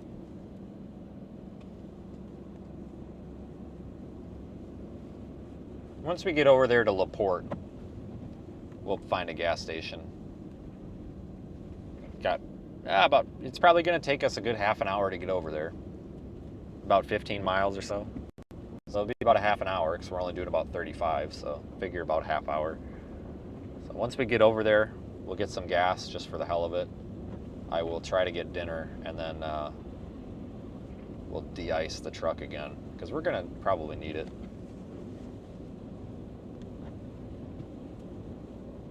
It's probably starting to pack up with snow again. Try to keep as much snow off it as I can, otherwise it just freezes on there, and then you start having stupid problems. But anyway, folks, thanks for riding along. I'll put our advertisement in here since we're just driving. We are still running our Project Weather Eye fundraiser. I try to talk about this twice per stream and then no more because I don't want to annoy the hell out of people. Hold on, Royal Inn, don't stay there. That just looks like a dump. Maybe it's great. But remember what I told you guys about hotels that have some sort of an adjective that describes them when it's like Royal Inn? Yeah, Or Comfort Inn, they're never comfortable. Or any hotel that has the word super in it. Don't trust a Super 8.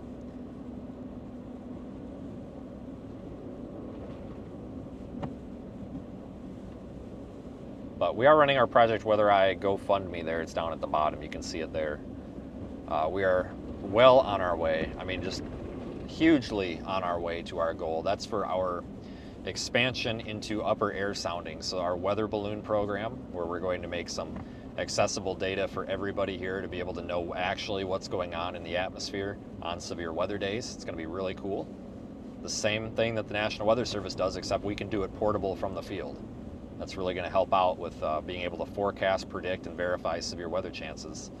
And obviously we're going to be live streaming that, live streaming the data, live streaming the experience. It's going to be really cool, but it's very, very, very expensive. Those of you wondering, still waiting on air gas. But we're also expanding 20 to 25 additional Mesonet sensors, which are our temperature, pressure, dew point, and then we have the ability to do wind as well. We're going to be able to do like 20 to 25 more of those. It'll bring our network up to about 50. We'll be able to blanket those across regions of incoming severe weather. Kind of like we do, you know, how when we do a camera deployment, which I would be doing right now, but it's night, so why bother? But kind of like our camera deployments where we put a bunch of them up in an impacted area. We're going to put a bunch of sensors up, so we're going to be able to see the live data. We'll stream that into Radar Omega as well. But we'll be able to get that live data, and we'll be showing you all that live on stream, and that'll be part of what we do. But it's a big, big, big effort. There's lots of people involved. It's not just me. We've got almost, I think, 10 people now. Actually, we might have 11. But we've got a lot of people that are involved in one way, shape, or form. So I'm really looking forward to this. We're all really excited about it. That $25,000, that's not our whole operating budget. You know, the operating budget for the year might end up being, you know, 75, 100. I have no idea. But that's just a little bit that we need that wasn't in the budget, right? Like, I just can't foot that bill. So we...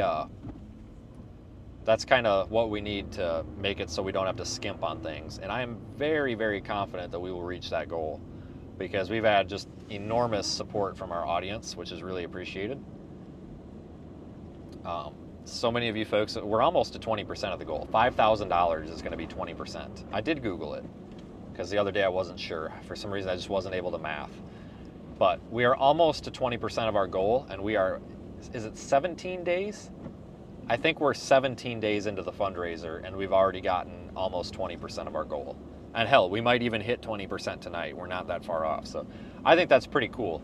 You know, we've got a long ways to go, but we are a long ways from zero. So we have come a long way in a short period of time. I honestly thought that it would take the entire rest of the year just to get to 20%, but here we are. So a huge thank you, everybody who's participated and helped out with that. I really, really am excited about this, and it's going to be a lot of fun. It's also going to provide a really good public service, but it's also going to be really cool. So even just from an entertainment standpoint, you know, you guys are going to get to see live weather balloon launches, mesonet distribution. The cameras are still a thing. Yes, good question. Yeah, we're still going to have the cameras. This is in addition to. It's very expensive to do a lot of this, immensely expensive, because you start adding up little piddly expenses here and there, and it becomes quite a bit. I don't know what's going on here, but there's people in both lanes. I don't know if there's a tow truck up here or if these are plows, but I don't know.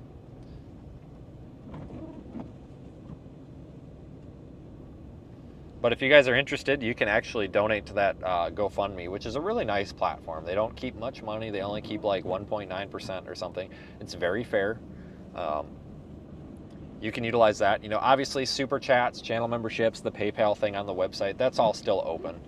But if you are looking to specifically contribute to the project and that goal, you are more than welcome to visit the link in the top of the chat. And you'll see a link there. It'll say, like, you know, help us fund 2026 or whatever. And we are just coming to damn near a complete stop here. That caught me off guard a little bit, but good thing somebody's paying attention. I didn't mean to pass all those cars like that. I was going to stay back a bit, but I just kind of came up on it. So we're actually expecting to do some test launches here with actual live streaming data here before Christmas. So we will be making some movement on this project here very, very soon.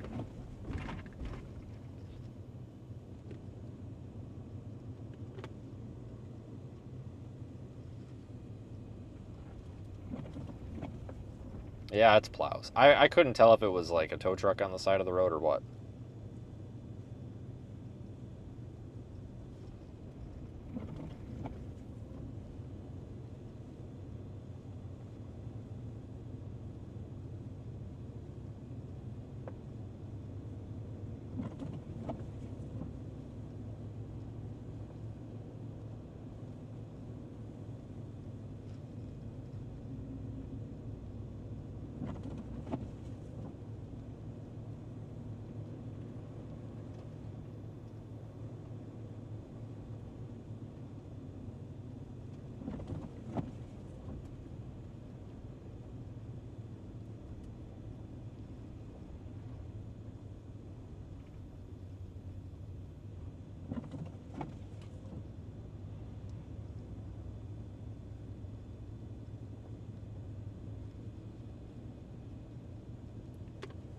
Yeah, we do have a very, very,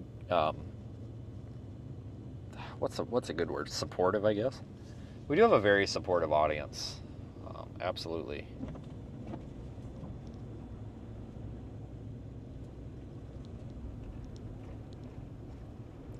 Yeah, I say this a lot, but what's really cool is we still have people in the chat that were back in the chat during the days of Twitch and the days of Facebook only streaming, you know? There's a couple of you guys that I still see in here frequently, and I think that's pretty cool.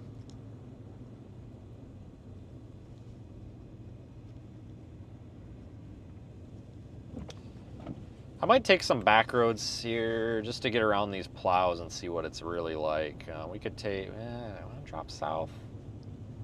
All right, we'll keep going. We'll take some back roads around the port. I'm really not in a hurry to get around these plows, but I figure it would be the opportunity because right now, you know, like we want to see, you know, the worst road conditions, and this is obviously not going to be the worst road conditions because they're plowing it right in front of us, obviously. So, yeah, grilled cheese would be great. I need to get something to eat though, badly. So that's gonna be our mission coming up here is dinner.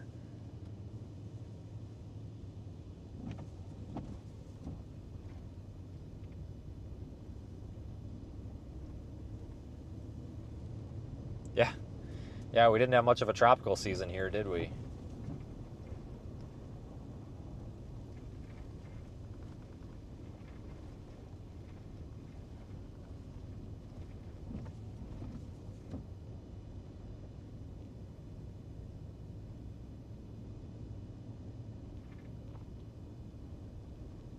It is just really coming down.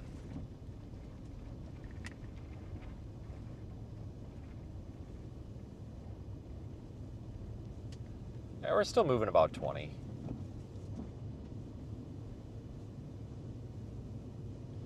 I have a feeling they're going to turn off. Well, they might not. We got a ways with this. I thought this was a county line up here, but it's not.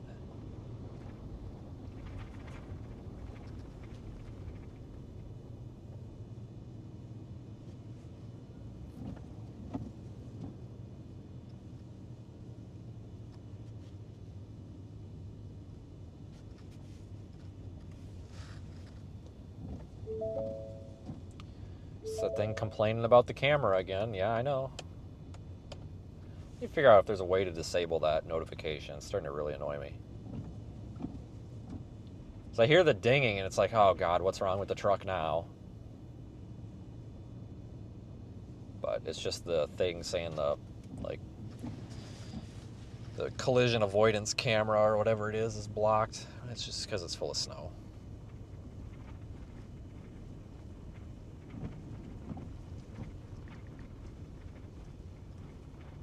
Traffic's moving pretty good in the other lanes. That's good.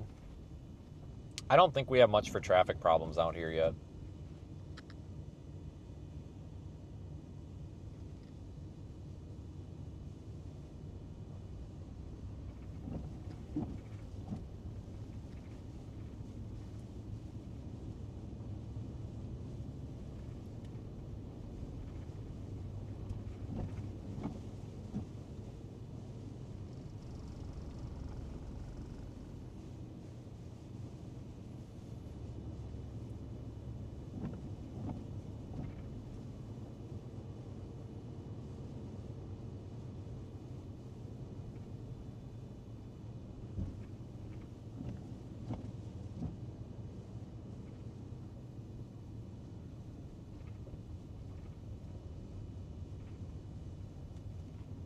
I tell you what, if this was rain, we'd have a lot of rain coming down.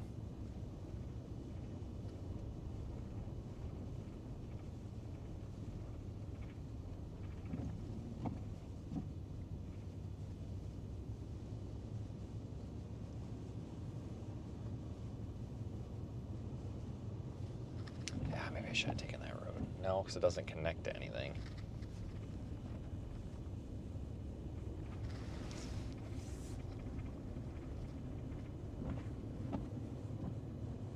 We do have other roads we can take up here.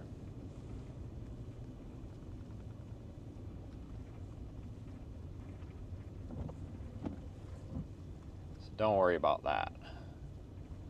I don't mind sitting behind the plows. I just don't really want to sit behind the plows. There's a car in the ditch.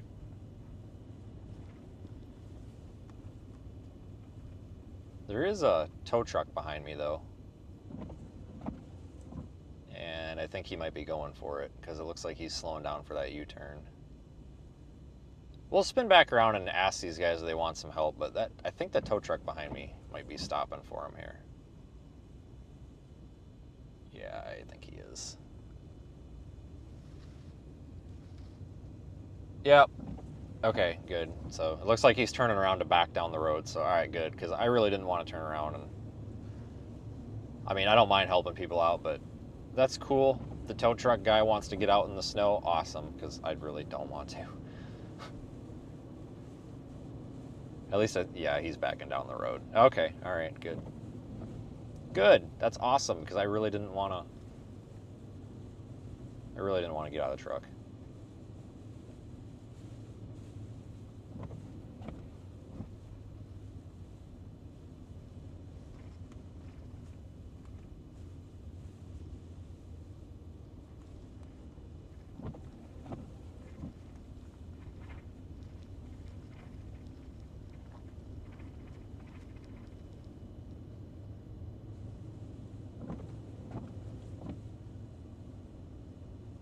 I haven't seen much for stuck cars, honestly.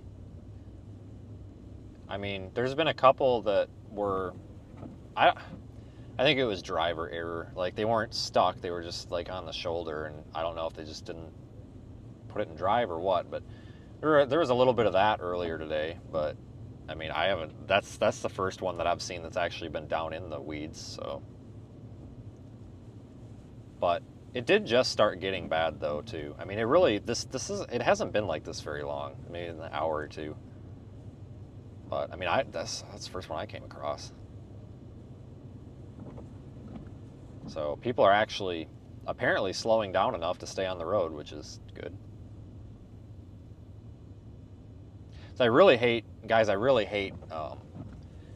have to say this so I don't send the wrong message. It's not that I don't want to help people, but I really hate having to get out of the truck in like these kind of conditions at night with the snow, because it doesn't matter how many lights you have, you know, we got plenty of them, but it's not,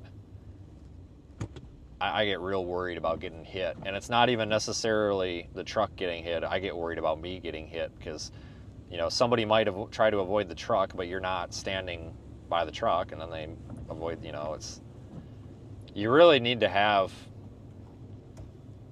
I mean, honestly, you don't need to, but you really almost need another car to sit back like a quarter of a mile so people know to get over a little bit. But it's not super busy, so it's not too bad. People are moving slow enough, but tow truck's a little more visible than I am just because it's bigger. Although his lights did look like they kind of sucked. But I don't know. He's probably got them out already. All right, let's make sure I stay on the road, because this. Oh, are you seriously turning in behind me? God bless America. See how blinding it is. That's so cool.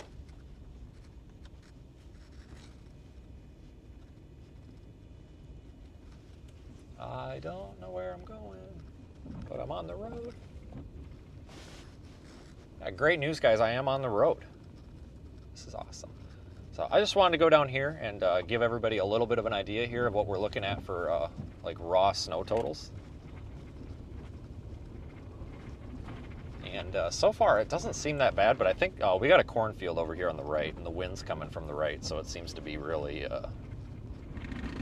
really sheltered here. But I think it's a gravel road, which I will tell you what, I would actually rather. Is this my road here? I would actually rather drive down the gravel road in the winter. This doesn't look like a road.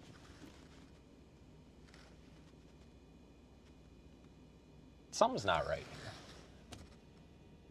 here. Okay, I'm not gonna go that way because the road appears to like end and go into a power pole. Like, I think we might have one of those situations here where Google Maps says there's a road right there, but there's not a road right there. I think it ends. I could be wrong. Mapbox and Google Maps show it, but it looks a little Like the road literally just goes straight into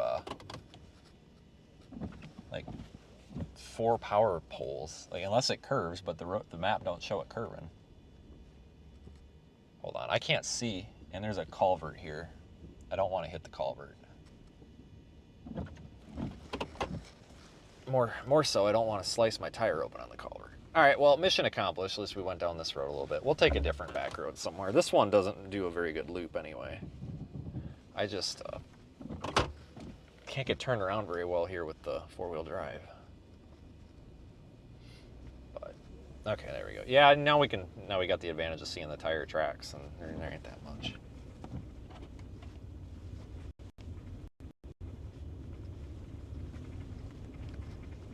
Well, we'll try the next one.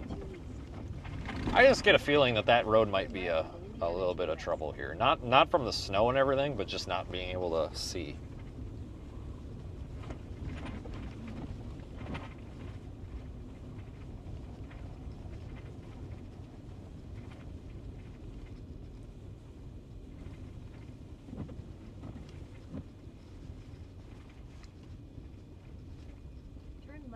God, look at it come down though.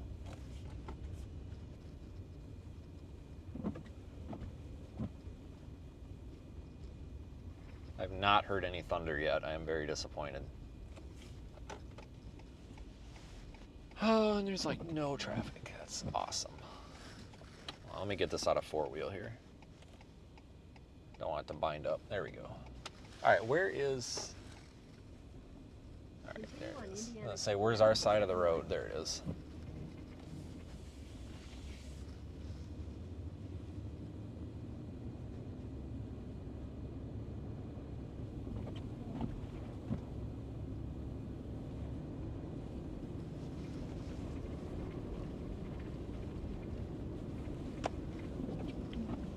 But, I mean, look how fast the road looks like it's filling in, because it's blowing so hard from the right there. I mean, the plows, I mean, we're what, a minute and a half behind the plows now? That's it. I mean, this wind is going to be more of a problem than I thought it was.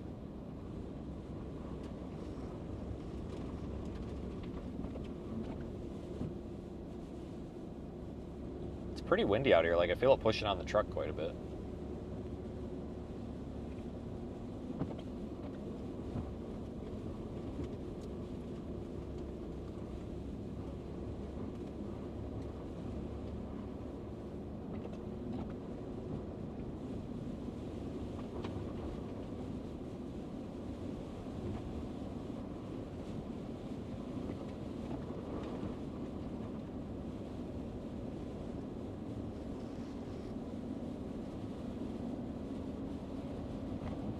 Yeah, we're back on 2.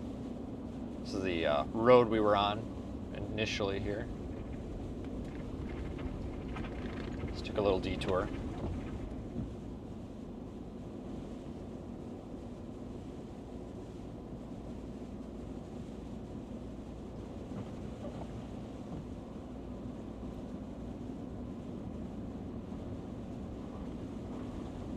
Oh, look, we can see the road again. That's rare.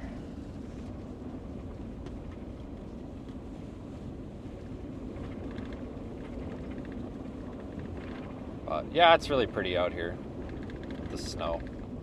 I really do like snow.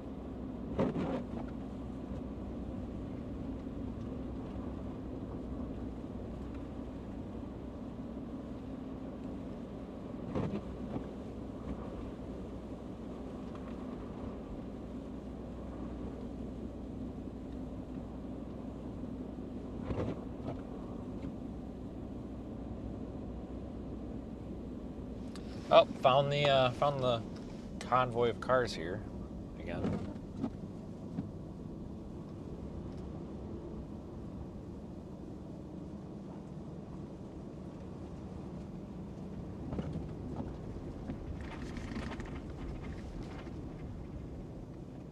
Snowband is almost out of South Bend now. Almost.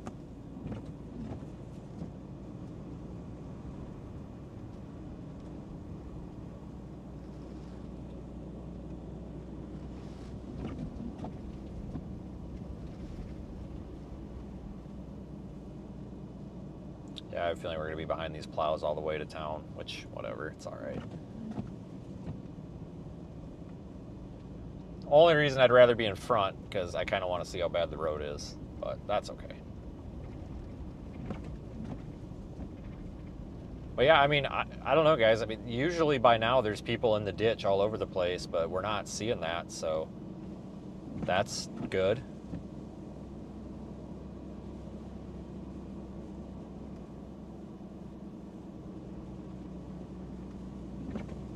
You have a headlight flashers on that snowplow? Are you kidding me? No way. Oh, no, it's a tow truck. Okay. I was going to say, there's no way.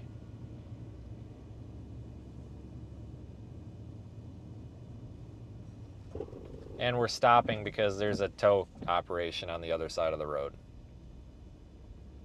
Hold on, everybody. They're going to pull the car out of the ditch on the other side of the road, so that means this side of the road's got to stop. Oh, boy. You guys know how it goes.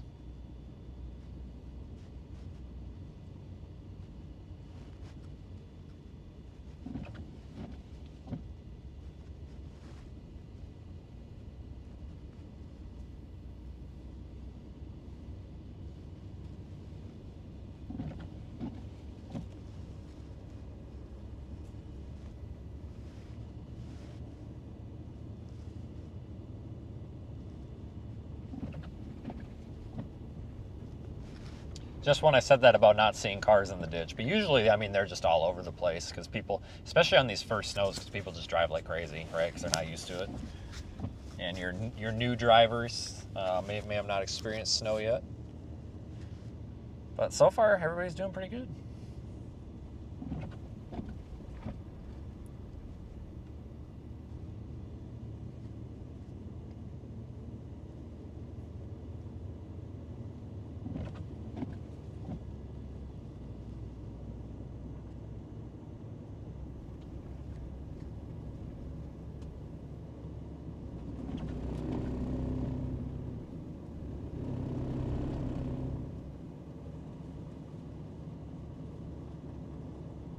No truck U-turns. All right.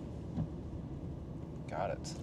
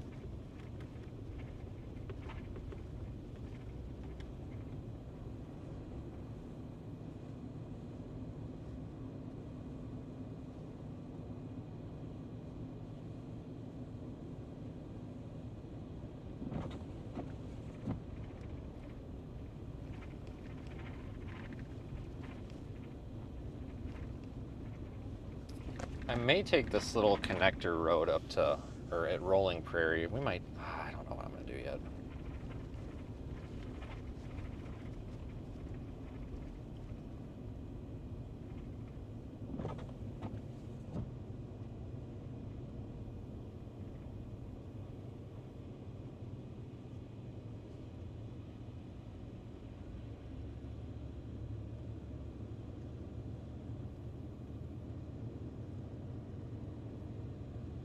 Well, thanks everybody for joining.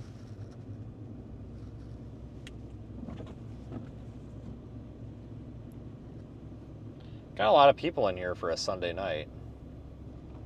Am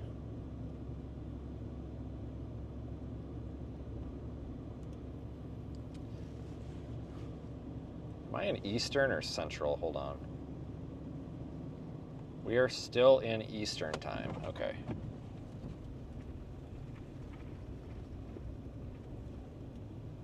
Oh, hey, there's that same Toyota we were behind a few minutes ago. Before we turned.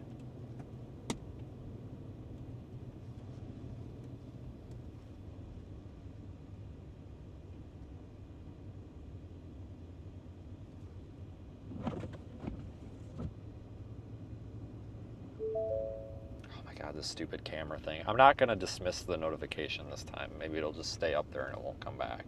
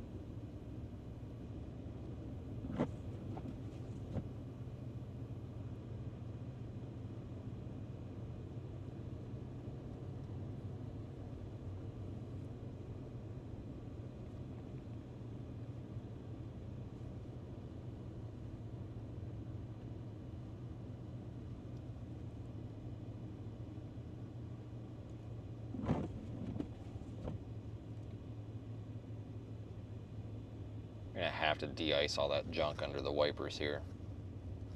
Not gonna have a choice.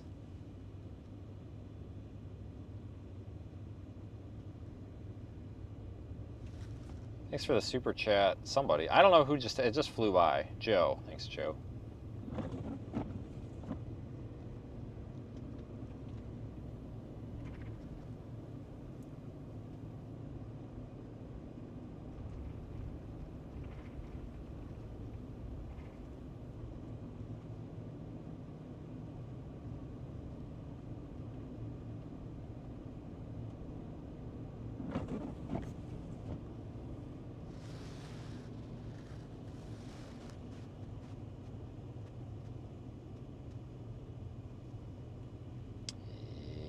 I probably should have turned back there. That's okay.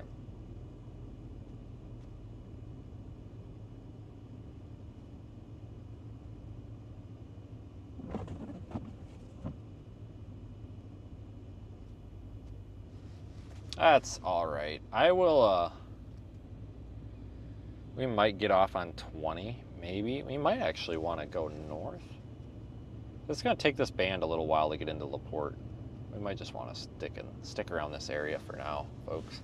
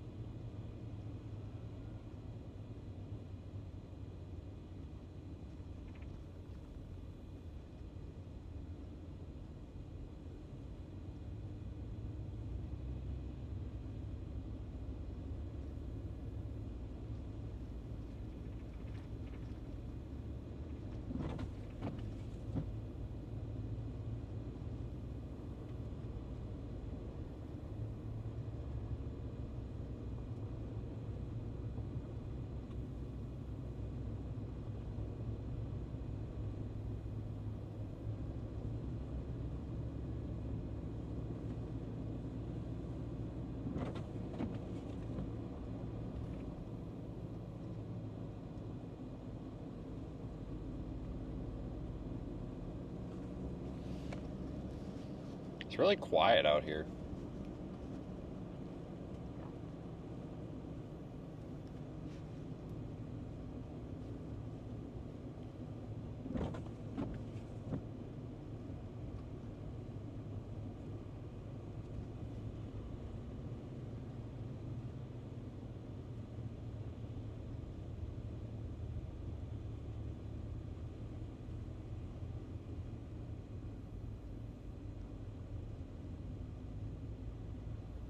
Yeah, it's coming down pretty good now.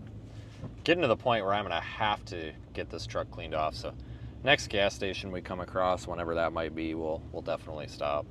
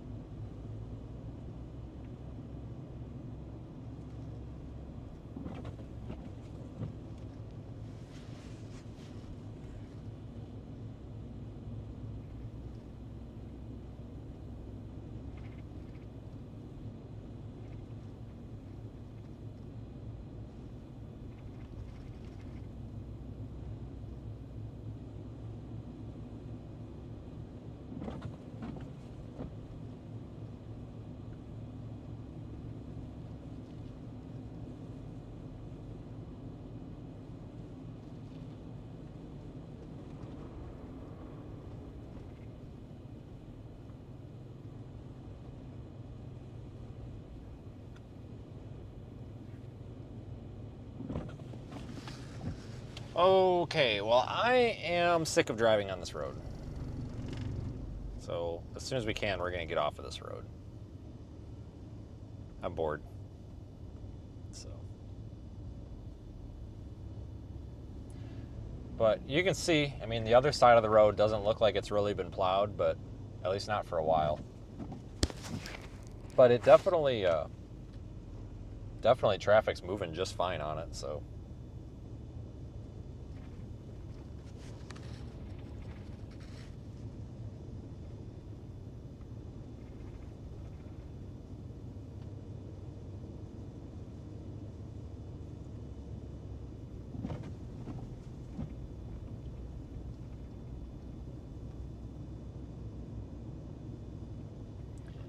Don't know if I have heated mirrors or not, but I just put the defroster on, so we'll find out, because I can't see out my driver's side mirror no more. So I'm gonna find out real quick if I do or don't, because I have no idea.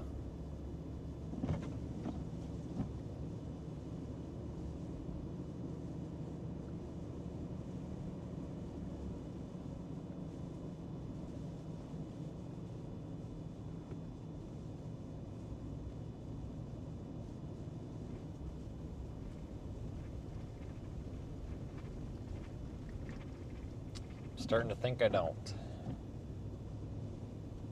Confirm that in a minute. How's the roof camera? Is it iced over yet? Oh.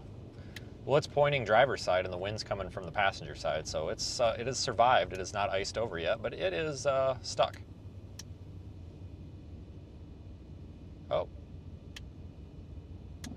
It's caked. I can't get it to move. I'm gonna try to free it up. Move it back and forth.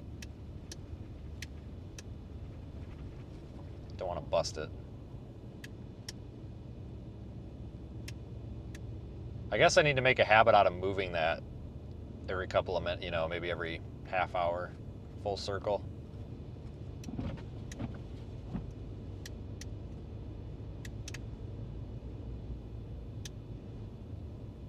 So you guys get to just rock back and forth for a minute here. Sorry. I just got to get see if I can get some of the snow busted off of it here.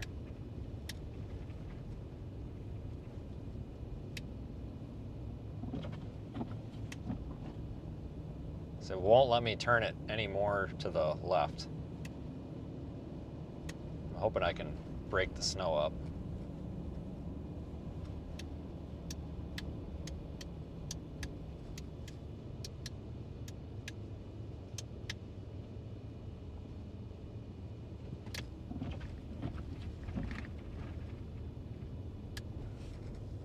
Yeah, I'm gonna have to manually do it, I think. God dang it. You get to see that mountain of snow that's built up on it. Yeah, I just gotta make that a habit, I guess, of God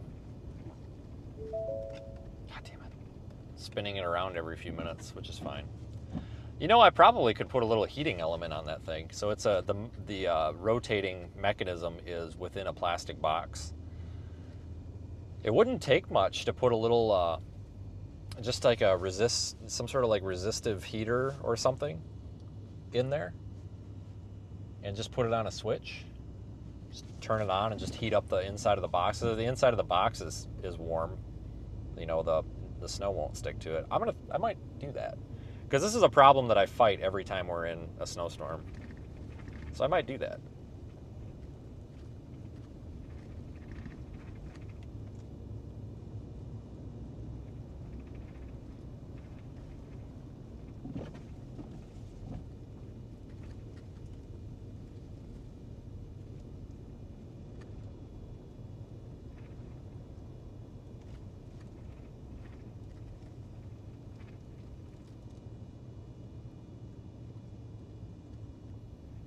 I wonder if them plows are turning around up here or something, so everybody's clogging up.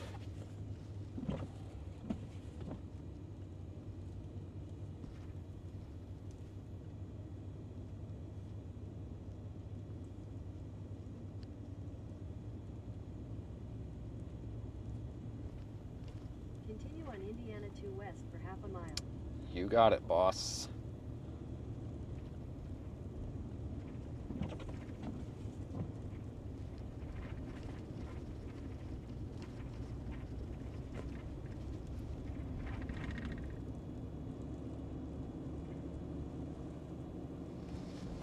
I gotta get over. Sorry, dude, cutting you off. Okay, so I do have heated mirrors. Fantastic. This is definitely melting the snow off a little bit here.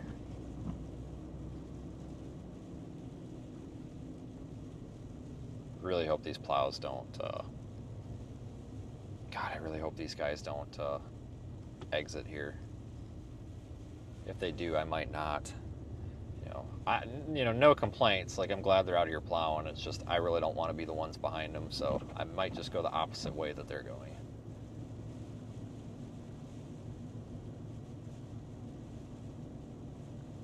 In 800 feet, slide right onto the ramp.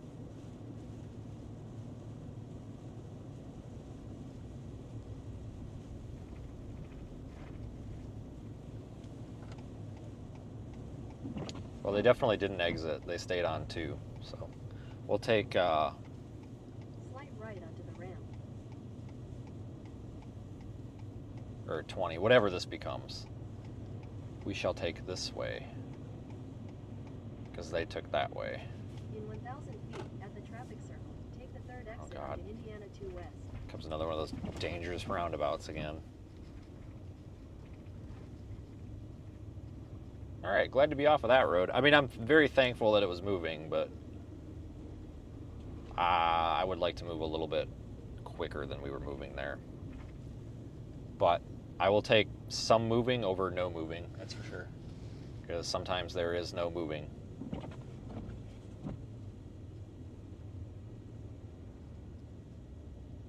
Yeah, the road definitely looks worse than it is, though.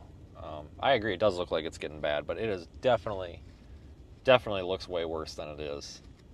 Like, it's really not very slippery at all. I think the snow is kind of dry. Your tires are still making it down to the pavement here pretty well. Everybody else is doing pretty good so far, so definitely could be a lot worse. Getting off pretty easy so far here.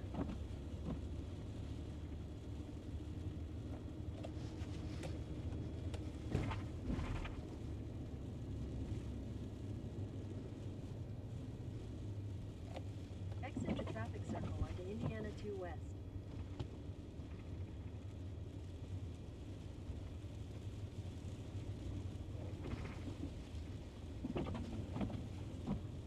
Continue on Indiana 2 West for 8 miles.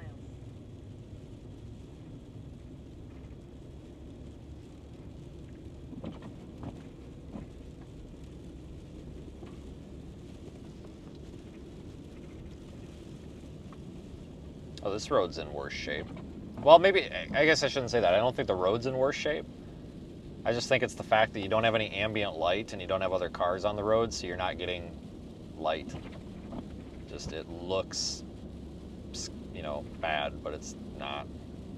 There's probably like an inch of hard packed snow on here. There's a lot more snow that's been, pushed off the road, but there's probably like an inch of hard packed snow on top of the concrete or the asphalt or whatever it is here, so.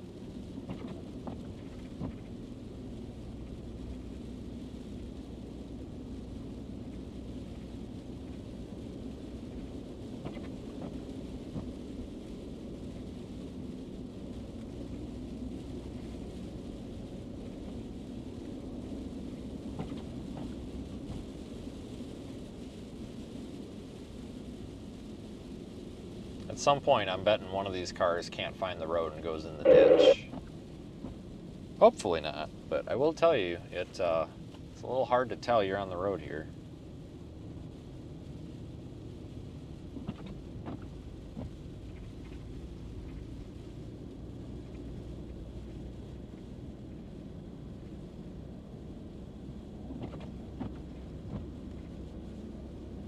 All right, yeah, I definitely have window or side mirror defrosters. That's nice. Keeps me from having to stick my hand out the window. That's cool. Anything that keeps me from having to go out in the nasty weather is great. I don't even know where we're at on the road. I feel like I'm driving on the rumble strips, but I think that's just the snow.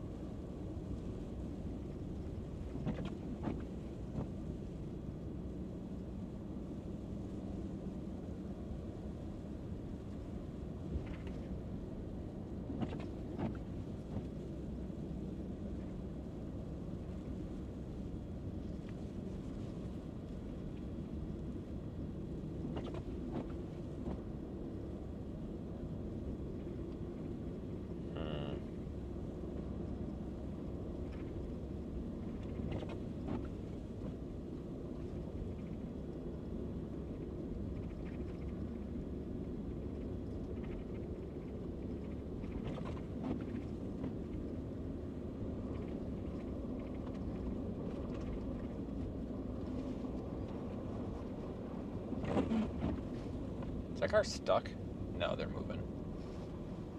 They're moving. Turning around or something.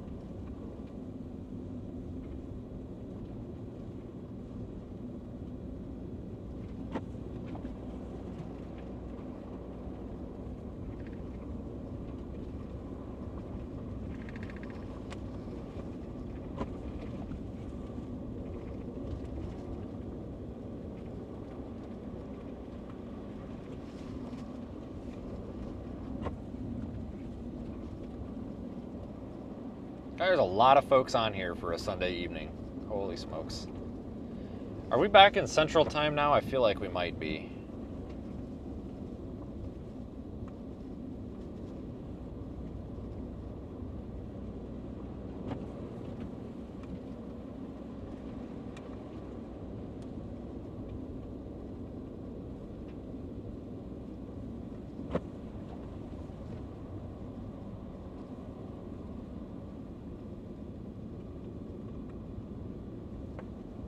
Hold on, I will have a definitive answer here in a second. No, we are not in Central. No, we're in Central now. Okay, must have crossed the time zone line back there.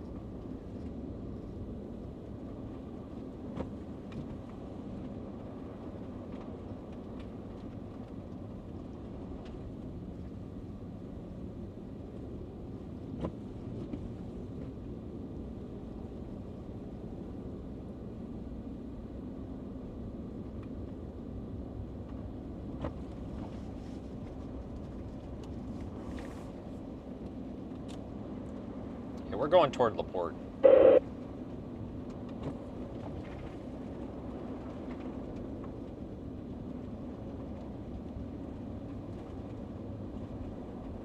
Is this car stuck?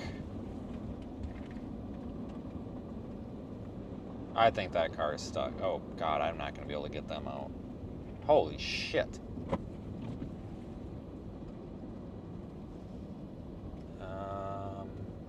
Well, let's let these, I have to come back up this way. I hate to put it off, but they're about to be facing the wrong way. We have to come back this way. I'm just trying to get to a gas station quick. I absolutely am putting myself first. I want to get something to eat. When we come back through there, if they're stopped, we'll try to pull them out. But they're like facing the wrong way. But there's a bunch of cars coming, so we'd have to sit and wait. So remind me of that, I guess, because we have to come back up this way. So we'll keep an eye on that. They might be out by then. But like I said, guys, I mean, without another car for traffic, it's hard to do it. But I mean, we will absolutely check on them when I come back through here in about 15 minutes. I don't see a spot to turn around right now, otherwise I'd do it now, but I want to get down here before stuff starts to close, and basically I just need to make sure that I can eat before things close, and then we'll work on other people.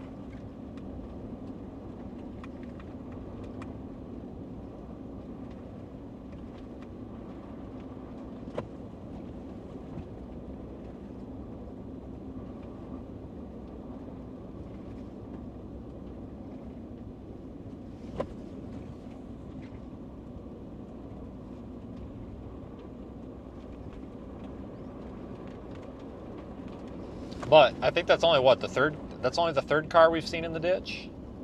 Fourth. That's only the fourth that I've seen in the ditch, I think. I don't know if anybody's been keeping tally. Usually somebody keeps track. But I don't know. I haven't seen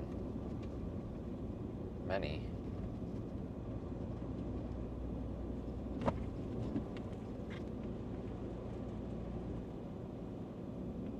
People have been behaving pretty well here with the road.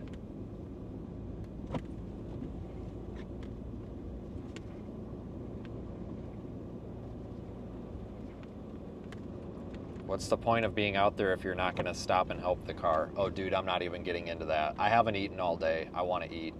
Well, actually, no, I did have that crappy McDonald's. The car is not in any sort of distress. They're stuck in the... See? God damn almighty. They are stuck in the median. They are not in a life and safety emergency here. I am actually not a tow truck. I have no problem stopping and helping, but I am really concerned that I am not going to get any food to eat here because I have a feeling things are going to start closing. They were on the wrong side of the road for me to get to. So this means I'm going to have to loop around. We have to come back up the road here in about 10, 15 minutes, well, probably about 10 minutes now, to get back into the snow band. We will then, at that point, be on the right side of the road to help them if they're still there, if they haven't gotten out. At that point, we will ask them if they want any help, and if they have a tow truck on the way, we will let the tow truck do it, and if they don't, then we will ask them if they want me to try. Honestly, it looked like you could maybe just shovel in front of it, and they could just make a U-turn through the median, but just go a little easy on me here, folks, right? You know, like, I want to make sure that I get something to eat. Yeah, I understand that car is probably having a miserable day, but if they're still having a miserable day, in about 10 to 15 minutes when I get some chicken nuggets, we'll make their day a little better. Plain and simple. We don't need to trash me for it. I'm sure between now and then somebody else is going to come down the road, or their tow truck will arrive, or they'll still be there. One of those three things will happen. And if the last one happens where they're still there, we will ask them if they want me to try to help them out. It's very simple.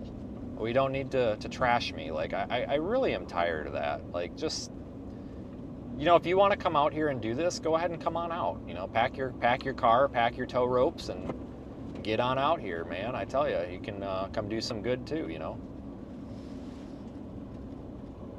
Like, just because somebody's in the ditch doesn't mean that I have to stop everything I'm doing that second. There's nothing wrong with saying, hey, they're on the other side of the road. We'll give them some help here in about 10, 15 minutes when we come back through. There's nothing wrong with that.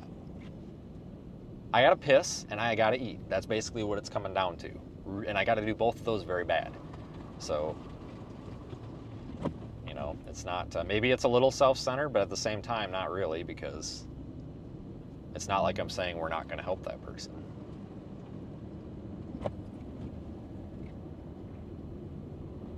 And, well, actually, this one we probably should ask if they want some help. Oh, they are in. Is that a wreck or a? Ooh, I don't know if I can get. Let's. That one's on our side.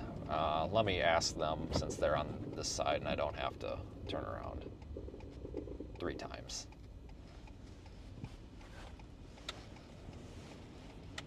There's some lights down there. That's, I don't know if it's a plow or maybe it could be their tow truck coming. I don't know. Hopefully it's their tow truck coming, but. Head southeast on Whitehead Road toward Frontage Road, then turn right onto Frontage. Head northeast on East Lincoln Way toward North Vale Road. In 800 feet, turn right. We'll just roll the window down and ask them if they got somebody coming. I hope they do. I don't want to get out. Is there anybody in it?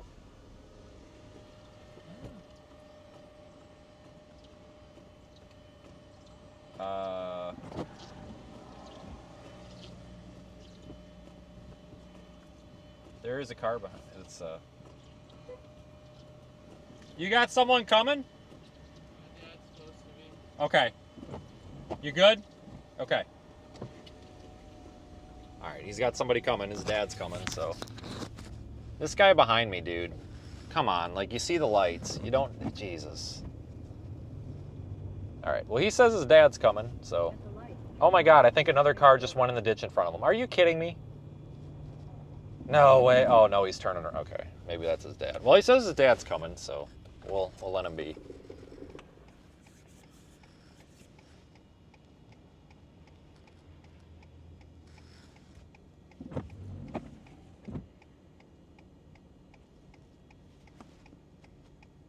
Hey, green turn arrow. Yeah, this road is getting very slippery right now. It's almost like, I think it might have it started to melt a little bit maybe earlier, and now it's kind of refreezing. Head southwest on East Lincoln Way toward Coachlight Drive. Did this car just get stuck going to try to turn around? Continue on East Lincoln Way for 3 miles. By God, they might have. It looks like they're trying, oh no, they're hooked. That must be his dad. Dude, are you pulling him out with a station wagon? What do you got there? That must be Dad. Yeah, it looks like an old guy. That must be Dad. Okay, well, if that, I don't know if that's the proper vehicle to pull him out or not. It looks like a Volvo station wagon. All right, well, if he's still there when we come back, we'll ask him again. Because that looks like a Volvo station wagon. I don't know. I mean, it doesn't look like it'd take much to pull him out, but I don't know if I trust the Volvo station wagon.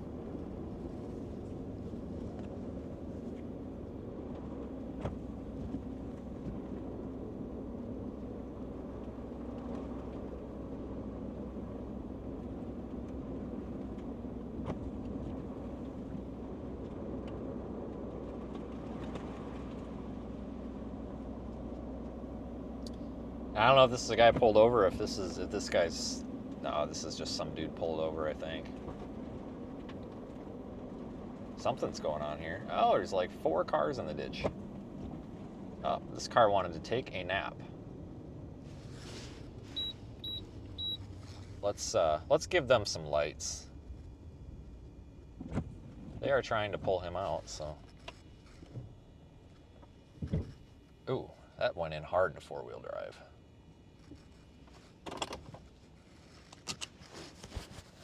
I don't know if you guys can see that operation down there, but we'll give them some lights here so they don't get smoked. I feel pretty good about being parked here because they're going to get smoked. Also, I'm going to go up there because I think this guy is about to rip the bumper right off of this car. So I can't get him out of that. See, the problem is, like, I won't pull someone out that's nose down like that because a lot of times you start ripping parts of the car off. Like, you really need a rollback to get something like that out without damaging it. But, I mean, you could get it out with a winch, sure, and a kinetic pull, but you really, something like that, you really need almost a rollback so you can kind of start to pick the car up a little bit. So, let me jump out real quick. I need a hat.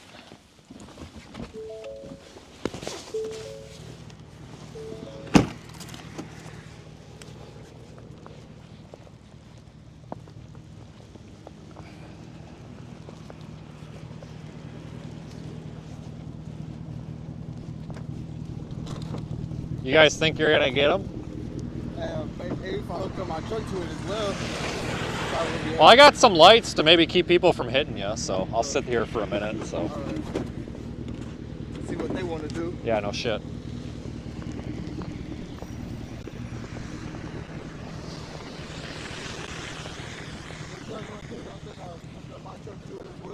Yeah, we can. Yeah.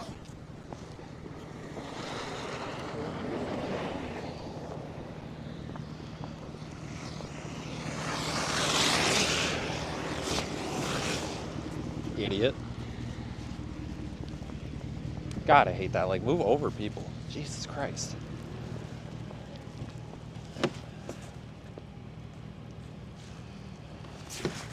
Oh, why is this not unlocking? There it goes.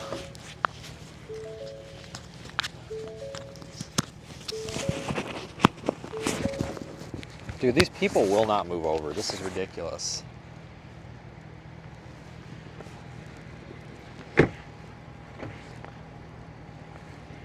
Are you serious? Are you stupid? Are you stupid? Move, dude. You're gonna hit the... Yeah, that way.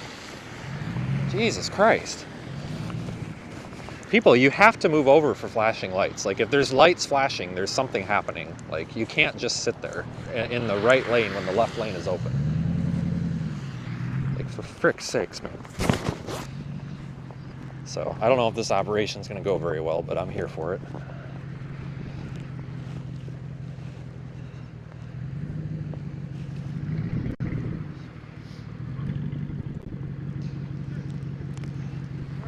You got a ways. You're good.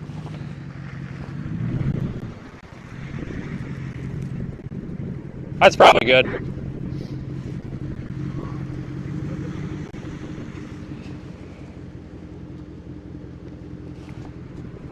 Got the chain man.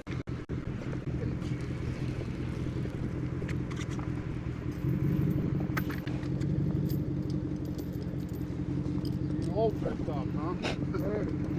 I knew I was gonna do this. I knew I was gonna need his mama soon. I know about it for some.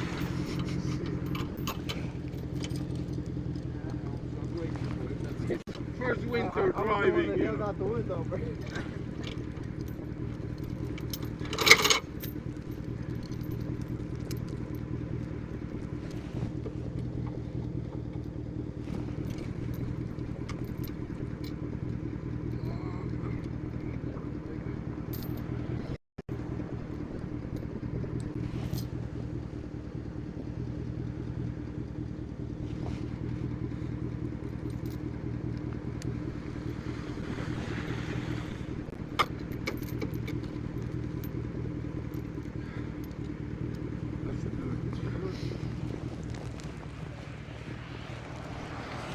Oh, this ain't gonna go well, but... Move over, douchebag. God damn, this pisses me off. Like, you have a left lane. Move over. There's people in the road. You gotta be kidding me. Like, get pissed about the language if you want, guys. I'm not. This ain't... You gotta have a brain when you get behind the wheel.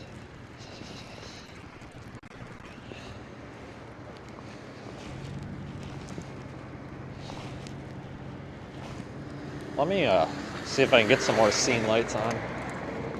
So, I don't know if people are not seeing it or if they're brain dead.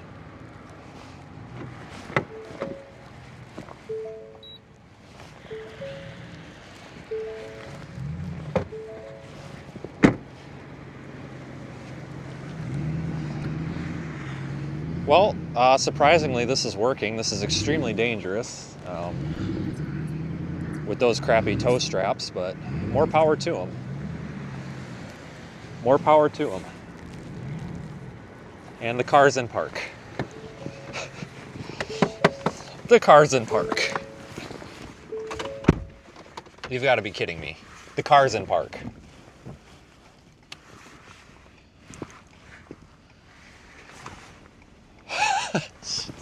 You've got to be kidding me.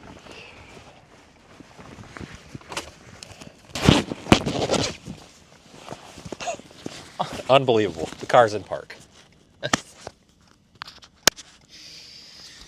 Oh, never a dull moment. Okay, anyway, that was entertaining. That was very, very dangerous, but I really didn't want a confrontation, you know, because sometimes people get pissy when you tell them how to do their jobs. So I figured, well, we'll let them try once. It didn't look too dangerous, but that was not the way to do that. That's very not safe. Don't do that.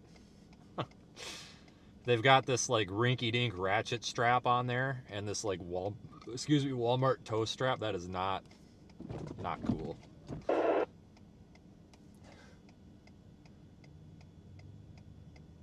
All this guy does is bitch. All right, fucktard. So if you want to come out here and do this job better, go ahead. But here's the problem I have with some of you folks that make these nasty comments like that. If you want to get killed with a tow strap or trying to recover a vehicle, then that's fine, you know. But I'm just pointing out the obvious and what is safe and what isn't. So I'm not going to fucking deal with it. So thankfully, it's my channel. I'm not dealing with it. We're out here trying to help somebody, and you're just making stupid ass comments like that. Get a life. I'm serious. Get a life. Get a life. Yeah, better than using a chain. Yeah, I think his battery's dead. Look at his headlights. They're really dim.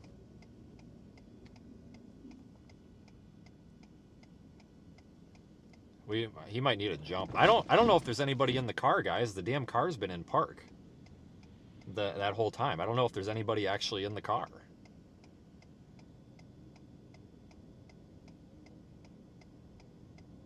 Educate you. What was dangerous? So you're using cheap oh my god.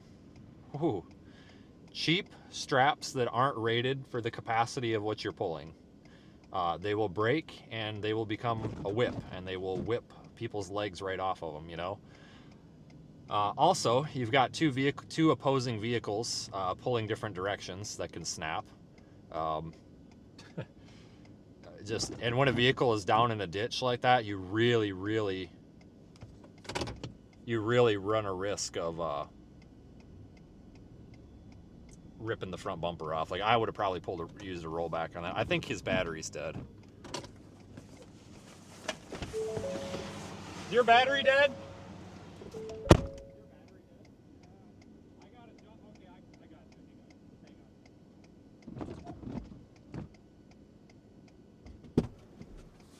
His battery's dead.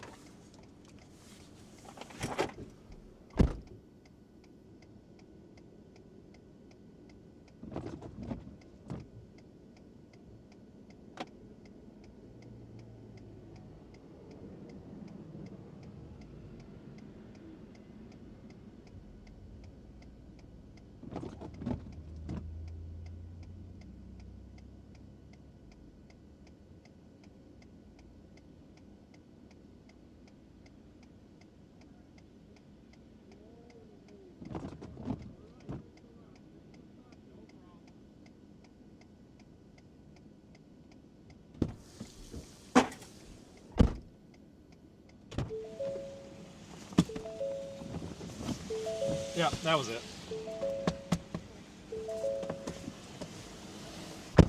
That was it. That's all it needed.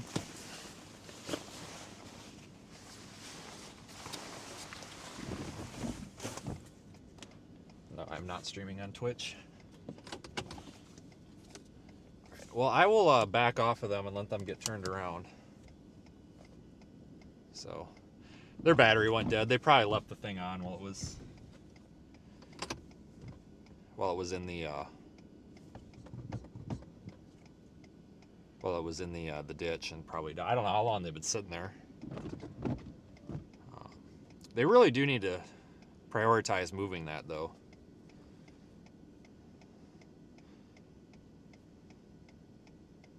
Because they're kind of not in a good spot.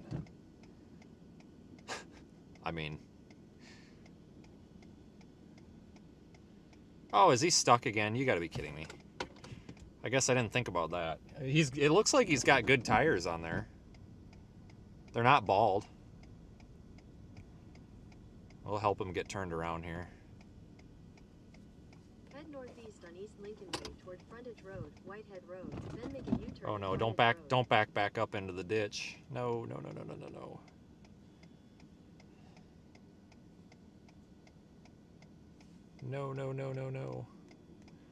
no. No. Oh, you're stuck now. I think it might be their first winter. I think that's what he said. I couldn't quite understand him. He's got an accent. Sounds like he's Russian or something maybe.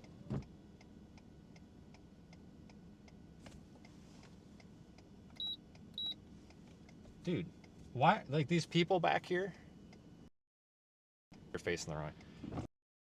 These people, like, I have more lights than the sun, and they're still, like, confused here. Like, you gotta move over, folks. There's a car in the road.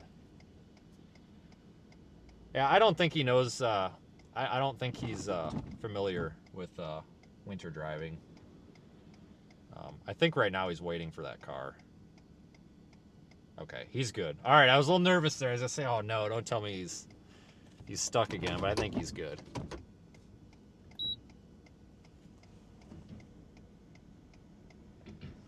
Thank God. Continue on East Lincoln Way for 2 miles. Thank God. I honestly thought he was backing down into that ditch. I think he was damn close to it too.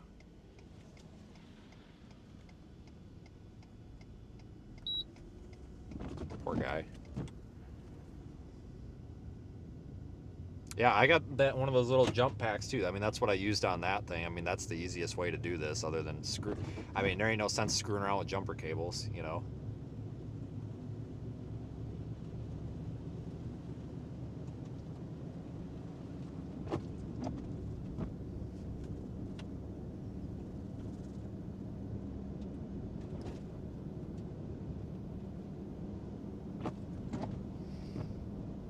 I think his ego was hurt, but I think the rest of it was all right. Surprising the car went down. I just don't like pulling cars out that are nose down like that because that's a good way to rip the exhaust off or something on those things. If you get like a rollback, you can pick it up a little bit when you're pulling it, but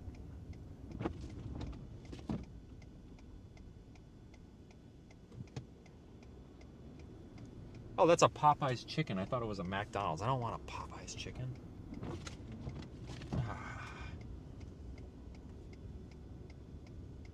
Hold the phone. Head southeast on Boyd Boulevard. Continue on Boyd Boulevard for half a mile. Hell, the Walmart don't even look open. Wonder if they closed.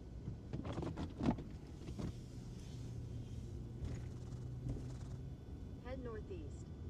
Turn left toward Boyd Boulevard, then turn left. Head southwest toward Boyd Boulevard. Head southeast toward Boyd Boulevard. Head east toward Boyd Boulevard. They definitely look open. Head southwest toward Boyd Boulevard. Head southeast toward Boyd Boulevard. Yeah, I'm really not prioritizing the socks right now because Head southwest toward Boyd Boulevard. when I was digging around back there, I found my emergency socks. Don't make fun of me. But I have I do have my emergency pair of socks with me, so I'm okay. I'm okay. I don't need to stop for the emergency socks. I have my emergency socks. Thanks everybody else for watching. I apologize for having to blow up on that guy. But I just don't really like when somebody's trying to help people and then someone comes in and just makes a fuss about it. That's the problem with the internet. Is you want me to be frank, guys? Back in the day, you when that happened in person, you just didn't do it because you knew somebody was going to knock your butt out. But now the internet has given people the ability to just be nasty with like no consequence. And I'm not saying physical violence is what we need to do. I'm just saying that like people have no consequence. Like they don't even get told, you know, screw off or anything. So I just sometimes some things really irritate me, and I feel like that's the response that they need. So that's what they get. Head northwest toward Boyd Boulevard. Yeah, dude, guys, I haven't owned, well, I own a pair of jumper cables, but I haven't used said pair of jumper cables for like anything like this for oh hell, Southwest toward years. Boyd Boulevard. Those little jump boxes, they're a little bit pricey. You got to get the good ones because the cheap, crappy ones are cheap and crappy. The like the Genius Boost, and then the there's another one. I forgot who makes it, but there's another one. The Top Don. The Top Don is a really good one too. If you get a decent one, you know, you spend $150. The thing will jump a vehicle maybe, I don't know, 12 times before it needs charge. Northwest toward Boyd I mean, I've Boulevard. started. I mean, shit. I used to. I had a little bit bigger one than I have now before, and I would, you know, jump ambulances and shit with it just fine. So, let me make my order here, and then we're gonna have to run to the gas station and clean off.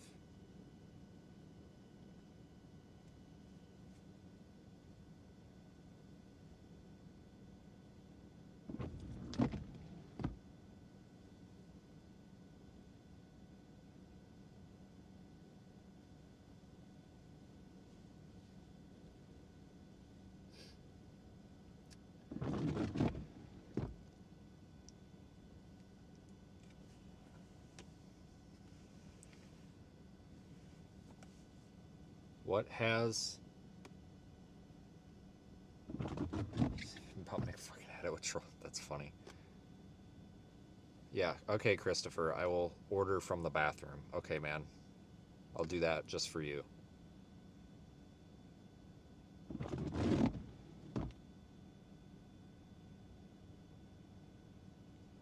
Just for you, buddy. God dang. Oh, God.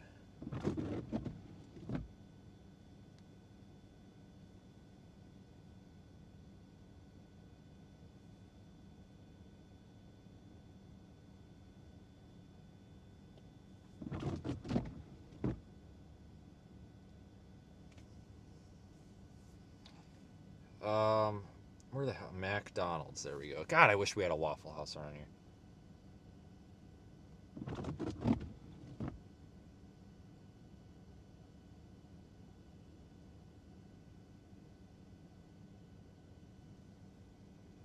Let's see. What can I get for free with my points? Probably nothing, because I don't think I have any.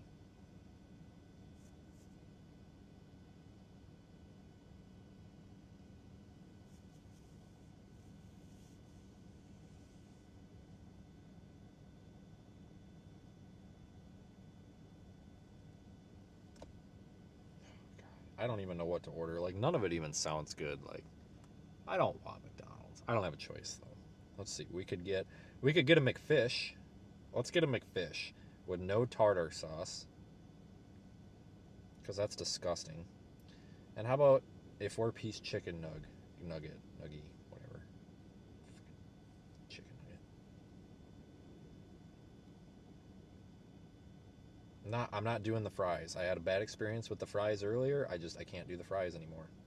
Very disappointed with the fries earlier. They really made me not want to eat here, but I have no choice.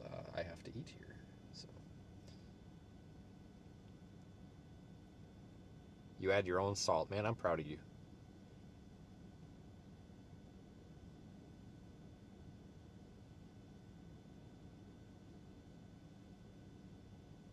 There's a Burger King. You really think the Burger King's going to be any higher quality than this place? Probably not.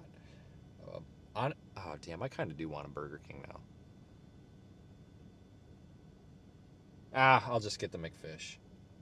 Well, no. All right, good point. Let's do the Burger King. I can't have this McDonald's slop again. I really don't think... I really don't know if Burger King is really any higher quality. Let's see, order pickup. What can I get? Can I just get the chicken fries? No, I do not want the big fish. Never again. So you just get what I would do. Let's see here. We've got the King of Wrap. Yeah, I'm gonna pass on that.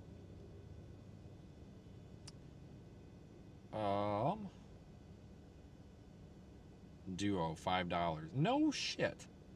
You gotta be kidding me. I get 8-piece chicken fry. All right.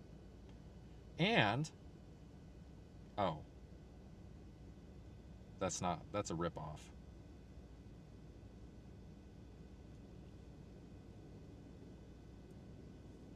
That's an absolute ripoff. Okay, never mind. We're not doing that. That ends up costing like 3 times. No, yeah, we're not doing that. Large onion ring. So I'm sure they'll be burnt, but I'll take it. We do not want zesty dipping sauce. That stuff is terrible. I've never tried it, but I'm sure it's terrible. I just want chicken fries. There we go, chicken fries. God dang, they got expensive. What in the heck? You have got to be kidding me. $4.19 for a damn curly fry, or the cucumber. Oh my god. The damn the onion ring. I don't know why the hell I said cucumber.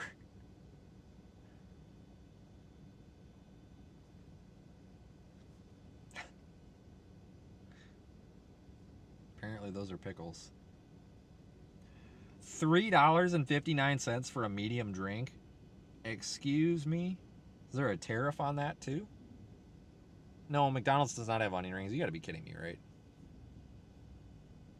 When was the last time you went to McDonald's and ordered an onion ring?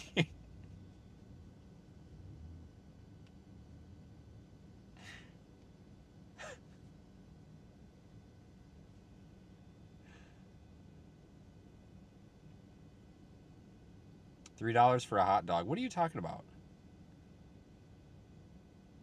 Oh yeah, at the damn Sonic. That was a ripoff too. What the hell? We got a tariff on the damn Burger King now, or what? Burger King drinks suck. Yeah, I know.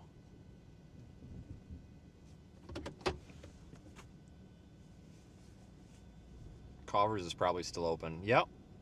I'm sure they probably are. Too late. But you're probably right. Let me go get this. We'll get gas and we'll head back up the road into the heavy snow. Head southwest toward Boyd Boulevard.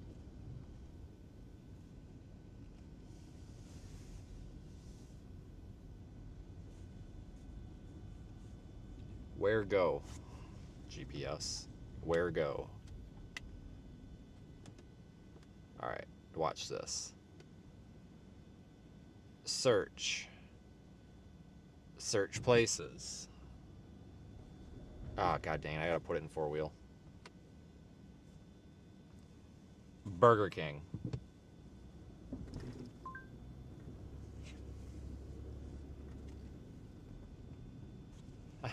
Put the damn thing in 4-wheel drive, just got a parking lot.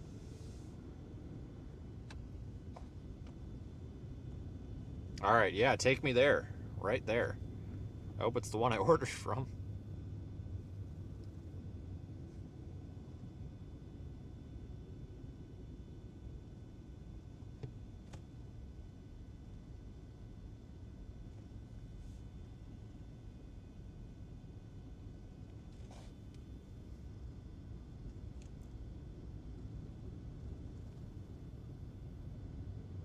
Yeah, so I talk about that a lot, about how like Chili's and like Denny's, Waffle House, a lot of these places are the same price as ordering fast food. Yeah, I actually talk about that a lot because like I can go to Waffle House and oh my god, are they closed? You gotta be kidding me. There is no freaking way I just took my order for a closed restaurant. They better just have window tint. Oh my god.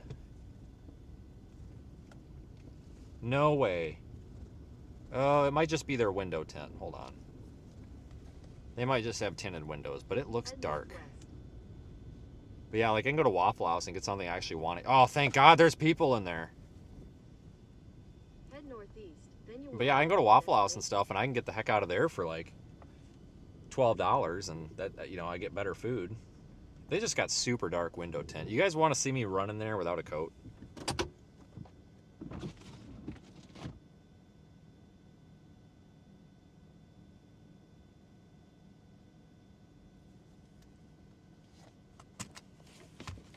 All right, Wish me luck. Oh my god, it's freezing.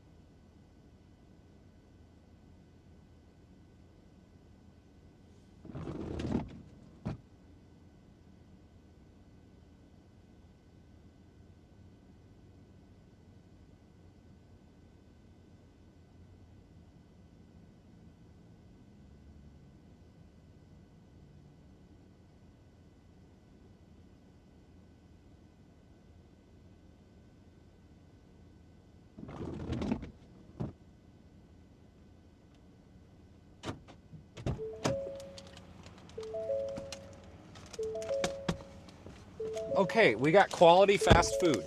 I am so happy. That was great. So the chicken there's this old lady and there's this younger girl. I honestly got the impression that one of them might be the grandmother.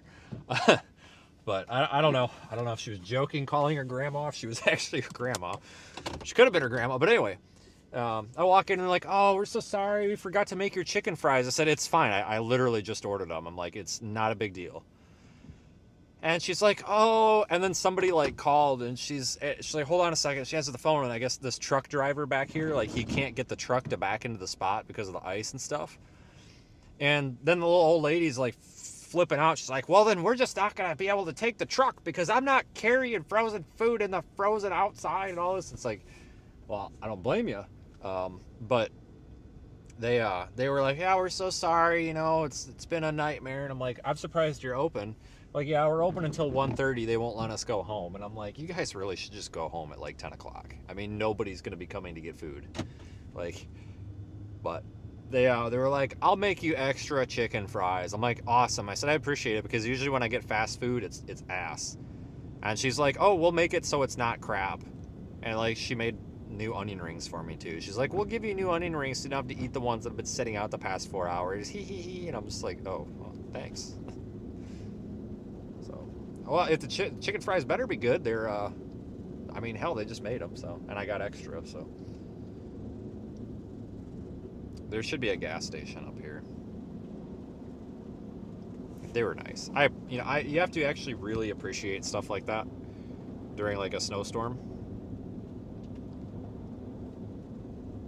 Because if they weren't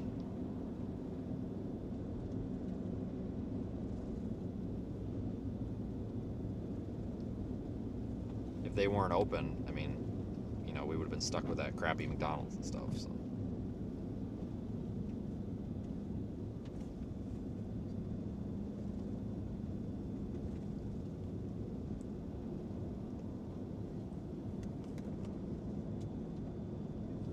Alright, look at it come down though.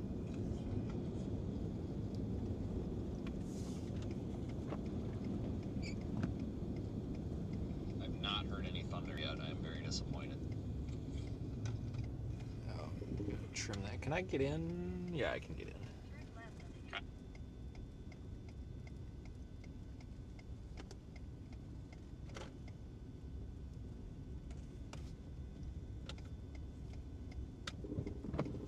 Be careful here, it'll slide right off.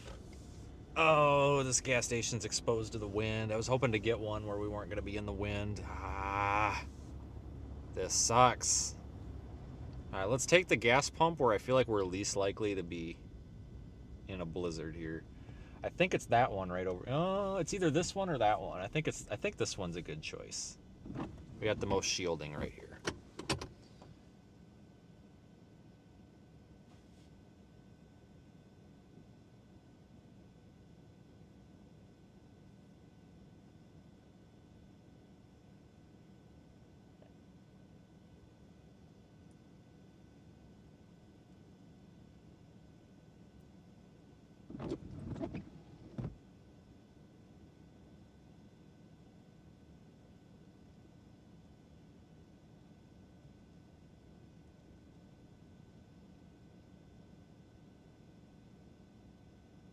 Hold on, I want to upload a little clip here to Facebook. I'm just trying something different. I'm trying to focus a little bit because I know a lot of people, like most people obviously like watching the stream, but there's also a lot of people that don't really care to watch the stream, but they still want the information. And Facebook's a good way to do that. So I've been trying to upload some like clips and stuff, you know, like once an hour, just showing what's been going on.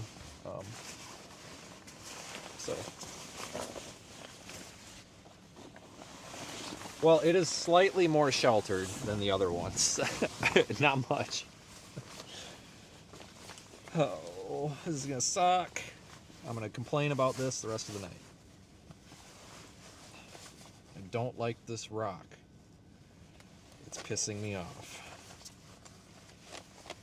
Is that guy washing a dog?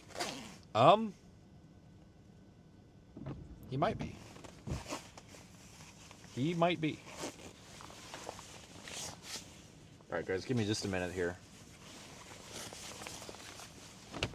Oh, it's freaking cold out. Yuck.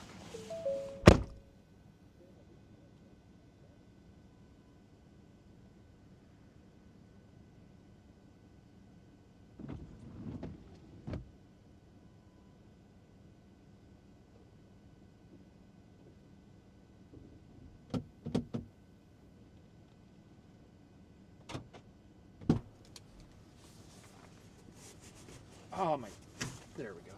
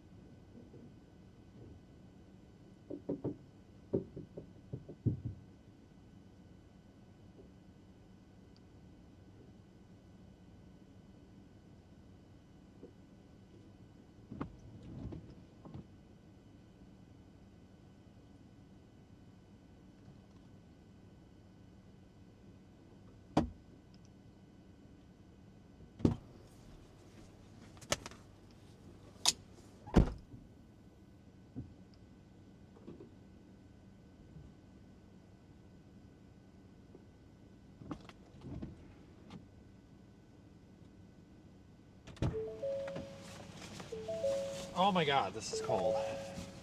Sucks. This sucks. Oh my god, and the windshield wipers. Oh, I gotta get back out. Come on.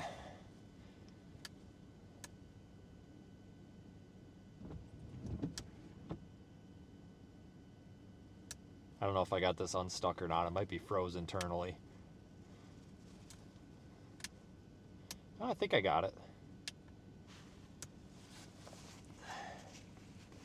I think that guy is just cleaning the area. I think. I'm not sure. The dog wash dude. I'm not for certain. God dang it, I forgot to put the window. I gotta get out of the... Oh, come on. Do you think I can get it out the window? No, probably not. Oh, God. Fuck this. God bless America. Yuck. Yuck. Oh. I am internally mad. I don't like this rock. It's pissing me off. God dang.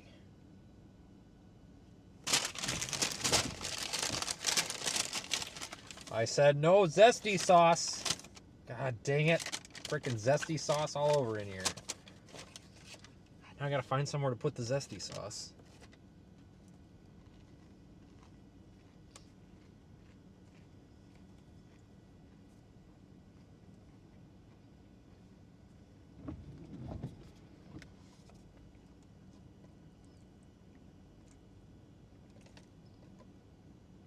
Oh, I got all sorts of cold weather gear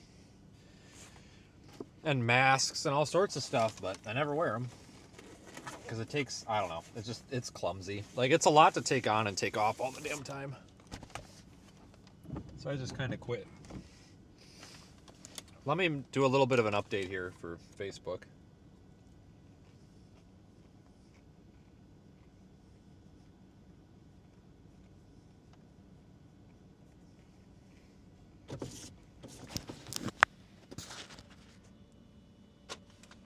Give me just a second.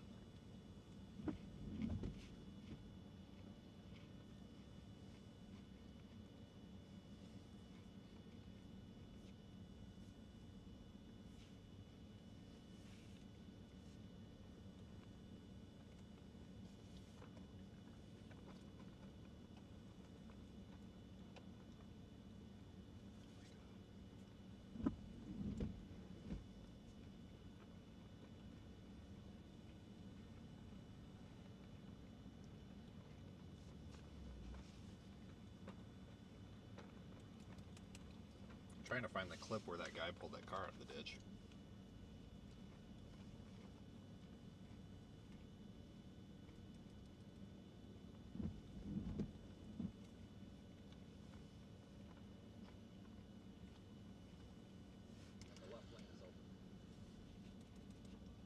An ad on my own live stream.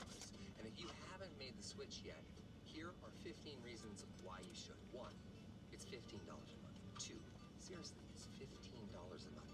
3, no big contracts. That's actually an elaboration on point 2, but it counts. 4, I use it. 5, my mom uses it. 6, you can bring your own phone if you want. 7, also your number. Bring that too. 8, are you playing me off? That's what's happening, right? Okay. This is my commercial. Skip ad.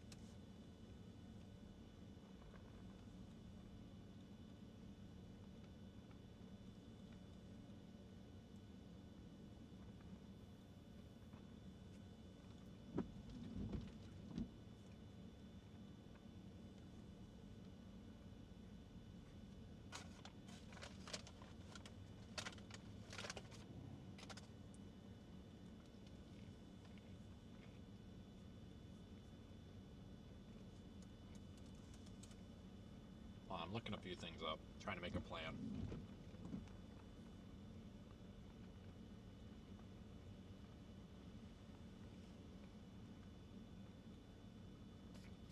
Yeah, you can get heated wiper blades. They're expensive though, so my recommendation if you have them is to take them off when you don't need them. I don't need them for something like this because they don't seem to ice up, but some cars they ice up way worse than others, you know.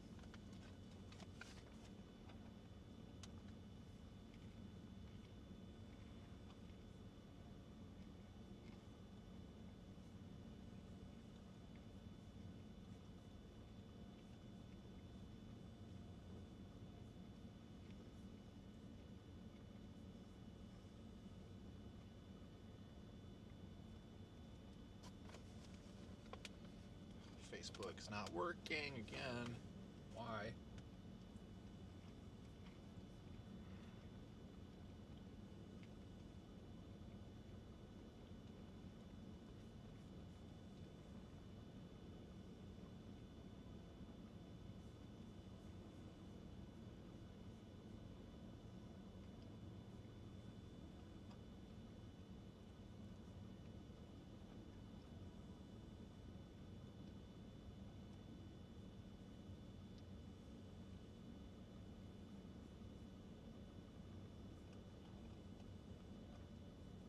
Trying to see if I have what hotels options I have here. And I mean, yeah, I know there's hotels. I'm just trying to look at the forecast here and determine where I might want to secure a hotel, you know? So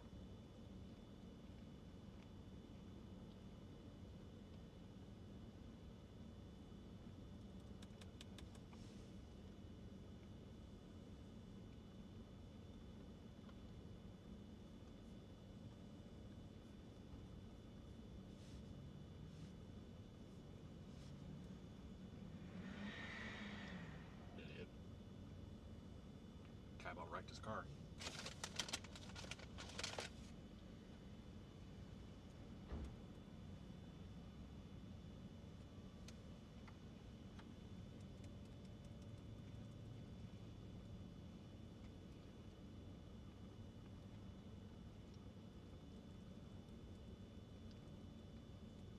God dang, we may end up going up to freaking Milwaukee tonight.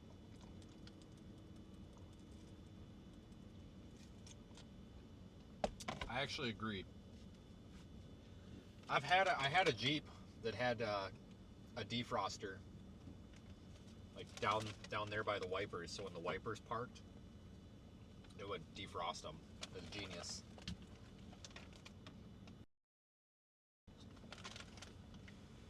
So look at this HRRR run.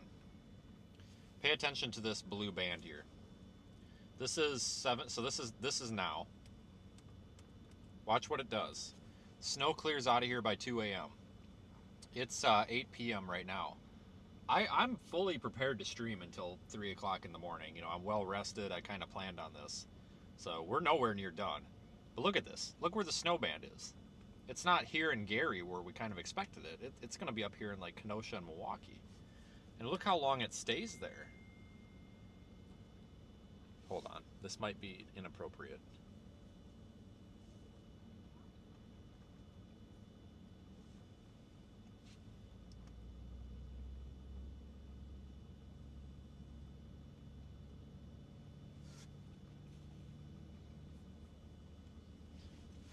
I've discredited the invention of the step ladder.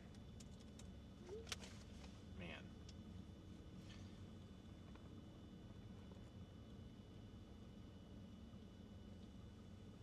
So anyway, back to what I was saying.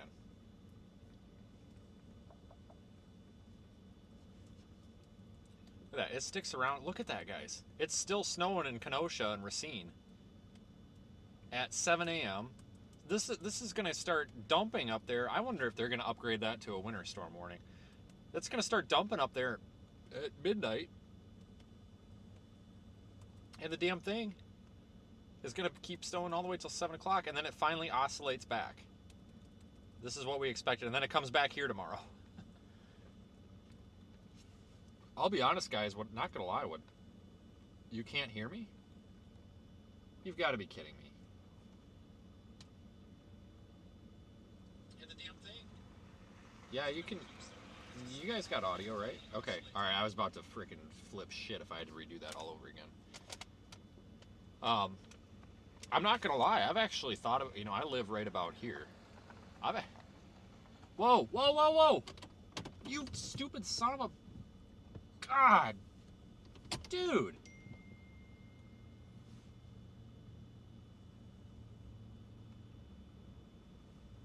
I had to throw it in reverse. He was coming up here, and he about clipped my front end off. Dude. Seriously. It's an empty parking lot. You can't handle that? Come on, man. Gosh dang, dude. Guys, if I wouldn't have backed up a little bit there, I think he actually would have clipped my front bumper. Like, come on, man. It's not that hard. Anyway, I'm just so sick and tired of, like, people, like, accidents are accidents, but common sense is common sense, you know what I'm saying? Gosh dang.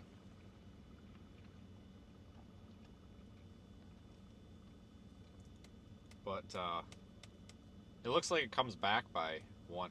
I actually thought about, so I'm only 3 hours away from home. It's only about 3 hours. With the snow, it's probably longer. I'm not going to lie. I actually thought about chasing out here until midnight, driving home, get there at 3, go to bed, get back up at 9, and I could make it back out here by noon. I'm not going to lie. I thought about it, but I don't know if it would work very well because this is going to be such a mess. I might not get through it. Just because I really don't want to get a hotel down. Like, I'm going to have to get a hotel somewhere. But it would be real convenient. Like, if I was on the, like, this side of the snow, I could get away with that. Because it's only 3 hours. If I was on this side, I could do it. But I think getting through this is going to be a nightmare and a half. Yeah, it hangs around until, yeah. So we have a full day tomorrow. Look at this.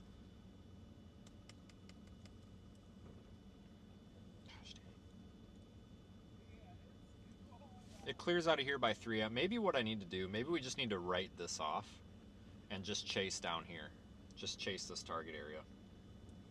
We could stay in Valparaiso or something like that. Valparaiso, whatever. We could stay down here. If we write off this Wisconsin and Southeast Illinois or Northeast Illinois target, we could just stay down here, and then we'll just take a break. We'll just stop streaming at like 2 o'clock a.m. We'll let it do its lake effect snow up there, and then we'll come back to streaming at, well, probably noon, it looks like. I think that's probably the way to do it. So, guys, what I'm going to do right now, let me set up another live stream for this, so that, because we're about to hit 12 hours, and that means it's not going to archive this anymore, and I want this archived.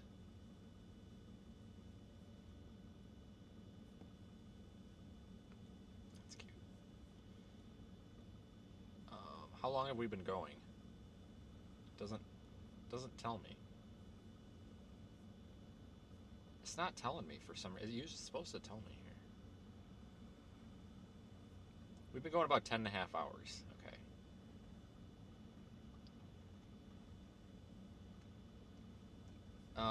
Okay. So when we end, so actually let's do that now.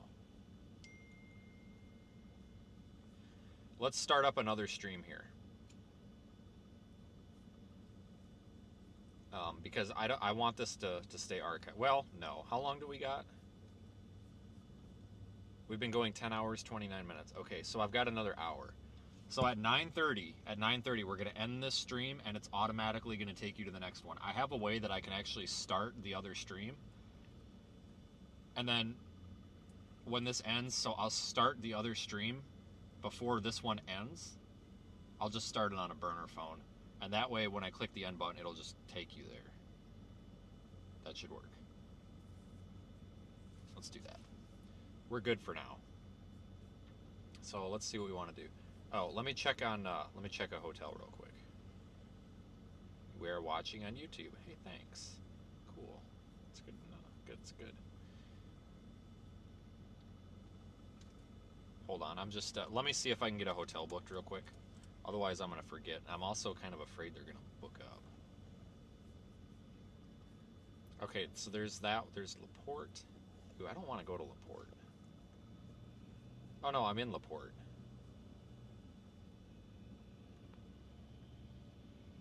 Okay, well, that's fine. I'm in LaPorte right now.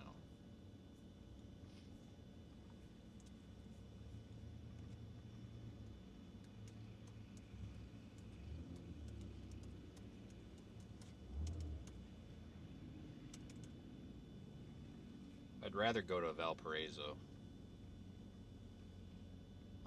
LaPorte, I mean, we could deal with it. I just don't want to be this far east.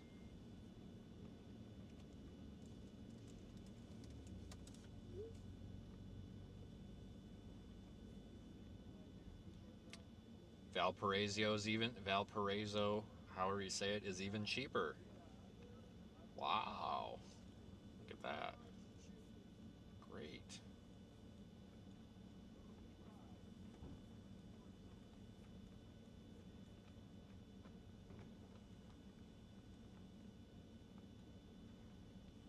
How are you looking at? Freaking Beavis walked in over there. Hold on, I gotta put my corporate code in. Gotta save my 15% chain wide at Hilton. It's so important I have a corporate code. Don't ask me the strings I pulled to get it either, because I don't know if they were supposed to actually give it to me or not, but I got it, so.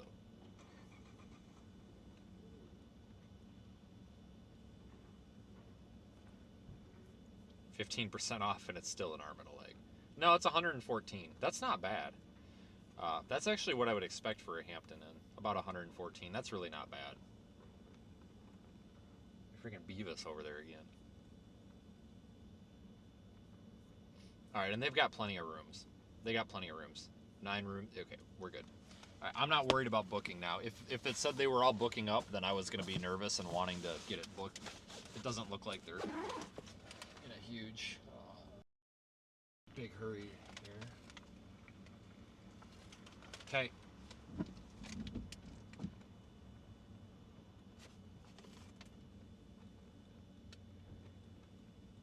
Oh, the sync is off? Yeah, it's probably on the wrong mic.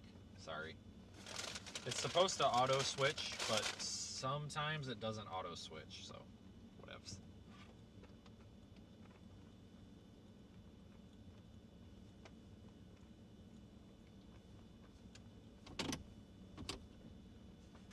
There's Paxton with the complaint, probably from the back frickin' booth at the Buffalo Wild Wings.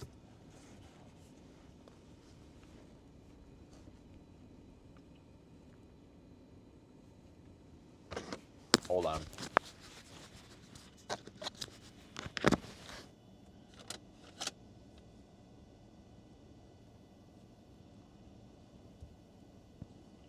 What doing?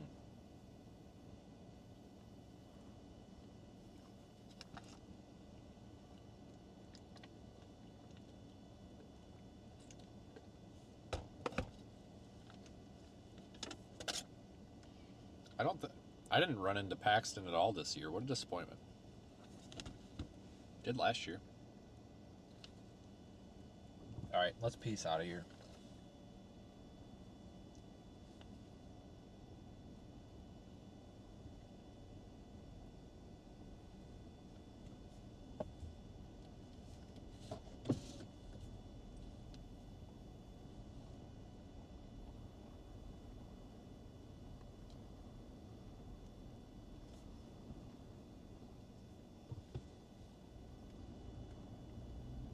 We'll go up the road, see if that car's still stuck there that I was supposed to get to 20 minutes ago, but I forgot about it.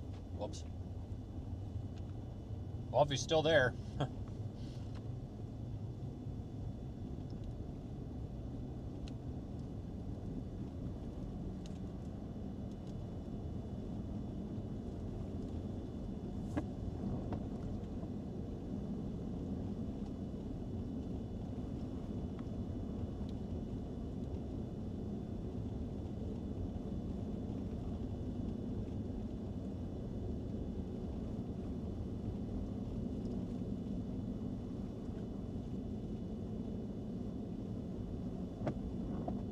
Somebody was stuck there.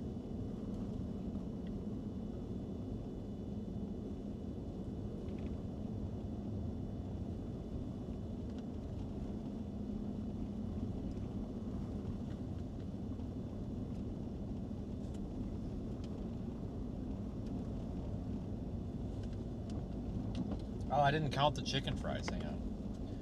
1, 2, 3, 4, 5, 6, 7, 8, 9. Oh, God. Geez, she gave me 12. Wow.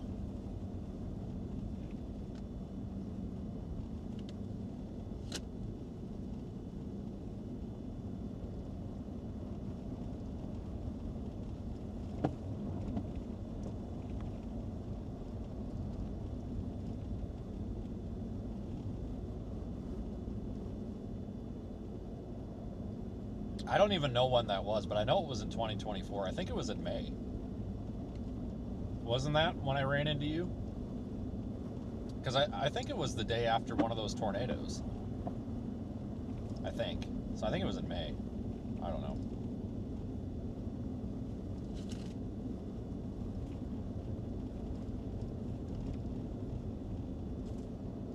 God, that was a while ago. This year went by so damn fast.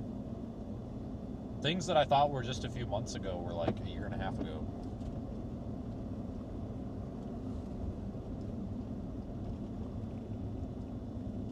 That Buffalo Wild Wings sucked that night too.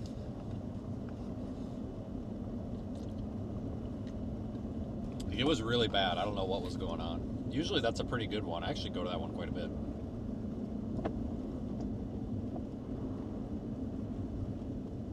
It was 2023? There's no way. There's no way that was in 23. I don't think so, because Corey was with me, and I don't think Corey was out here until last year. Not like on a normal, like a regular capacity. It had to be 2024. It had to be. Maybe not, I don't know.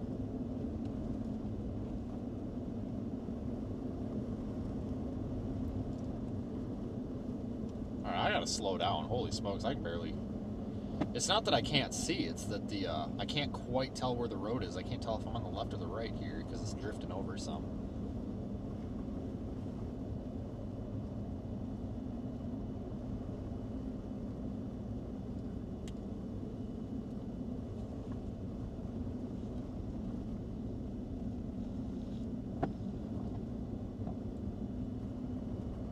We're actually almost to where that car was. I remember on the map here where it was, so I'm assuming he probably got out, but if he's still there, we'll check. There's a truck on my bumper again. I'm doing 45. How fast do you want me to go, dude? I hate that. Like, clearly we've got some hazardous weather conditions here. And you're riding my ass and I'm doing 45. I ain't going any faster than 45, dude. Uh-uh.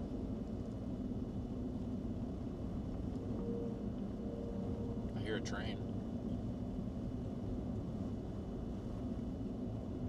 About 60, yeah.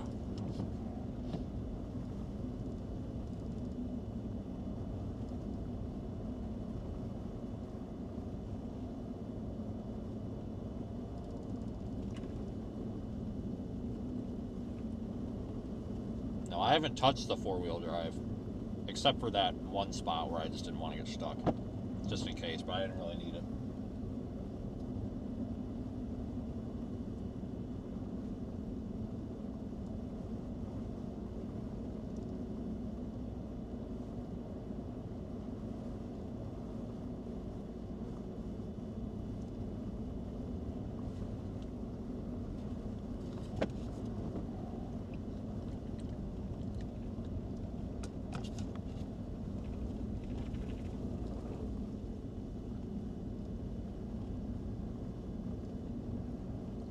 Microphone seems low. Is it? I wonder. Hold on a minute. I've got it in a different spot because it was in my way. Here, I'll move it over here. Maybe that'll be better. I think it was just too far away.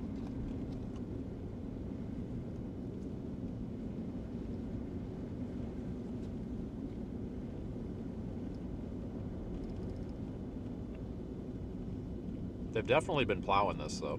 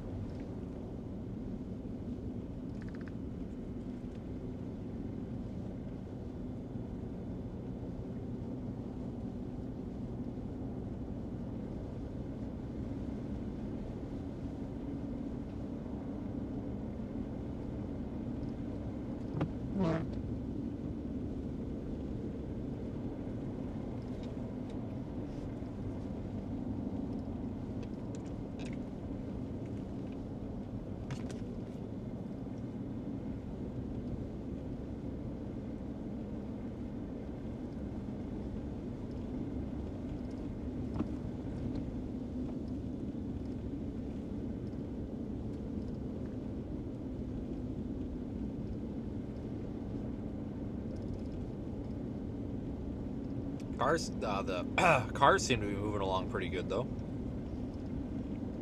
so that's good. They do a pretty good job of plowing out here though. These lake effect areas like here, and then also Buffalo, like up there in Lake Erie, and, you know, Cleveland. These areas that get lake effect snow a lot, they do a really good job of plowing. They've obviously done a very good job here.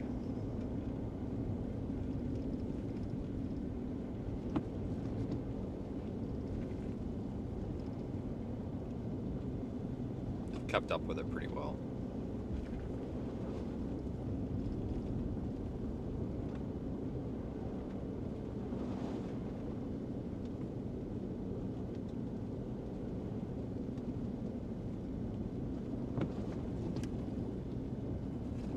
Oh boy, I'm pretty sure we passed where that car was. We could probably flip around at any point here, because I think it was that last U-turn back there. So I'm pretty sure I had passed this water tower here on the left already. Pretty sure. I'm saying they probably got out.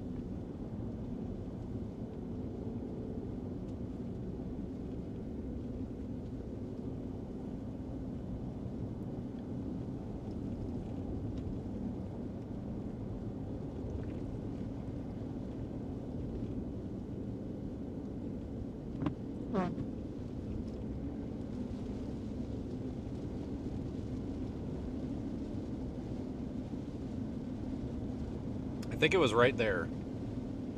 There's a big old bunch of tire tracks going in the median. I think that's where it was, right there. Oh, great. Now the guy behind me's high beaming me now. Come on, dude. I might just, I honestly might just see if there's a spot to turn off here. Like, I'm not doing this right now. Like, there is no reason to ride somebody's ass in the snow and then drive with your high beams on. It's making it really hard for me to see the road.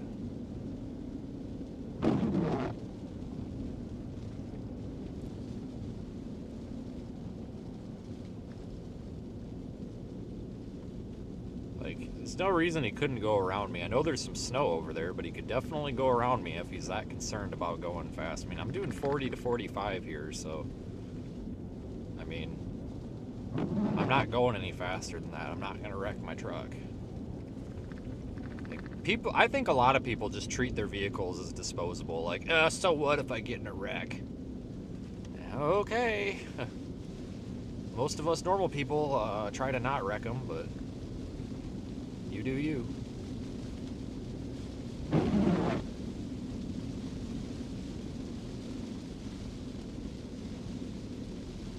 I actually could turn all my floodlights on the rear. That would probably be a bad idea, though. I'd probably make him have a wreck. That would be bad. Oh, it looks like we dropped Facebook. Facebook only lets us stream for so long at a time. Let me refresh that here. I'm going to take the roundabout, and I'm just going to drive around the roundabout until we go a different direction than he is. So, thank you, roundabout. Good thing you're here. Take this slow. I don't want to go off the edge here. Oh, that's not the roundabout. That's the damn hump. Oh, frick. It's not a full roundabout. Are you kidding me? It's a half roundabout. Yeah, I got to get this guy off my ass. I'm about to lose my shit here. I'm about to jump out of the car and, like, ask this guy what his problem is. Sorry, I just get, like, super annoyed with that. Because there's a lot of people out here that get in accidents because somebody was on their ass or something. Like, you can't, you know, when other people on the road make it hard for you to see the road, that's when it's not your fault, you know? And I'm not saying, oh, thank God. There we go. He went that way. That stuff just irritates me. Like, I get it. We're all in a hurry. But if you think your four-wheel drive is better than mine, then you can go ahead and pass. That's kind of what I think. So.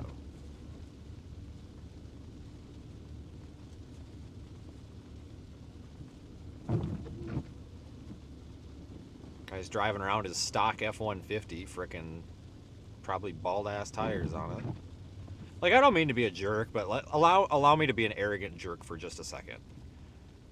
If there's a truck in front of you that's on 34 and basically 35-inch tires, that are 12 and like big freaking tires for this size truck anyway. Has like a lift on it and looks properly equipped for the weather. Like, wouldn't you be like, oh, maybe this is the appropriate speed? You know what I'm saying? Like, wouldn't you be like, oh yeah, hey, maybe we should slow down a little bit? Like, that guy is clearly prepared for the weather, and he slowed down. But oh no, my four-wheel drive's better. I got my stock F-150 with bald highway tires on it. Eh. Cool, bro. You do you. You got your ego boost and 4x4. Great. Proud of you. Somebody told me that. I'm not kidding. Last year, yeah, it was last year. Out in Buffalo or something. Somebody was at the gas station or whatever, and they were like, "Oh, what do you think?" And I'm like, "Oh, it's gonna get pretty bad." I said, "But you got four-wheel drive, you'll be all right." And the guy goes, "Yeah, I got that Eco Boost." And I'm like, "Okay, man, the Eco Boost has absolutely nothing to do with the four-wheel drive, but whatever, man. As long as you're happy, I'm happy. So go for it."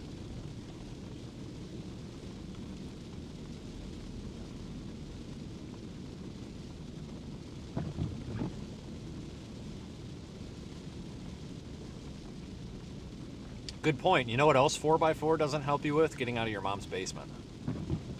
Not you. Not you. I mean, like, the people. Not you. Like, the people. I wanted to clarify. Alright, we're going to put her in four-wheel drive. Because I actually am starting to slide a little bit. And if I start sliding in the ditch, I want all four tires moving. Probably don't need it, but if I start sliding in the ditch, I'd rather be able to pull myself out of it other than bury myself. So I'm on Highway 20 right now. I think I'm over the fog line, but I can't tell. Honestly.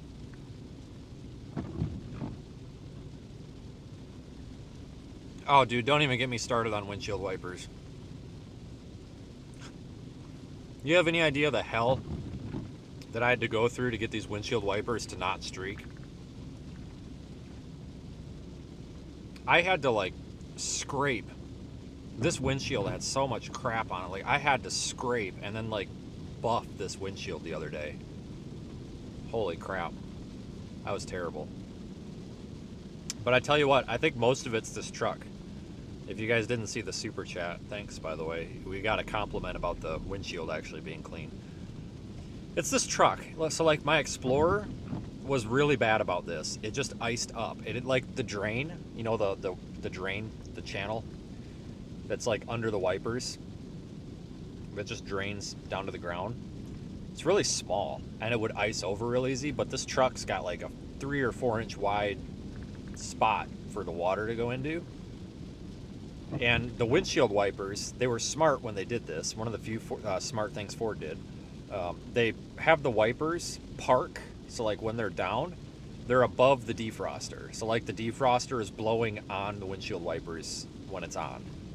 So you actually get them to melt off, and then they don't dam up with ice. I mean, I've had to clear them off twice now, but that's not, I mean, I've also been out in the snow for 12 hours. Like, my damn Explorer, I can't keep the ice off those stupid windshield wipers. Like, it's a nightmare. Like, I actually, like, it pisses me off. But this one, I'm much happier. This is doing very well, so. A lot of it is this truck. Like, it's smart that they have the windshield wipers, like, park at a level where the windshield is actually getting warmed up. Like, right now, it's starting to dam up with a little bit of ice and snow under that driver's side one, but we got a while.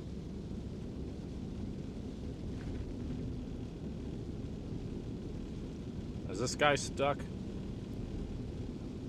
A Ford Focus, ain't it? Nope, it's a minivan. Well, it's a minivan, it ain't stuck. No, he's not stuck. He's just sitting there waiting to turn. Oh, nope, it's a Kia. And he's not moving yet. Is he stuck? He might be stuck, but we're going to be coming back down this way, so. Nope, he pulled out. He was waiting for that car. All right, that's fair.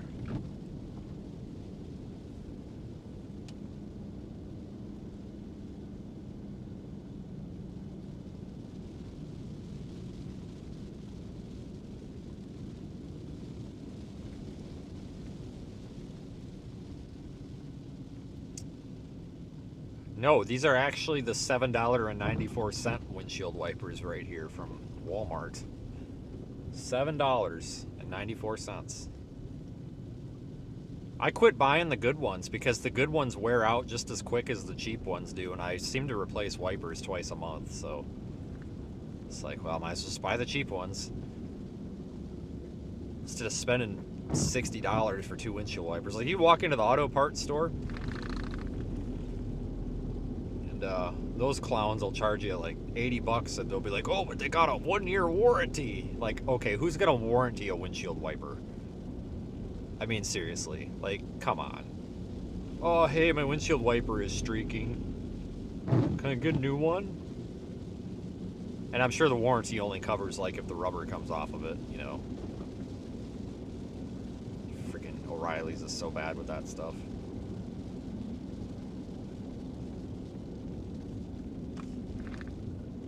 High beam hell. Yeah, what is it with these people driving around with their high beams on all the time? Like, do people just forget how to dim them? Yeah, so, Dave, I'm not a big Subaru fan. We were talking about Subarus at the beginning of the stream like 12 hours ago. I really don't like Subarus. I just don't like the cars. But I will tell you what, they do have like the best all-wheel drive system. I mean, I'm not surprised that that got you through whatever you wanted to go through. They do very well in the snow. Like, really well. And what's nice about them too is the all-wheel drive system's pretty smart. Like, you can actually go at a pretty good clip. Like, you don't really have to slow down too much with those. They are actually really good in the snow. Like, if I was gonna buy a car to storm chase in, and it had to be like a car or a crossover, and I didn't have to worry about how much stuff I have, I probably would have to buy a Subaru, honestly. It's like the most capable thing you can get in that size right now, for this time period. Yeah, so I had a Jeep once that had the heated like defroster lines down there where the wipers sat, so it would melt them off. That was really nice. That should be standard.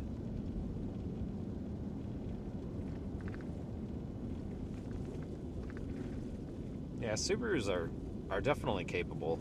I'm just not a huge fan of them. I don't know. I feel like the interiors are kind of boring. I don't think they are so much anymore. Like, you got that Wilderness one. That one's probably nicer. But it used to be that maybe like up until maybe 5-6 years ago, the inside of them, it's like you felt like you were sitting in a 2005 Toyota or something, like. But I think they've gotten a little bit nicer, because that's one of the things I like about my truck, is the interior is very nice. You know, like, you feel like you're sitting in a nice modern car. It's comfortable, but I don't know.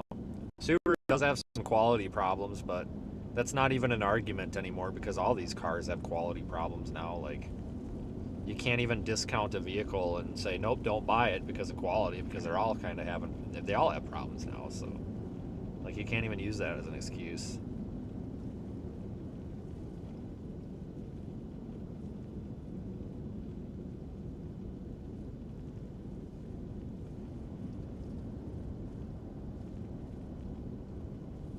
You had a Subaru and it was junk.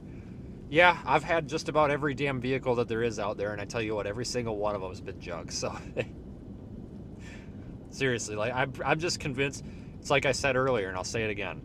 I am convinced that these auto manufacturers all sat down at a table like 15 years ago and said, how can we possibly make the most garbage piece of junk that will piss off every consumer possible? And they were all like, yeah, let's do all this stuff. And then they did all this stuff, and it's trash. So I'm convinced that they're all out to get us. We're gonna turn around. We're through the snow band. It's moving south. But I can't wait till we get out into like the Buffalo and Lake Erie events when we get like 3 feet of snow. Because I want to get this truck in some deep snow, like deep snow, because it should do very good. It's got a lot of ground clearance, big tires, the appropriate tires, the rear locker. What is that blinking? Did you guys see that? What? What is blinking? It ain't me. Is it? No, it's not me.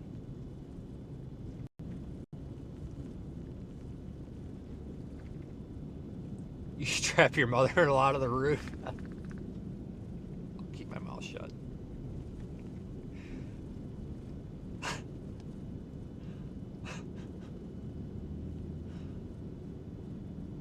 Oh my god. I don't think it was lightning, it was orange. Maybe it was. I don't know, unless there was somebody like way behind me that had a blinker on. I don't know. That was very weird.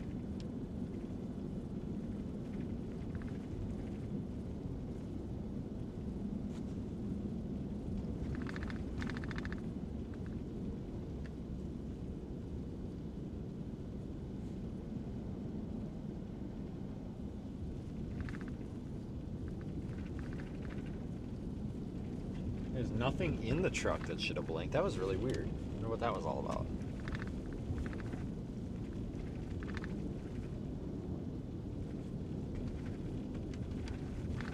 You got a 2000 Chevy pickup as your daily driver. Yeah, and it'll probably last another 25 years too. I tell you what, those old Chevy trucks were really good. Hell, even the ones all the way up to like 2010, 2011. Because like my '09 Tahoe, that thing just runs. You know? Barely have to do anything to the damn thing. But like, yeah, those older Chevy trucks and like the older Tahoes, like that 2001 to like 2005 time frame for Tahoes was a really good year. But those were all pretty solid. I actually like those trucks too. Like they're pretty simple, but I think for like that age of truck, it's still like if you keep it nice, like they still look, I mean, not modern. You can tell it's an old truck, but it still like looks relevant, you know. It's not like the older F-150s that just look weird, you know. They look kind of ugly. So do the Dodges, but yeah, those old Chevys, I mean, I'm not a Chevy person. I'm not a General Motors fan at all, especially after my last experience, but I tell you what, I think they made the best trucks for that time period. Like 1995 all the way to like 2007. I think they made the best ones. I mean, they had their problems, but it wasn't as bad as some of these other ones. Yeah, a lot of them started about 10 years ago, I agree. It's when a lot of the General Motors and stuff started going downhill. Is this a guy with a flashlight or is this a solar light? That is a solar light. I was gonna say, there's no way that car is that buried.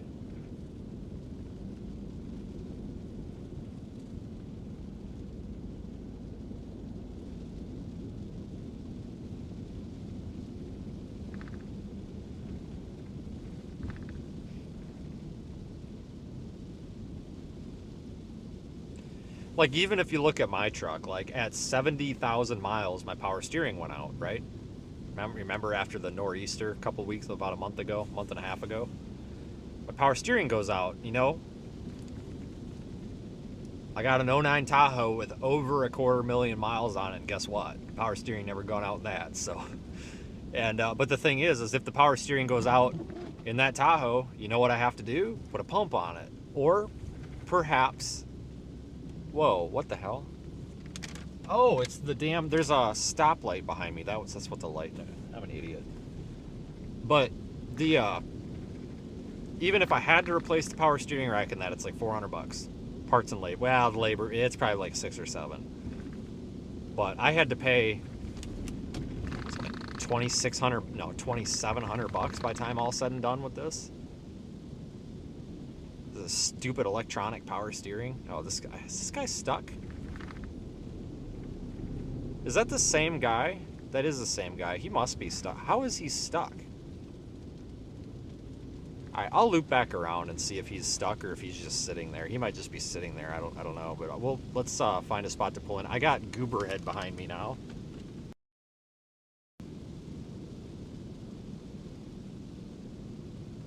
So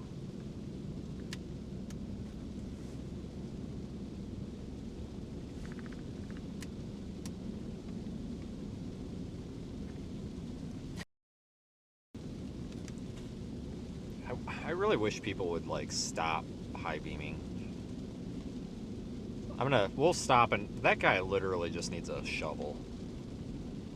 If even.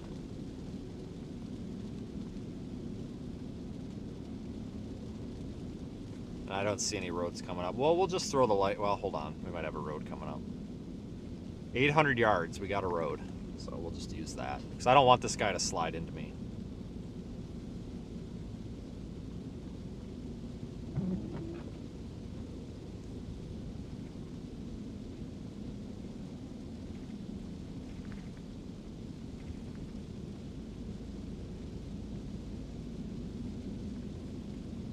I don't know. In my opinion, a 5-year-old vehicle with 70,000 miles should not be having almost $3,000 repairs. But that's just everything these days.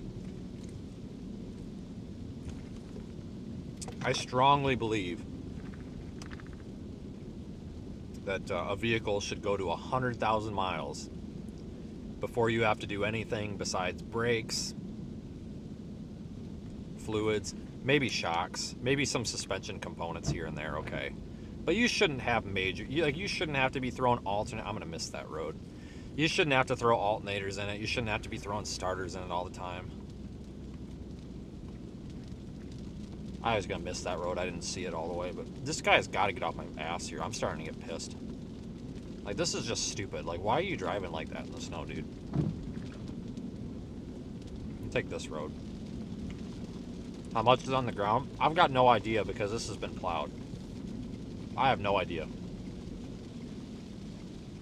Dude, he's about to smack me. Buddy, go around. What the F? Thank you. With your Chevy Equinox or whatever that thing is. Okay. Yeah, the lifted pickup truck with 4-wheel drive and stuff in front of you is going like 40 miles an hour. What makes you think that your Chevy Equinox is going to go a whole lot faster? Jesus. Like, I get it, people. Like, everybody's got a right to the road, but there gets to be a point where it's like, you're going to cause a wreck. Like, I think everybody can relate to that. Like, I don't think anybody likes when these people drive aggressively like that in the winter. It drives me nuts. I don't want to get in a wreck. Yeah, I got remote start. I can do it from my phone. Thank God, because I'm such a baby about going outside and getting in a cold car. So it worked out really nice this morning.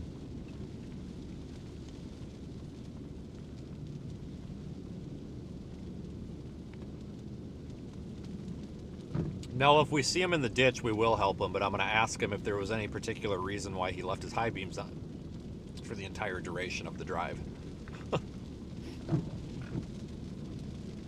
Be like, I'll pull you out of the ditch, but you have to sit through driver's education for a minute, and then give him a 30-minute lecture on how to dim your high beams.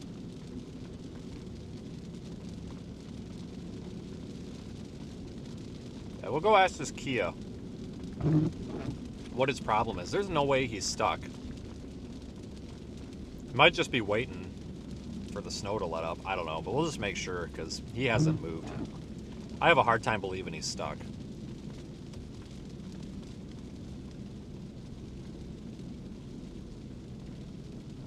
We gotta get back down to LaPorte.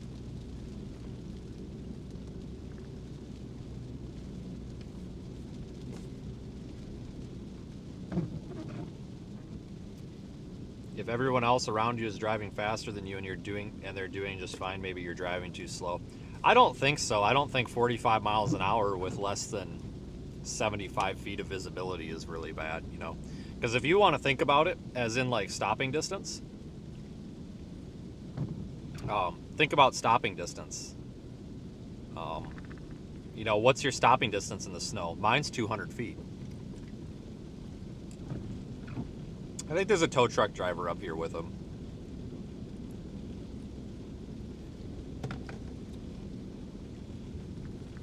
That might be a cop.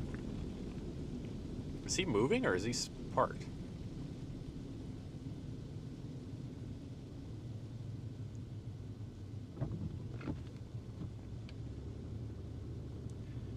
That might be a tow truck. I don't know. Tow truck have blue lights down here? Oh, they're trying to push him out. What a nice guy. Got the cops down here trying to push him. Oh, did somebody hit him?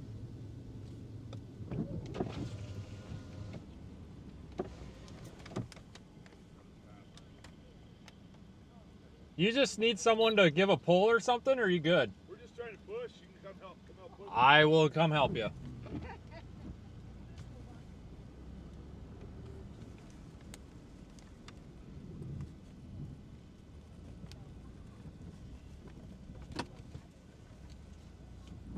See, at least the cops around here are helpful to people, you know?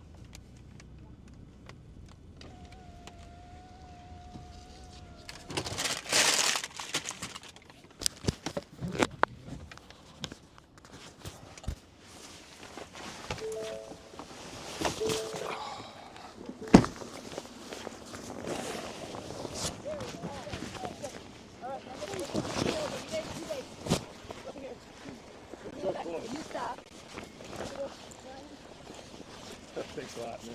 Oh, you're good. I got a shovel and a bunch of shit if we need it. And drive, hon. Forward. Forward. Yeah. Whatever. I ain't going out like this, okay? Right. Foot off the brake. Foot off the brake. Foot off the brake. Hit the gas. See, yell at your daughter. Foot off the brake. Hit the gas. There we go. Yeah, go ahead. There we go. Just don't go in the other ditch. Go. Thanks a lot, guys. No, that's all. I drove past her twice, but there's no way she's stuck. But I mean, I don't know how she got. I don't know why she's stuck here either. I know you make it all the way down the rest of the road. It was like suspended, which was really Yeah. kind of unique. So it was a unique. She's a new driver. Yeah, so well, that's, it was a good that's what I experience. told her. I said I'll probably get in it and drive it She right said out. someone was coming at her as she Oh. headed this way, and she got scared and tried to. Oh, Because they only plowed one lane, so people Yeah. are trying to keep it. And, so thank you you guys very do All right. safely. Have a good night, guys. Right? Thanks so much. All right. See ya.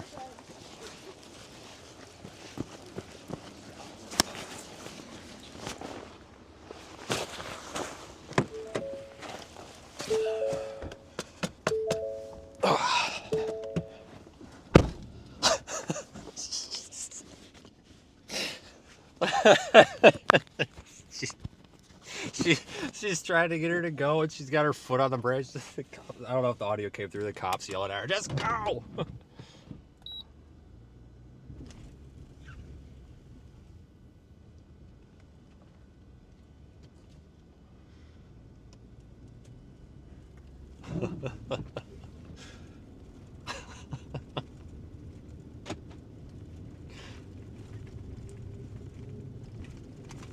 That's all right.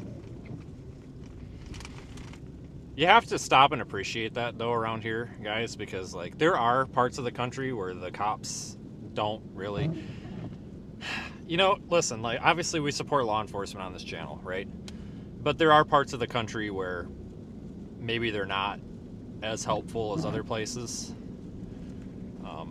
But it's not like a lot of times be like, oh, not our problem. But you know, 99% of them are helpful. But it's nice that you've got, you know, people stopping to help like that. So.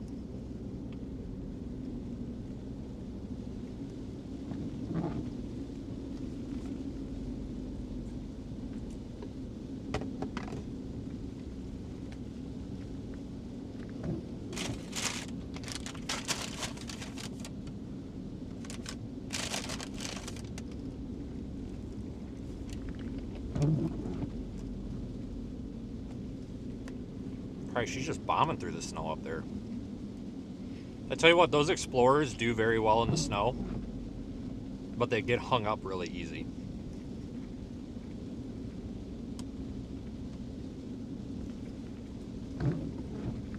That's the problem with them. They're not good in deep snow, but stuff like this they're pretty good in.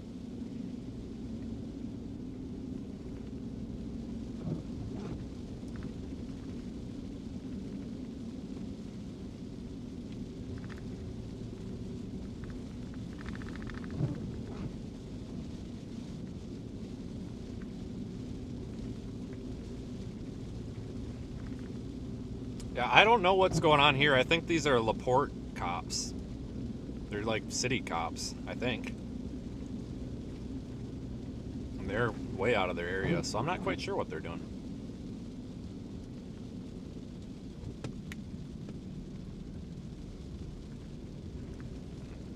Coming back from something. I don't know.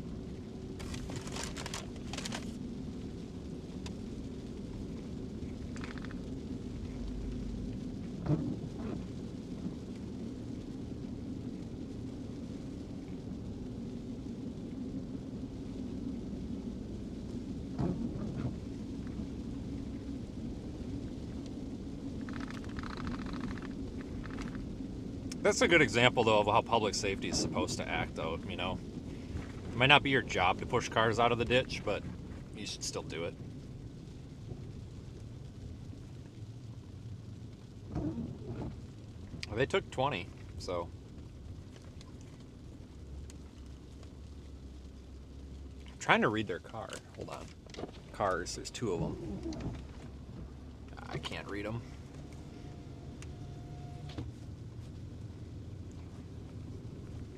Looks like it's in pretty good shape. Well, I don't know. Like, I don't know if it's just 2 people going into work and they happen to be driving together, but I don't think that's their area. And that's, you know, just kind of more proof that they're doing the right thing, because they're obviously not in their area to be working, so.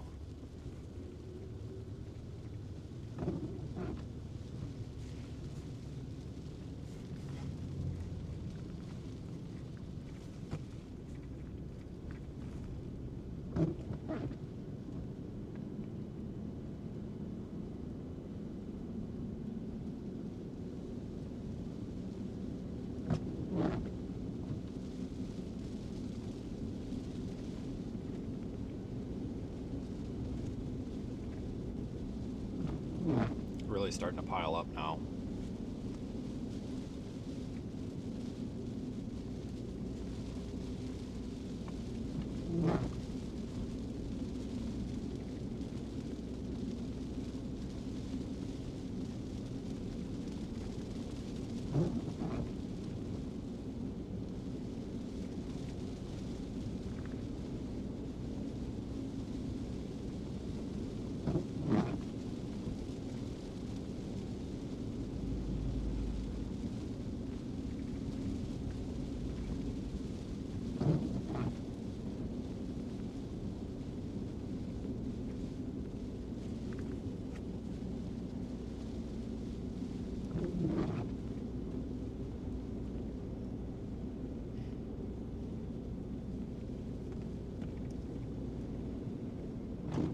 Truck just went in the ditch. Nope, he saved it. I don't know if you guys saw that, but he about went in the ditch. Oh, hold on, something's wrong. What the hell is going on here? Oh, he's 2-wheel drive, ain't he? Has he got a plow on that thing? What is going on here? He's just fishtailing all over the place. And he's not plowing. Is he... I wonder if he's just 2-wheel drive. I don't know why you'd have a 2-wheel drive plow truck, but he is like fishtailing. He is crab walking down the road. Maybe his 4-wheel drive's out, but he's got a plow on it.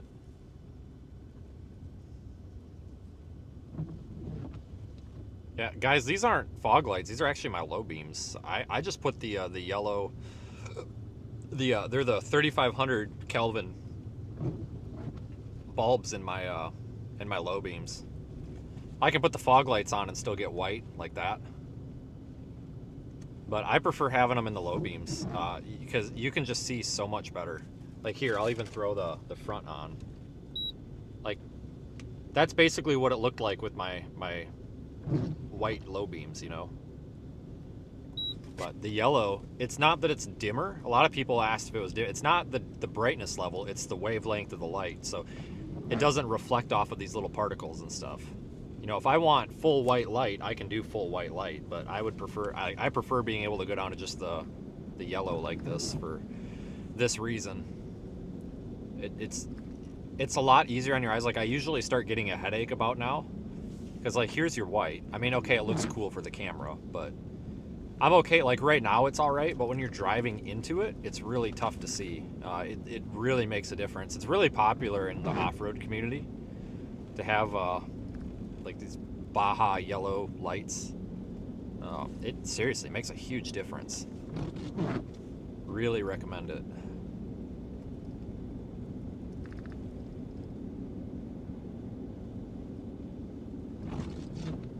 It's just the, you know, it doesn't reflect off everything. It really makes a difference in the rain.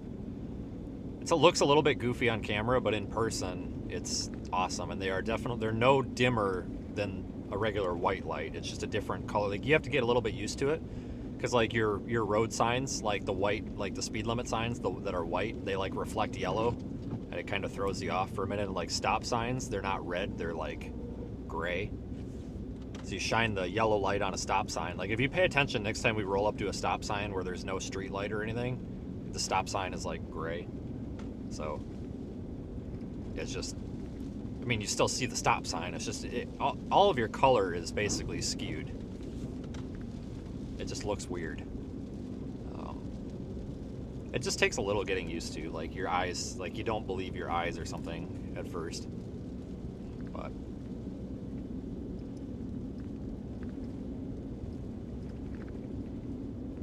it's just because I drive in so much terrible weather, like so much precipitation. Because I tell you, folks, the when you've got a lot of snow and it hasn't been plowed, the light reflecting off of the snow, you don't get that with this. Here, that guy is having trouble again. I don't know what's going on, but I'm going to give him some room here. I don't want to hit him. He's having a hard time. I mean, he's got a plow on there, so I'm... Yeah, obviously his four-wheel drive's not working or something, but... hopefully he's not having car problems or something. I don't know, maybe his plow's hanging up and catching the ground and pulling him around. I don't know. Well, yeah, it's a, like, F-250 or something. Looks like a newer one, too.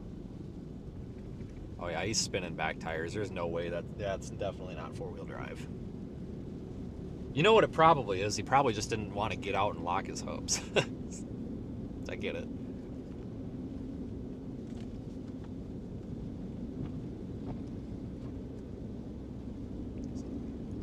Actuators maybe not working and doesn't want to get out and lock them. Been there.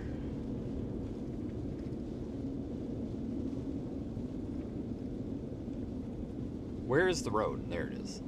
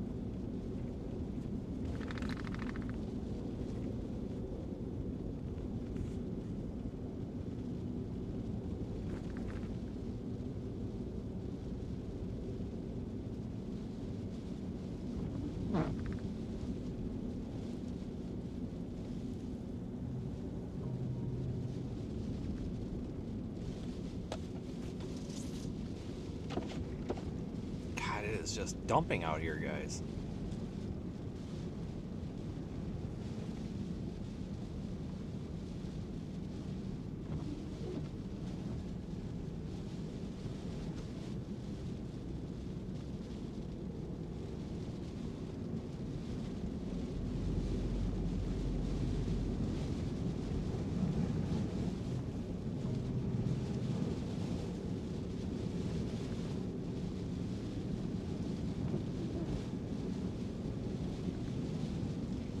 These tire tracks are the only thing giving me any sort of a clue where the road's at, because I can barely see the windrows from the plow. Like, barely. Well, there's the rumble strip, so I know we're still on the road. I don't know if that's the center rumble strip or the side.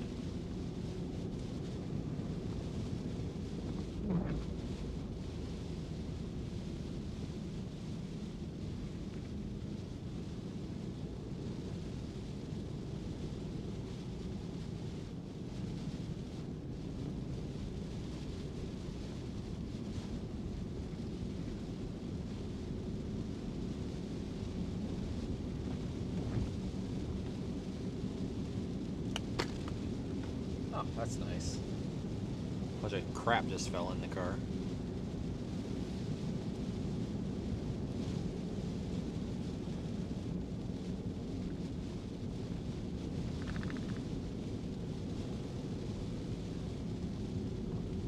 Alright, we're coming up on that time where I'm going to have to do something with the stream here so that we carry over and archive. So I've got Facebook running again, so at least something is archiving the stream, you know. Once we get back into LaPorte, we'll switch it over to the other one so we don't lose anything. Yeah, correct. If we find ourselves in the guardrail, we definitely went too far. I agree with that. That's a reasonable assumption. So.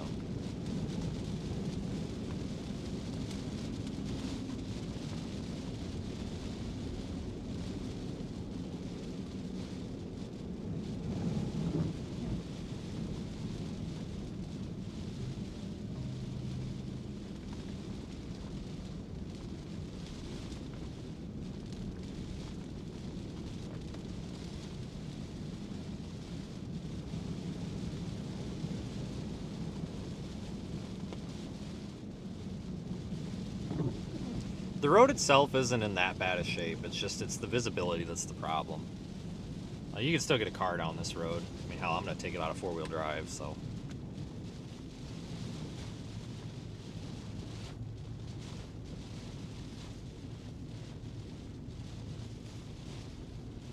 I don't think it's sleet. I think it's just it's hitting the windshield so hard.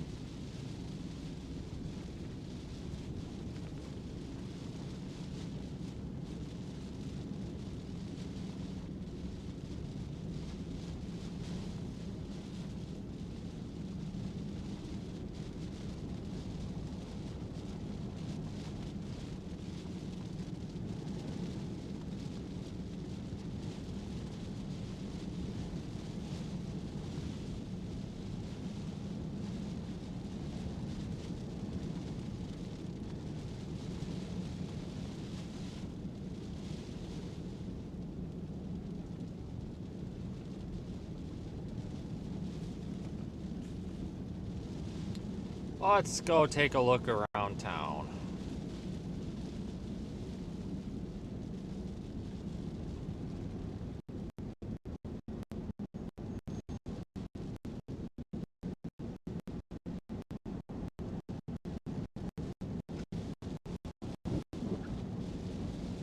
I have to clean the windshield off again. Pretty heavy snow coming over here. We may want to make a drive up to like somewhere along the lake, maybe Michigan City? Maybe?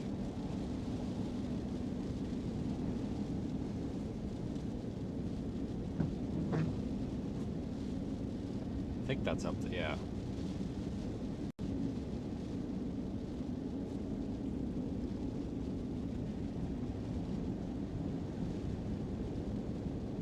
This band is definitely shifting west.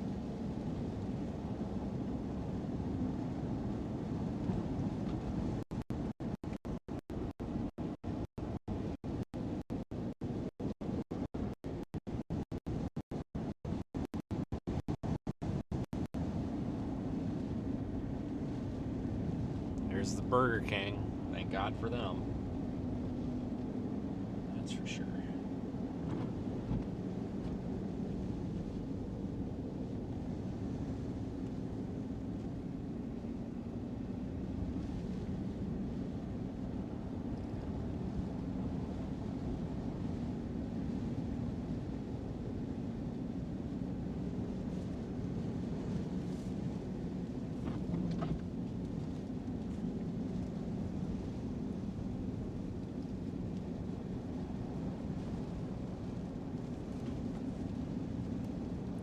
I don't know if we'll find anybody stranded around town here or not. Sometimes you find people stuck at intersections and they just need pushed.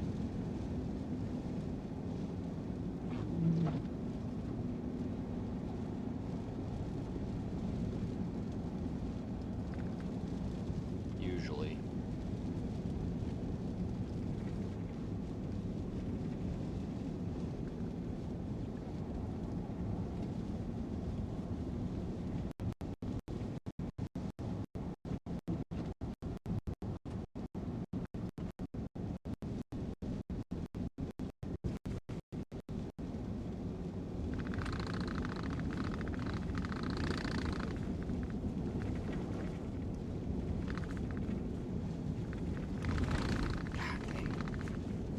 roads are kind of beating the hell out of me here.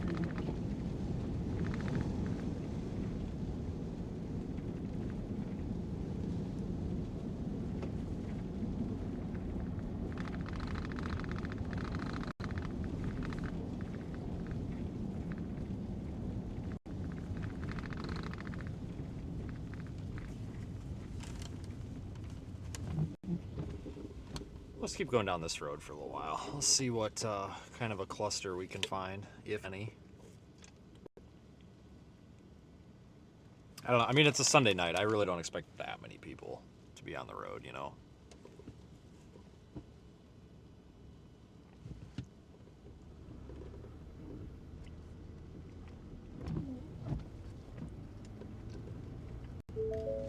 Yeah, I know.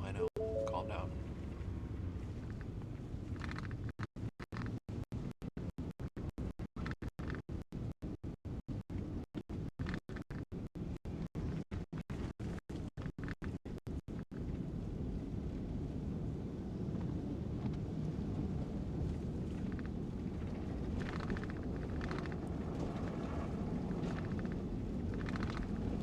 I mean, I haven't really seen much for plows out here, but obviously they're out here. I mean, the roads are pretty good, so they're obviously out here. I just haven't, you know, paid a whole lot of attention, or just haven't run across any.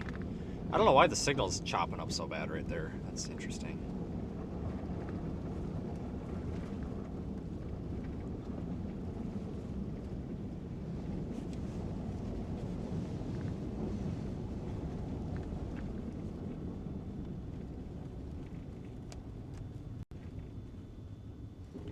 I don't know if I'm gonna stop. There we go. Jesus.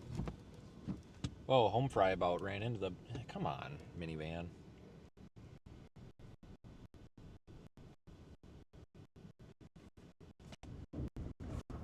Come on, truck. Go, go, go. I'm not putting you in four-wheel drive for the stoplight.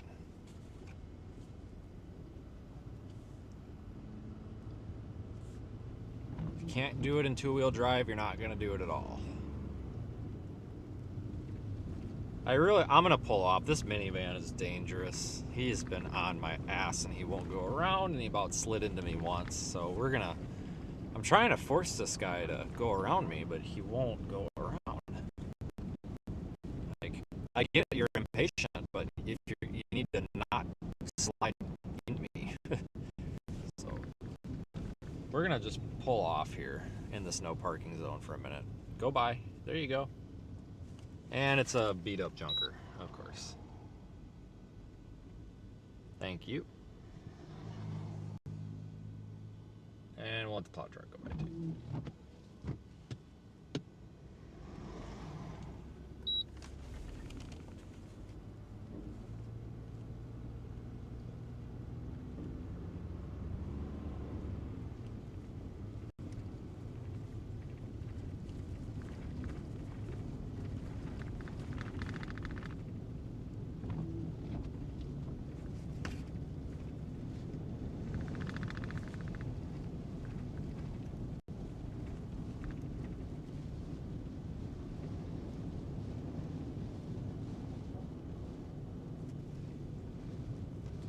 Main road coming up next stoplight, I think.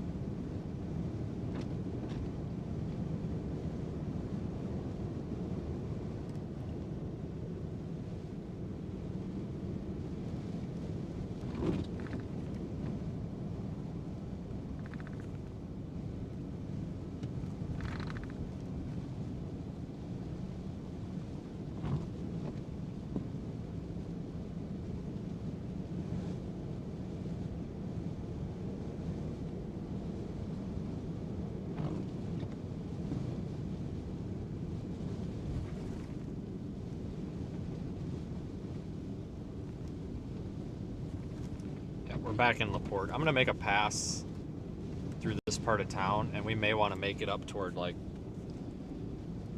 Michigan City area-ish.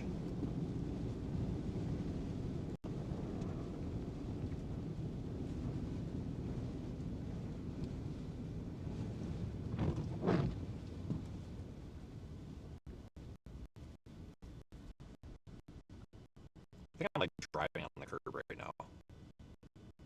I don't know. I can't tell. I can't see the freaking road.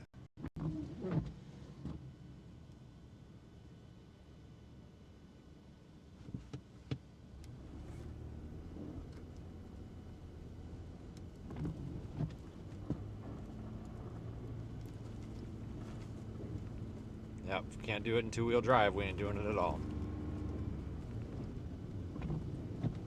That's fine, go around, dude. Chill out. Oh yeah, floor it. Wow, you're so fucking cool. I'll be just like you when I'm older. Sorry, I had to. Look, there's a Culver's right there. That's probably where we should have went, honestly. But that's alright. At least the Burger King was made special.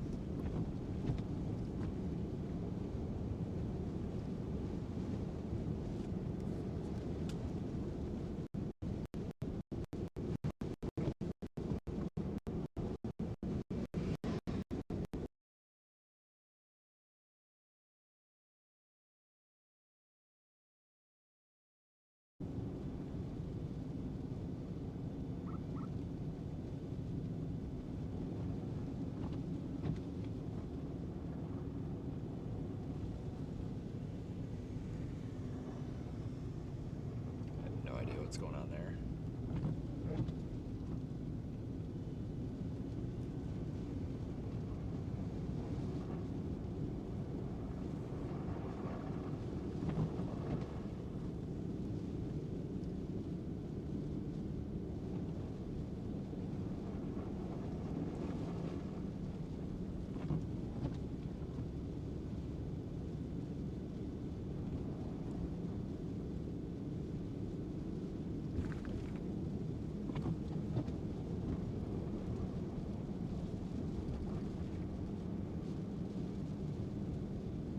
We'll go up the road.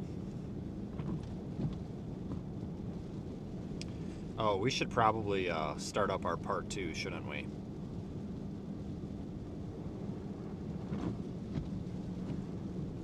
Let me pull into the next parking lot.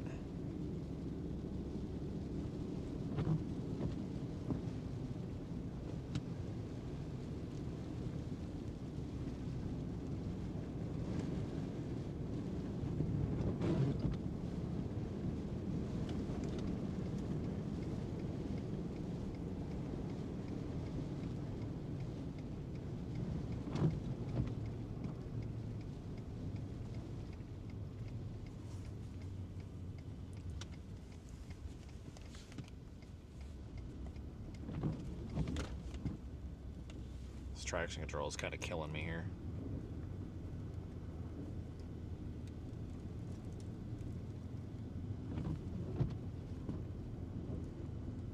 Still going though. Alright, where's the driveway? Right there. Is it? Is this actually the driveway? Or is this up and over the curb? I feel like this is up and over the curb. I don't know. Somebody else drove through here at one point, so it is now.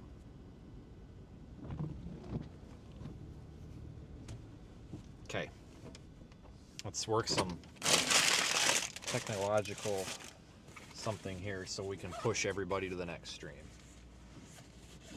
Come on, laptop. Folks, we are going to switch to the next stream because I will not be able to archive this. It's not going to save anything, and if anything interesting happens, I want to be able to save it. So if you're watching on Facebook, you don't have to do anything. YouTube, hang on here. I'm going to make this so that you hopefully don't have to do anything.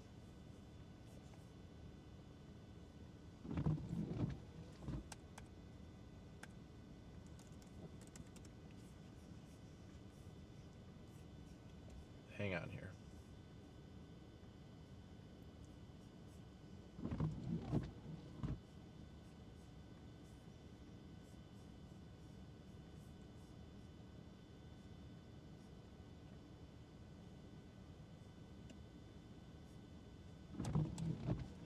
make this as reasonable as I can.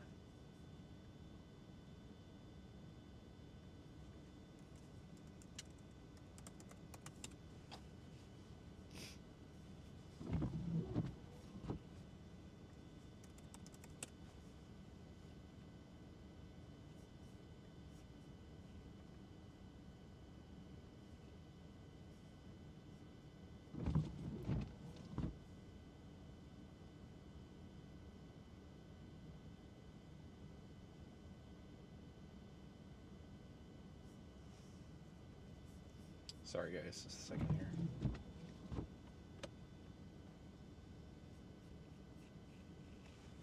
I'm gonna put the link in the chat. Channel members watching the members stream, don't even worry about it. You can just keep watching that one.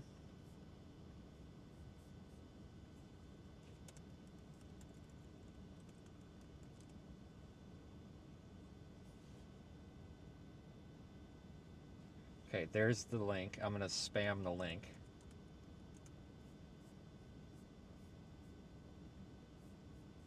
You're just gonna have like a wall of me spamming the link so that it's easy for people to find and click. There, how's that? Can you find it now? So go over to that stream.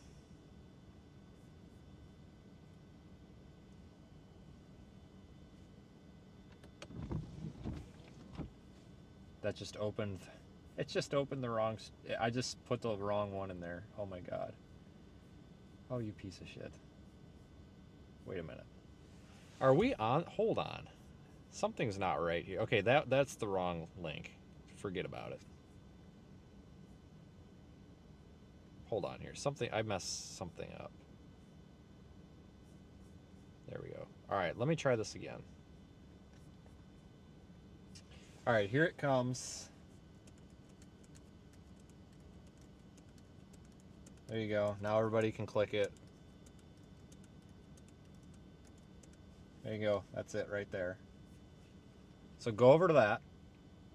We'll continue the stream.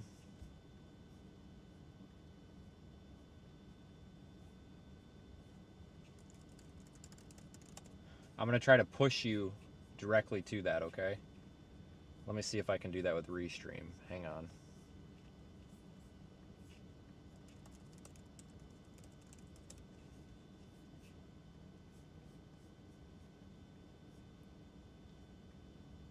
I think I can do it with Restream. You guys might not have to do anything. I wish they would just let us stream longer than 12 hours.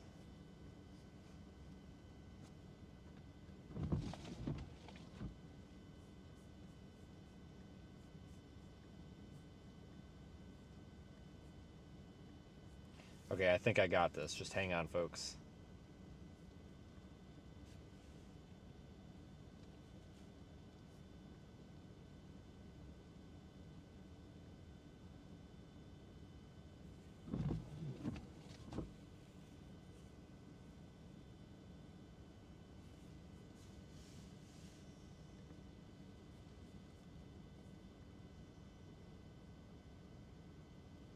Sorry, wish it didn't take this long, but... Oh, this computer's being a piece of junk again.